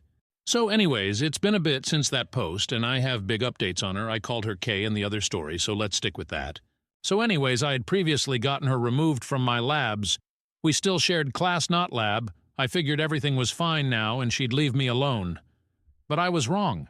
Not only was she spreading rumors that I was abused, but she called the cops again. Apparently more than once, as the other 2 times the cops said they had a report of abuse. This time they said reports. When I asked how many reports, they said that it was multiple people, so I don't know if others in class called or she had her family do so. I just don't know. They couldn't tell me who called due to privacy when it comes to reporting to try and make sure abusers don't attack the reporters. Apparently, my university had attempted to stop them when the cops spoke to them, but the cops had to check anyways, so they came after talking to the university anyways, and again we did the same song and dance. I told them I felt like someone was using the cops to harass me, and the cops took this. They said no one would show up again, and anyone that calls would now have their name taken down. And if they call after being told not to, they'd be charged with harassment. Well, that was about a week ago, and someone continued calling, tried to claim a different name, didn't realize they record phone numbers as well. So there's your update on Kay. She called again, and again, and again until it got her charged with harassment, as well as misuse of police resources. Not certain what's going to happen going forward or if he'll be called to testify. I'm not certain what's happening. But I haven't seen her since I was informed that she still called, which I found out from another classmate. I don't know how great an update this is, but yeah, that's the end of this situation, hopefully. Relevant comma. Deleted user. What's the school doing about this? Is she getting expelled for harassing you? Ope. Seeing as she's probably ending up with a criminal charge, she will be expelled. Mushki. You're not just protecting yourself, you're protecting the patients she might have had in the future. She's got big issues. Titati. This really pisses me off. My toddler has von Willebrand disease, so her blood doesn't work the way it should. She is so covered in bruises all the time that Say looks like a Dalmatian. She also has paper-thin skin, so she has many cuts in a day. One day she even got the corner of her eye open from the corner of a pillow. Last summer we got a call from the CPS. Someone called them that we are beating our child and that they have seen it. This is not true. And if you really saw a parent beating their 1.5-year-old child, wouldn't you stop it when it was happening? Not call a week later. Best part was that we weren't even in the country when the beating took place. Someone was just mad because we have been renovating our house and the noise was too much for them. Pure harassment. Major Protection 849. I read your other post and was glad to find this update. While I agree Kay is definitely in the wrong and needs to have the consequences of her actions, hopefully not being a nurse is one of them since she seems unfit for it. I really came here because I was so upset about how people were saying, you shouldn't be a nurse because you are blind in one eye. My brother is blind in one eye. Actually, he has a prosthetic eye since he was a kid. He has been a nurse for more than 30 years. ER nurse, cardiac surgery nurse, trauma unit. He's done it all while having no sight on one side. People that say you can't be a nurse need to F off. They are narrow-minded AHs. Also, my brother rides a motorcycle and has done since he was a teen. Do what makes you happy and F all the rest of them. Good luck on your career. Update 2 post July 2nd, 2024. 2 weeks after first update, 5 weeks total. Hi everyone. I don't know exactly where to start with this post, but kind of want to give this update because I'm hoping it's the last one. So, I made my last post only 2 leave days ago and shit kind of went down now. I need to explain that quite a bit of this is secondhand because I luckily avoided the crazies. So basically, Kay does not know where I live, knows the general town, but nothing else. I did invite one girl in our class to my house to work on a project. She was the only person other than the university that knows where I live. Kay knows this because her and girl who Emma call Lily are kinda not related. Lily's cousin is married to Kay's cousin, so they knew each other prior to the program, but not really well. And Lily is also the one that told me about Kay still calling even after the police promised me they would not show up again. Which they haven't, they just started taking down the numbers and keeping track of who called, when, and did they call after being told not to. So basically, Kay knew me and Lily were paired up for the project, knew Lily came to my house, did not know where the house was or what it looked like, just that it was in a town X kilometers away from where they were. They also knew the town name via Lily's mom. So I got warned by Lily that Kay's mom was going to try to find me to get me to drop Kay's charges. I'm not the one charging her, the police are. I have not pressed any charges despite some people saying I should get a restraining order. Lily warned me, and I hid in my house and did not leave until Lily told me that Kay's mom had returned home. Kay's mom then proceeded to harass Lily in an attempt to get Lily to give Kay's mom my address so she could knock on my door instead of driving around aimlessly hoping to spot me. Lily refused and deleted all texts between me and her to ensure that even if Kay's mom stole her phone and somehow got past the password, that she would never get my address. Lily then informed the university of the situation and had proof via texts that the university had her print off and give to them, and the police, the university security, are now watching for Kay's mom's car, and Kay's mom, security is informed that if and when I'm at school, they are to escort me to and from my car. My car is also to be parked near cameras by order of the university until the situation dies down. Luckily, I'm at clinicals and not anywhere near the university. Kay was kicked out before clinicals, so has no idea which clinics the students are at, or which I'm at. Had she stayed in longer, she'd have a literal list posted to the class page about where I'm at and where in the building I'm at. Kay's family apparently was informed by the police that any attempts to contact me would be harassment, so says Lily, can't guarantee. But yeah, I kinda don't know how to feel. The next time I have to go to the uni is for exams in like 3 weeks, so hopefully Kay's family doesn't hold on to this that long. Until then, I'm safe in a building filled with security, locked doors, and places to run. The placement was also informed about this situation, and with pictures from Lily, who's at a different placement, are watching for Kay's family and has banned them from the premise in advance. So, yeah, if this goes no further, I won't update anymore. But if it gets worse, I guess he'll update after my exams and the Hisai. Wish me luck because I'm going to try to not stress too much about the K situation and focus on my finals and Hisai instead of that. But don't know how that'll go. Hope y'all are enjoying my mild suffering and it entertains you, if only a bit, so that some good can come from this situation I can't believe I'm in right now. So, yeah, thanks again for the words of encouragement and kindness some of you showed me during this insanity, and wish Lily some luck as she's being bombarded by her family to give Kay's mom my address, phone number, ECT, and doing her best to hold out on this, and making sure her phone is never out of her sight on the off chance she leaves it open. Anyways, hopefully this is goodbye. If not, well, I'll see y'all in 3 weeks-ish for another update. Relevant comments. Blah blah Latina. I don't understand why so much drama from Kay and her family. Like, what the heck is happening that they feel the need to harass you?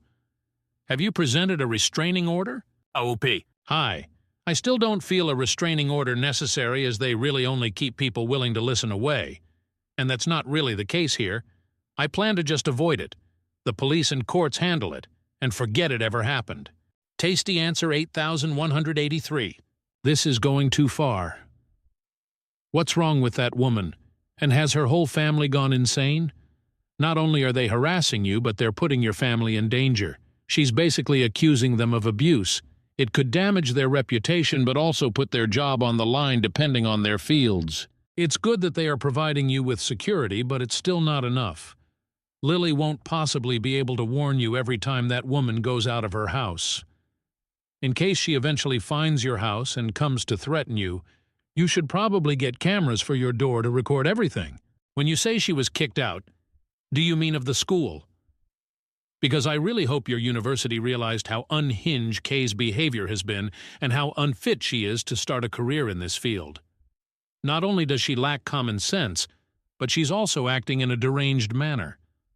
Targeting someone like that is not acceptable, especially not under the fake pretense of trying to help. Had you really been a victim of abuse, you would have probably been even more traumatized by this situation. OP. Hi, so yes, my house has cameras already, and Kay has been removed from school due to pending charges, and should they fully go through, she will never come back. Her access to everything has been suspended, and she's basically already expelled. They are just awaiting charges to go through before they actually push the expulsion through. Editor's note. OOP is male and from Canada. If you go to the first post, he answers extensively why he feels he is capable of being a nurse despite his impairment. Story 27. My little brother, 3M, is actually my fiancé's 25M kid. Yes, the title is F*** sacked up, I'm aware. My fiancé, 25M, and myself, 24F, have been together since we were 17, 18 years old. Honestly, he was always kind, handsome, funny, and everyone used to say I was so lucky to have the whole package. I felt so lucky, too. He always treated me with love and respect, so this makes everything just so shocking for me. I've always had a good relationship with my mom. It has always been her and I against the world. My dad died in an accident when I was little. We always joked we are the real-life Rory and Lorelai from Gilmore Girls. My mom dated guys on and off, and they were usually cool, but nothing really past the early stages. Around 4 years ago, my mom told me she was pregnant, which was a huge surprise. My mom was around 42 years old, and although she was sort of dating someone recently, didn't meet the guy but knew she went on dates, it still was a big shock. She never thought she could be pregnant at her age. She had me when she was super young. An oopsie. And I can tell she was stressed and worried. I decided to support her since she has always supported me and tried to reassure her. She then had my brother, who is now 3 years old. I have a close relationship with my brother. I have helped taken care of him since he was born, and I just love the little guy. My fiancé was also always helpful with my brother. We would take him out for ice cream, playground, pool time during summer, etc. But nothing was weird.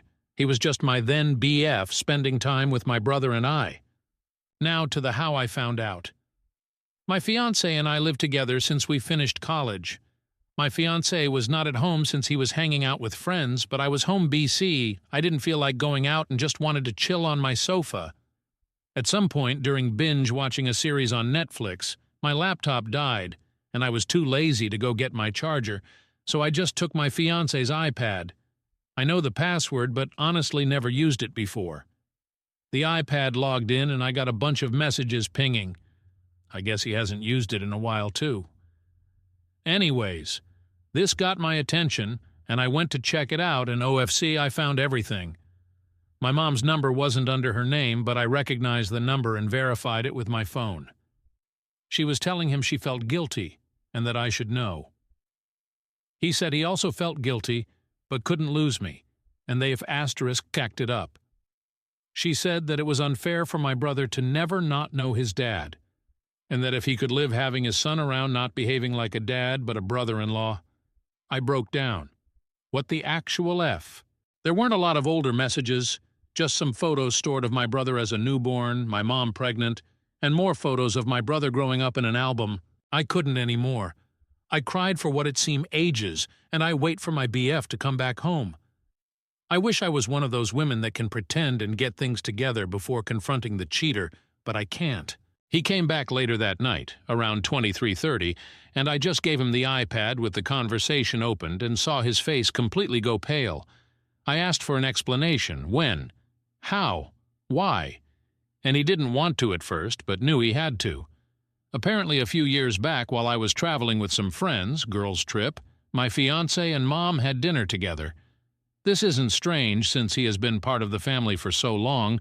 Sometimes mom and fiancé would eat together at our place, even if I was busy with sports or out. I did the same with his parents. Somehow, unclear how since he couldn't explain it well, one thing led to another, and they ended up sleeping together. They felt guilty, but apparently not guilty enough BC. They slept together 2-3 more times, using the excuse of meeting up to discuss how to tell me. Apparently, when my mom got pregnant, they stopped sleeping together and decided to not tell me, since my fiancé loved me and couldn't lose me, and my mom didn't want to lose her daughter. So here we are now, with two of the most disgusting humans. I obviously broke the engagement, told my mom to never talk to me again and move in with a friend. I feel bad for my brother since I really love him, but I can't be around him now. I just can't. I feel like it would remind me of all those times we talked about having kids. I would be his baby mama, only baby mama. We talked about this future since we were 17 years old, so I want to puke every time I think how I was actually taking care of his child with someone else, while still having those dreams. I want to puke. Editor's note. Comments were mostly supportive, with a few telling their own stories of cutting parents off, and a couple with tales of spouses sleeping with parents. How is this even a thing? People be crazy. Update. My little brother, 3M, is actually my fiancé's 25M kid, July 4th, 2024, 4 days later. First, I want to thank everyone for the nice messages and comments. I was not expecting so much support. I'm still a mess, not gonna lie, but after reading the comments I felt better, like a therapy mini-session. So again, thank you all. To the update. As I was afraid, I was indeed confronted near my office this week. I knew this was coming, but thought maybe I had more time. My ex was the person to come find me. Yesterday, Wednesday, after finishing work and walking to where my car was parked, my ex was sort of lingering, waiting around.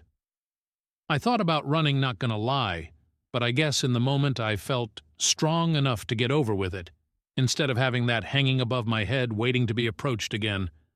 He asked if we could talk, and I said yes, but I didn't feel like having that conversation over coffee like we were old friends. It felt ridiculous, so I told him to just talk right there. We were in the streets, but somehow it wasn't crowded, but also not completely lonely. Felt right. He basically said sorry 100 times, and that I deserved better. I agreed. He said he did love me, and that he still does, but he would understand why I wouldn't want anything to do with him. He said that if I did in fact consider giving him a chance, that he would go to therapy, alone or together or both, and that he would work hard to win my trust back. I told him it wasn't possible. There was too much damage. This sounds calm when I type it, but in the moment things came out more with louder tone and harsher words. Anyways, he did say that he is in the, or will be, it was a bit of a blur, process of getting custody, partly from my brother, and that he in fact does want to be a dad to him. He said he does not want to be together with my mom, that it was just a stupid mistake. Sure. BC 4. 5 times mistake is just a random thing. He couldn't explain why he did it in the first place. I think he doesn't even know himself. I asked if he cheated with someone else before. He said no. Not sure if to believe it, but he sounded honest. I asked why he didn't come clean, and he said that after he did the deed, he always felt panicked, and it hits him that he could lose me, and he just didn't want to. I told him it was meant to be found out, that what was his plan? To have my brother around and ignore their relationship forever?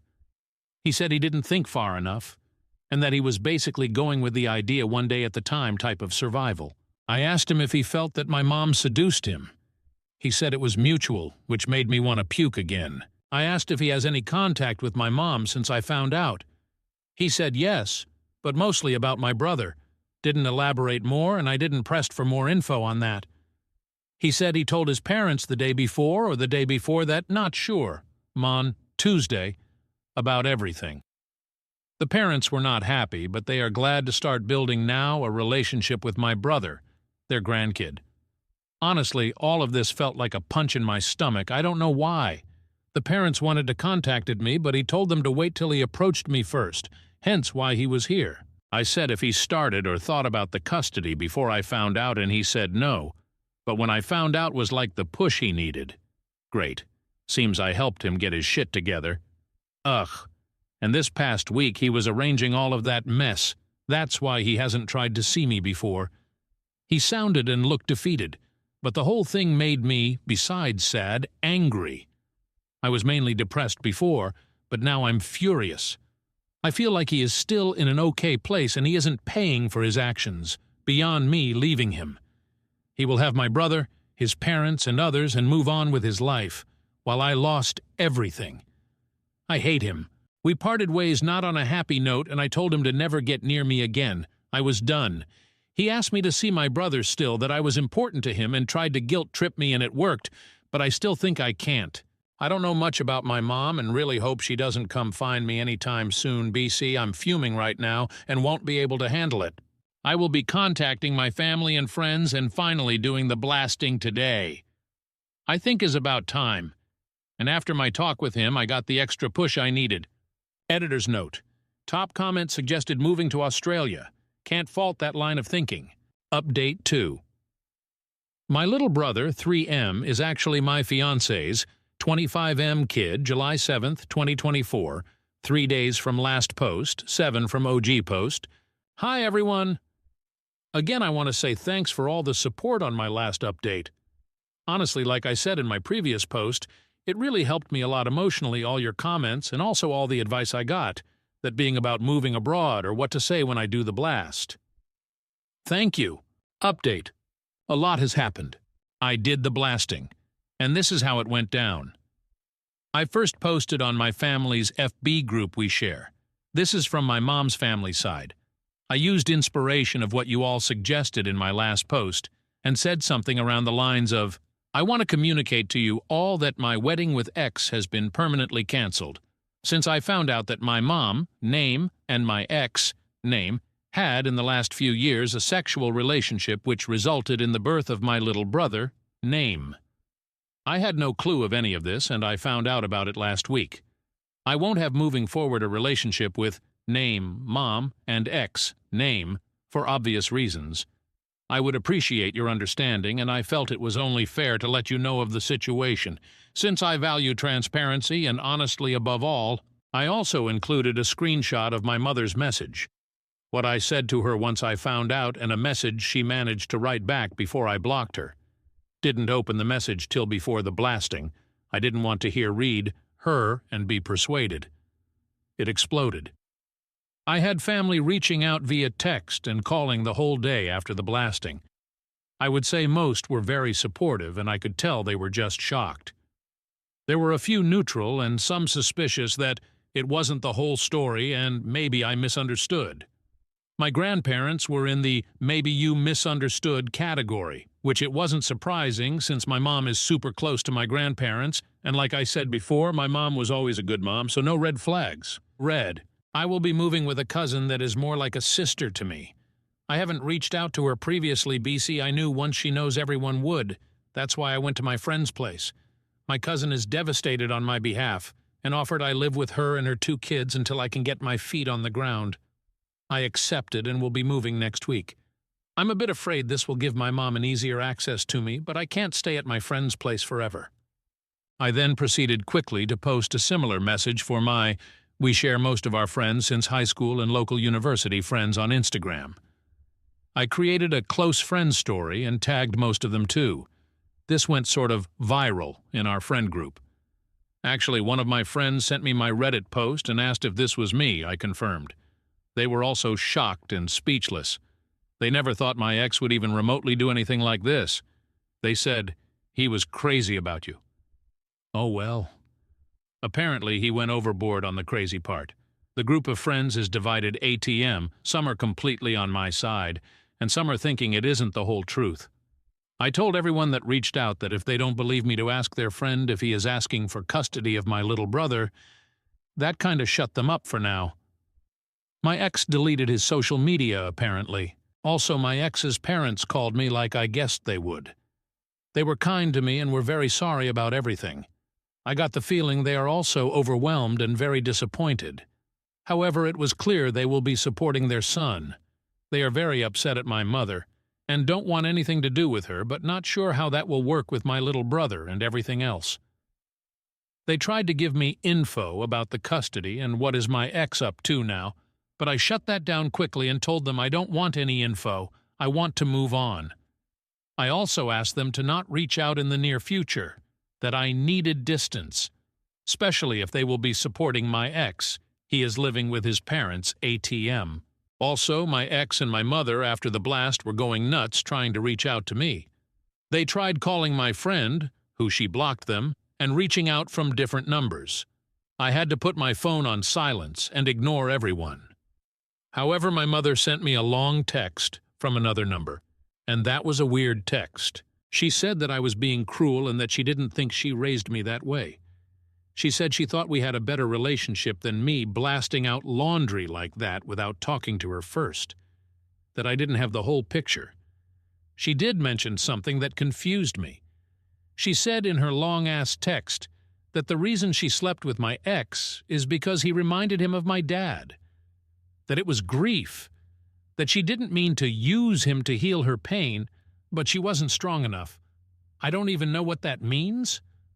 Like, did she think that my ex looks physically like my dad or personality or what? I have seen photos of my dad and, well, yeah, my ex isn't super different, but also not super alike. I mean, they share brown, dirty blonde hair, blue eyes, white skin. But that's not so uncommon. I don't see what else. I don't know. That threw me for a loop and honestly makes me want to confront my mom just to know what the hell. From all the things she could say, I was not expecting that. I'm holding on better. I don't cry every hour or want to murder them. But I'm still sad and upset, and it just feels like it isn't my life. That is a big joke or a bad dream, and I will wake up to my normal life. I also need to really start planning my future and start applying for jobs in other cities, or maybe check the possibilities abroad more seriously. I might as for 3 days off work to really get my thought together and do some research. I'm terrified, TBH. I feel frozen, but I know I need to start moving. Editor's notes. Apparently he went overboard on the crazy part is now a flare. This post has some funny comments. Commenter #1, that mom is hilarious. I thought I raised you better. I never in a million years thought you'd fuck my boyfriend, but here we are. Commenter #2, my petty ass would be sending her that. Commenter #3, right? The irony of her blaming you for airing laundry when she did that. Commenter #4, the laundry wouldn't be dirty if you hadn't fucked my boyfriend on it. Editor's note, commenter #4, u/lamano_drama, is the proud author of a flare, also made an appearance in the last Boru. New updates below here. Quick update, 02.08, August 2nd, 2024, 26 days from last post, 33 from OG post. Hi all, it seems now posting on my profile it's much easier to give quicker updates or smaller updates than a huge sub. Editor's note, also she got kicked off of R True Off My Chest for posting too many updates. So here it goes. My group of friends is divided. Some of his closest friends had been saying that I should give him another chance, that no one is perfect, but he loves me, that he was always good to me, and I shouldn't just turn my back on him. They even said that Max, little brother, and I could be a perfect little family, and that I could make sure that my little bro has a good stepmom. Who better than his blood relative, right? This is so bullshit. They are talking like he messed up on something minor or even medium. Like he lied about getting laid off work, or like he forgot to pay our bills for a month, like WTF. I have some girlfriends that are complete on my side and supporting me, which is nice. But our group friend isn't solid anymore, and everyone is taking sides. I did have a conversation with Max on the phone, though. I admit I had a bit to drink that night since I was coming back from meeting some friends for dinner, and I had a few glasses of wine and a cocktail. But I remember the talk. Disclaimer. This is not the exact conversation, but I will put what I remember on the best of my abilities. Me. Do you think that you were groomed? Max, I never thought of that, but maybe. Me. How did you even get a crush on my mom? I thought we always hung out in a group and my mom wasn't really there more than a few men and passing by. Was it looks? Max. Yes and no. I thought she was pretty and therefore the teen crush. But I then also tried to talk to her by passing through your house and ask if you were there. He knew I wasn't. And then had a chat with your mom. Me. Was I always second choice? Max. No, you aren't now. Me. And back then when you asked me to be your GF? Max. Silence. Me. Tell me the truth, please. Max. I don't know. I did like you, but I still had the crush. Me. Do you want to be with her now? Max. God, no. Me. Why did you do it, Max? Get her out of your system? So you still wanted her? Did you want her during the times we had sex? Max. No, don't. I only wanted you. I don't know. I felt like those YOLO moments. I thought I would give my teen self what he always wanted. I felt so stupid. Me. Then why did you do it more times? Max. I really don't know. We were silent a lot and not long after we hung up. It was a short call and honestly emotional. I was sort of drunkish and he seemed emotionally drained too. I feel stupid for opening up and calling him and asking those questions. I said 1,000 times I don't want to know more, but I was weak. Every time I feel like moving on, I get hit again by everything. My brain can't understand yet. On my mom front, well, not a lot has happened. She continues to try to fix it. My grandparents reached out to me, but I didn't answer. I'm sure they were trying to give me support, so... Update 19.08. I'm moving. August 18th, 2024, 16 days from last post, 49 from OG post, 9 days ago. Hi everyone. So I'm finally here with an update and a good one at that. I'm moving to Spain! I got the job as an au pair near one of the biggest cities in Spain. I'm so excited. I'm flying in a few days and starting 01.09. Editor's note. Took me way too long to realize that the day is first, not the month. So this is September 1st. Curse my American-centered date standards and my dyslexia.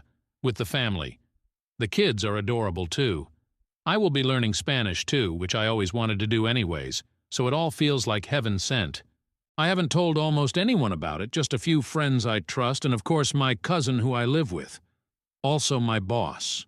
My mother has been telling people I'm being mean to her when she wants to fix everything. She made a mistake and is trying to fix it, but I'm being difficult. She is just human. Not surprising. I'm now really coming to terms on how self-centered she is and has always been. I'm sad I lost the mom I thought I had. Feels like if she died. My new therapist, yes, I got one the last week, yay, said I'm grieving.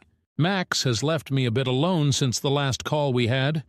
I heard he is focusing on my little brother and just staying under the radar. I have had some short phone calls with my little brother, which has been bittersweet. But he is doing okay. He, of course, doesn't know what's really happening, but he is happy with having a new dad. It doesn't hurt as much as it did before, but still hurts. Thank you all for all the support! Commenter. For the record, Spanish men are hot. OOP. Heard they are also ladies' men, but going with an open mind and also focusing on myself for now. I'm 100% not ready for a relationship or even a hookup. but eventually, let's see. Editor's notes. Marking as concluded since she's moving, and this seems somewhat final. Hopefully we'll get new adventures that have nothing to do with the cluster bleep that she's leaving behind. Story 28. Wibta, if I ask my stepkids to move out? My husband, 40M, and I, 34F, have been married for 4 years. I came into my stepdaughter's, 16F, life when she was 10. Both her and my stepson, now 12M, were somewhat neglected and had behavior issues when I met them. My husband and his ex aren't bad parents, but he travels a lot for work and she is a bit flighty and self-indulgent. My SD and I hit it off real well, and I love both my stepkids. We all co-parented well, with me taking on a more active role in their school and other stuff. Both husband and his ex-wife were satisfied with me doing the grunt work for kids. They both travel a lot, and I became the sole parent who was fully engaged. I own a 3-bedroom house I had inherited from my parents, and husband and kids moved in to live with me. Kids love their rooms in our home and their lives in our town. The custody arrangement they have on paper is 50-50, but their mom doesn't have as much space as I do, so the kids are here almost full-time. A few months ago, I came back from an overnight school field trip with my stepson to a very distraught SD. She found her parents together in my bedroom and was upset about the cheating. I was devastated to hear this from her. After some sleuthing, I found out that their affair had been going on for months and possibly a whole year. I've been trying to get pregnant for the past 2 years, and we were having very frequent sex, and realizing that my husband was sleeping with us back-to-back was especially nauseating for me. I have filed for divorce and asked him to leave. He doesn't want this marriage to end and seems somehow convinced that I'll change my mind. But he agreed to a separation and has moved out to an apartment. My SD was mad at both her parents and wants to continue living with me. Neither of them are taking any steps to move out the kids, who are still living in their rooms and living their lives as if this family hasn't imploded. I'd have been happy with having the kids with me, but my problem is that both my husband and kids' mom feel at liberty to come into my house whenever they feel like it because their kids are here. She feels no guilt about the cheating and acts as if I am the interloper. She treats me like I am their nanny, expecting me to continue taking care of things for kids and leaving me with instructions and criticisms. Meanwhile, my ex frequently drops by under the guise of seeing the kids, but keeps trying to cajole me into letting him move back. I love my SD, and I don't want to do anything to hurt her further, but I can't take living like this. The amount of hurt and anger I feel towards my husband and his ex-wife is too much, and it's painful to have to keep dealing with them. The absolute cheek of them to treat me like this is making my head explode. But I don't know what to do about the kids. Everyone in my life is expecting me to suck it up and do what's best for the kids. I love them, but this is becoming unbearable. Verdict was NTA. Update 1 April 21, 2022. I tried submitting an update to Ada, and that didn't go through. I am posting the update here because I'd like some support and suggestions, and you have been so helpful in the last post. I read all the comments, but things blew up in my face soon after, and I was offline for a while. Following the advice given, I talked with different lawyers to see what I could do too in this situation. What I found out wasn't very promising, and the lawyer retainer fee for a custody fight is too high. With the separation, my money situation is pretty tight, and I couldn't afford to chase this issue legally. I've been stressed and working late these days. The day after I made the post, I was going to be late home and had asked SD to reheat the frozen lasagna I had made for dinner. When I arrived home, it was to both the kids having a meal with the ex and their mom. I'll call her M. M had decided to turn it into a family dinner and set out the food I made, on my formal dining table, with my nice dishes. She had created a pretty family moment with her and ex under my roof. I completely lost it at that point. I regret to say I behaved abominably, screaming at her and my ex and told them to get the hell out of my house. This happened in front of SS, who was pretty shocked. So far, I had kept him out of most of this mess. After my breakdown, I needed some time away, so I drove out to spend the weekend with my cousin. SD wanted to come with me, and we left SS with his dad. SD was so sweet to me and very understanding of why I was upset. She hadn't invited her parents, Her mom had shown up, and then she invited X for dinner. SD hadn't anticipated that I'd get this upset. Frankly, I am surprised, too, that I blew up like that. That's not the typical me. After we got back, I let M know that she shouldn't come over anymore, and if she did, then I'll report her for trespassing.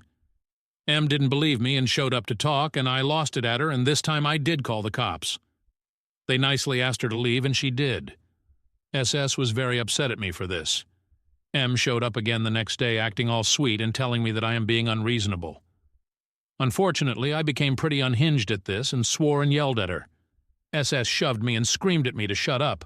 I fell on my butt and was shocked into silence. M was pretty surprised too and left immediately, whereas SS ran and locked himself in his room. He called his dad to come get him, but he was out of town, and M ignored his calls. SS is a very loving kid, so his reaction was very heartbreaking. I understand where he is coming from, though. M is his mother, after all. M is also a very pretty person who comes across as very sweet and delicate. She's the type of woman people jump to help. It is natural that SS would feel protective of her. I hadn't expected that he'd turn on me, though. The rest of the week was bad, with SS angry at me and refusing to talk to me. When his dad got back in town, he came and got him. SS told him he didn't want to live with me anymore. A few days later, X wanted me to take back SS, but the kid didn't want to come back. I told X I will not force him, and X got pretty mad at me. He wanted me to fix the situation somehow. When I refused to make SS stay with me, X became pretty mean. He said a lot of ugly things, the worst being that he's relieved I didn't get pregnant because I'd make an awful mother. I was afraid of things turning out this way, but I've got X and M out of my house, and that is a relief. SD is going to live with me till she moves out to college. X is struggling to find childcare for SS, and is so angry at me that I think he'll not slow down the divorce anymore. I want to fix this with SS, but a big selfish part of me is afraid to do anything that'll bring his parents back in my life. I really don't understand M's actions and motivations in all this. She wanted to sleep with X, and I had walked out of the picture, and it was all hers. If she wanted her kids, it wasn't like there was anything I could do about that. If she didn't want her kids, I was already taking care of them. But she'd keep violating my boundaries with a smile on her face, and be all surprised that I am not happy about this. Right now, neither her nor X want to be the daily parent to SS, but he is angry at me enough that he doesn't want to choose me. I feel so crushed about that. Update 2, May 8th, 2022. Nothing of consequence has happened on the legal front since my last post. Emotionally, it has been a lot of ups and downs. A lot of people messaged me suggesting that I should let SD go, and it's not healthy to have her staying with me. That may be so on paper, but it's not something I want to do. I met X a few years after my parents' death. I was very close to them, and they passed away one after the other. I suffered from a lot of depression from grieving. My boyfriend at that time dumped me, and I lost a lot of friends. When we started dating, I was coming out of my sadness but was still very lonely. SD and I became each other's supports very quickly. She felt neglected by her parents and had resentment towards them, and I suppose she loved the attention I gave her. I found her to be a loving kid, and I liked bonding with her. SS and I were close too. While he loved his mom, I did kind of assume that he was closer to me. One of the resentments that SD held against her parents was that they were uninterested and dismissive of her extracurriculars that led to her failing in some activities she was very passionate about. She's into a sport I was familiar with, and I spend a lot of time training with her and taking her to her events and classes. She is very good at it now, and it's going to be a source of scholarships for her and possibly get her into the college she is interested in. She is hardworking and ambitious, and I want to support her as much as I can. She has promised to keep her parents out of our home, and I hope she sticks with that till she leaves for college. X has been very angry and ranting at me in messages. I have stopped answering his calls, and I don't reply to his emails. I've told him the only subject I'll discuss with him is divorce, and only through my lawyer. So he's been bad-mouthing me to a lot of our mutual acquaintances. A couple of people have gently chided me for abandoning SS. One went so far as to say that women who become stepmoms should know what they are signing up for, and a real mother wouldn't leave her children. I am not good with conflict and haven't been able to respond properly. I've pretty much isolated myself from people so I don't have to listen to comments like these. M is still blocked by me, and she hasn't made any more efforts to communicate with me, and that is a huge relief. A week after the last post, SEL came down to see me. She lives 3 hours away, so I was pretty apprehensive that she was going to drive down all the way over here to talk to me. I asked to meet in a restaurant, and she agreed. I was also worried about talking to her because while she's been polite and nice with me, she was, and still is, M's friend. She told me X had urged her to talk to me about SS, and she completely disagrees with him about that. She said I've been a great stepmom to SS, but he's not my responsibility. X was honest with her about his affair, and she supports me getting divorced. She said a lot of supportive things to me about moving on and looking after myself, and also thanked me for taking care of SD still. That was nice, but then she went on to add that she wasn't surprised by the affair at all. She was surprised that X married me. She was like, "You should have seen this coming." Though she didn't come out and say it, the insinuation was that M is so much better than me. She's prettier, more successful, more charming, and X would jump on the chance to be with her. That was just great to hear, Peachy. Though it's easy for me to accept now that I am not the smart one here because I didn't see it coming at all. I was happy and in love with my family. The upside to that meeting is that X has stopped harassing me. I haven't heard anything from him since, and I think he has stopped talking about me to others, too. I don't have anything on SS yet, though SD told me he's all right and waiting for summer vacation to start. A few of you said that M might have been interested in taking my house. I don't think so. She does all right by herself and has a good career. She has a rather spendy lifestyle and lives in a very fancy 2-bedroom apartment in the city, while my house is in a child-friendly but staid suburb. I hope things continue to be quiet because I need to get my head straight and focus on work, or I may get fired. And my job is the one thing going for me right now. Update 3, May 20th, 2022. We had a court date, and the judge ordered mediation and put this off for a few more months. I was hoping this would be a wrap-up. After all, we don't have kids together, and I want nothing from X. I didn't bring up custody for SD or SS, and he didn't either. All I want is a divorce and to walk away with what I brought in. My house and my car. X isn't fighting for those, but he's still saying he doesn't want a divorce. WTH, man. He's left me 2 messages asking to talk. I've ignored him. The mediation will be over Zoom, which to me sounds more comfortable than in-person meeting. SD and I are doing well living together. M is silent. Nothing from SS so far. Update 4, July 6th, 2022. I am divorced! Papers are signed. Judge has signed off. It's done. I am so relieved.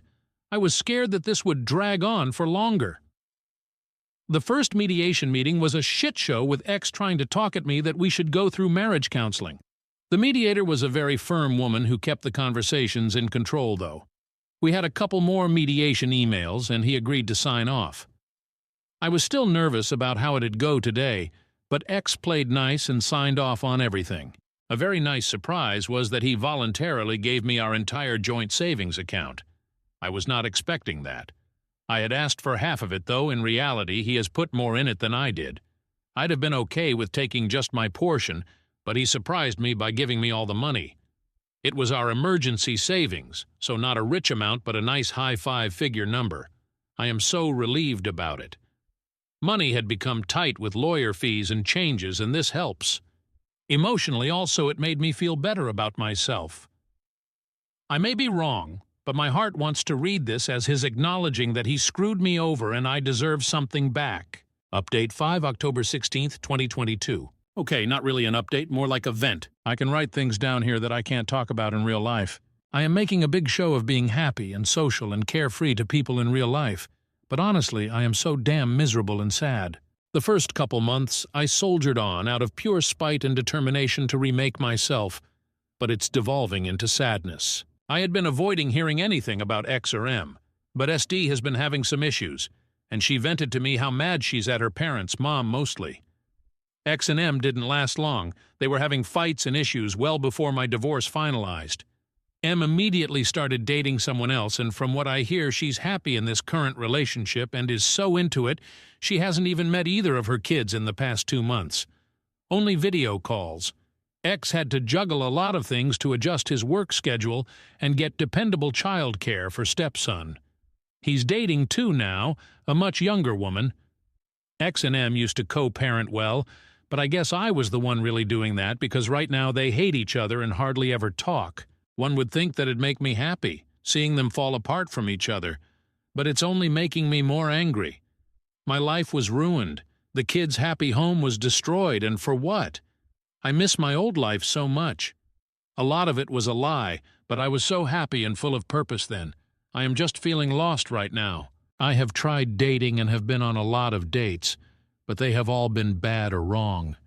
People around me have been setting me up with divorced dads, and no offense to them, but I can't do that again. I actually had one date which felt more like an interview for a nanny role. It made me so depressed. SD is doing great, though, and that brings me a lot of joy. I'm a little scared of the time soon when she'll move out and it'll be just me in this big house. I've talked to SS on the phone a couple of times. That boy has grown up and changed so much it feels like we were separated for years. He's going to come for a sleepover during the Halloween weekend, and I am pretty excited about that. SD was going to babysit him at X's place while he travels, but I okayed having him with us since it's Halloween. Update 6 July 10th, 2024. I don't know if anybody will see this update after all this time, but I had left this at a sad note a couple years ago, and that doesn't feel right. I had stepped away from Reddit because I was getting quite a bit of negative messages. Some people making fun of me and calling me names. Most of you have been so amazing and helpful, but a few mean messages still got to me. My life has been good since then. I had stopped dating and gave up on online apps.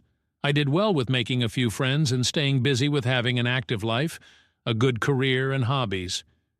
Eventually, I met my current partner on a hiking trip. My daughter has been a constant ray of sunshine in my life, and we are very close. She introduces me to people as her adopted mom, LOL. And I don't refer to her as Step. She is doing great at college. She's growing into an awesome person, and my home is her home when she visits from school. Things are a bit more complicated with my former stepson. He has been upfront that he doesn't want me as a parental figure in his life and is not interested in being close to me. I respect that. I still stay in touch with him, but as a distant friend. We exchange jokes, and sometimes we three get together for dinner. He is in therapy for depression and anger issues, so I don't want to let go of him completely. Regarding the guy I am with now, this is by far the best romantic relationship of my life, and I am very happy. I am pregnant now, second trimester, and we are both excited. The pregnancy was unexpected, but I am thrilled about it. I was trying so hard to get pregnant in my previous marriage, and all that trying and medical interventions didn't help, and now I am pregnant despite condoms. The relationship is still new, and I am treading carefully. One of the best parts is that his family is amazing. His parents are very sweet and accepting people who already treat my daughter as their grandchild and are very excited about the baby. Story 29. My wife is addicted to the gym and it's ruining our marriage. Original post February 1st, 2024. My wife is 30 years old and she's always worked out and been in shape, but lately I feel like it's becoming excessive. She used to regularly work out at a gym when she was in college. At some point, she stopped going to the gym, I think lately just due to her schedule, and preferred to work out at home or go for runs outside. About 18 months ago, she announced she was going to get back into the habit of going to the gym. She now had a job where she's able to make more time for it. It started off normal, but slowly became more and more frequent. She signed up for classes on the weekend, both days. She started going to the gym every day. Then it became the morning before work, and then again later in the evening. Every single day. If she's stressed, she goes to the gym. Experience some sort of life crisis. She immediately heads to the gym. We have an argument. Runs to the gym. She's 4 months pregnant right now. I'm kind of surprised we even had time to make a kid. I understand that it's safe for her to work out, especially since she was already in the habit of doing it before she got pregnant, but the intensity is not slowing down. If she misses one of her normal gym sessions, she becomes so irritable, like a junkie not getting her fix. It's just bizarre. Truly a case of too much of a good thing. Of course she gets upset when I voice that I feel it's becoming an unhealthy obsession, and that I miss spending time with her because she's there so much. She has all of these friends and this whole circle of people there that she seems to prefer spending time with over me. Why don't we work out together at the gym? The gym is her time, she says. This isn't a case of me feeling insecure because she's in great physical shape and I'm a fat slob. I work out and am in shape. My job really requires me to stay in shape, so I can't let myself go if I want to. I genuinely feel her gym habits are unhealthy. She's over-exercising, for one. There is such a thing. But worse than that, I feel it's becoming a way for her to escape everything else in her life. She never actually fixed anything that goes wrong in her life. She just runs off to the gym to get some sort of mood boost, and then that's it. She also never gets anything else done in a practical sense, because how can she when she's at the gym so often?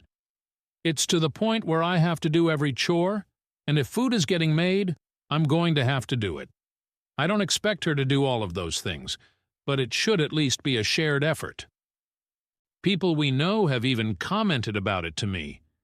They've said things about how she seems different, how she sure is at the gym a lot, and many of her friends and family barely see her anymore.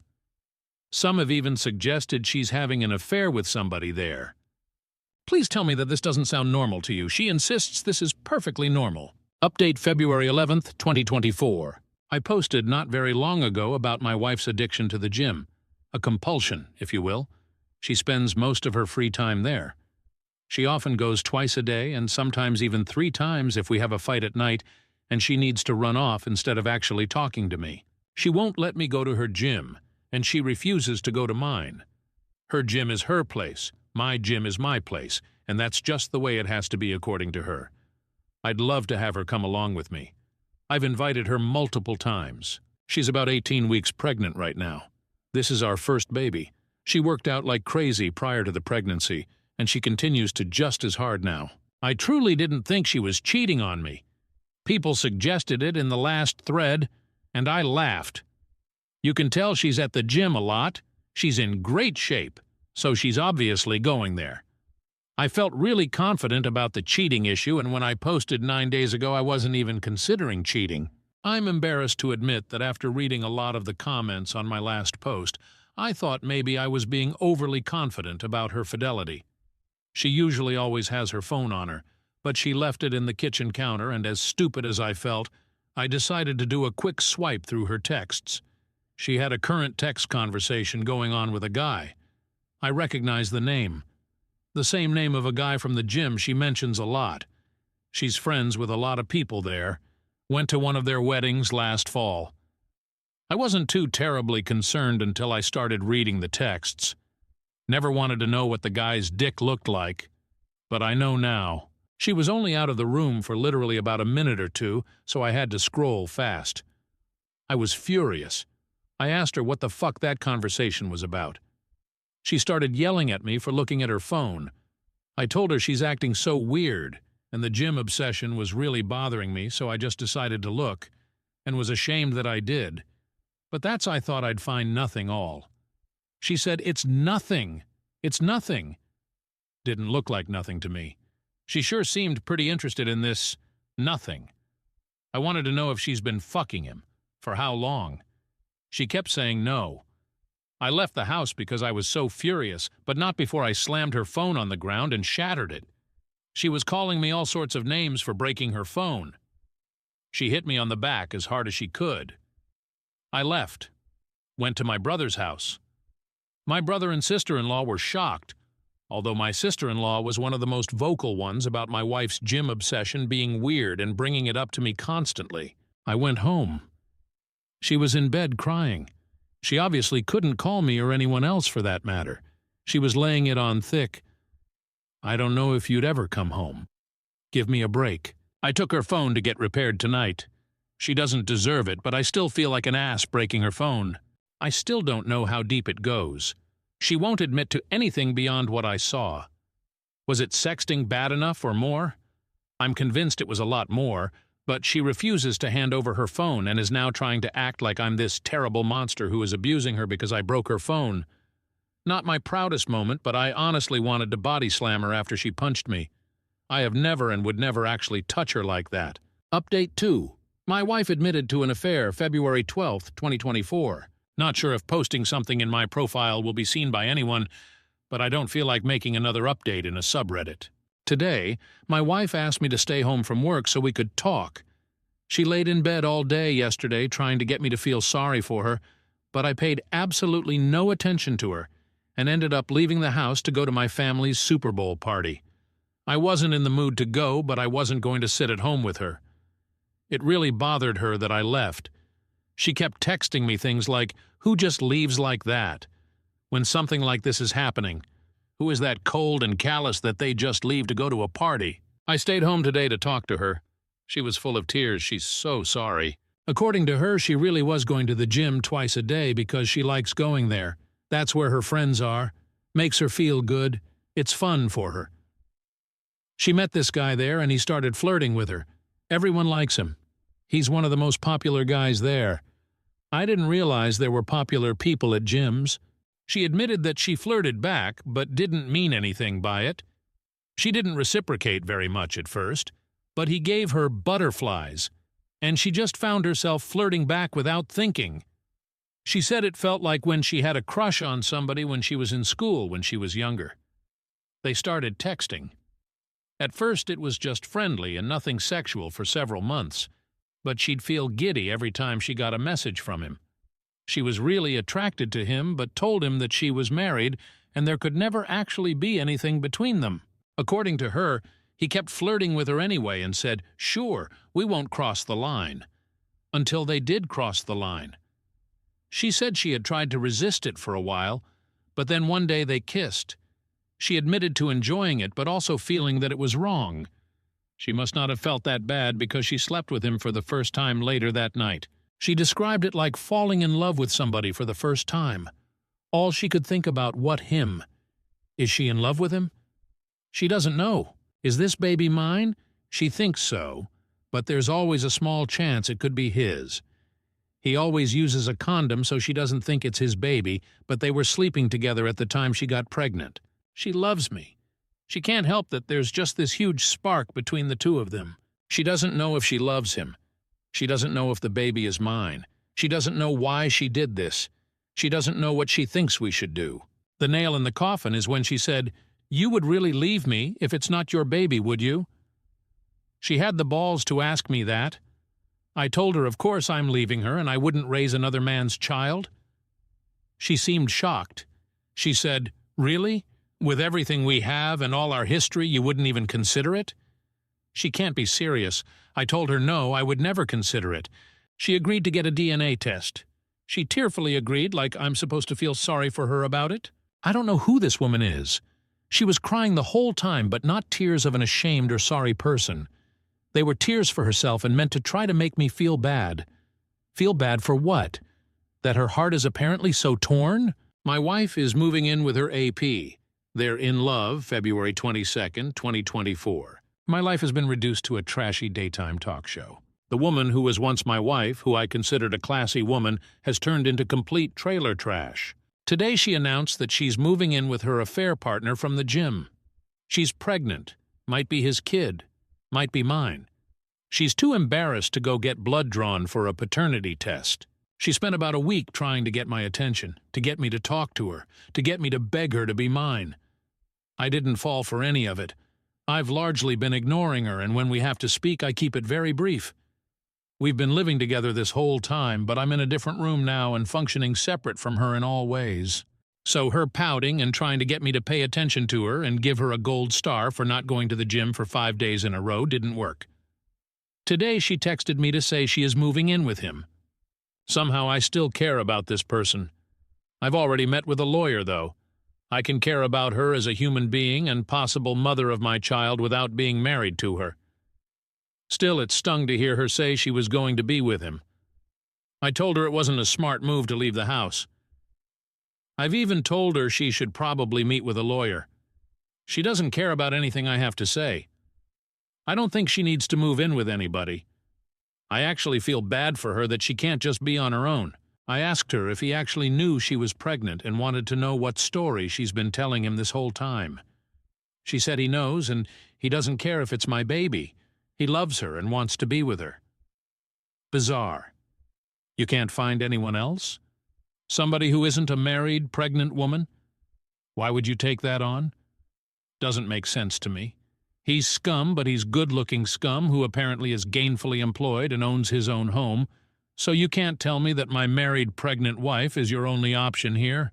I just can't imagine being a single guy like that and wanting to put up with this baggage when I could have other options. And if this really is my baby, then what? They'll live with my wife and this weasel 50% of the time? I don't know how my life turned into this mess. And she thinks it's embarrassing to have to go get blood drawn? My wife has agreed to a paternity test, February 29th, 2024. My wife moved in with her AP last weekend. She didn't take very much at all. Most of her stuff is still in our house. I still get the feeling she was just waiting for me to beg her to come home, but I didn't reach out to her at all after she left. It was a strange mixture of relief, anger, and sadness. I don't think I ate at all until last night. Just never felt hungry.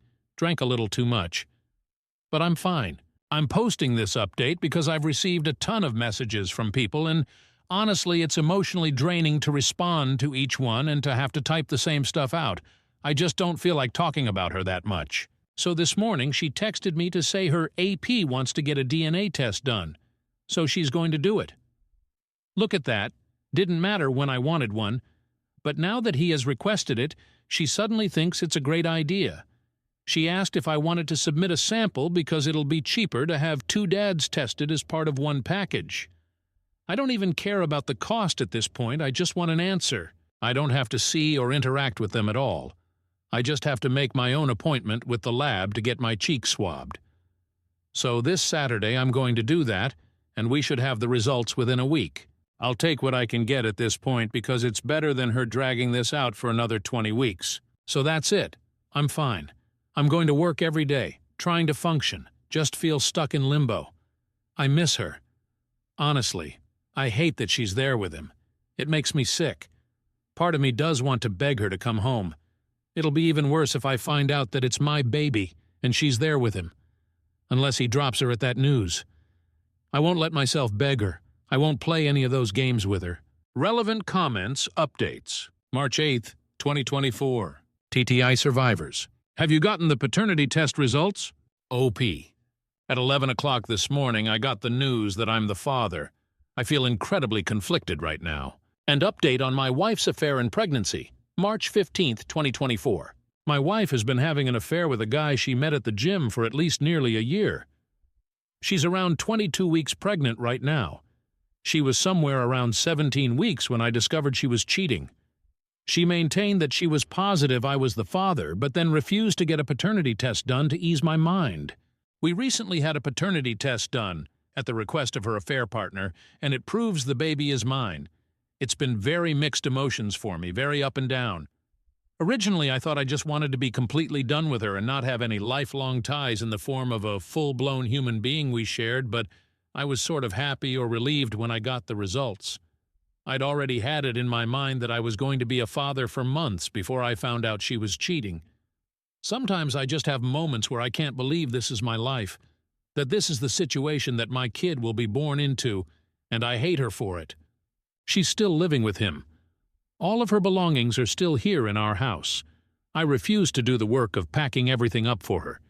She doesn't seem concerned about taking any her things, beyond the essentials. After we got the news that I'm the baby's father, she texted me to say she's glad I'm the father and that she knows I'll be a great dad.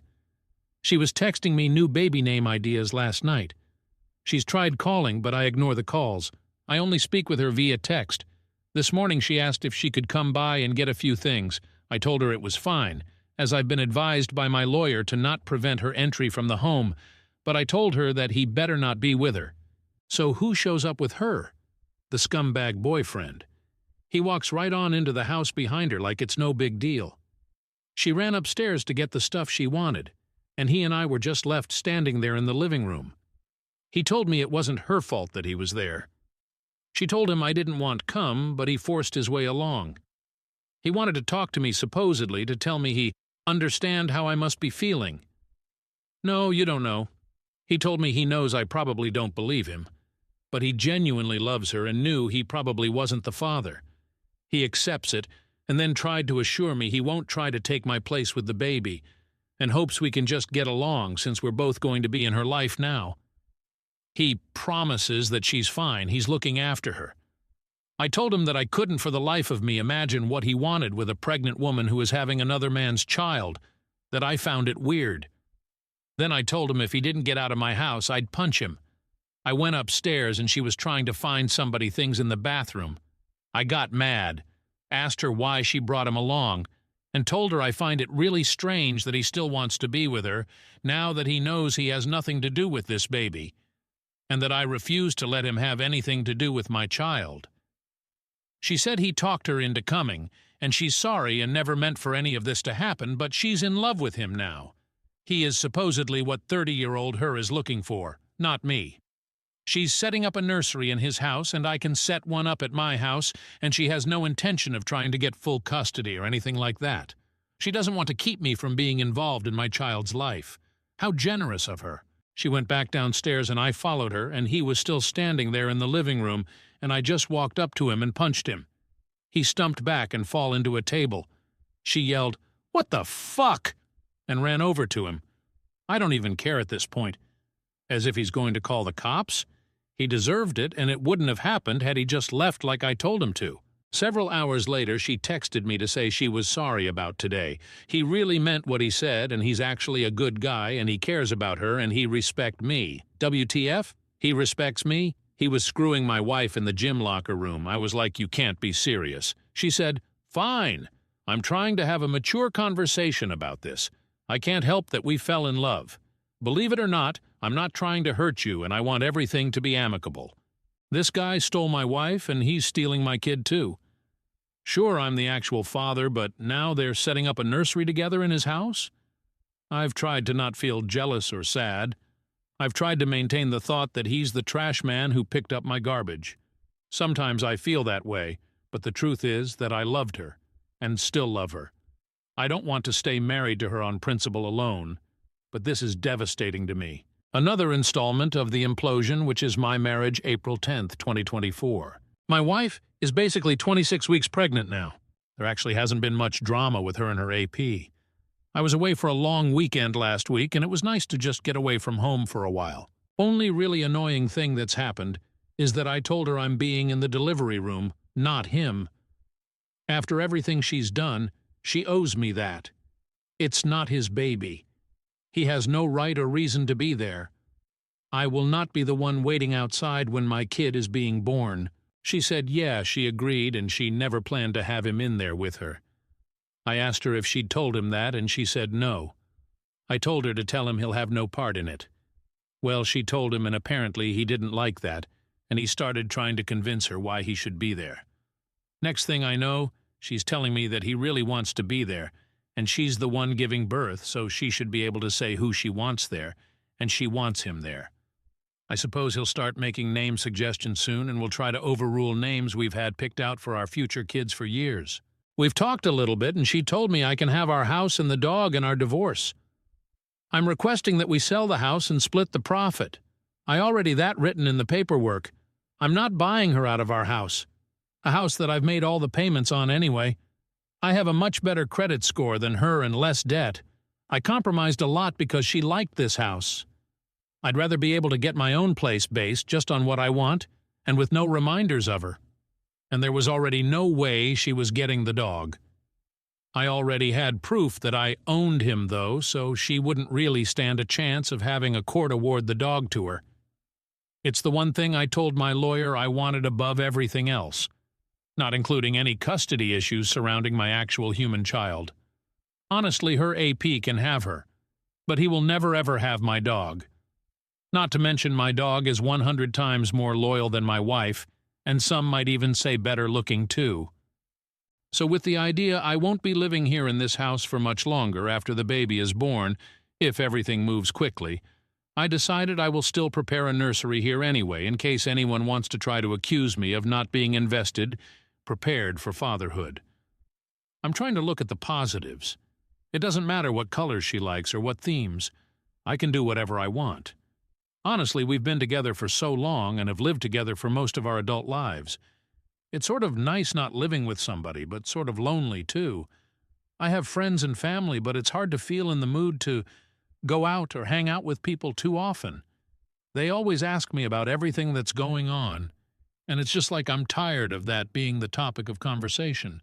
I got a promotion at work, which financially would have been better had it happened after the divorce, but I'll take what I can get. I feel like I'm living in this limbo right now, and a lot of what I do is always framed around, how will this affect me in the divorce? Admittedly, I spy on them on social media sometimes.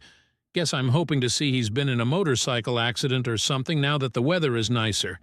Hasn't happened yet, but he's starting a new company, and once that's up and running, I can always get all my friends and family to leave one-star reviews everywhere.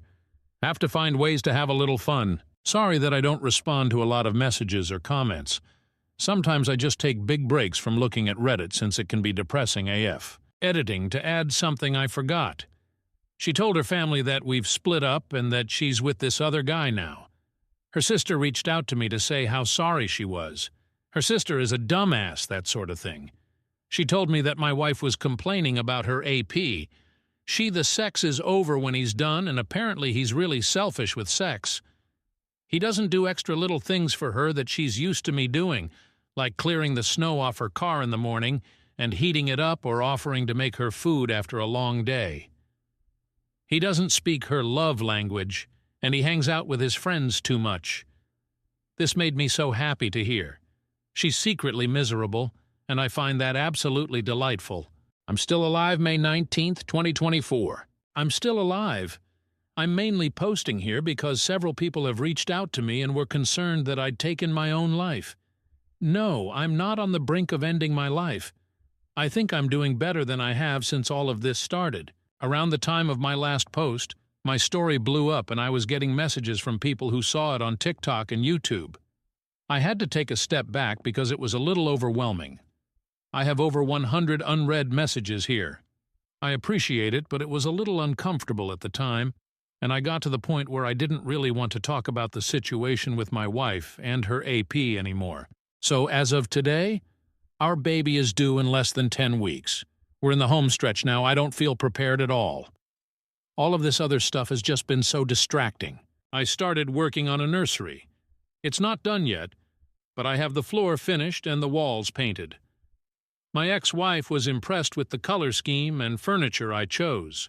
She's not legally my ex-wife yet, but I've started calling her that. It sort of makes it easier. I also packed up a bunch of her stuff. Originally, I refused to spend my time packing up her things, but eventually just said screw it and started packing it. I'm at the point where it'll just be easier to not see all of her stuff around here. Why did I leave it for so long? She came over to get some of the boxes I packed up.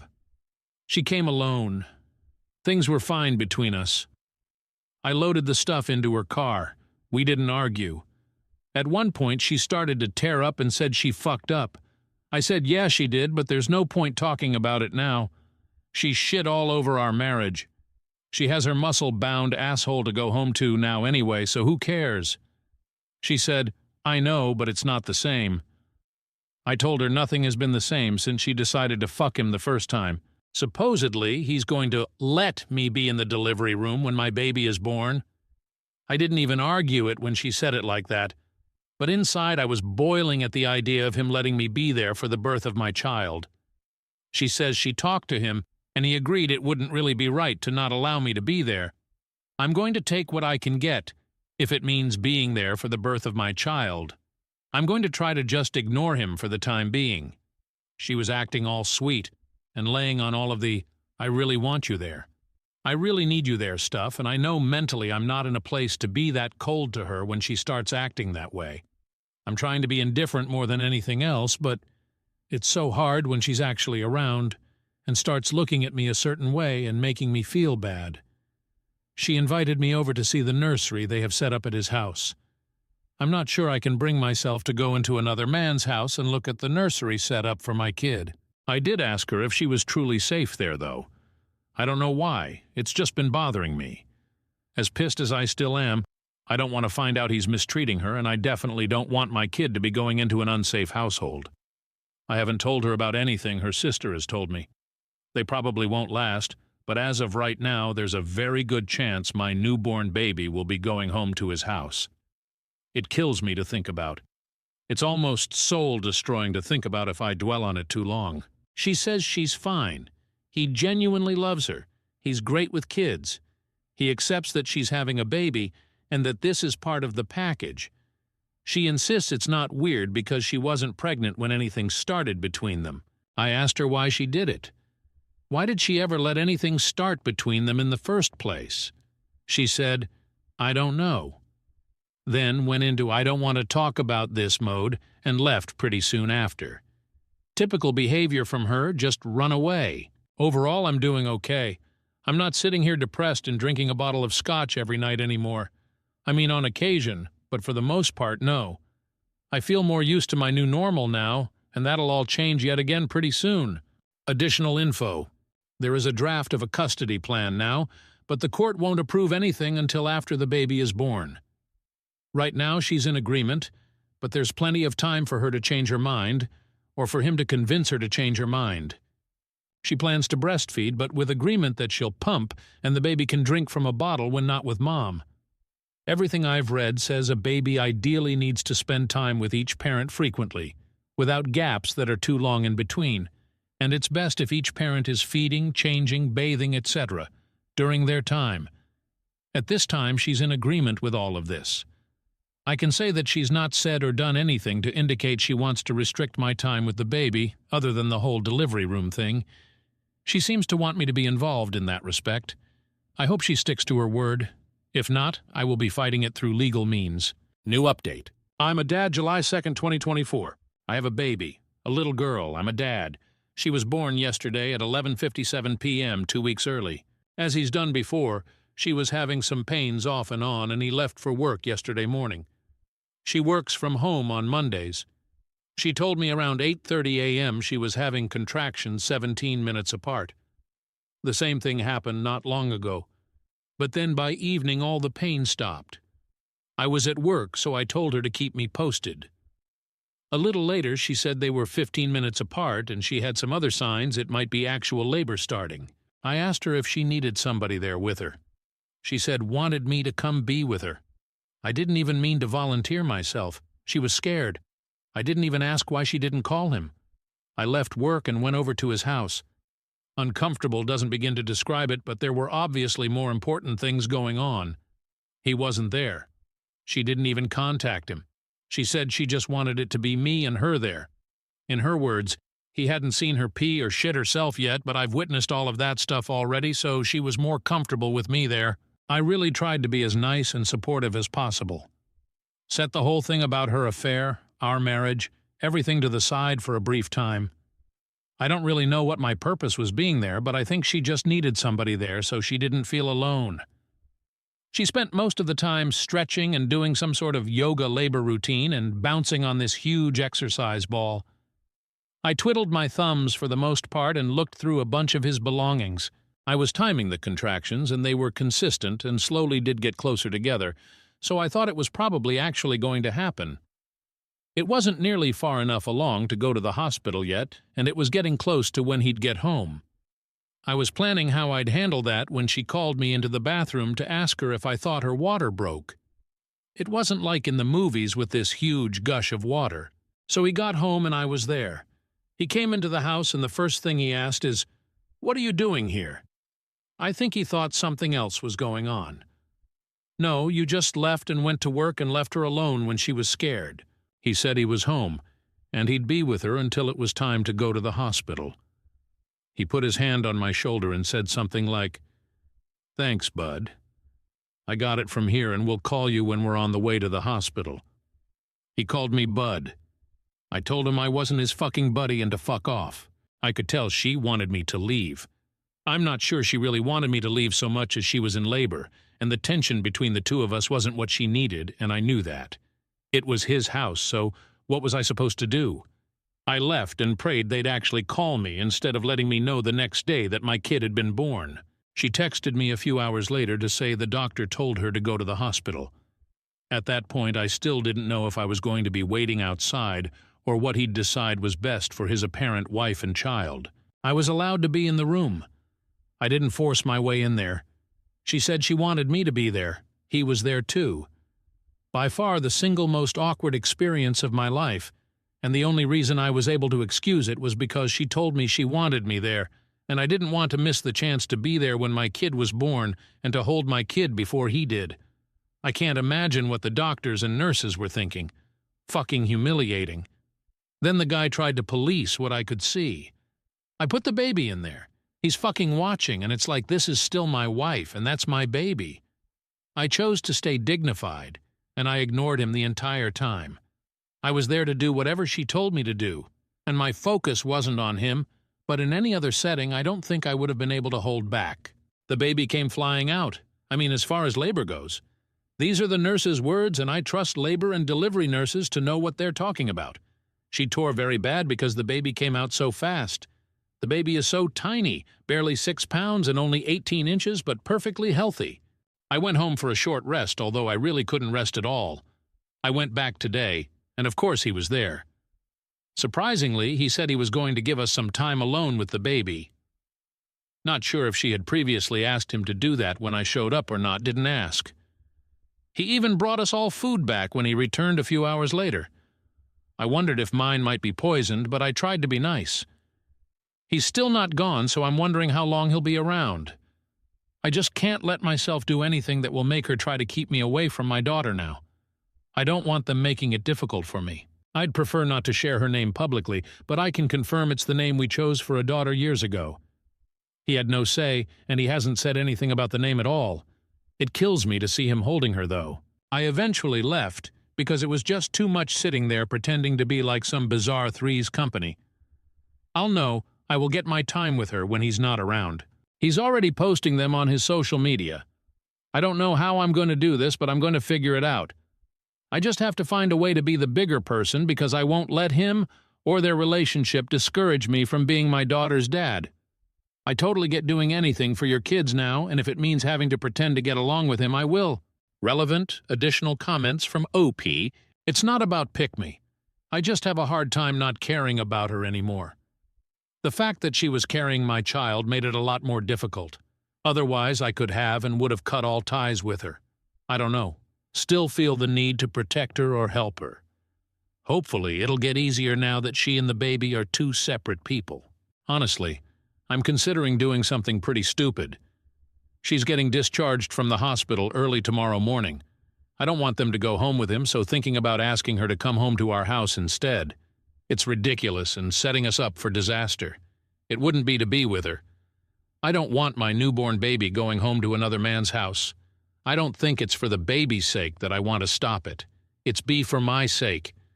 But it's not like we'd be divorced and living together forever. So we'd live together for some period of time, but eventually we'd go our separate ways, date other people, and so on. I can't trust her again. That would probably be worse for our kid in the long run. At least by being in two separate homes in the first place, this will just be the norm for her, and she won't have to go through that heartache of being one family splitting into two. I just don't know how I'm going to be able to handle seeing my child going home from the hospital to his house. I'm honestly scared to be present when they're discharged because I'm not sure I can control myself. I caved and I asked her to come home with me when they was discharged from the hospital. I framed it more like, if you don't want to go home with him, you don't have to. I let her know she could come home to our house if she wanted to. She said she can't. Why? Because he's done so much for her. He moved her into his house. They have a whole nursery set up. He loves her. I don't love her anymore after what she did, her words, but he loves her and accepts her even with the baby.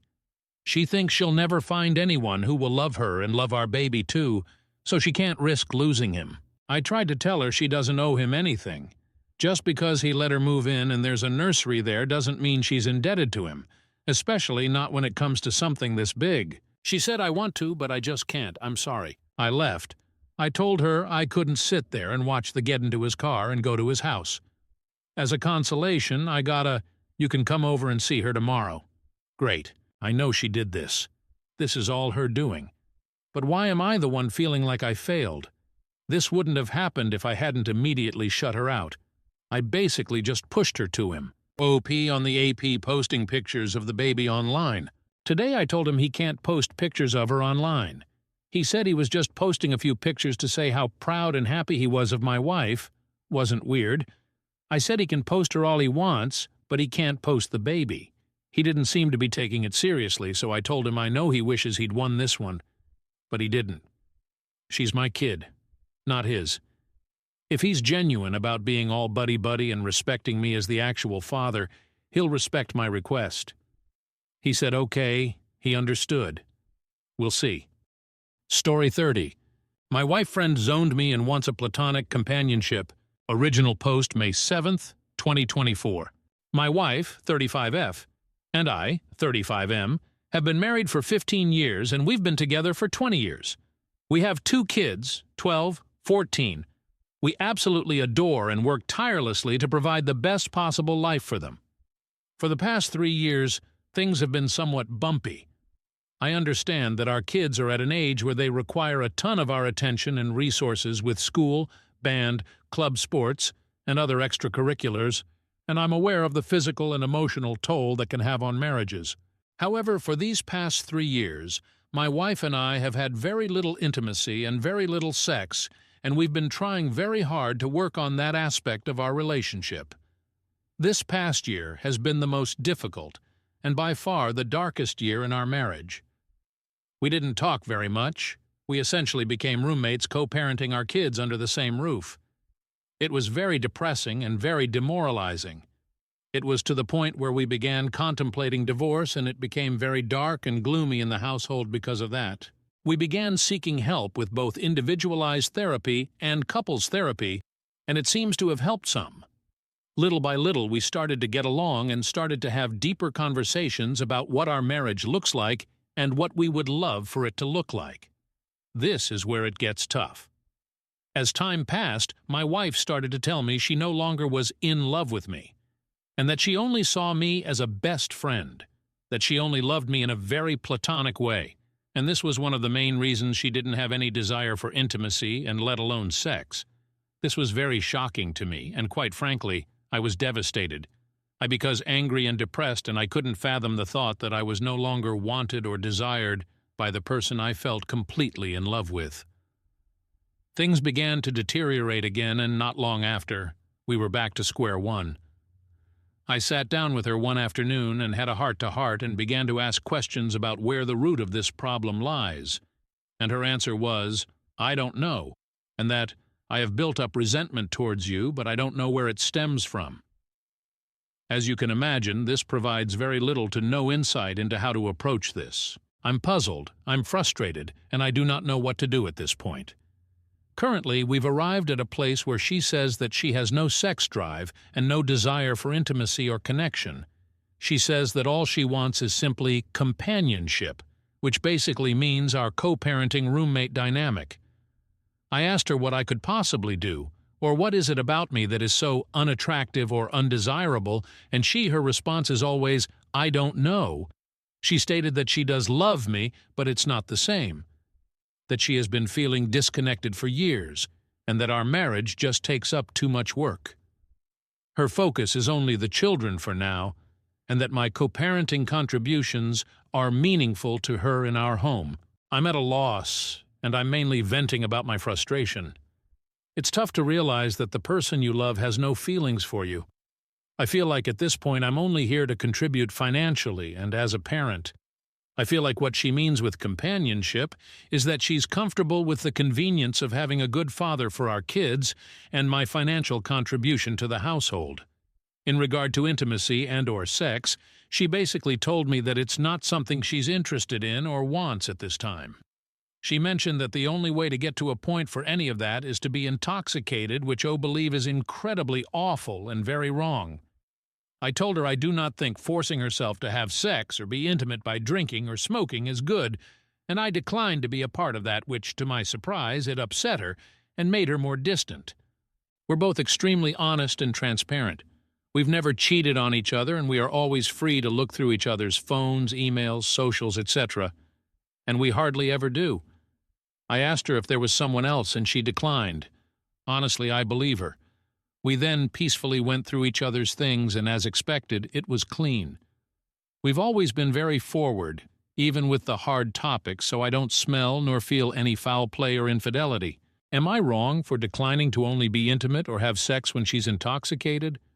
I'm firm on my stance of not partaking in this only when I'm high or drunk sex because it doesn't sit well with me.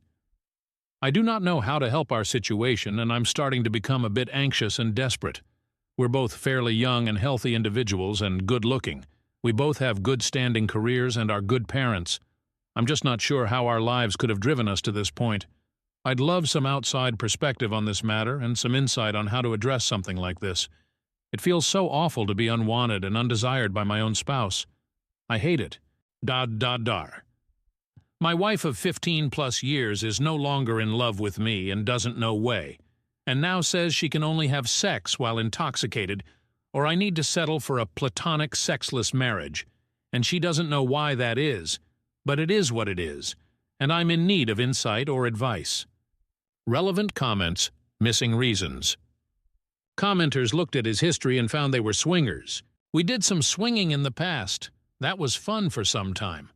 We mutually decided to stop doing it, and we have established it's not the case. When we were swinging, however, our marriage seemed to be in a good place. This is something we did disclose with our couple therapist and made sure to include it to make sure we're not neglecting an obvious potential issue. I will say, I did ask my wife if what she experienced during swinging is something that is affecting her view on our relationship, and she said it wasn't. Our swinging experience was always together, and it was very sex-driven, nothing really emotional or poly. Truth is, I have to believe her at her word. I have no reason to distrust her. To date, she's always been very forward and never afraid of dealing things head-on, no matter how painful, if this is a consequence of swinging.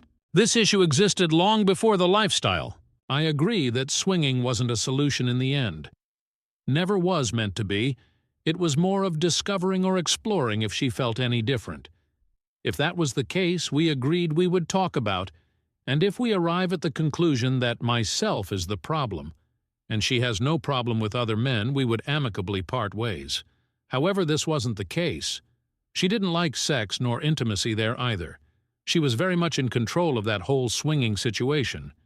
And yes, I went along with it. What gives? It felt very organic, and it was her effort, if you will, to discovering more and learning more about our current issue. I saw it as a means of learning if I'm the problem, and was very much ready to accept that. It turns out it wasn't the case. 6 years of miser sound awful. I would very much hate that. OP on if this started when the swinging ended. Finally, a comment on the swinging topic with actual insight. You're absolutely right about the fact that the swinging experience had changes that will impact our marriage and lives forever. For example, the best thing swinging taught us, even above sexual exploration, was the level of transparent and open communication it requires. We would literally have mental orgasms having dialogue with such intentionality. We implemented that in all our lives and areas, including parenting with our children. She even agrees that we're thankful for that takeaway from our swinging. Honestly, I cannot stress it enough with people here. Yes, we explored swinging, however, it was actually a positive experience. When we decided to stop, it was because it felt natural and organic to just do so. In fact, we met with that couple who we meshed super well with the night before. We actually enjoyed the actual friendship and even spent time as vanilla friends. So it wasn't because of something negative. Wife mentioned that it certainly wasn't any better, and since she's not enjoying the sex, we both agreed there's no point to this. I agreed and we moved on, and we're still friends with those people because it's great. All that said, I know, more often than not, swinging causes massive issues. However, this was something we explored in pursuit of a solution to an issue that was present way before. I think of it as taking a practical approach to trying to solve the problem. Update May 15, 2024. I wanted to give you guys an update of how the therapy session with my wife went this week. Not sure if this is helpful or not, but I took many of the responses/comments/suggestions from my initial post and put together some things I wanted to discuss with our couples therapist to help us navigate some of the core issues that may be affecting this situation. One of the main things that is the buzzword of this has been the term resentment. And it has been really eating me up inside knowing my wife keeps telling me she doesn't know why she's resentful or doesn't know why this is affecting her emotionally, mentally. I brought this up with our therapist once again and resurfaced the conversation about being married for so long, 15 wires, and being together since we are 14 wires old. Our long history of growing up and how having children when she was 19 years old, me 20, significantly changed the trajectory of our lives. We experienced severe poverty and many hardships in the process, and we essentially had zero social life for the past 10 years because we were so busy raising babies, 2 kids now ages 12 and 14. She followed up with tons of questions directly mostly at my wife about her feelings towards this, and 90% of the responses were very our kids focused. It definitely felt like she was afraid of saying, yes, it sucked, because she would feel guilt or shame because it would imply she regrets the kids.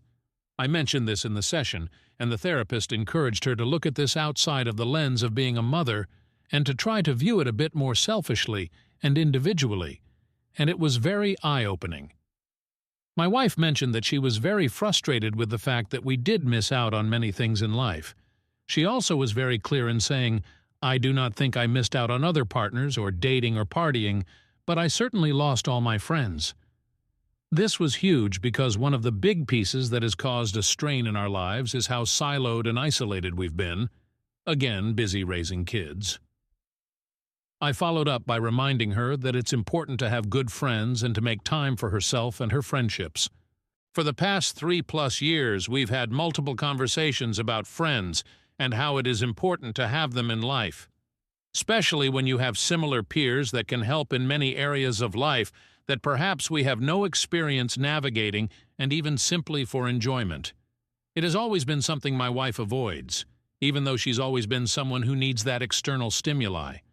The main reason for her not investing in friends or even herself has always been the kids. Like I mentioned earlier in this post, 90% of the answers have to relate to the kids to some degree. At this point in our session, I started to feel like there was a common denominator, the kids, in most of the frustrations and problems she was experiencing.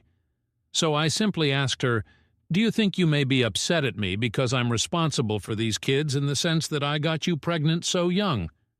I wasn't ready, but she said that she was upset at me for that.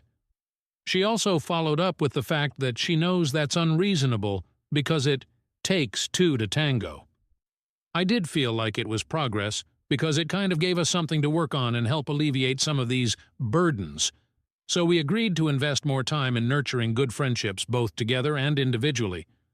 Towards the end of the session, we began to discuss what actionable items we would take from this session. At this point, it was still all very ambiguous and blurry as to what the outcomes were. I was very direct and very forward in asking my wife what her plan is moving forward. Note: I had decided prior to the session that should my wife say the same thing about being a co-parenting roommate that I would take the 180 approach and essentially do me.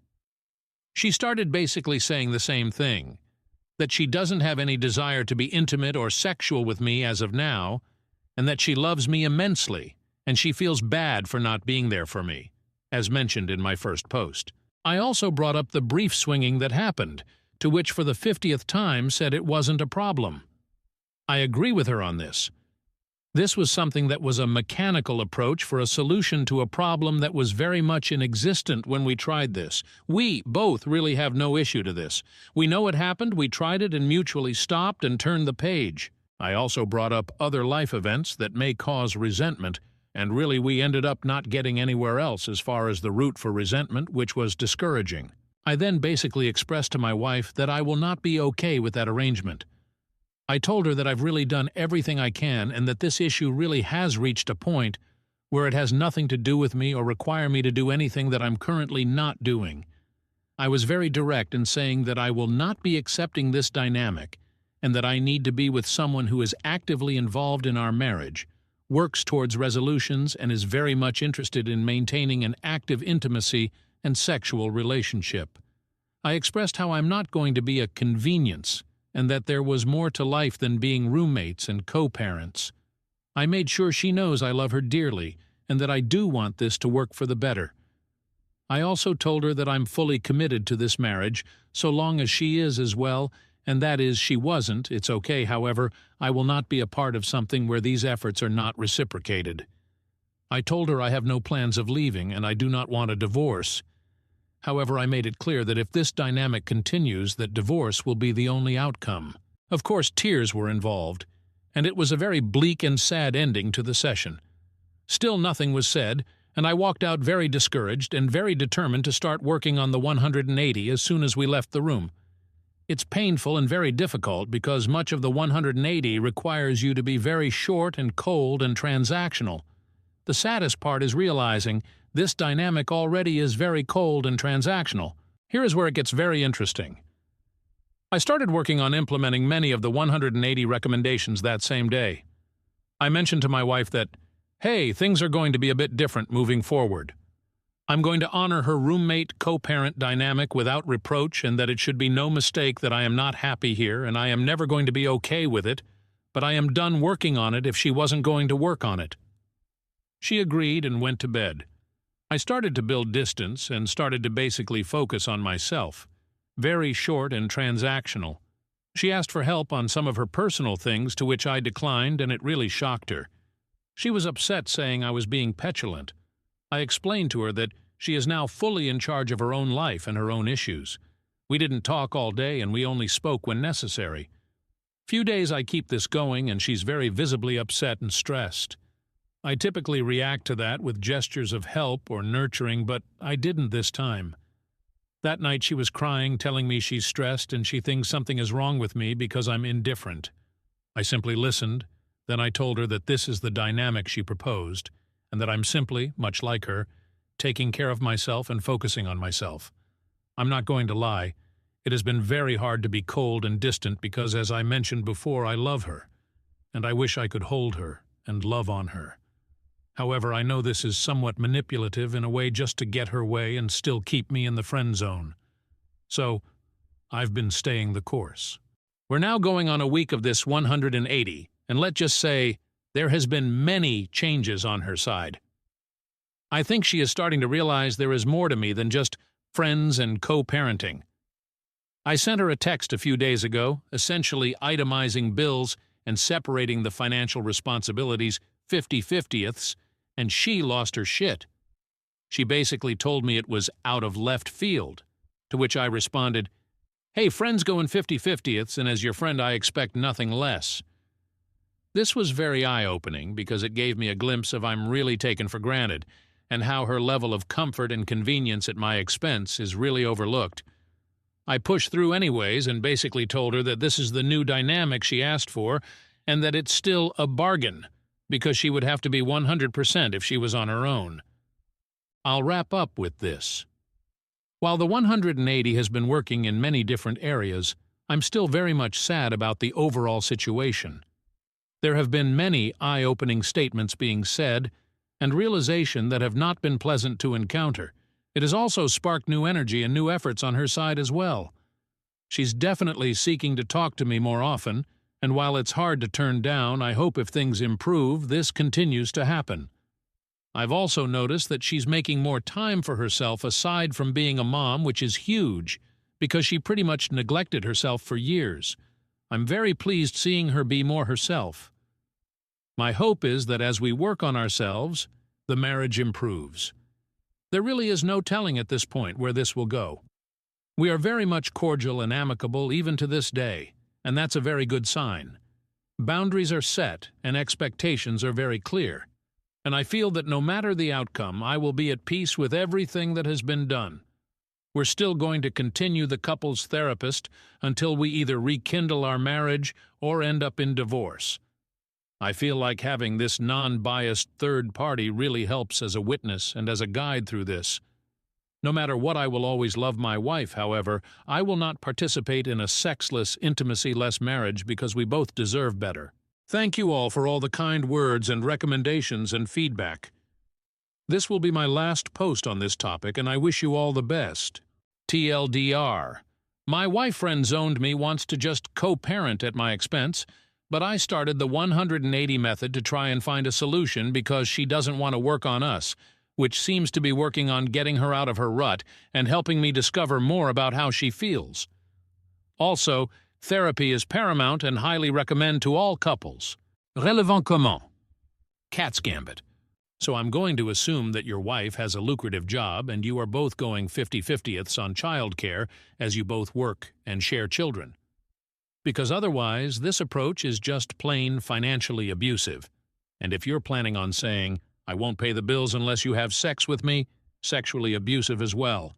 Assuming that is the case and you aren't a total POS, I'm actually interested in how this works out for you. I feel like I'm in an unstated similar situation. We both work and have blended finances, but we don't go to bed together or eat together, have barely any intimacy, a kiss or two, hugs every couple days, and spend maybe 8 hours a week together, just the three of us. Him, me, and the toddler. Even less, just the two of us. Maybe 3 hours a week? Otherwise, he is on his game or out playing sports, watching YouTube, or whatever else he does. It barely feels like a friend situation, let alone a marriage. I'm curious how she handles it as the spouse that presumably was pulling away first. I hope you keep us updated. OP. Yes, we both have degrees, good careers, and while I make significantly more money, her salary is very proficient and above average. The 50-50ths was not to cripple nor hurt her financially, that is cruel, but mostly to send a message on what a roommate dynamic looks like in the real world. I really dislike how people immediately jump to conclusions about the finances as a way of manipulating her. It's not the case at all. Plenty of money left over after bills. However, 50-50ths means she has less whatever money and the understanding that roommates share everything equally. Prior to this 180 approach, we did everything together and with our kids.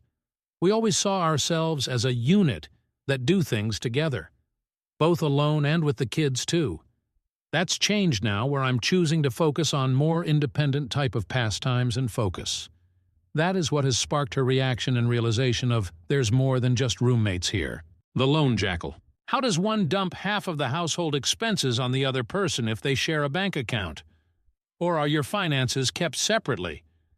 Just curious how this would work if applied to my life. OP. Excellent question. We shared everything.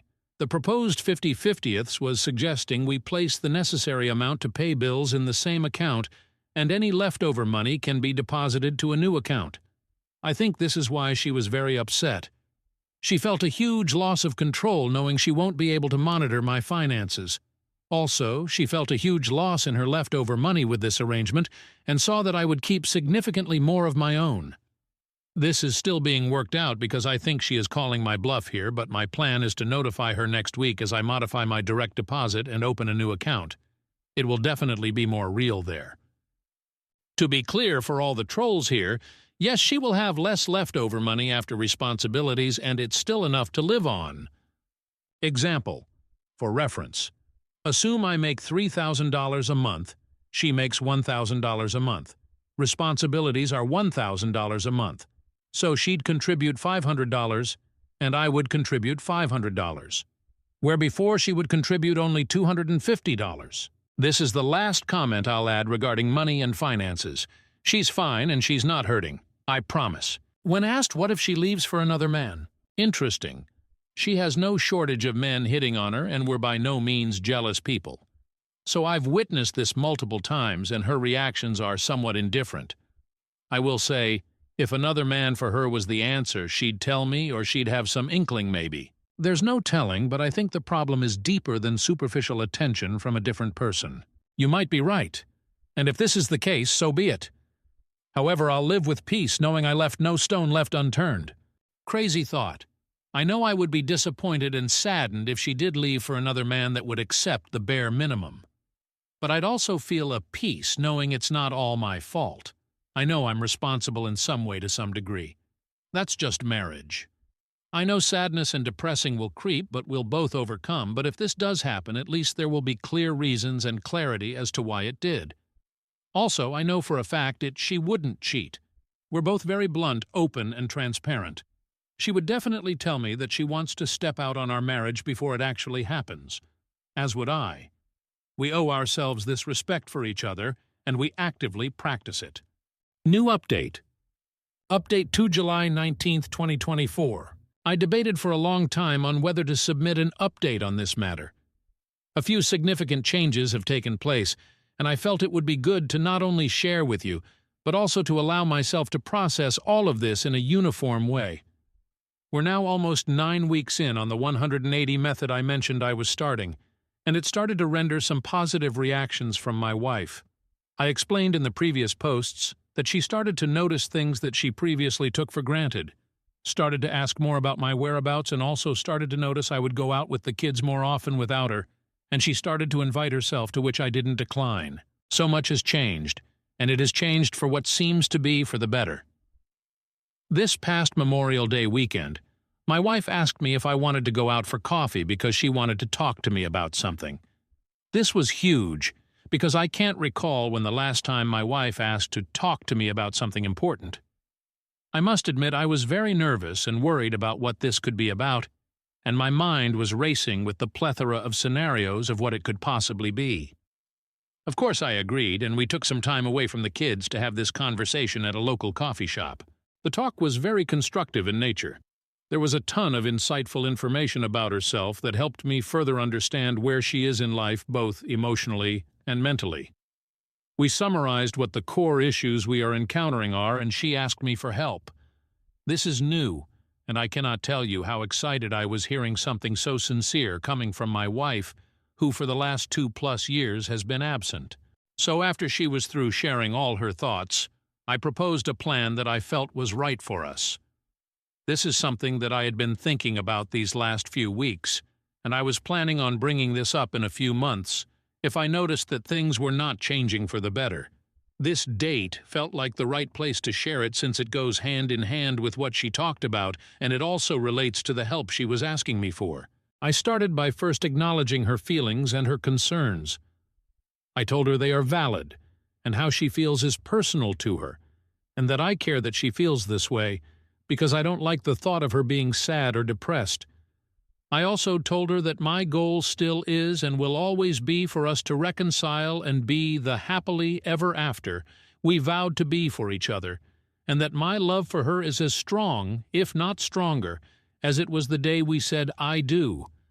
I continued the conversation by telling her how I felt about the whole situation, read my previous posts for details, and how it affects me every day.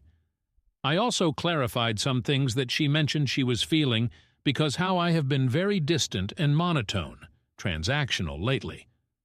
I explained to her that I was very much trying to protect my feelings and emotions from the rejection and neglect, and that it wasn't personal. It was simply me safeguarding myself because I cannot control her. I can only control myself. This was a perfect segue way to the core of this approach, which is focused on self-accountability. I told her that for the longest time, I was always working hard to make her happy and do things that I knew she enjoyed or wanted. However, I was always met with rejection and disappointment, which caused a load of stress on me.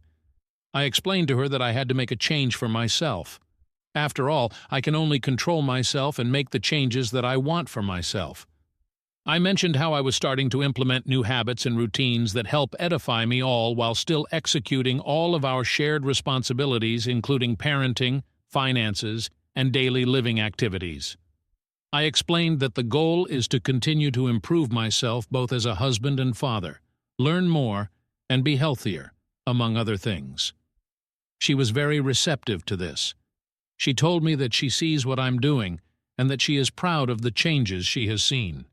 She also told me how she's starting to realize that she feels left behind, and that much of the things that have affected her negatively are her own fault. Toward the end of the conversation, which was about 3 hours, there was a very high spirit of reconciliation in the room. I told her that my goal is to ultimately make this work. However, I was very clear that I was not going to live under the current circumstances. I told her that my heart wants her to be happy, even if it means elsewhere, and that I also deserve to be happy myself. I also explained that I do not want our children to grow up thinking this was okay or normal, because they deserve better as well. She told me she doesn't either. She told me she doesn't know what to do, to which I replied, "Let's set some clear goals, however, The goals will be for ourselves, not for each other. So here is what we established. We are in charge of our own happiness. The key here is that she's not responsible for making me happy, and vice versa.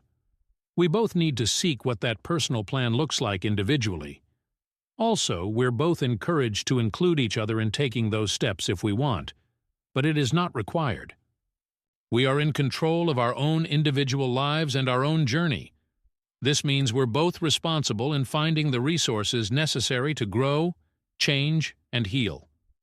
We can definitely help one another when help is requested. However, unsolicited advice or help will not be rendered. We are responsible for communicating. This ensures nothing is left unsaid. If it was never brought up or discussed, it never happened. We're not mind readers, and we need to take ownership when we fail to communicate. Make a list of needs and wants. This gives us both clear direction about meeting each other's needs. This also gives us a choice as to what we want, choose to do, compromise on, or decline to do. This list also will not serve as a checklist for accountability. We made it clear we would not be bringing this list up for the purpose of arguing, and it was up to the other person to use the list as a tool for growth, transparency, or clarification. We concluded that it was up to us to decide if we will be happy doing these things for ourselves because we care, not to simply check a box. This was very important in order to establish long-term habits and not short-term band-aids, because you cannot make someone change or do something they don't believe is important. Established a deadline, Memorial Day 2025. At the end of the conversation, we concluded by setting Memorial Day 2025 as a hard stop to evaluate our lives and our progress. We agreed we would do this with the clear understanding that we will independently decide if we are happy here. If we determined we aren't happy, we will be getting a divorce. We would also both assume full responsibility for what happened should we get divorced. For example, if needs were not met, it would mean my partner chose not to meet them. This places full responsibility on each other in all areas. The whole process requires that if needs were not met, the next question should be, did we do everything to address this issue? If yes, then we will have a clear conscience of what transpired and know we left no stone unturned. If, however, we didn't do everything to address the issue, it will mean the issue was not important enough for you or didn't care to meet those needs. This goes both ways in all areas, like everything else. We established that the main motivator for change should be ourselves, and that if we did that, we would in turn begin to see beneficial changes towards each other. The goal is to ensure that everything we are doing for one another to meet each other's needs is being done because we want to do it for our spouse, not because she asked. Isn't it was done because I know it makes him/her happy, and I love seeing them happy. I felt it was important to mention to her that we are no longer required to do anything for each other. It is now more of a, I want to do these things for each other. Ultimately, I felt the conversation was very positive and productive. Many tears were shed and lots of hugging ensued. I know this doesn't mean or guarantee anything, however. This has never happened before, and I can honestly attribute it to the 180 method. I cannot give any more insight on this method other than it's the only thing I did different and something new happened for what seems to be better. I've decided I will conclude and will refrain from this method moving forward as the plan now has changed. I'm planning to devote myself entirely to not only myself and my growth, but to also work on her needs and wants because I want her to be happy by my side. She said and agreed she would do the same for herself. We agreed we would help and build each other wherever we request for it, and that we will be approaching this as a team. As of today, some of the biggest changes I have noticed are her commitment to therapy and mental health. She is taking some antidepressants that are helping her. She is also more confident and in a far better mood more frequently. We have started to explore more ways of intimacy in multiple areas, such as physical touch and words of affirmation. Sex is starting to make an appearance, which is exciting. Side note, sex was very awkward to start when you've been abstinent for so long. We've also started to work out together, which is great, and have lost weight, which is also very exciting. Overall communication has improved, and I cannot wait to see where this leads. I hope this helps someone out there. I'm still very much interested in your feedback and thoughts on this. You all have been a huge help in giving me hope and insight into this tough journey. Trolls aside, many of you have really been instrumental in my journey both emotionally and mentally. I will not be providing any more updates until Memorial Day next year. I think it's now time to keep focusing on myself and start working on all the new opportunities that hopefully will arise with my wife. I wish you all the best in life and your relationships with those you love. TLDR. Our marriage took a turn for the better after the 180 method, and we're now working on ourselves, each other, and rekindling our marriage. We also set a deadline for next year to either remain together or get divorced. Story 31. A planned pregnancy turned my husband into a monster. Original post, February 10th, 2024. It feels like a cruel, cruel joke. Years before I met my husband, I was in such a toxic, abusive relationship that it almost ended my life. I spent years in therapy, bettering myself, figuring out why I accepted that type of love. I stayed single for years, and once I started dating, I made sure to keep an eye out on all red flags. Heck, I even took things slowly when there was nothing but green flags. Thanks to my ex, I was familiar with love bombing. I met my husband at work event, and things just fell into place. I opened up and explained my past trauma, and let him know that if we were going to date, that it would require a slow pace and patience. I won't say that he was perfect, but he was always kind, compassionate, and cared. We dated for about 5 years, engaged for 1 and married for a little over 3 years now. We recently bought our second home together. We both got promotions at work, so we sat down and talked about kids. He wanted a big family, and I only wanted 1 or 2. We agreed on 2 and started trying. It didn't take long, and here I am 6 months pregnant, still working, have swollen ankles and a back that won't stop aching. Other than that, I've been very happy and have what I thought was a supportive husband. 3 weeks ago, I found out that he was having an emotional affair, and honestly probably a physical one. When confronted with the evidence, he admitted to not being attracted to me while pregnant. I'm wrecked. I haven't gained unnecessary weight. I still take care of myself, even with the morning sickness that hasn't gone away. He's not sorry about it, but you told me that I was being overdramatic when I cried. He is staying with his family until he can find a home to rent. He doesn't want to get a divorce. He's saying after the pregnancy is over, we can go to therapy and fix things. I don't want to. I cannot physically look this man in the eye anymore without feeling disgust. I have a text from him saying that he's my only option because no man wants to date a single mom. I'll be talking to a lawyer and figuring out how to divorce him. I just wanted to vent into the void today.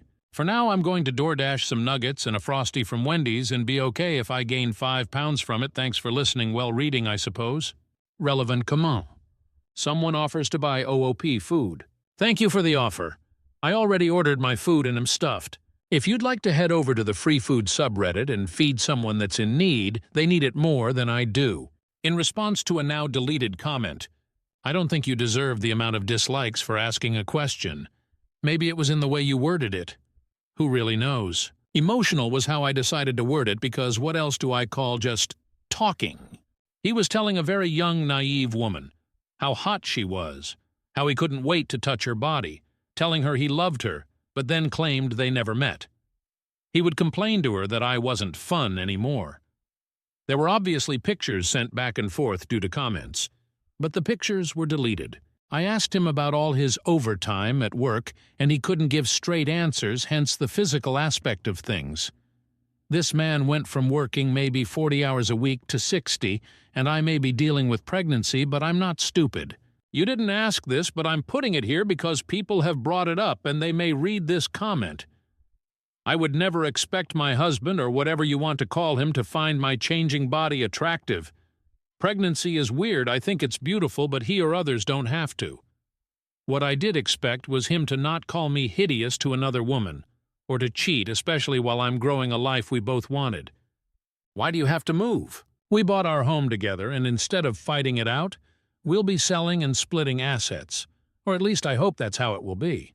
Plus, I just don't want to be here in this house. It's too big for just a baby, and I plus the dog he just had to have that's currently curled up in bed with me. Clarification, have you moved out yet? Oh, I'm sorry. I'm still in the shared home. He moved out to stay with his family until he finds another place. Update, same post. February 12th, 2024, 2 days later. I'm making an edit because I'm not sure this sub will let me do an update post. I was told I'm not allowed to change the locks due to it being his home as well, and he came over last night knowing there wasn't crap I could do to prevent it. Thankfully, he only grabbed some personal belongings, threatened to take the dogs, he did not, and let me know he emptied our shared account. Part of me rolled my eyes and figured he wasn't dumb enough to do that, and the other part made me make a mental note to check it once he left. Sure enough, our account has maybe $5 in it. He did a transfer, which I'll be calling the bank about and speaking to an attorney this afternoon. Thankfully, my dad taught me you don't fully mix finances, so my savings wasn't capable of being touched. And while it's not a lot, it's enough to pay for the fees over the next few weeks. I don't have any family left, so I think he's doing a power play to make me feel like I'm alone and need him, when in all reality it's lit a fire under my ass that I don't want or need such a garbage person in my life. Thank you to everyone that's reached out with comments, kind messages, and helpful advice. Update Post 1, February 15th, 2024. 3 days later, 5 from OG Post.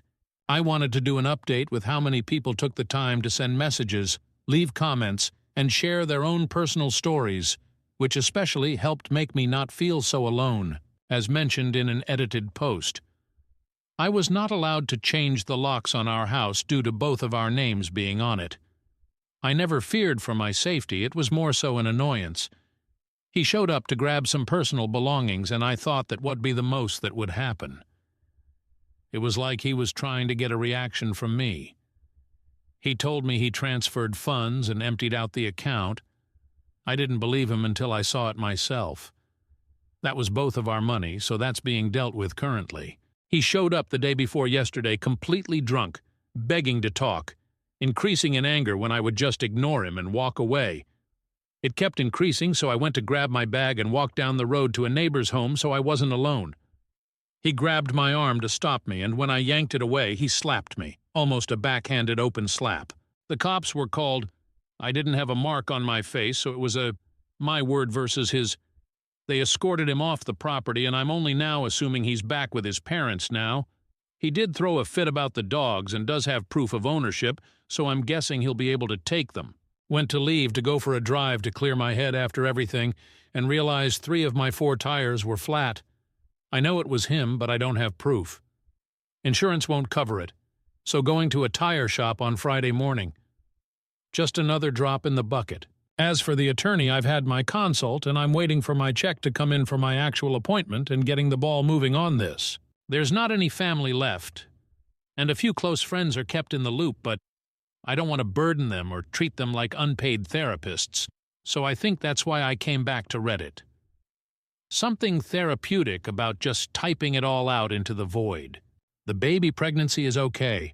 I've actually lost weight, and the doctor has told me to avoid stressful situations and to take things easy. I'll be calling to see if I can change the locks on the home now, and if not, I'm going to start looking for places. Relevant comments. It's okay to burden one of your friends. Otherwise, you could stay in a women's shelter for safety. Staying with friends isn't possible. A lot are out of state, and lawyer mentioned abandonment of assets. Plus, my job and doctor are here. I do have someone coming out and putting a few cameras up, and thankfully the neighborhood is aware and keeping an eye out. This is all short-term, of course, and the goal is to leave. There's just a ton of reasons why that can't be right this moment. A different commenter. Unfortunately, all of my friends are out of state and too far away from my work, doctor, and I was recommended to stay on the property so he couldn't go after me for abandoning the assets. OOP's best friend. Thank you. While I'm trying to do what I can and stay safe, my friends are on the other side of the U.S. What we're doing right now is FaceTimes and phone calls. My best friend has outright said if she calls and I don't call back within 5 minutes of our setup time, she's calling the police. She also put in for some time off of work and wants to come up to help me look at places and just be there in general. I'm not going to lie, I'm struggling in every way possible and I'm scared, but I know I have a support system to lean on. Cameras. My neighbor has some they're letting me use until I can afford to buy some better ones. They have video, but no audio. At this point, I'm glad knowing I'll at least have something. I hope you get that money back. I really hope so, too. He seriously transferred everything but $5 from the checking and the savings, which didn't even have his name on it. Wait, how? Yeah, we had a shared laptop, and I didn't think he could get into it, but I'm somehow thinking he managed with passwords or something. I've filed a dispute with the bank, and they're investigating it, along with a fraud report at the police station. The bank mentioned with it being my husband, they may not approve the dispute, so that's why I went and did a report at the police station. Relationship with in-laws. Can you start the divorce proceedings sooner than the birth? While I would consider it a civil relationship with the in-laws, they are his parents, and in their eyes he can do no wrong. He's an only child, and they have a very, very close relationship. His mother apologized on his behalf, but asked me to put myself in his shoes. They're choosing to wear blinders to the whole situation. With the divorce, that's the whole attorney thing. I've done a free consultation. The attorney and I agreed with the assets and how things are going. It won't be a mediation, and will be a long, expensive court battle knowing how spiteful he's being. They have recommended a police report on any issue to have it filed, to not block contact with him for proof of harassment, and think the best course of action is selling the property and splitting assets. I'd love to just focus on my pregnancy and myself, but due to safety reasons I'm staying on top of legal issues. Update Post 2, February 19, 2024, 4 days later, 9 from OG Post. He broke in late last night. I was able to contact the police before I confronted him, but due to location, I knew it would be a bit. I tried walking by him to leave the house, but every time I would, he'd shove me, once hard enough to make me stumble and fall backwards. The eerie part is he never once yelled, "Through things." One of the items hit me, causing an emergency room visit requiring stitches, said the most vile things. He hated me. I should kill myself, how useless I was, etc., yet never once raised his voice. I'm not saying that in a good way. I wish he would have yelled. It was a fight or flight instinct, and I found out mine was to freeze. I hate that for myself. He was arrested, and his mother already bailed him out. Him staying at a hotel thanks to a work advance and looking into apartments. I won't be stepping a foot into that home we shared until my best friend is here, and even then it will be with police being with us. Nobody can figure out what made him change almost overnight. Only thing I'm guessing is a psychotic break, but I'm not a therapist or doctor. Besides some ugly bruises and some stitches myself, and the baby are fine. My lawyer feels like this is enough to get a protection order for myself and will include the pregnancy, baby. Next time I see him, we'll be at court. Sorry I'm rambling, and maybe this doesn't make any sense. For now, I'm safe. Can sleep good for the first time in weeks. I have the dogs. Nobody is aware of where I am besides one close person and the police. Final update. I changed my locks. Figured if he'd get the law involved, I'd use pregnancy brain and being forgetful to give him a spare set. Relevant comment? Could it be a head injury? I wish he was hit in the head. Fucker deserves it. On a serious note, no, nothing changed. No outside stress, no injuries, nothing that I'm aware of. I know it sounds unbelievable, but once the mask slipped, gloves were off. I think he thought he wanted it, to the point where he tried to believe that is what he wanted. The right thing to do. It's hard, it's so damn hard. I wish I could hate him, but I just feel sorry for him. That does not mean I will ever go back, or at this point talk to him without the law involved. I'm choosing myself and the little one, and really it's his loss. Can you get an abortion? I've had a couple of those comments, so don't take this reply personally, just the one I'm using. Abortion is not in the books for me. I'm not anti-abortion, and I feel like it's a right women should have, and it's heartbreaking what our nation is going through when it comes to women having that striped away. I'm 6 months pregnant. I can feel her move. I love her. She isn't a fetus to me, she is a baby. If I was 4, 8 weeks, yeah, maybe it would have been an option, but it isn't now. I will take every step in making sure we are protected. I will love her enough for the both of us. I will not let her sperm donor have the opportunity to hurt her. Update Post 3, February 26, 2024, 1 week later, 16 days from OG Post.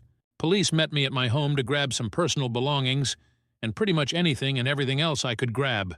Thanks to the user who recommended me calling the non-emergency number, it was smooth sailing. He wasn't home.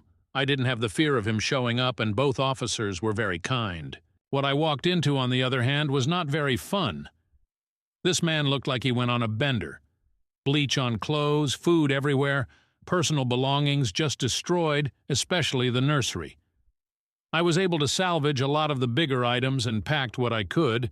They're now in storage until I move into my place. Took pictures, and as aggravating as it was, especially with the 1 step forward, 2 steps back, am hopeful that there'll just be another thing used against him to prevent custody. As far as him, he has no way of contacting other than attorney or email, and it's been quiet on both ends. His parents have not reached out.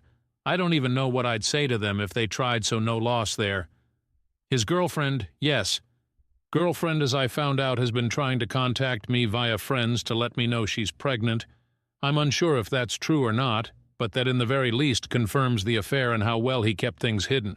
I do want to clear the air. I made a post asking for helpful information on resources that could potentially help, and someone made a comment saying I was in it for a long con, and that's just untrue. I have not and will not accept any personal items, donations other than advice, and maybe an internet hug. Editor's note: OOP deleted the post she is referencing. See comment below. While I wish my story was made up, it is not. Maybe it's a venting board. Maybe it's just connecting with people that have been in the same situation. But it helps keep me sane. Anyway, I'll leave it at thank you all for listening and checking up on me. I'm safe, I'm good. Pregnancy is the only thing kicking my ass, and I'll make sure to make a post in a few months, letting you all know she's here and that we made it. Bye for now. OOP's comment on this post: Oh, trust me, I'm having bad days with it, especially emotionally. I'm sure the hormones aren't helping. I've debated if I turned a blind eye and if there really weren't any red flags. I've had moments where I've missed him because it's not just a switch. We loved each other. Or at least I loved him. This is a person I planned a future and had a past with. It's really just an emotional roller coaster, and that's okay. I don't think there's a right or wrong way to handle all of this, but I'm doing my best. OP's comment on the post she deleted: I'm not asking for money, and I'm sorry if it came across that way. I can provide proof and anything else. I've had multiple people reach out and ask if they could help, and I've always turned it down. The only thing I'm asking is for someone to point me in the way of an organization that I may not know of. If that's coming across as that way, though I can and will delete my post, it wasn't my intention. New updates. Update post 4. March 5th, 2024, 1 week later. I've read every single message and the majority of the comments. Thank you for sharing your experiences, your advice, your love. More than a few have offered baby items, groceries, and gift cards. I cannot in goodwill accept any of those, but if you have items laying around, please consider donating them to a charity that helps homeless parents. One thing that stuck out is someone asked how I could feel sorry for him. I guess I'm an empathic person, to the point where it could be a flaw. I wish if he was so unhappy he would have just told me. We could have fixed it before it became violent, and if it wasn't fixable, we could have both been amazing parents. His girlfriend that reached out wrote an email in which was forwarded to me. She's saying she's pregnant, and for her sake, I hope she's not. She's accusing me of ruining a good man's reputation. She called the injuries self-inflicted and how they want a paternity test. My personal favorite was if my baby is actually his. She hopes her baby can grow up with her and have a sister.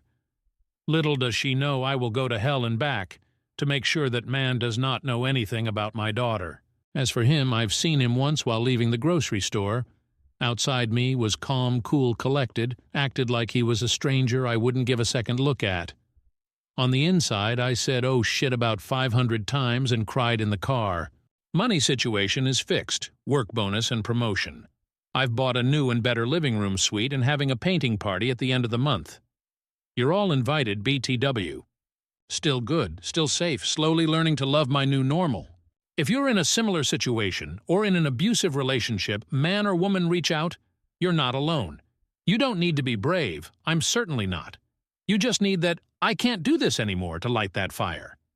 Relevant comments. Commenter: I'm a petty Betty and would have posted the GF's text about ruining a good man's reputation right next to all the destruction of the house. Let everyone see what a good man he is. Oop. You know, petty me wanted to show her the texts, the pictures, everything. I'm going to let him show her himself, because until he does, I'll just be that vindictive lying ex. I was perfect to that man. I poured endless love into our marriage. I spoiled him. I was a best friend, a therapist, and probably his biggest hype man. And if he can leave that, he can leave anything. There's no bad issues.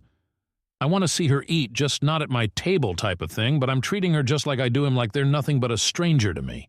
He doesn't have to go on the birth certificate, and really after the divorce and court dates, I don't think I'll allow either of them to be a second thought in my head. Update Post 5, September 9th, 2024.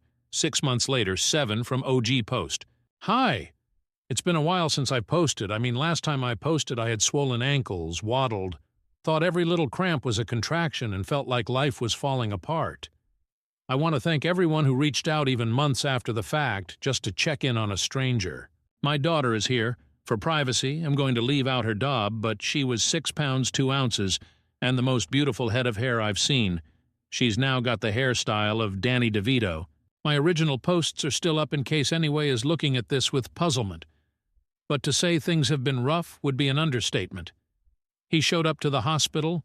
Thankfully, everyone was aware and hospital staff handled it properly and perfectly, and I was able to focus on labor and delivery. Unfortunately, the stress of that alone took an already hectic moment in time and amped it up. But things could have been so much worse, and I'm highly thankful they were not. Right now, I've got about 10 different CPS calls. They've came to my house on 4 occasions. His family and him have filed for an emergency custody hearing, and due to leaving the state with my daughter, that did give him a foot in the door.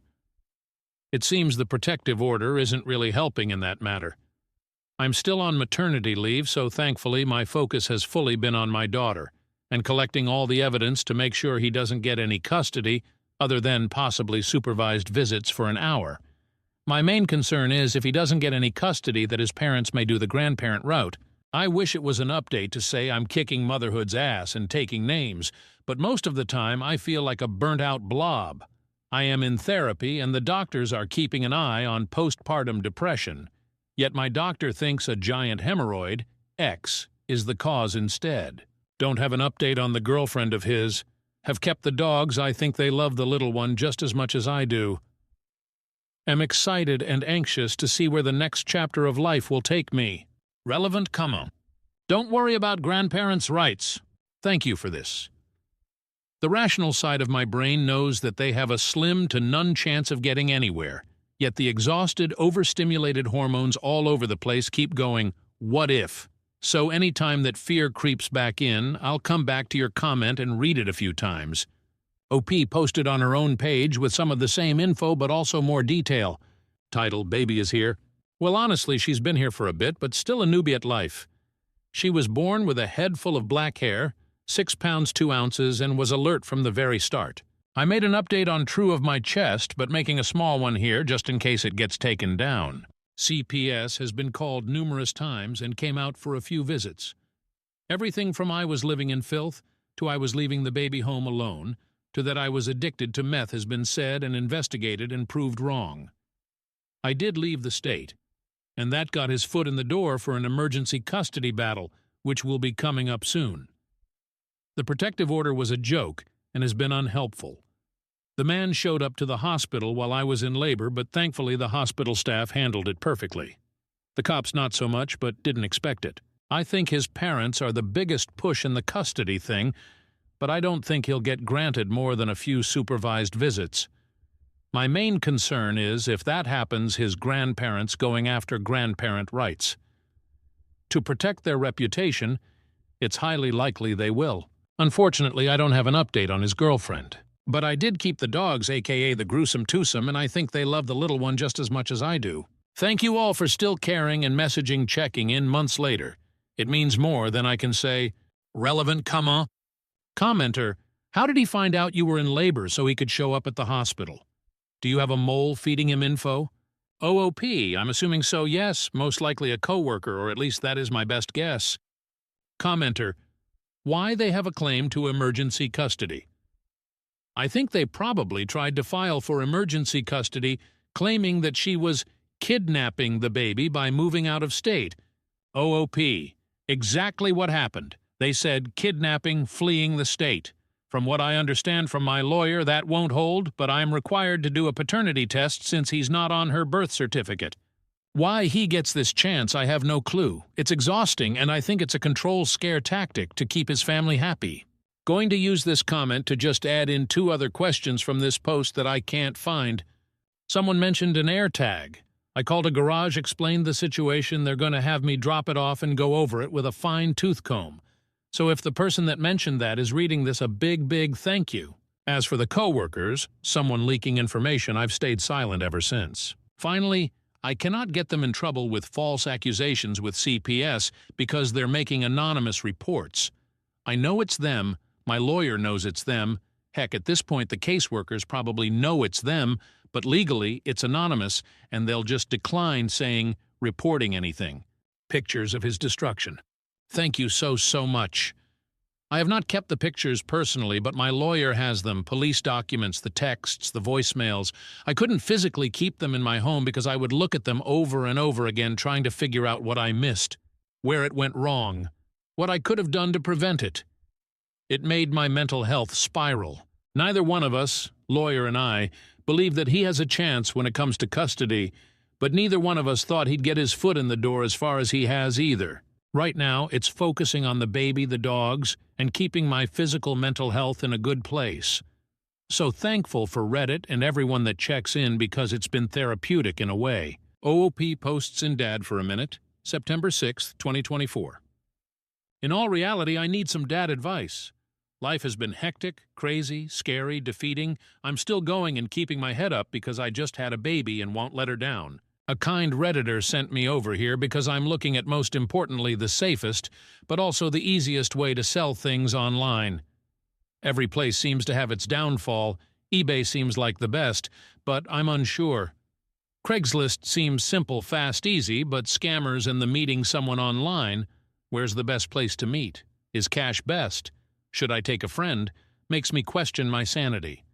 A gaming store seems hopeful and the safest, but I've also heard they'll give you bottom dollar for anything you can bring in. This is jumbled and a mess, but if you see this and have any kind, helpful, so desperately needed dad advice, I need it. A dad joke wouldn't hurt either. Story 32. I'm about to ruin my best friend's life and I don't feel remorse. Original post, September 25th, 2024. My soon-to-be ex-best friend and I have been friends since middle school. We know everything about each other. Our families are basically one big family now. You get the idea. Like I said, we tell each other everything. Recently, she came to me telling me she's been having an affair for about 4 months with her superior at her new job she started about a year ago. She told me, not out of guilt, but to brag about the dream vacation she's going on with her AP, disguised as a work trip. She asked me to cover for her if her husband asks if we've been in contact, because she's planning on going black for that week, so he would have no way of finding out. Side note, we've both known her husband since high school. They are high school lovers, so they've been together for almost 15 years. Her husband is one of the most honest, hard-working, genuine people I know. He, of course, took everything she's said about working late and the business trip at face value because he trusts her more than he trusts himself. I told her I would not be covering for her and to get out of my house, because I couldn't even look at her right now. Later, I told my husband everything that happened, and he was just as shocked and disgusted. Her husband is basically his best friend now, so he of course has a lot of loyalty to him as well. My husband pointed out something I didn't even think of. Our security camera. It caught everything. We plan on going to her husband tonight with the proof. It will be up to him to do what he wishes with it, but he deserves to know. Secondly, we're taking this to her job. As far as I know, fraternization of any kind is prohibited at her workplace. She was also promoted once by this same supervisor, so this could be seen as favoritism. Our guess is that they will both be fired. Finally, I'm going to send a snippet of her admitting the affair to all of her family, including mine. As I said, our families are very intertwined, so I will easily be able to contact the majority of her family. I'm not going to give her a chance to spin this against me or her husband. Some may think this is harsh, but I wholeheartedly disagree with that she's doing. ETA. I decided to take the advice of some of the commenters and leave it up to her STBX to decide to go nuclear or not. As some of you pointed out, he may decide to stay with her, and going nuclear would ruin his life in turn. The other reason is going nuclear, and making her lose her job could affect the outcome of the divorce. We still plan to tell him, but we have decided against the other two options for now. I'm going to let STBX know if she tries to pin this on either of us or tells anyone a single lie, I will do a 180 and go nuclear. I will not be seen as a villain for a situation I didn't even ask to be in the first place. She was the one who thought it would be smart to tell her monogamous friend with traditional values that she's cheating on her spouse. She can lie in her bed. Small update. Everyone involved. Alyssa = best friend, Noah = BFF's hub. I decided to take the advice of a few people and reach out to Alyssa before I went to her husband. I recorded the conversation and let her know I was for my safety. She seemed still extremely nonchalant about the whole thing. I told her I was worried for her, and even for her. This was very out-of-character behavior. Long story short, she's felt very weak and unbalanced in her and Noah's marriage. For context, Noah went to a trade school and makes very good money, while up until her promotion, Alyssa was making slightly more than minimum wage.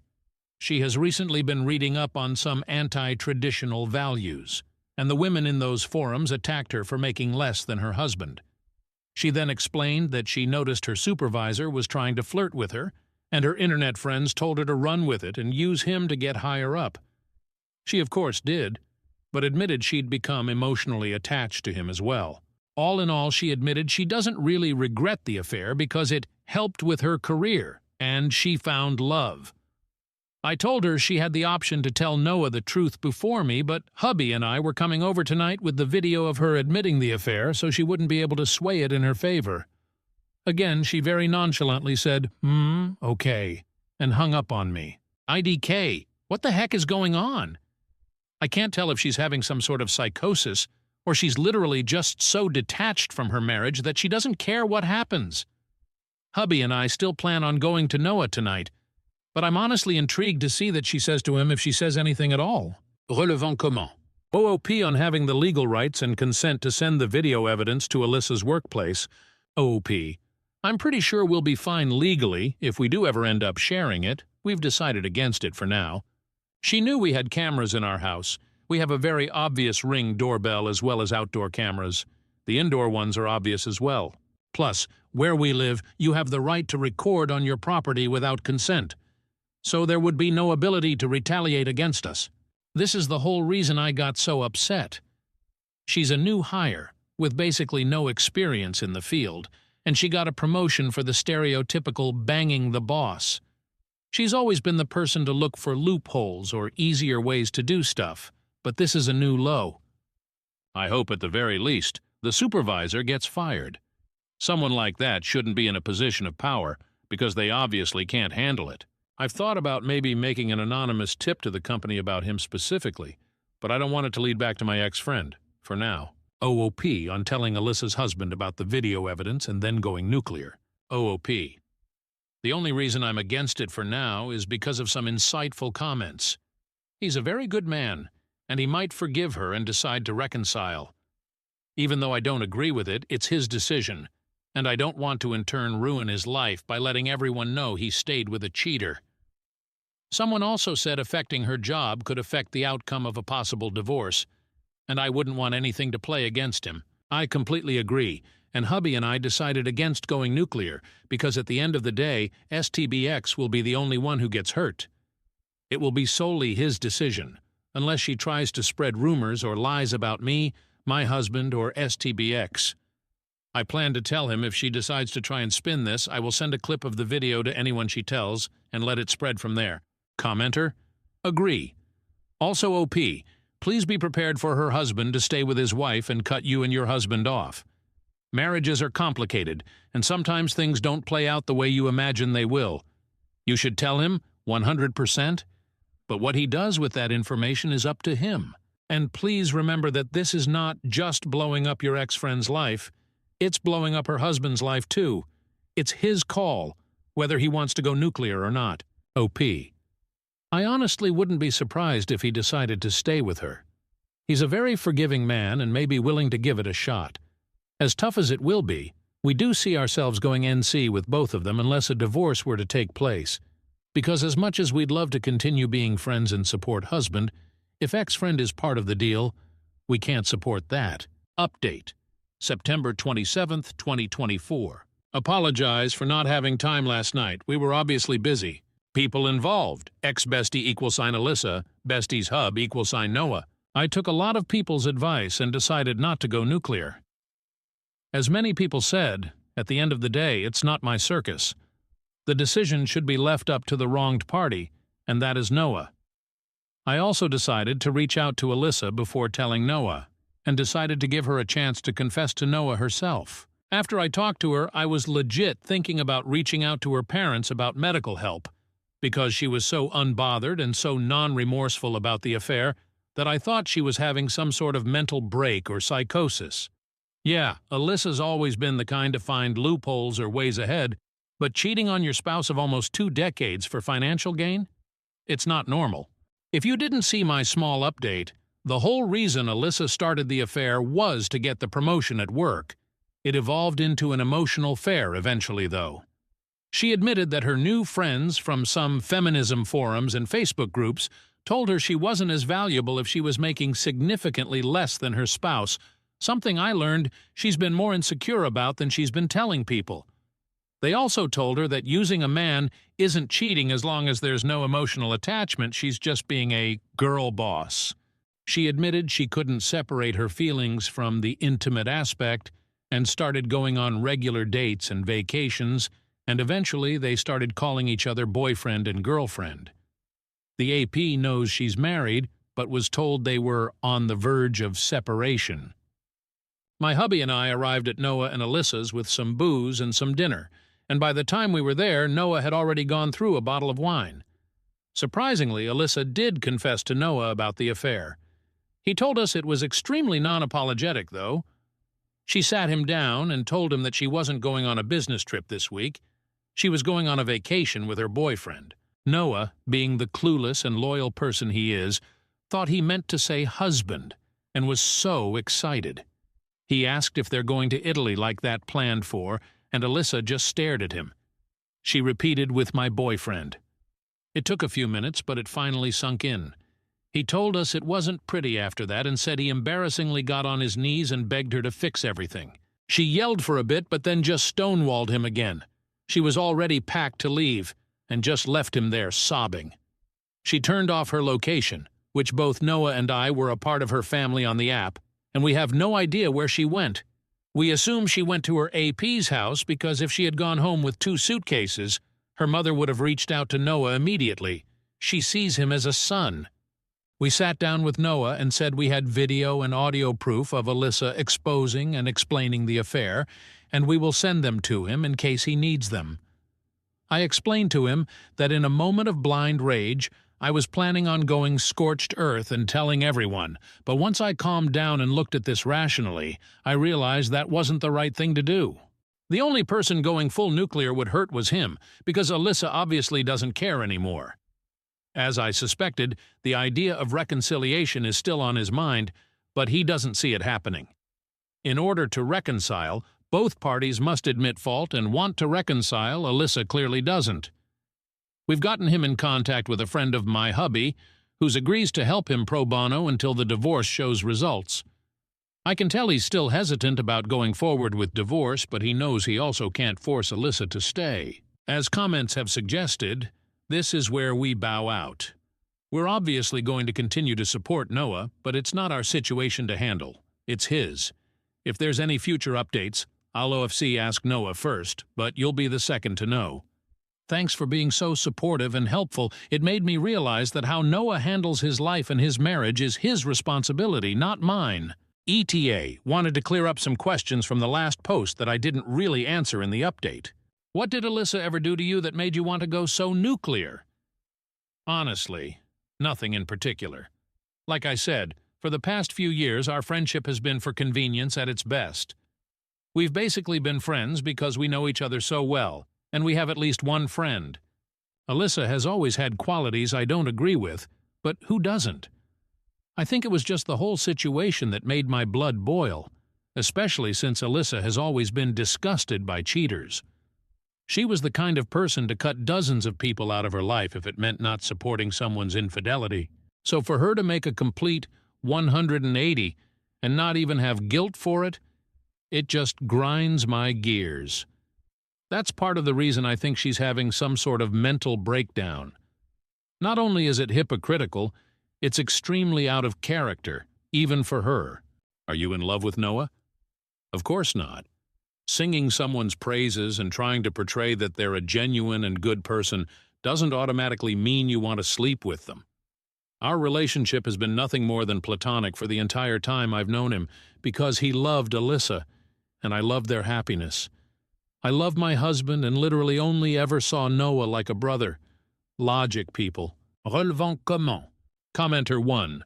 I hope he, the husband, has some self-respect and dignity and goes through with the divorce. If he decides to inform their employer, tell him to do it after the divorce. OP. As much as I love the guy, he basically worships the ground Alyssa walks on. If she came through the door right now and said, sorry, even with no remorse behind it, I'm 99% sure he'd pretend like the last 4 months were a fever dream. Commenter 2. You handled this incredibly well, and even though it's a painful situation for all involved, your thoughtful approach will likely help Noah through this difficult time. If there are future updates, I'm sure everyone following the story will be eager to hear how things unfold. Wishing the best for Noah and for you and your husband as you continue to support him. OOP. Thank you. Like I said, I made this post and the decision to go nuclear in a fit on blind rage, but I soon realized I was being irrational. It's not my place to serve Alyssa vigilante justice. In all honesty, if she's not careful, she may out herself at work. And it's their decision what to do with the two of them. OP on notifying Alyssa's workplace. OOP. I'm not going to. If Noah decides to reconcile, she'll be out of a job, which just adds to the problem that caused the affair in the first place. If she gets fired during the divorce, it could be grounds for alimony she doesn't deserve. OOP on what forum Alyssa got the advice from. OIP. It wasn't a national or creditable group, it was called like Independent Women of Insert State. And it's a bunch of women who give advice and other stuff tailored to laws and jobs in our state. The advice she got was from a group of women she met in that group who had their own personal group chat. She called them her friends, but I guarantee none of them are going to help her pick up her life now that it's ruined. New update. Update #2.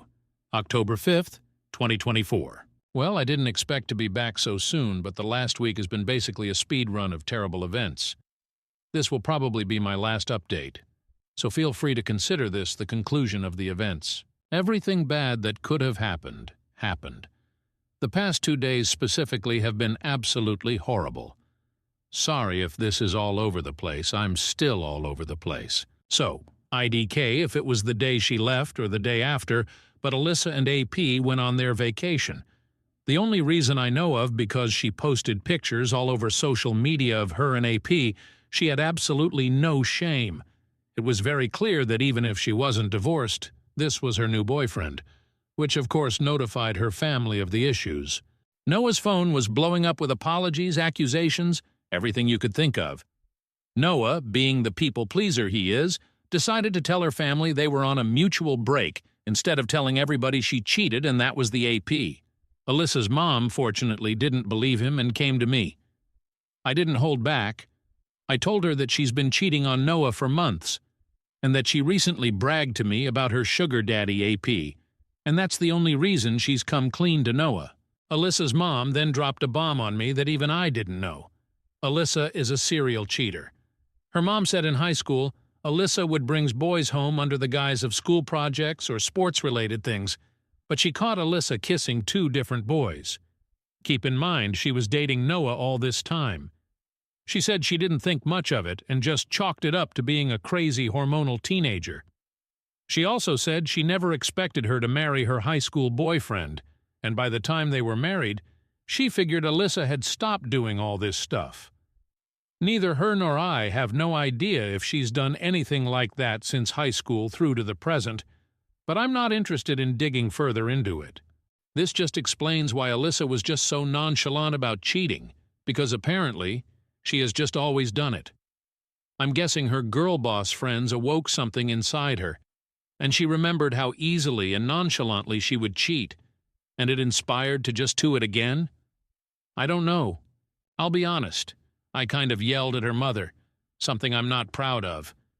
Like I've said in previous posts, Alyssa's mom is basically my mom, so formalities and everything aren't something I think about when I talk to her. So I freaked out and told her she set Noah up for this kind of life when he could have found somebody 10 times better. She took it like a champ and just let me vent until I was calm again. I apologized for yelling, but calmly said, "You and I both know Noah deserved better. You should have said something before he got married to her." She agreed, but said it's too late now to focus on that, and that the real issue at this time was supporting Noah. I told her if she wanted to support Noah, she could have told him his fiancée was a cheater 10 years ago, and hung up on her. I've since talked to her. We're fine, but I was just mad at her in the moment. Next thing that happened was that the photos got back to a colleague, and both of them were out a job before their vacation was even over.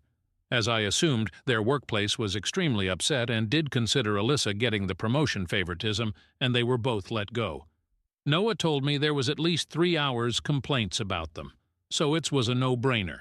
Of course, the beautiful relationship Alyssa and her AP had turned sour as soon as he learned he was let go from his 6-figure job because of her.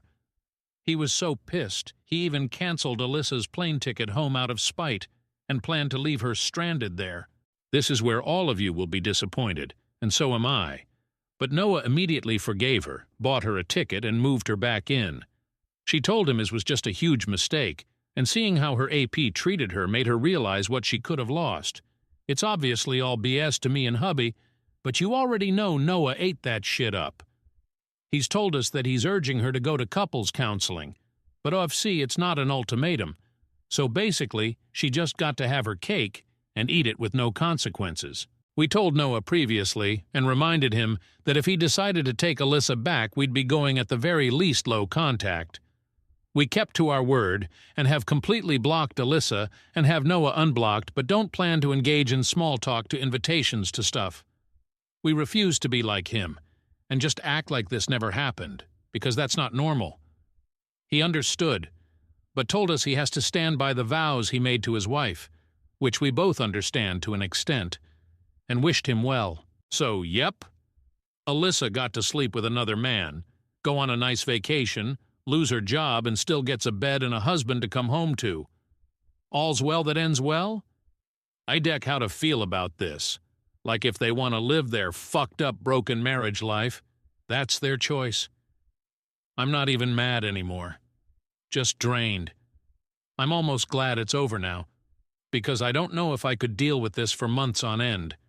I knew this was going to happen eventually. It's just who Noah is, but it feels just as idiotic as it sounds. IDK, I'm just rambling at this point. I'm glad we decided to step back, because honestly, both of them have very clear psychological issues that needs to be addressed with a professional, but neither of them will ever do that. I'd rather be rid of people like this. Sorry if I'm being blunt or mean, but at the end of the day, both of them have issues I didn't sign up to deal with. I don't need this kind of stress while hubby and I are trying for kids. So yeah, I guess this is it. Yep, top comments. Commenter 1. I feel for Noah. He'll always be a sucker for her and she'll always get away with anything. No consequences for anything. MC is not an ultimatum. Sigh. Unbelievable. Maybe one day he'll catch her with a guy in their own bed and he'll snap out of it. You did the right thing the way you handled it and distanced yourself, Roran. Don't turn your back on Noah, though. He's going to need people. Commenter 2. I feel no sympathy for Noah. He needs to find his balls from wherever she hid them. BC, she will cheat on him again and again, and he will always stupidly take her back. You're completely justified staying away from that mess.